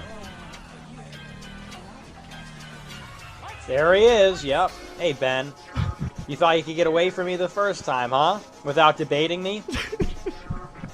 We're in October talk, right now. Please. It's a Jew. Stop it's running. A Jewish guy in Grand Theft I'm not Auto. a threat to you. Look, here I am. I showed up. He literally is hunting down Ben Shapiro in Grand Theft Auto, not to shoot him, which is like the point of Grand Theft Auto is to just shoot random people, blow up cars, jump off buildings. That's what. I mean, I don't care if you don't like Nick. This shit's funny as hell. This shit's funny as hell. I mean, times have changed, but this shit's funny as hell. People do in Grand Theft Auto. Nick Fuentes is not doing that. Nick Fuentes is fucking finding the Jewish dude on the side of the road in Grand Theft Auto when he's live streaming, and he's getting out of his car and walking up to him. And because Ben Shapiro won't actually debate him in real life, instead he's simulating it in Grand Theft Auto and saying, "I'm not gonna hurt you. I'm no threat to you. I just want to talk to you. I'm just here to debate you, Ben Shapiro. I'm just gonna talk. I'm just talking. Don't run away, Ben Shapiro." And I just want to talk about ideas, okay? You're the one that loves the marketplace of ideas so much. Just talk to me.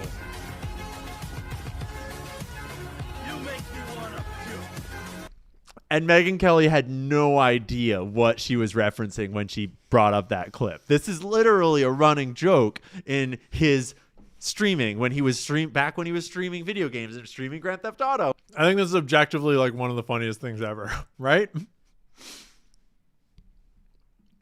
He would make jokes when he would see the Jews on the side of the road that it was Ben Shapiro, and he would try to debate him in Grand Theft Auto. And then the Jewish guy would run away because it's Grand Theft Auto, and that's how it works. And then it just gets funnier and funnier.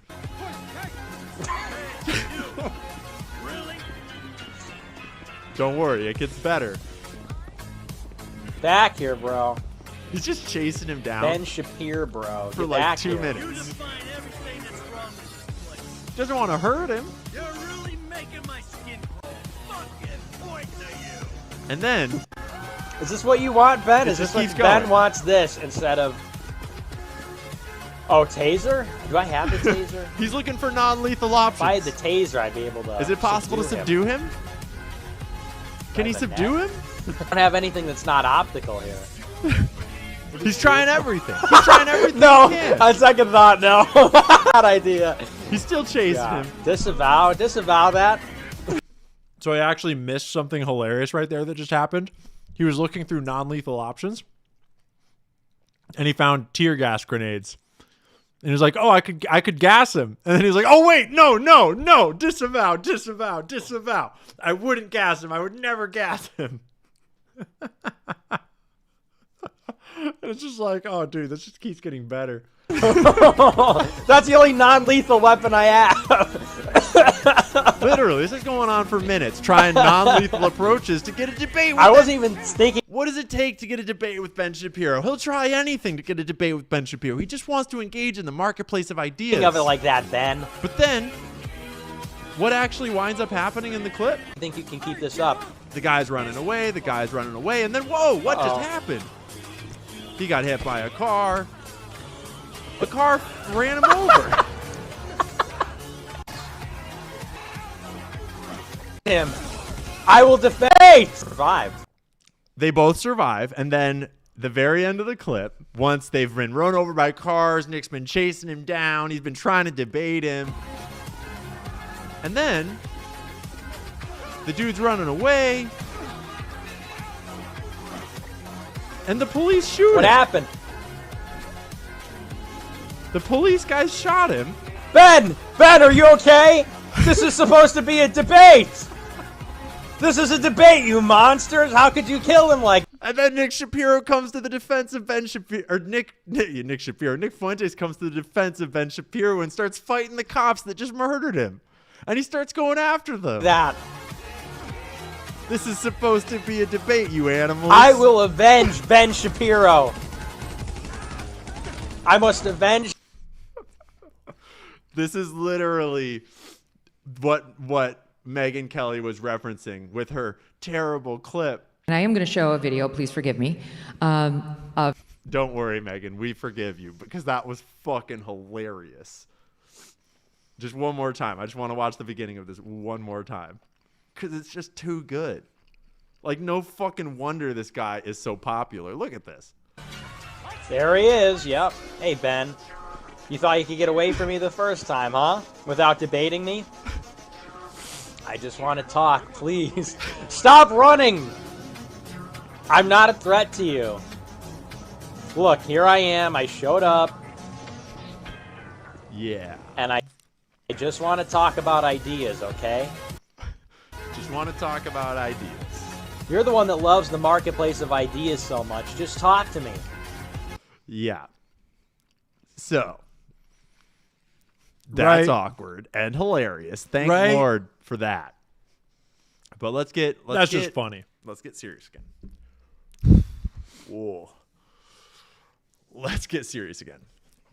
Because that was really funny. And the next clip is really fucked up. Candace did a great takedown of this clip earlier.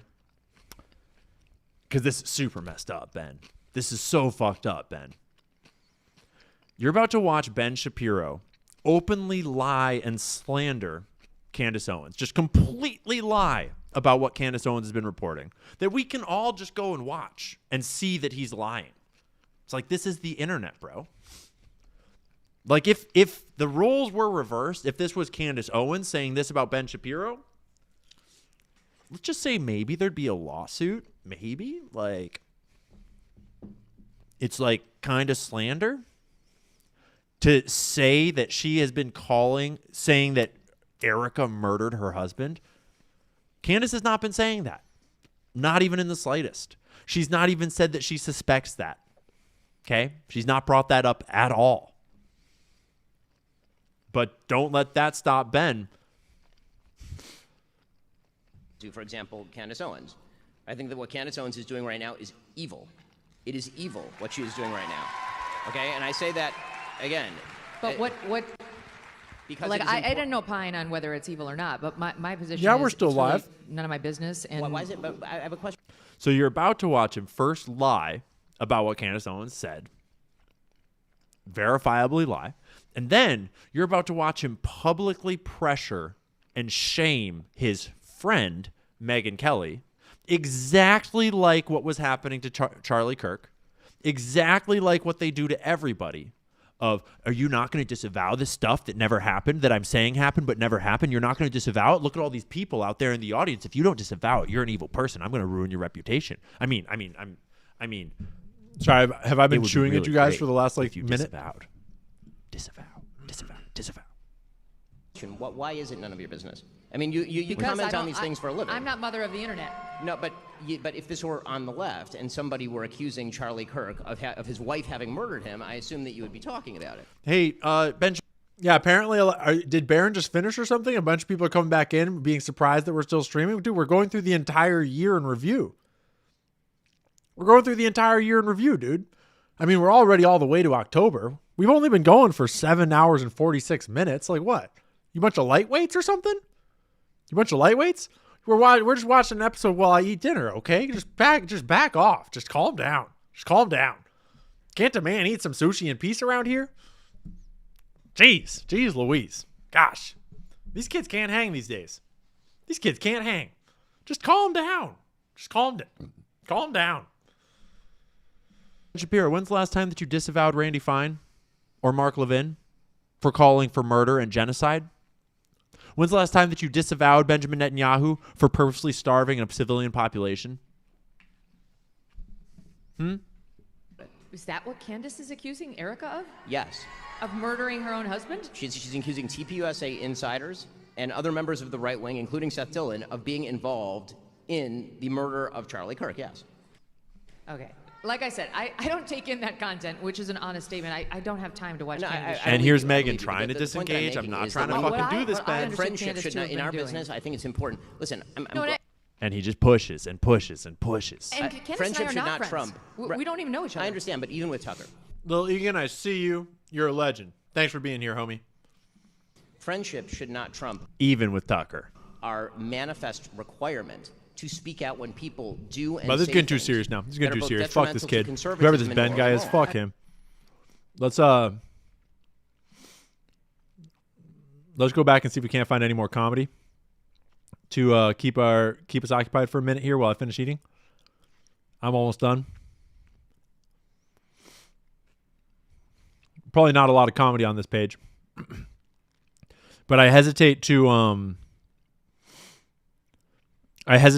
watch like the intro to the Tucker, for example, because YouTube gets real uppity about watching too much of a big channel.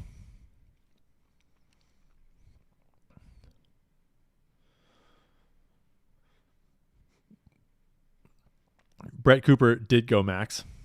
Blowing Bubba was wild. Here, we'll drop in on this great Israeli honeypot segment for a minute. Tonight's going to be a lot of fun.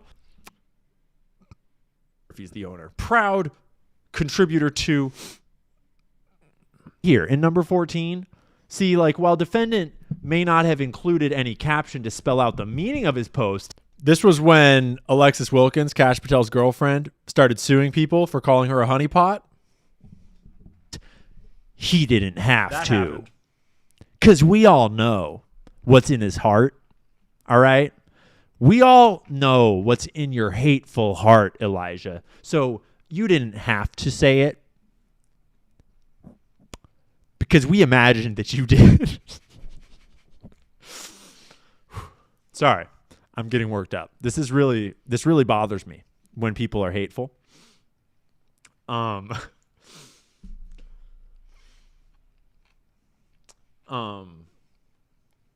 getting worked up. About that, considering I'm being sued for things I didn't say? Yeah, you heard that right. They're suing me for the implications based upon previous posts I had made on my X account, not about Alexis, not about Kash, but about the state of Israel. Do you see how he wants you to ignore the context? Like that is a classic reframe of the argument. Like, he wants you to ignore the context. Like, for example, that Jeffrey Epstein worked for Israel. Just ignore that context because to him, it's not important. He doesn't want you to focus on questioning about Jeffrey Epstein. He doesn't want you to think about the context of where the Epstein files are or who promised that we would get them, because that would fit his narrative, and he wants to spin a narrative. Context is important, and Elijah doesn't want you to focus on who did 9/11 or who bombed the USS Liberty or who founded the Federal Reserve. Or this entire episode is sarcasm, by the way, just so you know. Everything I'm doing, I just got trapped in the bit, and I could not get out of it, so I just rolled with the bit for 2 hours. Or who shot JFK, or any of these other contexts, because Elijah Schaffer has hate in his heart. And do not think about the context of like the Israeli art students, of the dancing Israeli files in the FBI vault. Do not consider the context of Jeffrey Epstein meeting with Ehud Barak on a monthly basis to discuss intelligence operations. Don't discuss the context of Ehud Barak's emails, because this hateful man wants to distract from everything else just to clear his name. And it's truly vile. It's truly vile. Okay? So just be sure to stay tuned in. Pay attention to how these hateful people do this. Take you to section 17 of evidence. Defendant frequently posts anti-Israel rhetoric accusing Israel of controlling the United States and its politicians, in which they share a post that I said Trump doesn't want to admit that Netanyahu doesn't fear him. Israel has more control over the USA than we do over them. Our politicians are hook, line, and sinker, sold out to the Jewish state of regime. It's genuinely disheartening, and we must remove these parasites from AIPAC. They also posted more. Whoa. Let's just double check Elijah just to make sure that he's not slandering again, because we all know how Elijah likes to slander, right? So we should probably double check him and just make sure that quote is real. Let's just double check just to make sure. Number 17, defendant frequently posts anti-Israel rhetoric accusing Israel of controlling the United States and its politicians. Quote, Elijah Schaffer on X, formerly known as Twitter. Trump doesn't want to admit that Netanyahu doesn't fear him. Israel has more control over the USA than we do over them. Our politicians are hook, line, and sinker, sold out to the Jewish state regime. It's genuinely disheartening. We must remove these parasites from AIPAC. Gosh, what hateful rhetoric. It almost makes me want to read it again just to make sure that it's that I'm reading correctly how hateful he is. Yeah. Cool. So, sushi number 2 down. Thanks for hanging. Your boy's got to eat. We're almost there. You catch fish with your bare hands and eat it on the beach? I'm jealous. That's the way to live. I think we should probably check in with the supers for a second. Now, what we'll do is we'll finish this month out. Then we'll check in with the supers. Then we'll keep rolling. But this month really does become... Oh, did we already go through it all? No, we didn't go through it all. Cool. This is the month where the 7K Club started trending. Where all the narratives started getting pushed harder and harder and harder. And we'll talk about why. This is the month where I started trolling Laura Loomer, where she would post something about Muslims, and I would post the exact same thing back at her, but replace the word Muslims with Jews. Just to show her, just to highlight how retarded and evil she sounded. 100%. This is why it should be illegal for Jews to hold office in America.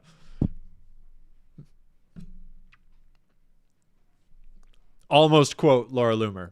Almost. So close. Quote, I really am enjoying watching more and more people every day come to hate Jews as much as I do. Eventually, we will reach a point where the GOP can't ignore this anymore because people's anger will keep them home in 2026 and 2028 unless the GOP cracks down on Jews. That's what needs to happen. I'm committed to it. That's a Laura Loomer quote. And all you have to do is replace the word Muslim with Jew. Funny how that works. I wonder which one violates the terms of service of all the websites. You know? Remember, Laura Loomer, who we learned hours ago, way back in the early months of this year, we learned went and had a private meeting with Donald Trump, and then he fired the NSA director, apparently on her recommendation. Laura Loomer, who is apparently involved in selecting who gets to run our intelligence agencies. Yes. Yes, indeed. Laura, this October. And it's important to always remember this headline. Israel has spent millions trying to win hearts and minds abroad. In America, it's about to spend 20 times more. This was published in July.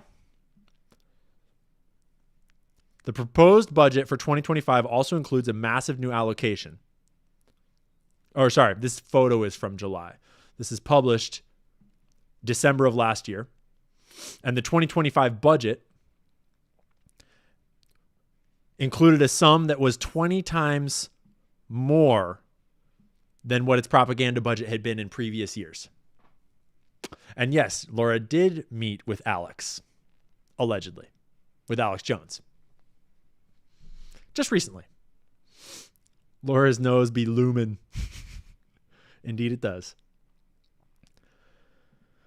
In October, Tucker headlined the first big TPUSA event since Charlie had been shot. To massive applause. I'm going to get copyright struck if I play that music. And he brought his dogs on stage. Because bro does whatever the fuck he wants, apparently. Like, okay. But it reminds us that Charlie Kirk's, some of his last statements were, I'm inviting Tucker. Tucker has to be on stage. I'm thinking of inviting Candace. He also apparently invited Marjorie Taylor Greene. Something tells me that Erica missed the memo on all that and that they won't be invited in the future. Something just tells me. Sharpness, solidarity.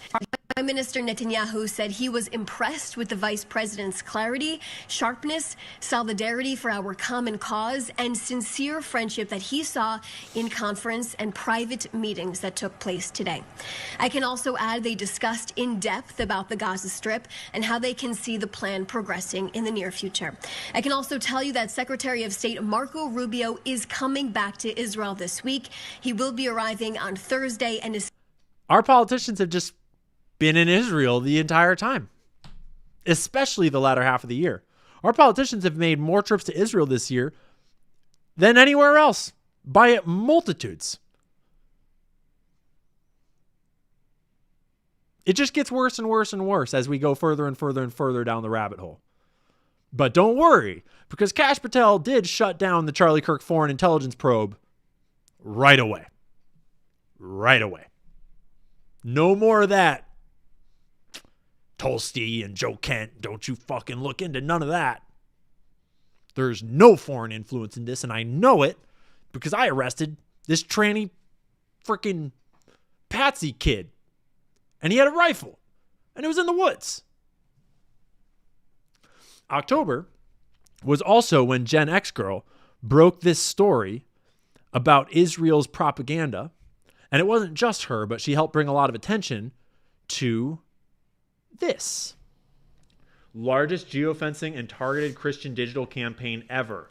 Geofence the actual boundaries of every major church in California, Arizona, Nevada, and Colorado, and all Christian colleges during worship times. Track attendees and continue to target with ads. So, what that means is that Israel, the state of Israel, on this FARA registration is disclosing that a foreign state is paying for an influence campaign that will actively locate your cell phone if you go to church in any of California, Arizona, Nevada, and Colorado. They will target and track your phone at church. And then when you leave church, they will continue to track you and send you customized Israel ads using Israeli money to back that campaign. And who knows what else? Who knows what else they might do while they track your phone? That's why we have FARA, is so that they have to disclose shit like this. Yup. And it's even worse than that. There's way more to that. Took a lot of shit for this when I posted it. Took a lot of shit for this one. Not regretting it a whole lot. Not feeling like I was all that far off the mark.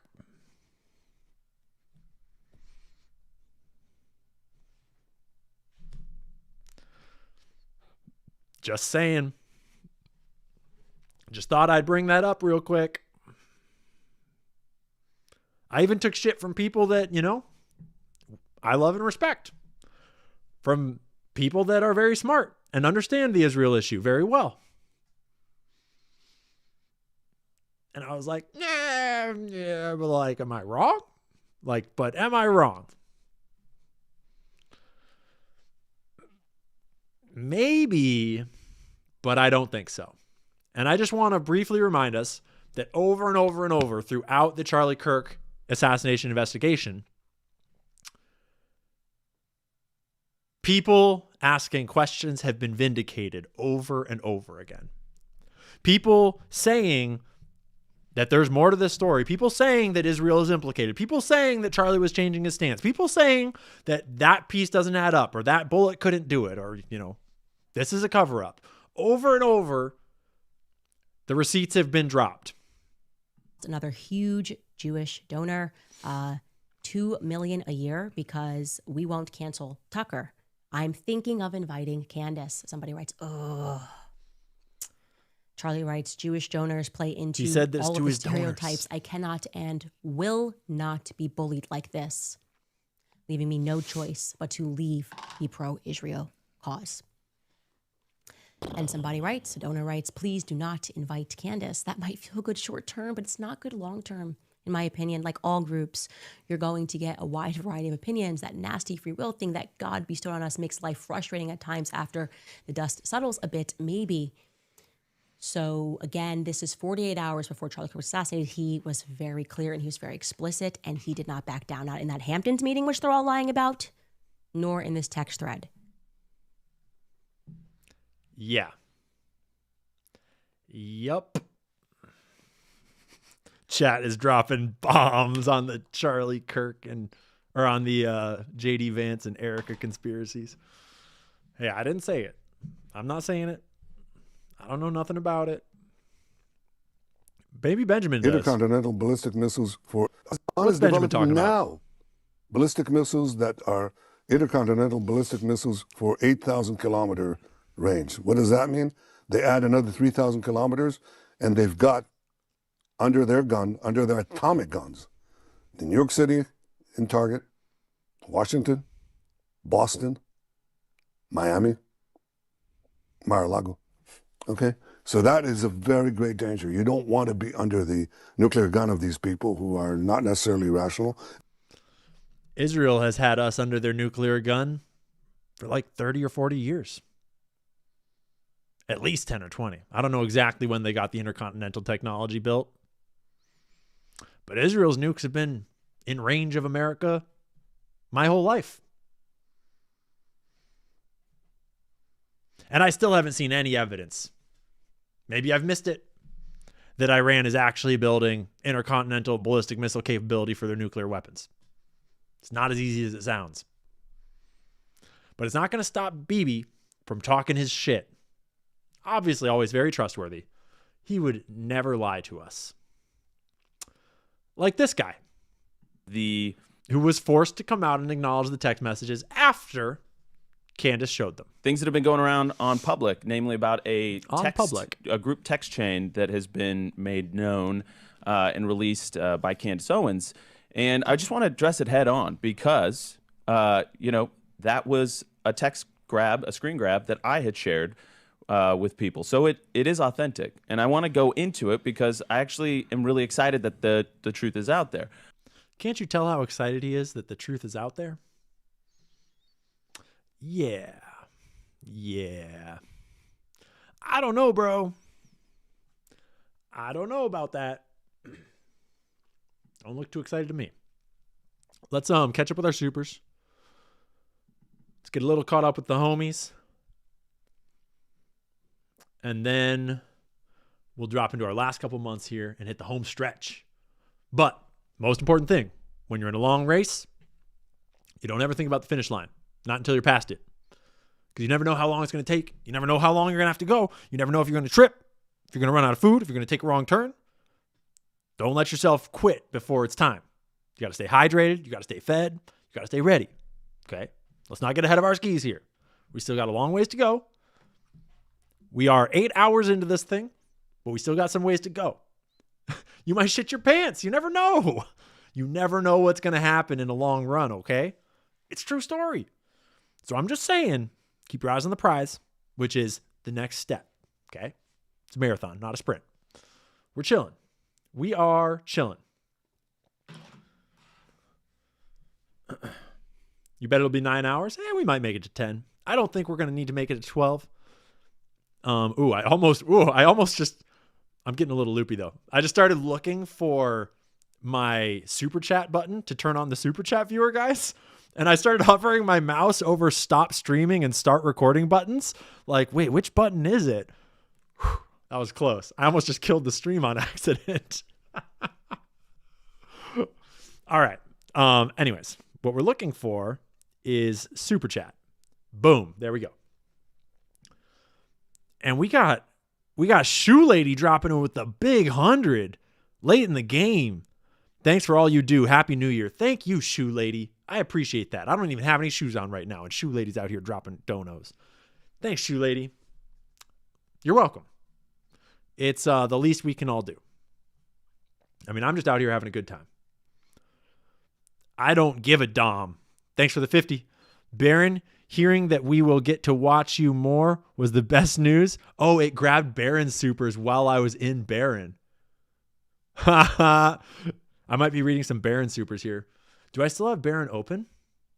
If I still have Baron open, it's going to be grabbing Baron supers. I didn't even think about that when we logged into his live. Let me check and see, make sure I don't still have Baron open. I might. No, that's mine. Cool. This might be it over here. Is it? I don't think so.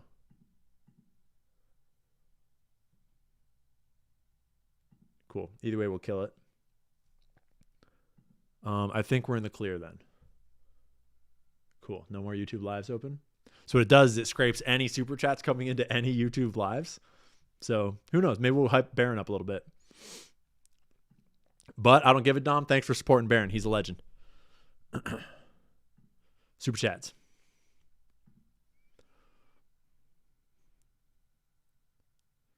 Literally yelled holy shit out loud when I saw Tucker had you on. I was so excited. Congrats. Thanks, homie. It was a lot of fun.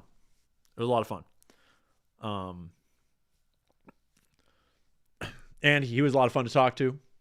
And it was a really interesting conversation. I'm actually really excited to go watch it because it's just such an interesting topic. And every time I finish a podcast, I always forget what we talked about, right? Like as soon as we cut cameras, I'm like, hope that went well, because I don't fucking remember anything from what that was. We were just in the flow. Yeah, it's just a bot grabbing text. It's just like a little like Python type tool. Just finished episode with Tucker. Everyone should watch it. Thanks, homie. I appreciate that. Hey, Wildflower Gypsy. Thanks for being a homie. Wildflower Gypsy's been around for forever supporting. She kills it. Appreciate it. Thank you for your huge sacrifice. I hope we can fight back and win. I don't know if there's ever any winning against evil, but you always fight against evil. And sometimes you're on top and sometimes evil's on top, but you just keep fighting. That's the nature of life. It's the nature of humanity. You never obliterate it. I mean, it's like all you have to do is watch Star Wars to know that. You can never beat the Sith. The Sith always come back. And I'm not saying that anyone in particular is the Sith. I'm just saying that some people are evil. Thank you for going max, Baron. Hell yeah, Baron. Appreciate it. There are new FAA rules possibly for 2026 that will allow GA General Aviation plane owners to mask their ownership in Delaware. Section 803 data privacy. Go max. Sick, dude. We're getting some intel from Baron Supers.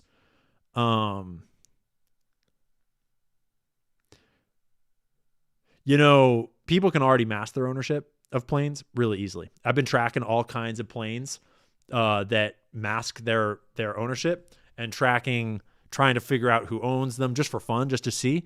The Middle East has a ton of planes that fly under LAD masking, so they don't broadcast any information. They don't have any flight history, so you have to catch them live on ADSB Exchange, and that's already a thing.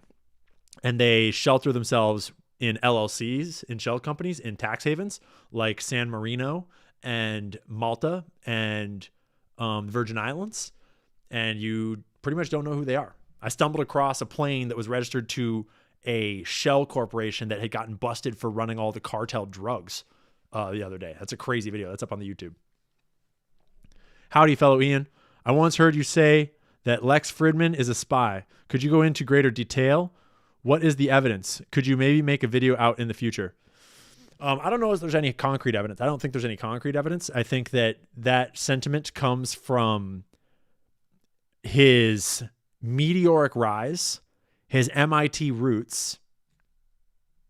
If you know about MIT, a lot of Jeffrey Epstein connections at MIT, and his meteoric rise to massive prominence with massive guests like overnight, while he's like literally a robot, and his ethnicity. It just all comes together to be like, maybe you should ask some questions.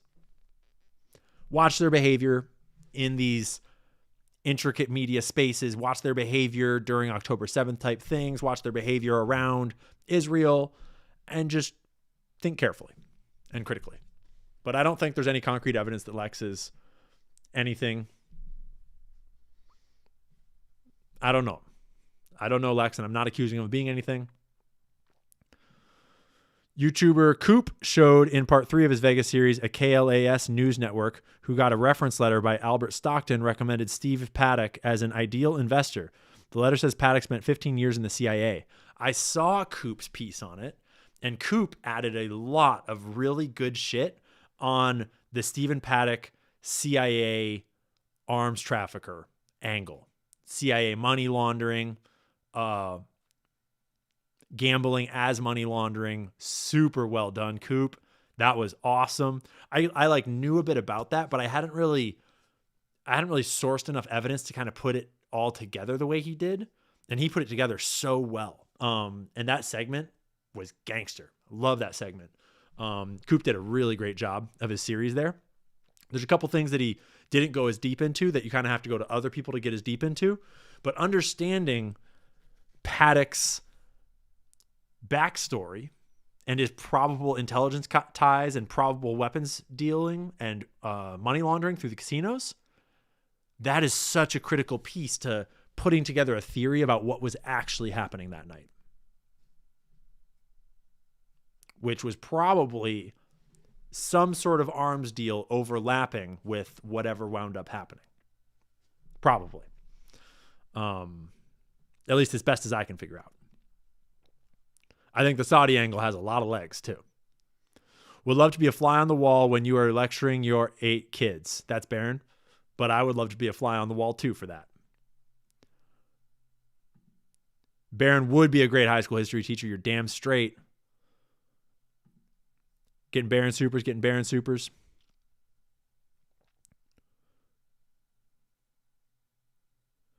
Influencers each seem to have their things they won't acknowledge. Example, Candace Owens versus vehicle/car. Do you see this in others and yourself? What cues and topics do you see people avoiding? Fine line between a tribe and a cult. I don't know what they mean by Candace Owens avoiding vehicle/car. I'd be curious what topics you guys think that I avoid. What topics do, or maybe it's like theories in the Charlie Kirk assassination is the question. I'd be curious, what do I avoid? What do I not talk enough about?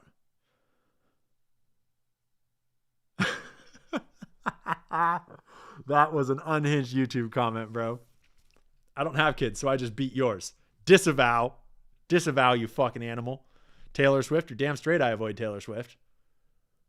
I avoid UFO and flat earth. I talk a fair bit about UFOs, actually. I avoid flat earth. I'm happy to talk about it, though. I have feelings. I would happily debate people about it. I've had a lot of long debates about flat earth. I'm not convinced at all. For a lot of very basic reasons. I avoid talking shit. We aren't going to go into flat earth today. DuPont. Why aren't we talking about DuPont, and why didn't Candace ask Erica about it? I've gone into DuPont a little bit, I'm pretty sure, on stream. Maybe I did a bit of the research that I did. I actually never did stream. DuPont is the kind of thing where Candace did a good job of exposing a lot of the open source stuff about them. And I didn't really find anything terribly new to add to the conversation. Second Amendment rights. I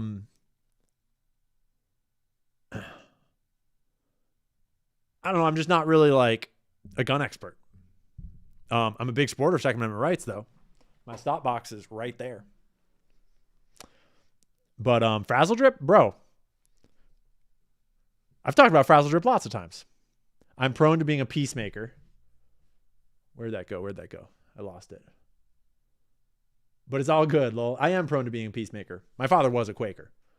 The true history of Germany, World War I and World War II. Yeah, I haven't talked about it too much, but I've been studying it a lot. And I have talked about it a little bit, especially in terms of how I'm pretty sure I've made some content about how Hitler was a construct of international money.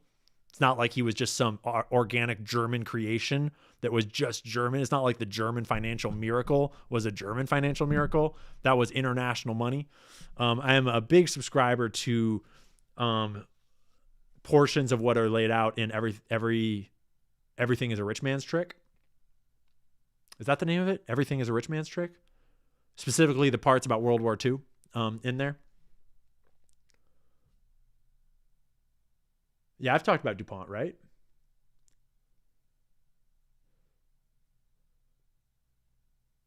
Everyone who has avoided Candace Owens hasn't put Plane app out.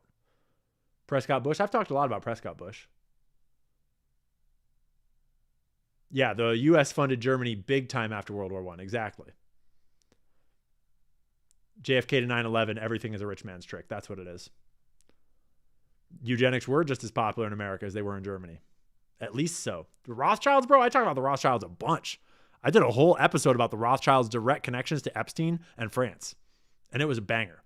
Antarctica, I haven't really talked about. Maybe a little bit. I got questions. Tampons. I've talked more than I need to about tampons. And I'll probably talk about them again. Hitler did like Ford. Okay, man, you're the one projecting your shit on me. Kanye. I haven't talked a lot about Kanye because I don't know much about Kanye.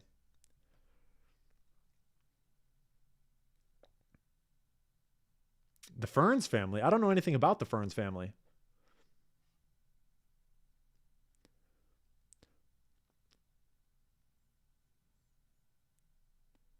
It was a joke. Yeah, it must have been Stacy Face.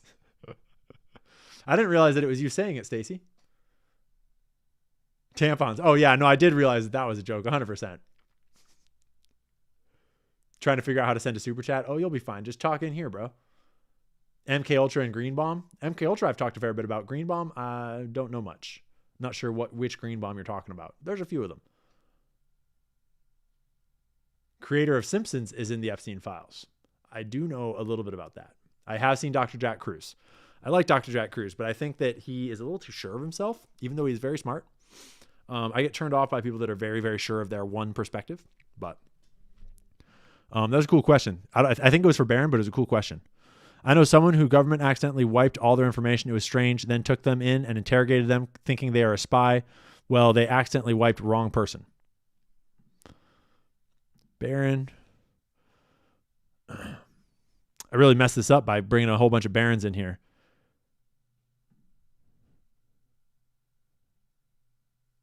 I think that's Barron. I think this is Barron.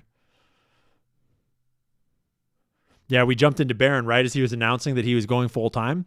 And we got a whole, because Barron gets so many super chats. Hoo hoo hoo.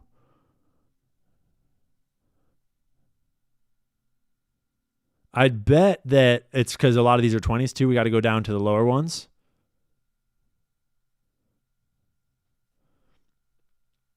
And ultimately, more gents like you, Ian. Hola from Puerto Rico. Thanks, homie. Ian, seen the Tucker show today. Congrats. It was great. What did you think of Tucker? Glad I found you by watching Barron. Happy New Year's from Palmyra, Tennessee. I thought that Tucker was a lot of fun. And he knows a lot. And he knows a lot of people. And conversations off camera were a ton of fun. Really interesting. And it felt very like at home because we both are very deep in this industry and have a lot of thoughts about what's going on. And there's just shitload to discuss. We didn't have a lot of time. He was really busy when I was there. We were kind of sliding a last minute slot in before he went on break. But it was a ton of fun. Really enjoyed it. I don't really have any inside intel on it other than it was good. It was great.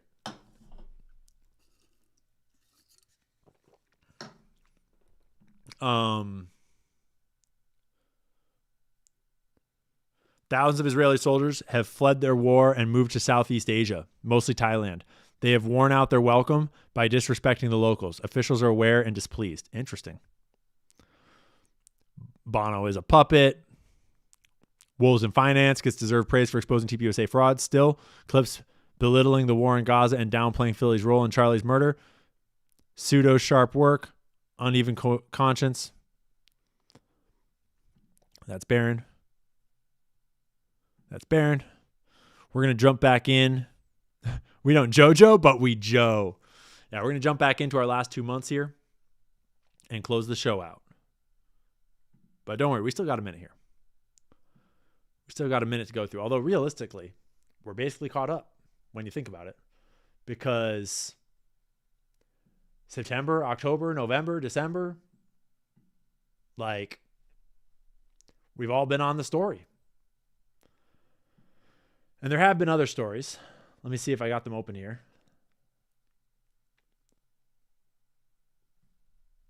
This is November. Bingo. And that is December. So here we go. Here we go. Where's that Joker clip? What did I just do? Okay, good. So, into November. If you don't remember, in November, X made the locations where accounts were formed public. And this really did happen. Double checked it myself.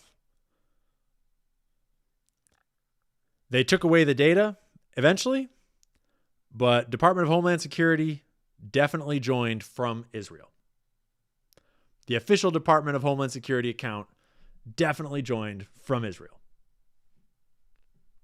I'm sure it was just a bug. I'm sure it was just a fluke, just an accident. We also had Jeffrey Epstein files starting to come out, and we had all kinds of citizen journalists building all sorts of cool tools for people to access them, people digging through them. We had people keeping their eyes right on the target. People like Smotrich saying it may be moral to starve 2 million Gazans, but no one in the world would let us. What a shame, you piece of shit. This is a bit behind the times. I posted this in November. Oh, I guess it was in November. We just watched the video from it, which is why I was off. The old false allegations of honeypotting. Oh, Cash. Oh, Cash.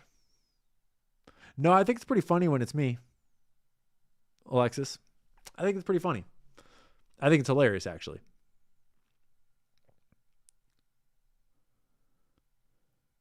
Back to that. So I didn't include this one because of the clip itself. I included this one because of the comments. And the comments underneath every Turning Point USA post these days. Charlie Kirk said that Epstein worked with Mossad. Charlie Kirk said that the October 7th narrative didn't add up. Charlie Kirk said that he was afraid Israel would take him out. The fact that Turning Point is trying to memory hole all of that says everything. Share your phone log from 910, Mikey. Also, your dad is a prick. The supercalifragilisticexpialidocious Mikey Military Mafia McCoy. Why don't you guy losers care who killed Charlie?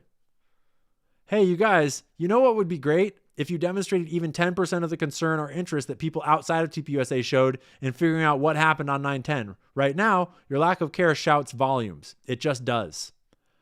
And it just goes on and on and on. All of the comments. And TPUSA is just crumbling. Meanwhile, incredible reporting coming out of DropSite. Remember at the beginning of the year, at the beginning of our year in review, this was all just conspiracy theories. And then the Ehud emails, the Epstein files have just verified it over and over and over. But then we get shit like this from Speaker Johnson. All right. Number 5, national security concerns, okay? The discharge requires the Attorney General to release within 30 days, quote, classified information to the maximum extent possible. This ignores the principle that declassification should always rest, and always has rested, with the agency that originated the intelligence. Why? He looks really uncomfortable. He looks like someone has videos of him getting boned in the booty. Allegedly. I mean, I'm just saying that's how it feels. That's just how it might seem to the public. Allegedly. So that they can protect their critical sources and methods. It is incredibly dangerous to demand that officials or employees of the DOJ declassify materials that originated in other agencies, in intelligence agencies. So now declassifying the Epstein files would be a bad thing because it would expose the sources and methods of our intelligence agencies. You know what's exposing the sources and methods of intelligence agencies? Is how all of the Israeli Wires shows are getting like 200 live views, 300 live views, 700 live views. That's awkward. We're on hour 8.5, and we're still at what, like 6,000, 6,500 homies hanging out, and I'm just some dude. I don't even have a multi-million-dollar production studio behind me with multi-million-dollar ad budget. We already peeped this one. In November, Miriam Adelson committed to lead a $20 million campaign to unseat Thomas Massie. She's an American, though. She's an American Jew. With her entire casino empire centered in China now. And her entire allegiance centered in Israel always. But don't worry, she comes back home to take her shits. And occasionally she even flushes. Brett Cooper finally dropped in hard with this absolute banger. So blinded by your ridiculous, insane hatred of Tucker Carlson that you cannot see how irresponsible and hypocritical you are being. I mean, these tweets from Ted Cruz I'm going to read you next are a great example of this. So just a month ago, he tweeted this. He said, "They don't kill you because you're a Nazi. They call you a Nazi so they can kill you. Political violence is a left-wing phenomenon. Enough is enough. We need to shut it down." And then in response to Fuentes and Tucker this week, he tweeted this. "Trump's bombing of the Ayatollah's nuclear facilities made the little Nazi mad. Good." So now you're turning around and you're calling somebody that you don't like a Nazi. You're doing this out of blind rage because you're so angry that the conservative base's attitudes are rapidly changing that Nick Fuentes I don't think it's rage. I think he's just trying to be a good little goy. is getting national attention, and so you have turned around and in response, you are compromising your own values and anger, which is such a dangerous precedent to set. It's been cool to watch Brett break out and do her own thing. That's for sure. Fuck the Daily Wire. And unfortunately for you guys, yes, the attitudes are changing. So again, it And makes she's doing sense amazingly. why this group is incredibly frantic. You are so blinded by Oh, I thought that was where she said that he should move to Israel. I grabbed the wrong clip. Wonder if one day. But I figured we would just end the month of November with this absolute banger. It's old, but it's always classic. You'll have to flee the United States. I mean, I think that every Jew throughout world history who has a brain and knows history has always wondered if a country that is not a Jewish state is going to eternally provide them security guarantees and full citizenship, of course. I mean, that's I think to think that that's why the existence of the state of Israel is the single greatest guarantor of my loyalty to the United States, frankly, right? Because Israel exists, that means the United States is going to be a more welcoming place for me because it's state. The existence of security guarantees and full citizenship, of course. I mean, that's I think to think that that's why the existence of the state of Israel is the single greatest guarantor of my loyalty to the United States, frankly.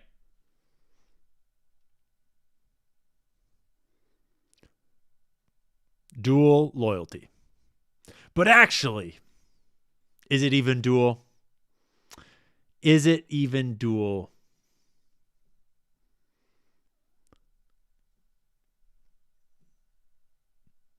Ben is what we would call an asset.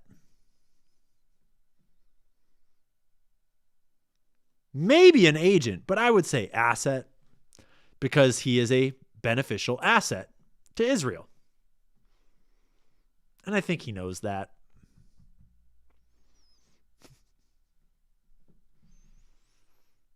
Right? I mean, call me crazy. Call me anti-Semitic. Call me names. But I dare you to call me wrong. I dare you to call me wrong. And As we get to the end here, I think we're just going to scroll the posts from December rather than pulling them all up in advance.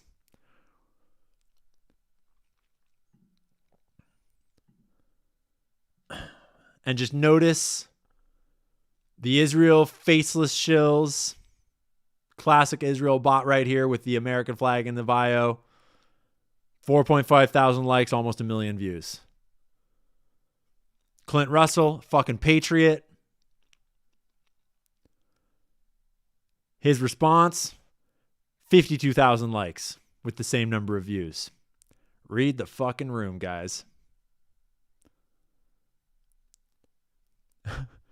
We can ratio Ben Shapiro with just the word lol these days. This is how far the conversation has devolved. This is how far down they've fallen. This is how wide open it all is now. This is on Ben Shapiro's TPUSA speech. Lol. Nice. Nice one, bro. Bro made an Epstein Files viewer that was dope. Tiffany crushing the game as always. Owen Benjamin pointing out that 0% of ballistic tests have shown the FBI 30-06 narrative. 0%. And that reminds me, why don't I pull up Trigger Smart and we watch his new video real quick? Because he tested frangible rounds. And it's very instructive.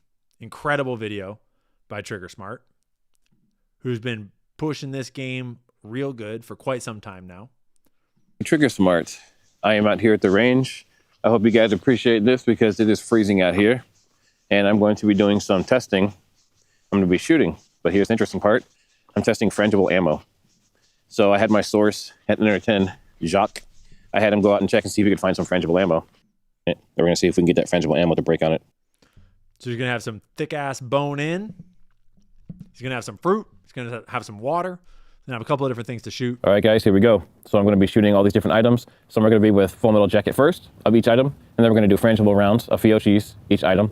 And then after we're done, then obviously we're going to compare the damage and that kind of stuff. The thing that's interesting is that based on the research that I've done, these frangible rounds will probably pass through just about everything. And I think he's shooting 5.56.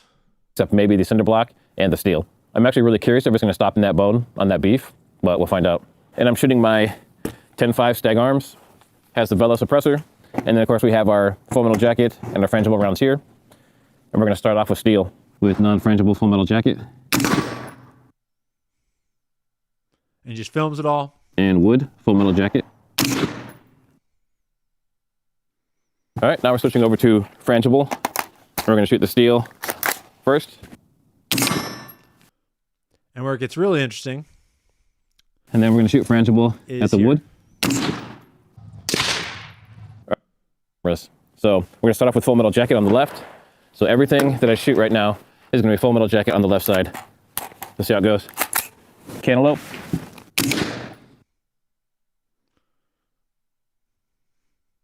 Pretty uneventful. All right, now let's go ahead and do our pineapple.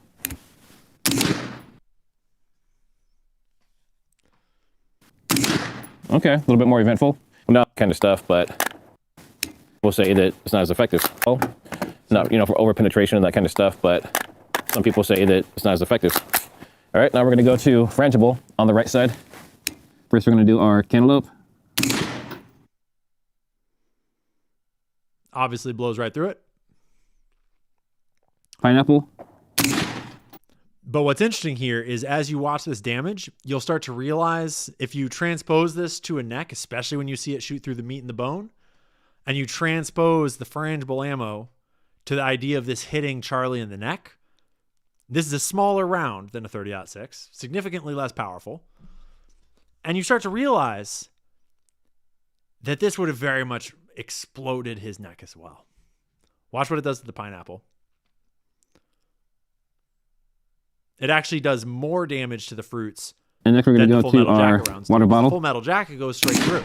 All right, let's clear and check it out. But the frangible explodes into many fragments. I'm shooting at about inside. 50 yards. So my first impressions is that the full metal jacket did not cause as much damage as the frangible, but let's check this out. All right, so let's look at our entrance. This is with the full metal jacket. So pretty clean going in. That's our exit, right? That's that cavitation and that exit wound people talk about. All right, next we have our pineapple. And it's kind of hard to see there, but there's your entrance right there, right here. And again, this is full metal jacket. There's your exit, right? Pretty obvious. A lot of damage. And then the back, of course, is blown out. Made a big mess. Then peep the frangible. All right, now we're gonna look at the frangible side. So what's interesting on the frangible, this is the entry wound. Way so definitely bigger. Split it open, but now look at the exit. Almost identical. So that exit is almost identical. Then you have your pineapple, and now on this one you can see that entry wound is bigger on the frangible. So it was already breaking up when it hit. Now I can't see any obvious residue or anything. I can't see any powder. Now look at the exit. Way bigger. Right, pretty blown out. Shredded it. But again, I don't... Because a frangible round, if you're not familiar, a frangible round is designed to kind of like disintegrate on impact with a very hard surface so that it won't over penetrate through walls and shoot other people. Law enforcement tends to use them. And so the story with Charlie Kirk changed to no, it was a frangible round. That's why they didn't find a bullet. That's why there was no exit wound. I don't see any powder. So after shooting all these things, if we can get, but now we need to test out. In this case, it is 5.56 because if they're saying there was a 30-06 frangible round, we need to see if any frangible round would work. In this case, it is 5.56, not exactly 1-to-1 with 30-06, but it's the same idea. So the next thing I'm going to do is I'm going to shoot a pork roast, and some of you are going to say, why is the plastic still on it? Well, to me, that's almost kind of functioning like the skin, right? And plastic obviously tears and rips pretty easily when it's shot. So I want to kind of simulate how the skin kind of holds things together, right? It is elastic, it has some give, but I left that on for that reason. And then after that, we're going to shoot our roast that has a bone. And first we're going to shoot full metal jacket at the left pork roast.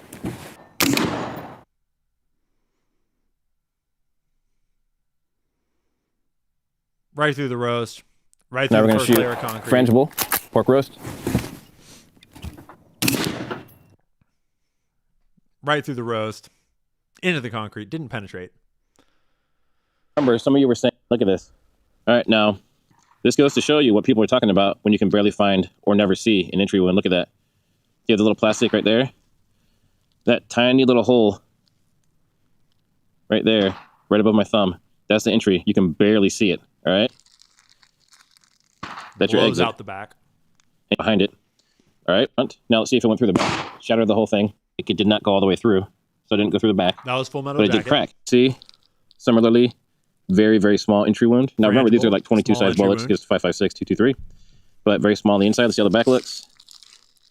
Blown. All right, now on the back out. of this, you can see it's still blown out. But you can see it's still blew it out. You can see little fragments. So you would of the definitely bullet see right an exit there. wound. And then on this one, it did not go through the cinder block. It didn't even crack the cinder block, but it did take this chunk out here, right? But the frangible bullet, some pieces of it there. And again, this is the frangible, a when it hit smaller something round hard, than 30 it did break up. Frangible ammo that we saw break up on the concrete block. Is that going to hit the bone after going? I was actually not sure. As he was getting ready for this, I was like, what's going to happen? To the flesh, what's going to happen it's about here? the same thickness as a human neck. And is it going to kind of break and explode on impact? Look at the thickness. This is his roast. That's about. And he's going to shoot through the bottom of it here. And there's a bone along the back side of it right there. A nice thick bone, much thicker and much stronger than a vertebrae. About the same as those pork roasts, about the same as a human neck. So I'm going to shoot right through the lower part of it, and it's going to hit that bone in the back. And what we're trying to see is it going to go through the flesh and stop at the bone with the frangible round, or is it going to go through and hit the cinder block? And if you guys appreciate me doing this in the freezing cold, not like Jesse in heavy duty country wearing Throwing tank some tops shade. out in Texas, hit that like button. Blew it apart. And actually probably did more damage than it would have done had it been full metal jacket. Looked like a pretty good shot. All right, make sure we're clear. All right, so here's what we have. Pretty sizable entry hole. Some pretty good damage. Nice wound cavity. Come on the other side. And that was a pretty direct hit, right? That went straight through that bone. Tore the bone apart. Blew out the side and went straight through the bone. And it wasn't an edge shot, right? So the hole's actually closer to the middle. Smaller round than a 30-06. And you can see that bone that's thicker than human vertebrae went right through it. Blew it out. And it also made another big chunk out of that Took a huge chunk out of the concrete behind it after going through the bone. cinder block. All right, so what's the takeaway here? Well, We shot just about everything you could think of, hard and soft. Obviously, we have to look at the slow-mo, but I mean, frangible ammo, 5.56, 223, has less power, less foot-pounds of force hitting. It can be a fast round, and it is smaller, but in this case, it went straight through the bone, everything else. So I would say, even with a frangible 30-06, it has significantly more power at the 140 yards. I heard that Jesse on Fire and Heavy Duty Country Dan took some frangible 30-06 rounds to the range. So I'm hoping that we're going to get some footage of some frangible 30-06 coming here soon. I don't think it's out yet. I don't believe. So far, every single thing that's been shot at anything it's blown right through. Everything. People have been shooting through bones. They've been shooting through steel. They've been shooting through concrete. They've been shooting through wood. They've been shooting through meat, bone, wood, and concrete all at once in one shot. So that's the state of the game at the end of 2025. That's the state of the big question at the end of 2025. Jeffrey Epstein worked for Israel, and Charlie Kirk was not shot with a bullet from Tyler Robinson's rifle. And it's looking more and more every day like he might not have been shot with a bullet at all. I think that everyone that's really looking at this is starting to wonder about that microphone. And starting to wonder what was in that microphone and what exactly was at that explosives plant at Tennessee that blew up 1 month later and killed everyone inside. Right? Am I right? So we've made it to now. We have made it to today, homies. We're all caught up. We definitely sped through at the end here. I mean, I guess we skipped over Bondi Beach and the shooting at where was it? Brown University. I had a document open. Where'd my document go? Did I close it? Did I accidentally close it? I had a source document here somewhere, but I don't see it. No, it's not there. I must have closed the source document. Oh, it's up there.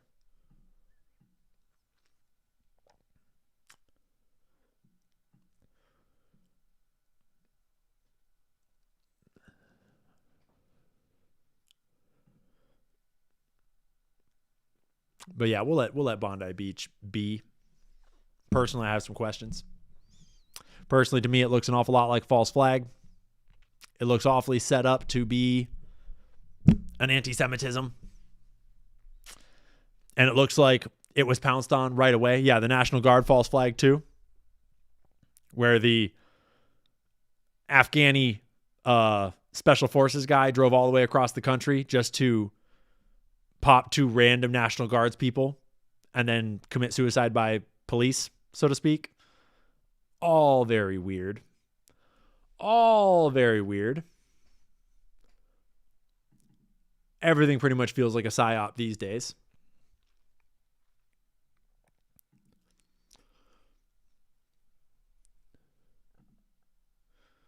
You remind me of one of my favorite comedians, Bill Burr. Love your content. P.S. Schedule your colonoscopy. That's for Baron. Thank you very much. We got a bunch of Barons down in here.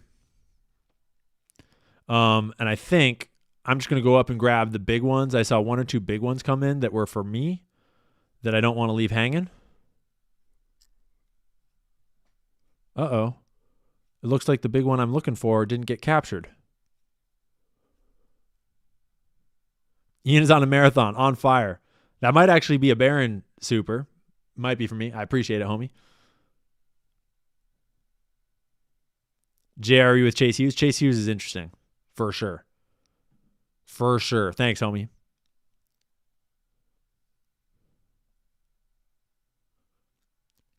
Elvis versus Charlie. Both received Medal of Freedom from Trump 2018, 2025. Now we are heading towards Museum of Charlie at TPUSA land. On his grave, Mike, necklace art, work, etc. It's starting. Yep. They wanted to enshrine his memory. They wanted to enshrine his memory and build a political movement on his grave. And Candace Owens single-handedly saved Charlie Kirk from that fucking scam. Let me just peep the I think I can just go into the supers and check the most recent ones. And what I'll do here is, what am I going to do here? Here's what I'll do. I'll put the tracker away. No more supers, guys. Don't put any more supers in. Last supers are in. That's all we're tracking. I'm going to put the super tracker away somehow. Bloop. And then I'm going to do this.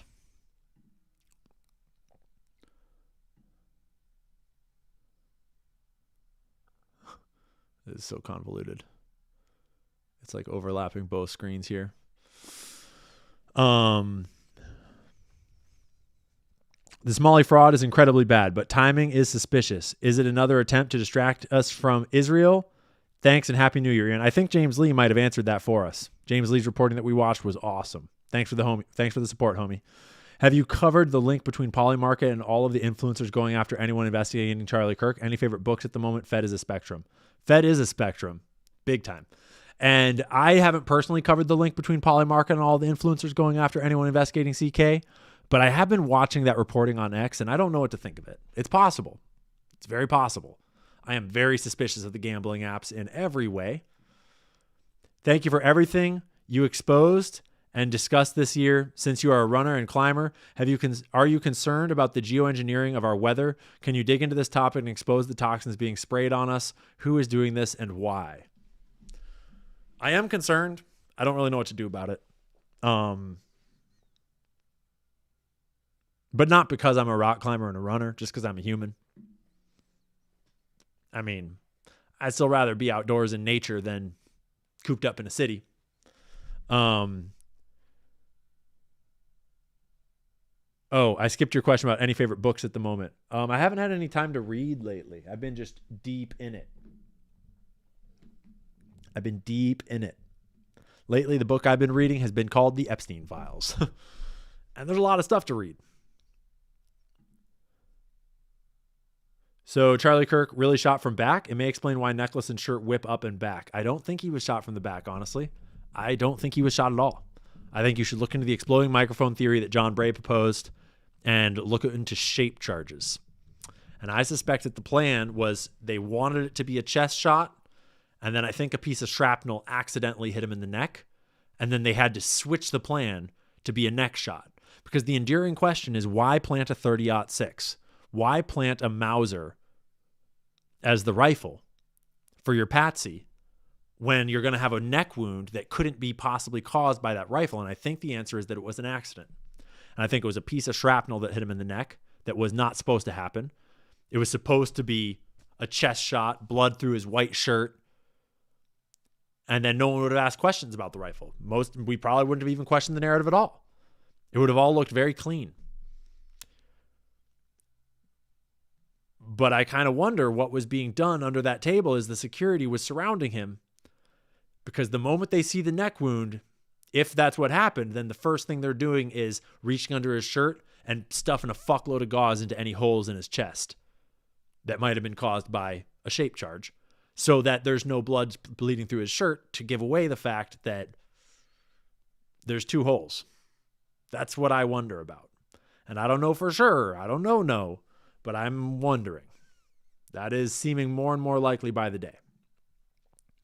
Thanks, homie.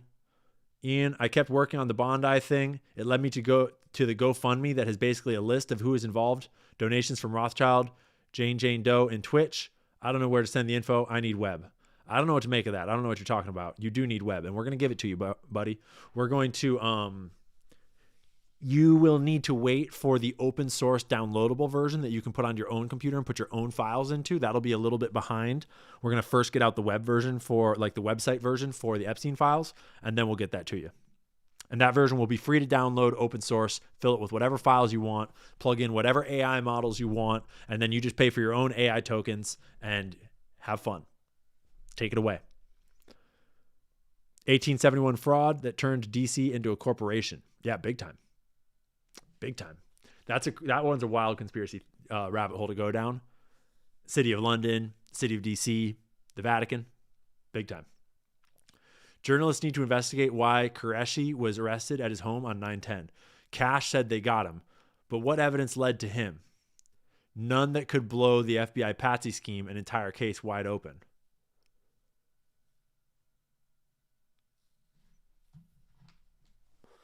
It's an interesting idea. It's an angle that I haven't really seen anyone talk about. I'll save that. NASA lies. Earth is flat. We've been lied to about everything. Government wants to be God. Jesus Christ is Lord. Agreed on most points, but NASA does lie. But that is not proof that the Earth is flat. There's lots of other reasons for NASA to lie other than the Earth being flat.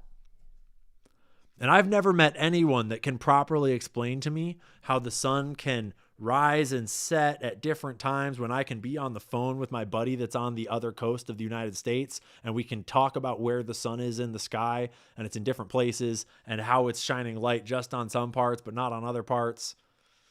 No one's ever explained the flat Earth sun map in a way that even begins to square with physics and reality to me. Like reality that you can test in your own home. But I still love you. I love flat earthers way more than NPC normies. So hang out. I dig it. And flat earth debates are a lot of fun. It's a lot of fun to debate flat earth sometimes. Do a brave search for Arcane Thunder, read the synopsis, and click on the first link. Exercise conducted by the JTF out of Fort Huachuca. So sus. Interesting. I have not looked that up at all. Don't forget about the BB files. Oh, big time. Yeah, I reported on that when I was hosting Candace. Did a big episode about it. And it was actually out for free on... No, that was a lie. It was never on YouTube. But it is on archive.org. If you look it up. I didn't show that on the Candace episode because I didn't want to risk them trying to copyright us or anything like that. But it is on archive.org for free if you know how to find it. All followers of Jesus Christ understand that Jesus also questioned and rejected the Pharisees and even called them a brood of vipers, chased merchants away from temple. To question and call out Israel is what Jesus would do. You're damn straight, homie. Got my Bible right there. And I used to keep it open. I used to keep it open to a very important passage that maybe we should read one more time. Is it still marked? Is it still marked?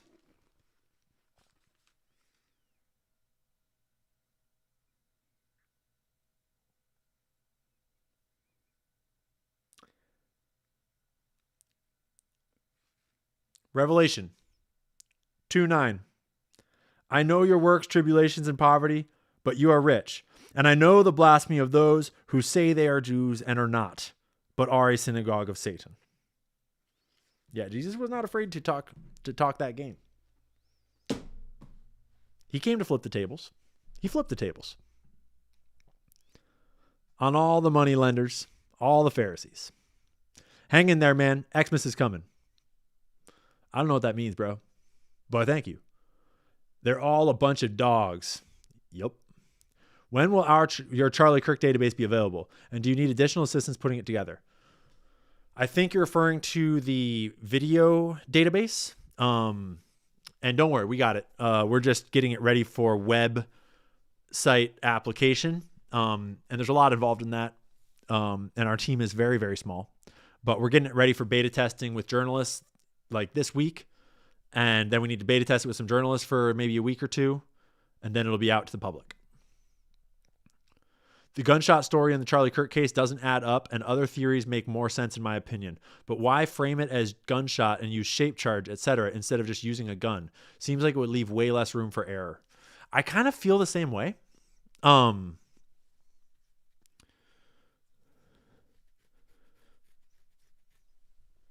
I don't know, because I don't plan assassinations.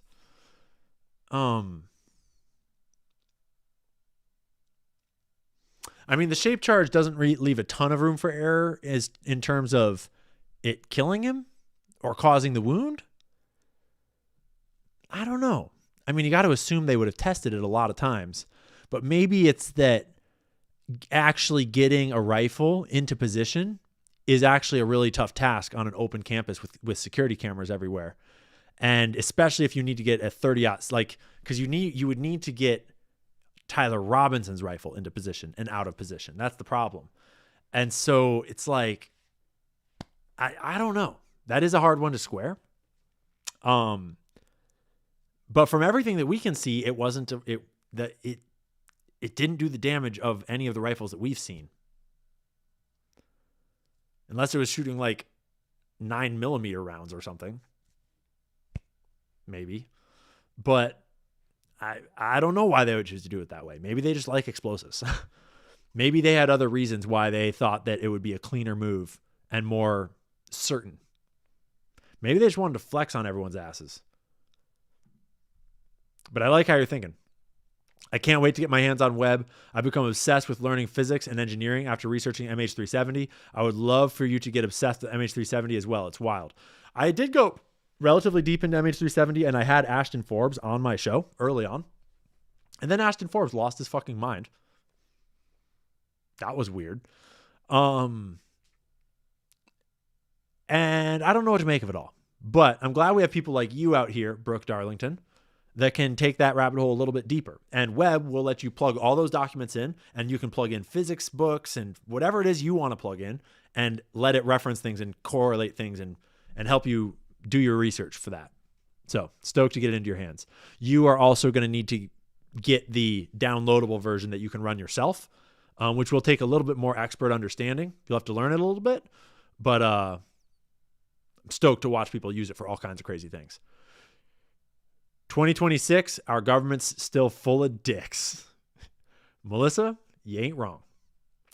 Summer 2014, Israel killed over 2,500,000 Palestinians in Gaza. Israelis watched in glee at the border like a summer festival. Funny how a summer festival on October 7th almost matched those numbers. Karma. Not 2,500,000. 2,500? The K is an accident? But yeah, you're right. They're fucked up. They're super fucked up. Fucked up people. That's for real. No lies. No lies detected. On patrol all night. Thank you for this stream. You're welcome. Thanks for being on patrol, homie. Hope you have a smooth shift. Hope you stay safe out there. And thanks for the dono. Just finished the episode with Tucker. Thanks, Wildflower Gypsy. And I think we're back to where I have now June tinfoil related to December foil. Melissa Horton's last vote was the deciding and single Dem vote that ended eligibility for adult undocumented immigrants for Minnesota Care. Unalived 5 days later. Interesting. That ended eligibility for adult undocumented immigrants for Minnesota Care. Punishment? Interesting. Some good tinfoil right there. Yeah, we heard about Coop. I think we're back caught up. Except for maybe the smaller ones. Why are court systems decades behind the data? Apple and Google know your facial expressions per video, yet prosecutors are relegated to text messages, not even chatting apps. Also, Stacey is the GOAT. Stacey is the GOAT. And it's a fine line, dude, between giving law enforcement access to more and more granular data, digital mass surveillance. They'll solve a lot of crimes, but at what cost? At what cost? Ian, create a room where we can chat whilst we watch you on Tucker. It's 9 o'clock. I've been going for 9 hours. I don't think I have 2 more hours to give tonight, unfortunately. I could just hear that my girlfriend just got back from work. And I'm going to need some real dinner here in a bit. And Tucker's interview is like 3 hours long, I think. So I think that we are approaching the end of our stream for the night. Let me peep Tucker's, though, and see how long it is. How long did it end up being? 2 hours and 38 minutes? Yeah. So that's going to have to wait for another time, but I'm hyped on it, hyped to watch it. And we might spin up a little watch party tomorrow where I pull up extra evidence. Did they put evidence in there with it? You guys who watched it, chat who watched it, did they put evidence in there I actually don't have my chats open right now. All I can see is you there. There's my other chat. No, they didn't put any evidence in it. Interesting. Okay, then we're going to have to do some companion videos for it. That's what we're going to have to do. We're going to have to do some companion streams where we watch it and then we pause and pull up all the evidence. Yeah, anyone who says that Stacey is not legit is out, like all the way out, like immediate ban. Anyone that talks shit on Stacey, immediate ban. Okay? You hear me? You hear me? I'm just saying. Okay? I'm just saying. You back off. Y'all back off. I don't know if anyone was, but don't you fucking dare. I will ban you right now. So, yeah, agreed, right? Agreed. You're dang straight. So, you're all legends. You're all total legends. If any of you, okay, be honest. Be honest right now. Let me, real quick, let me get back into the YouTube over here. I got an honest question for you. Honest freaking question. Once I get back into the YouTube chat too. All right. Honest question, guys. You can't lie. If you've been here all day, or at least pretty much all day, let us know in the chat. If you're in the Twitch, you can drop a GG in the chat. If you're in the YouTube, you can just let us know. If you've been in here all day, let us know. Because that's crazy. Icy Mike has been in here all day. Dog. No way. Dude. That's a whole bunch of you. Steph. Spiritual put in a solid 6. Norba put in a solid 6. Gigi all day here. Spaceman Hoyd. Pretty much all day. Brutix. Dude, YouTube's full of all dayers. Dog, y'all are crazy. That's really humbling. That means a lot. Honestly, that means a lot, dude. Dude, that's a lot of you. I mean, you got to realize, I mean, you know that like I'm literally just a dude that was driving Uber Eats. And I got curious what was fucking going on and I wanted to be more informed. And I just started making videos one day. And less than 3 years later, this is my life. And it's bizarre. And I'm just doing my best to learn and to share and to try to figure out every day what the fuck is going on. And it just means a lot to have your guys' support and to have you guys hyped and to be providing something that is like of value, something that's actually fun and that actually informs us. And I learn so much, obviously. I learn everything every day. But for you guys to actually get value out of it too and actually be down to hang for so long is crazy. It's super humbling and I really, really appreciate it. So I guess that's the stream. That's the New Year's stream. We've made it to 2026. We've made it to 2026 and it's now the golden age. Now all of our problems are solved. America first again. America, we made America great again. We did it, guys. America's great again. Can't you tell? Oh man, it's going to be a crazy year. It is going to be a crazy year. I'm going to lead into 2026 now with some wild predictions, dude. Call me a betting man. Call me a betting man, but I'll bet. I'm just going to go crazy out here. I mean, call me crazy, but I'm going to bet that no one's going to go to jail over the Epstein documents this year. Israel is going to continue to run the game this year. And Trump is going to continue to use the back of his throat as hard as he possibly can this year. And I know the odds are pretty long. They're pretty long, just like whatever's in Trump's mouth. But hey, I'm a gambling man. Okay? Sometimes I just like to live on the edge. I'm just guessing. So, in all seriousness, I think we can all agree at this point that we're on our own. No one's coming to save us. No politician's going to help us. They don't work for us. They're not on our team. It's up to us to make our lives better, to make our nation better, to make our communities better. And that starts by making yourself better.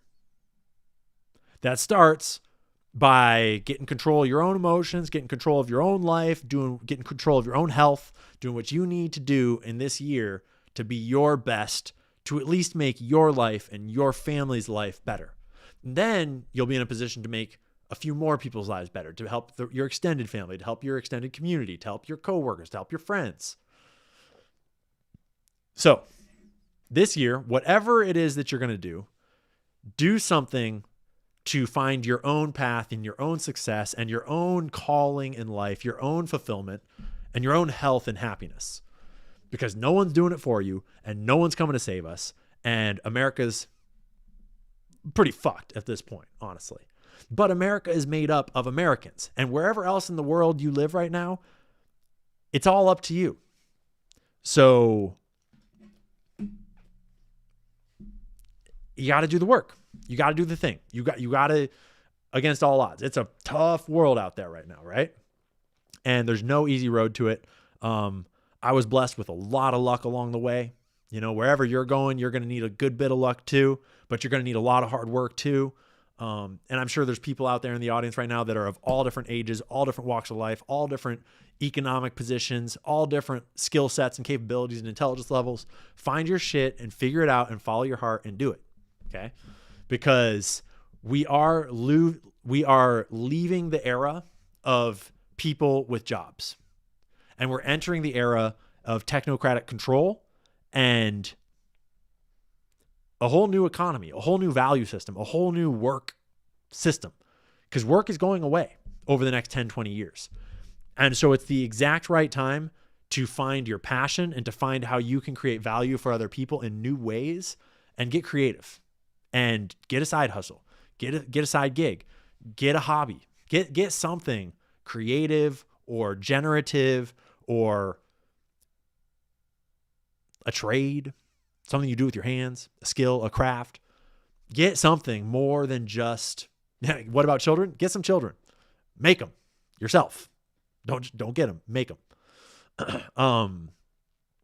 Definitely now is the time to branch out away from the old way of thinking and away from the old world and into something new, because what's coming is going to be crazy.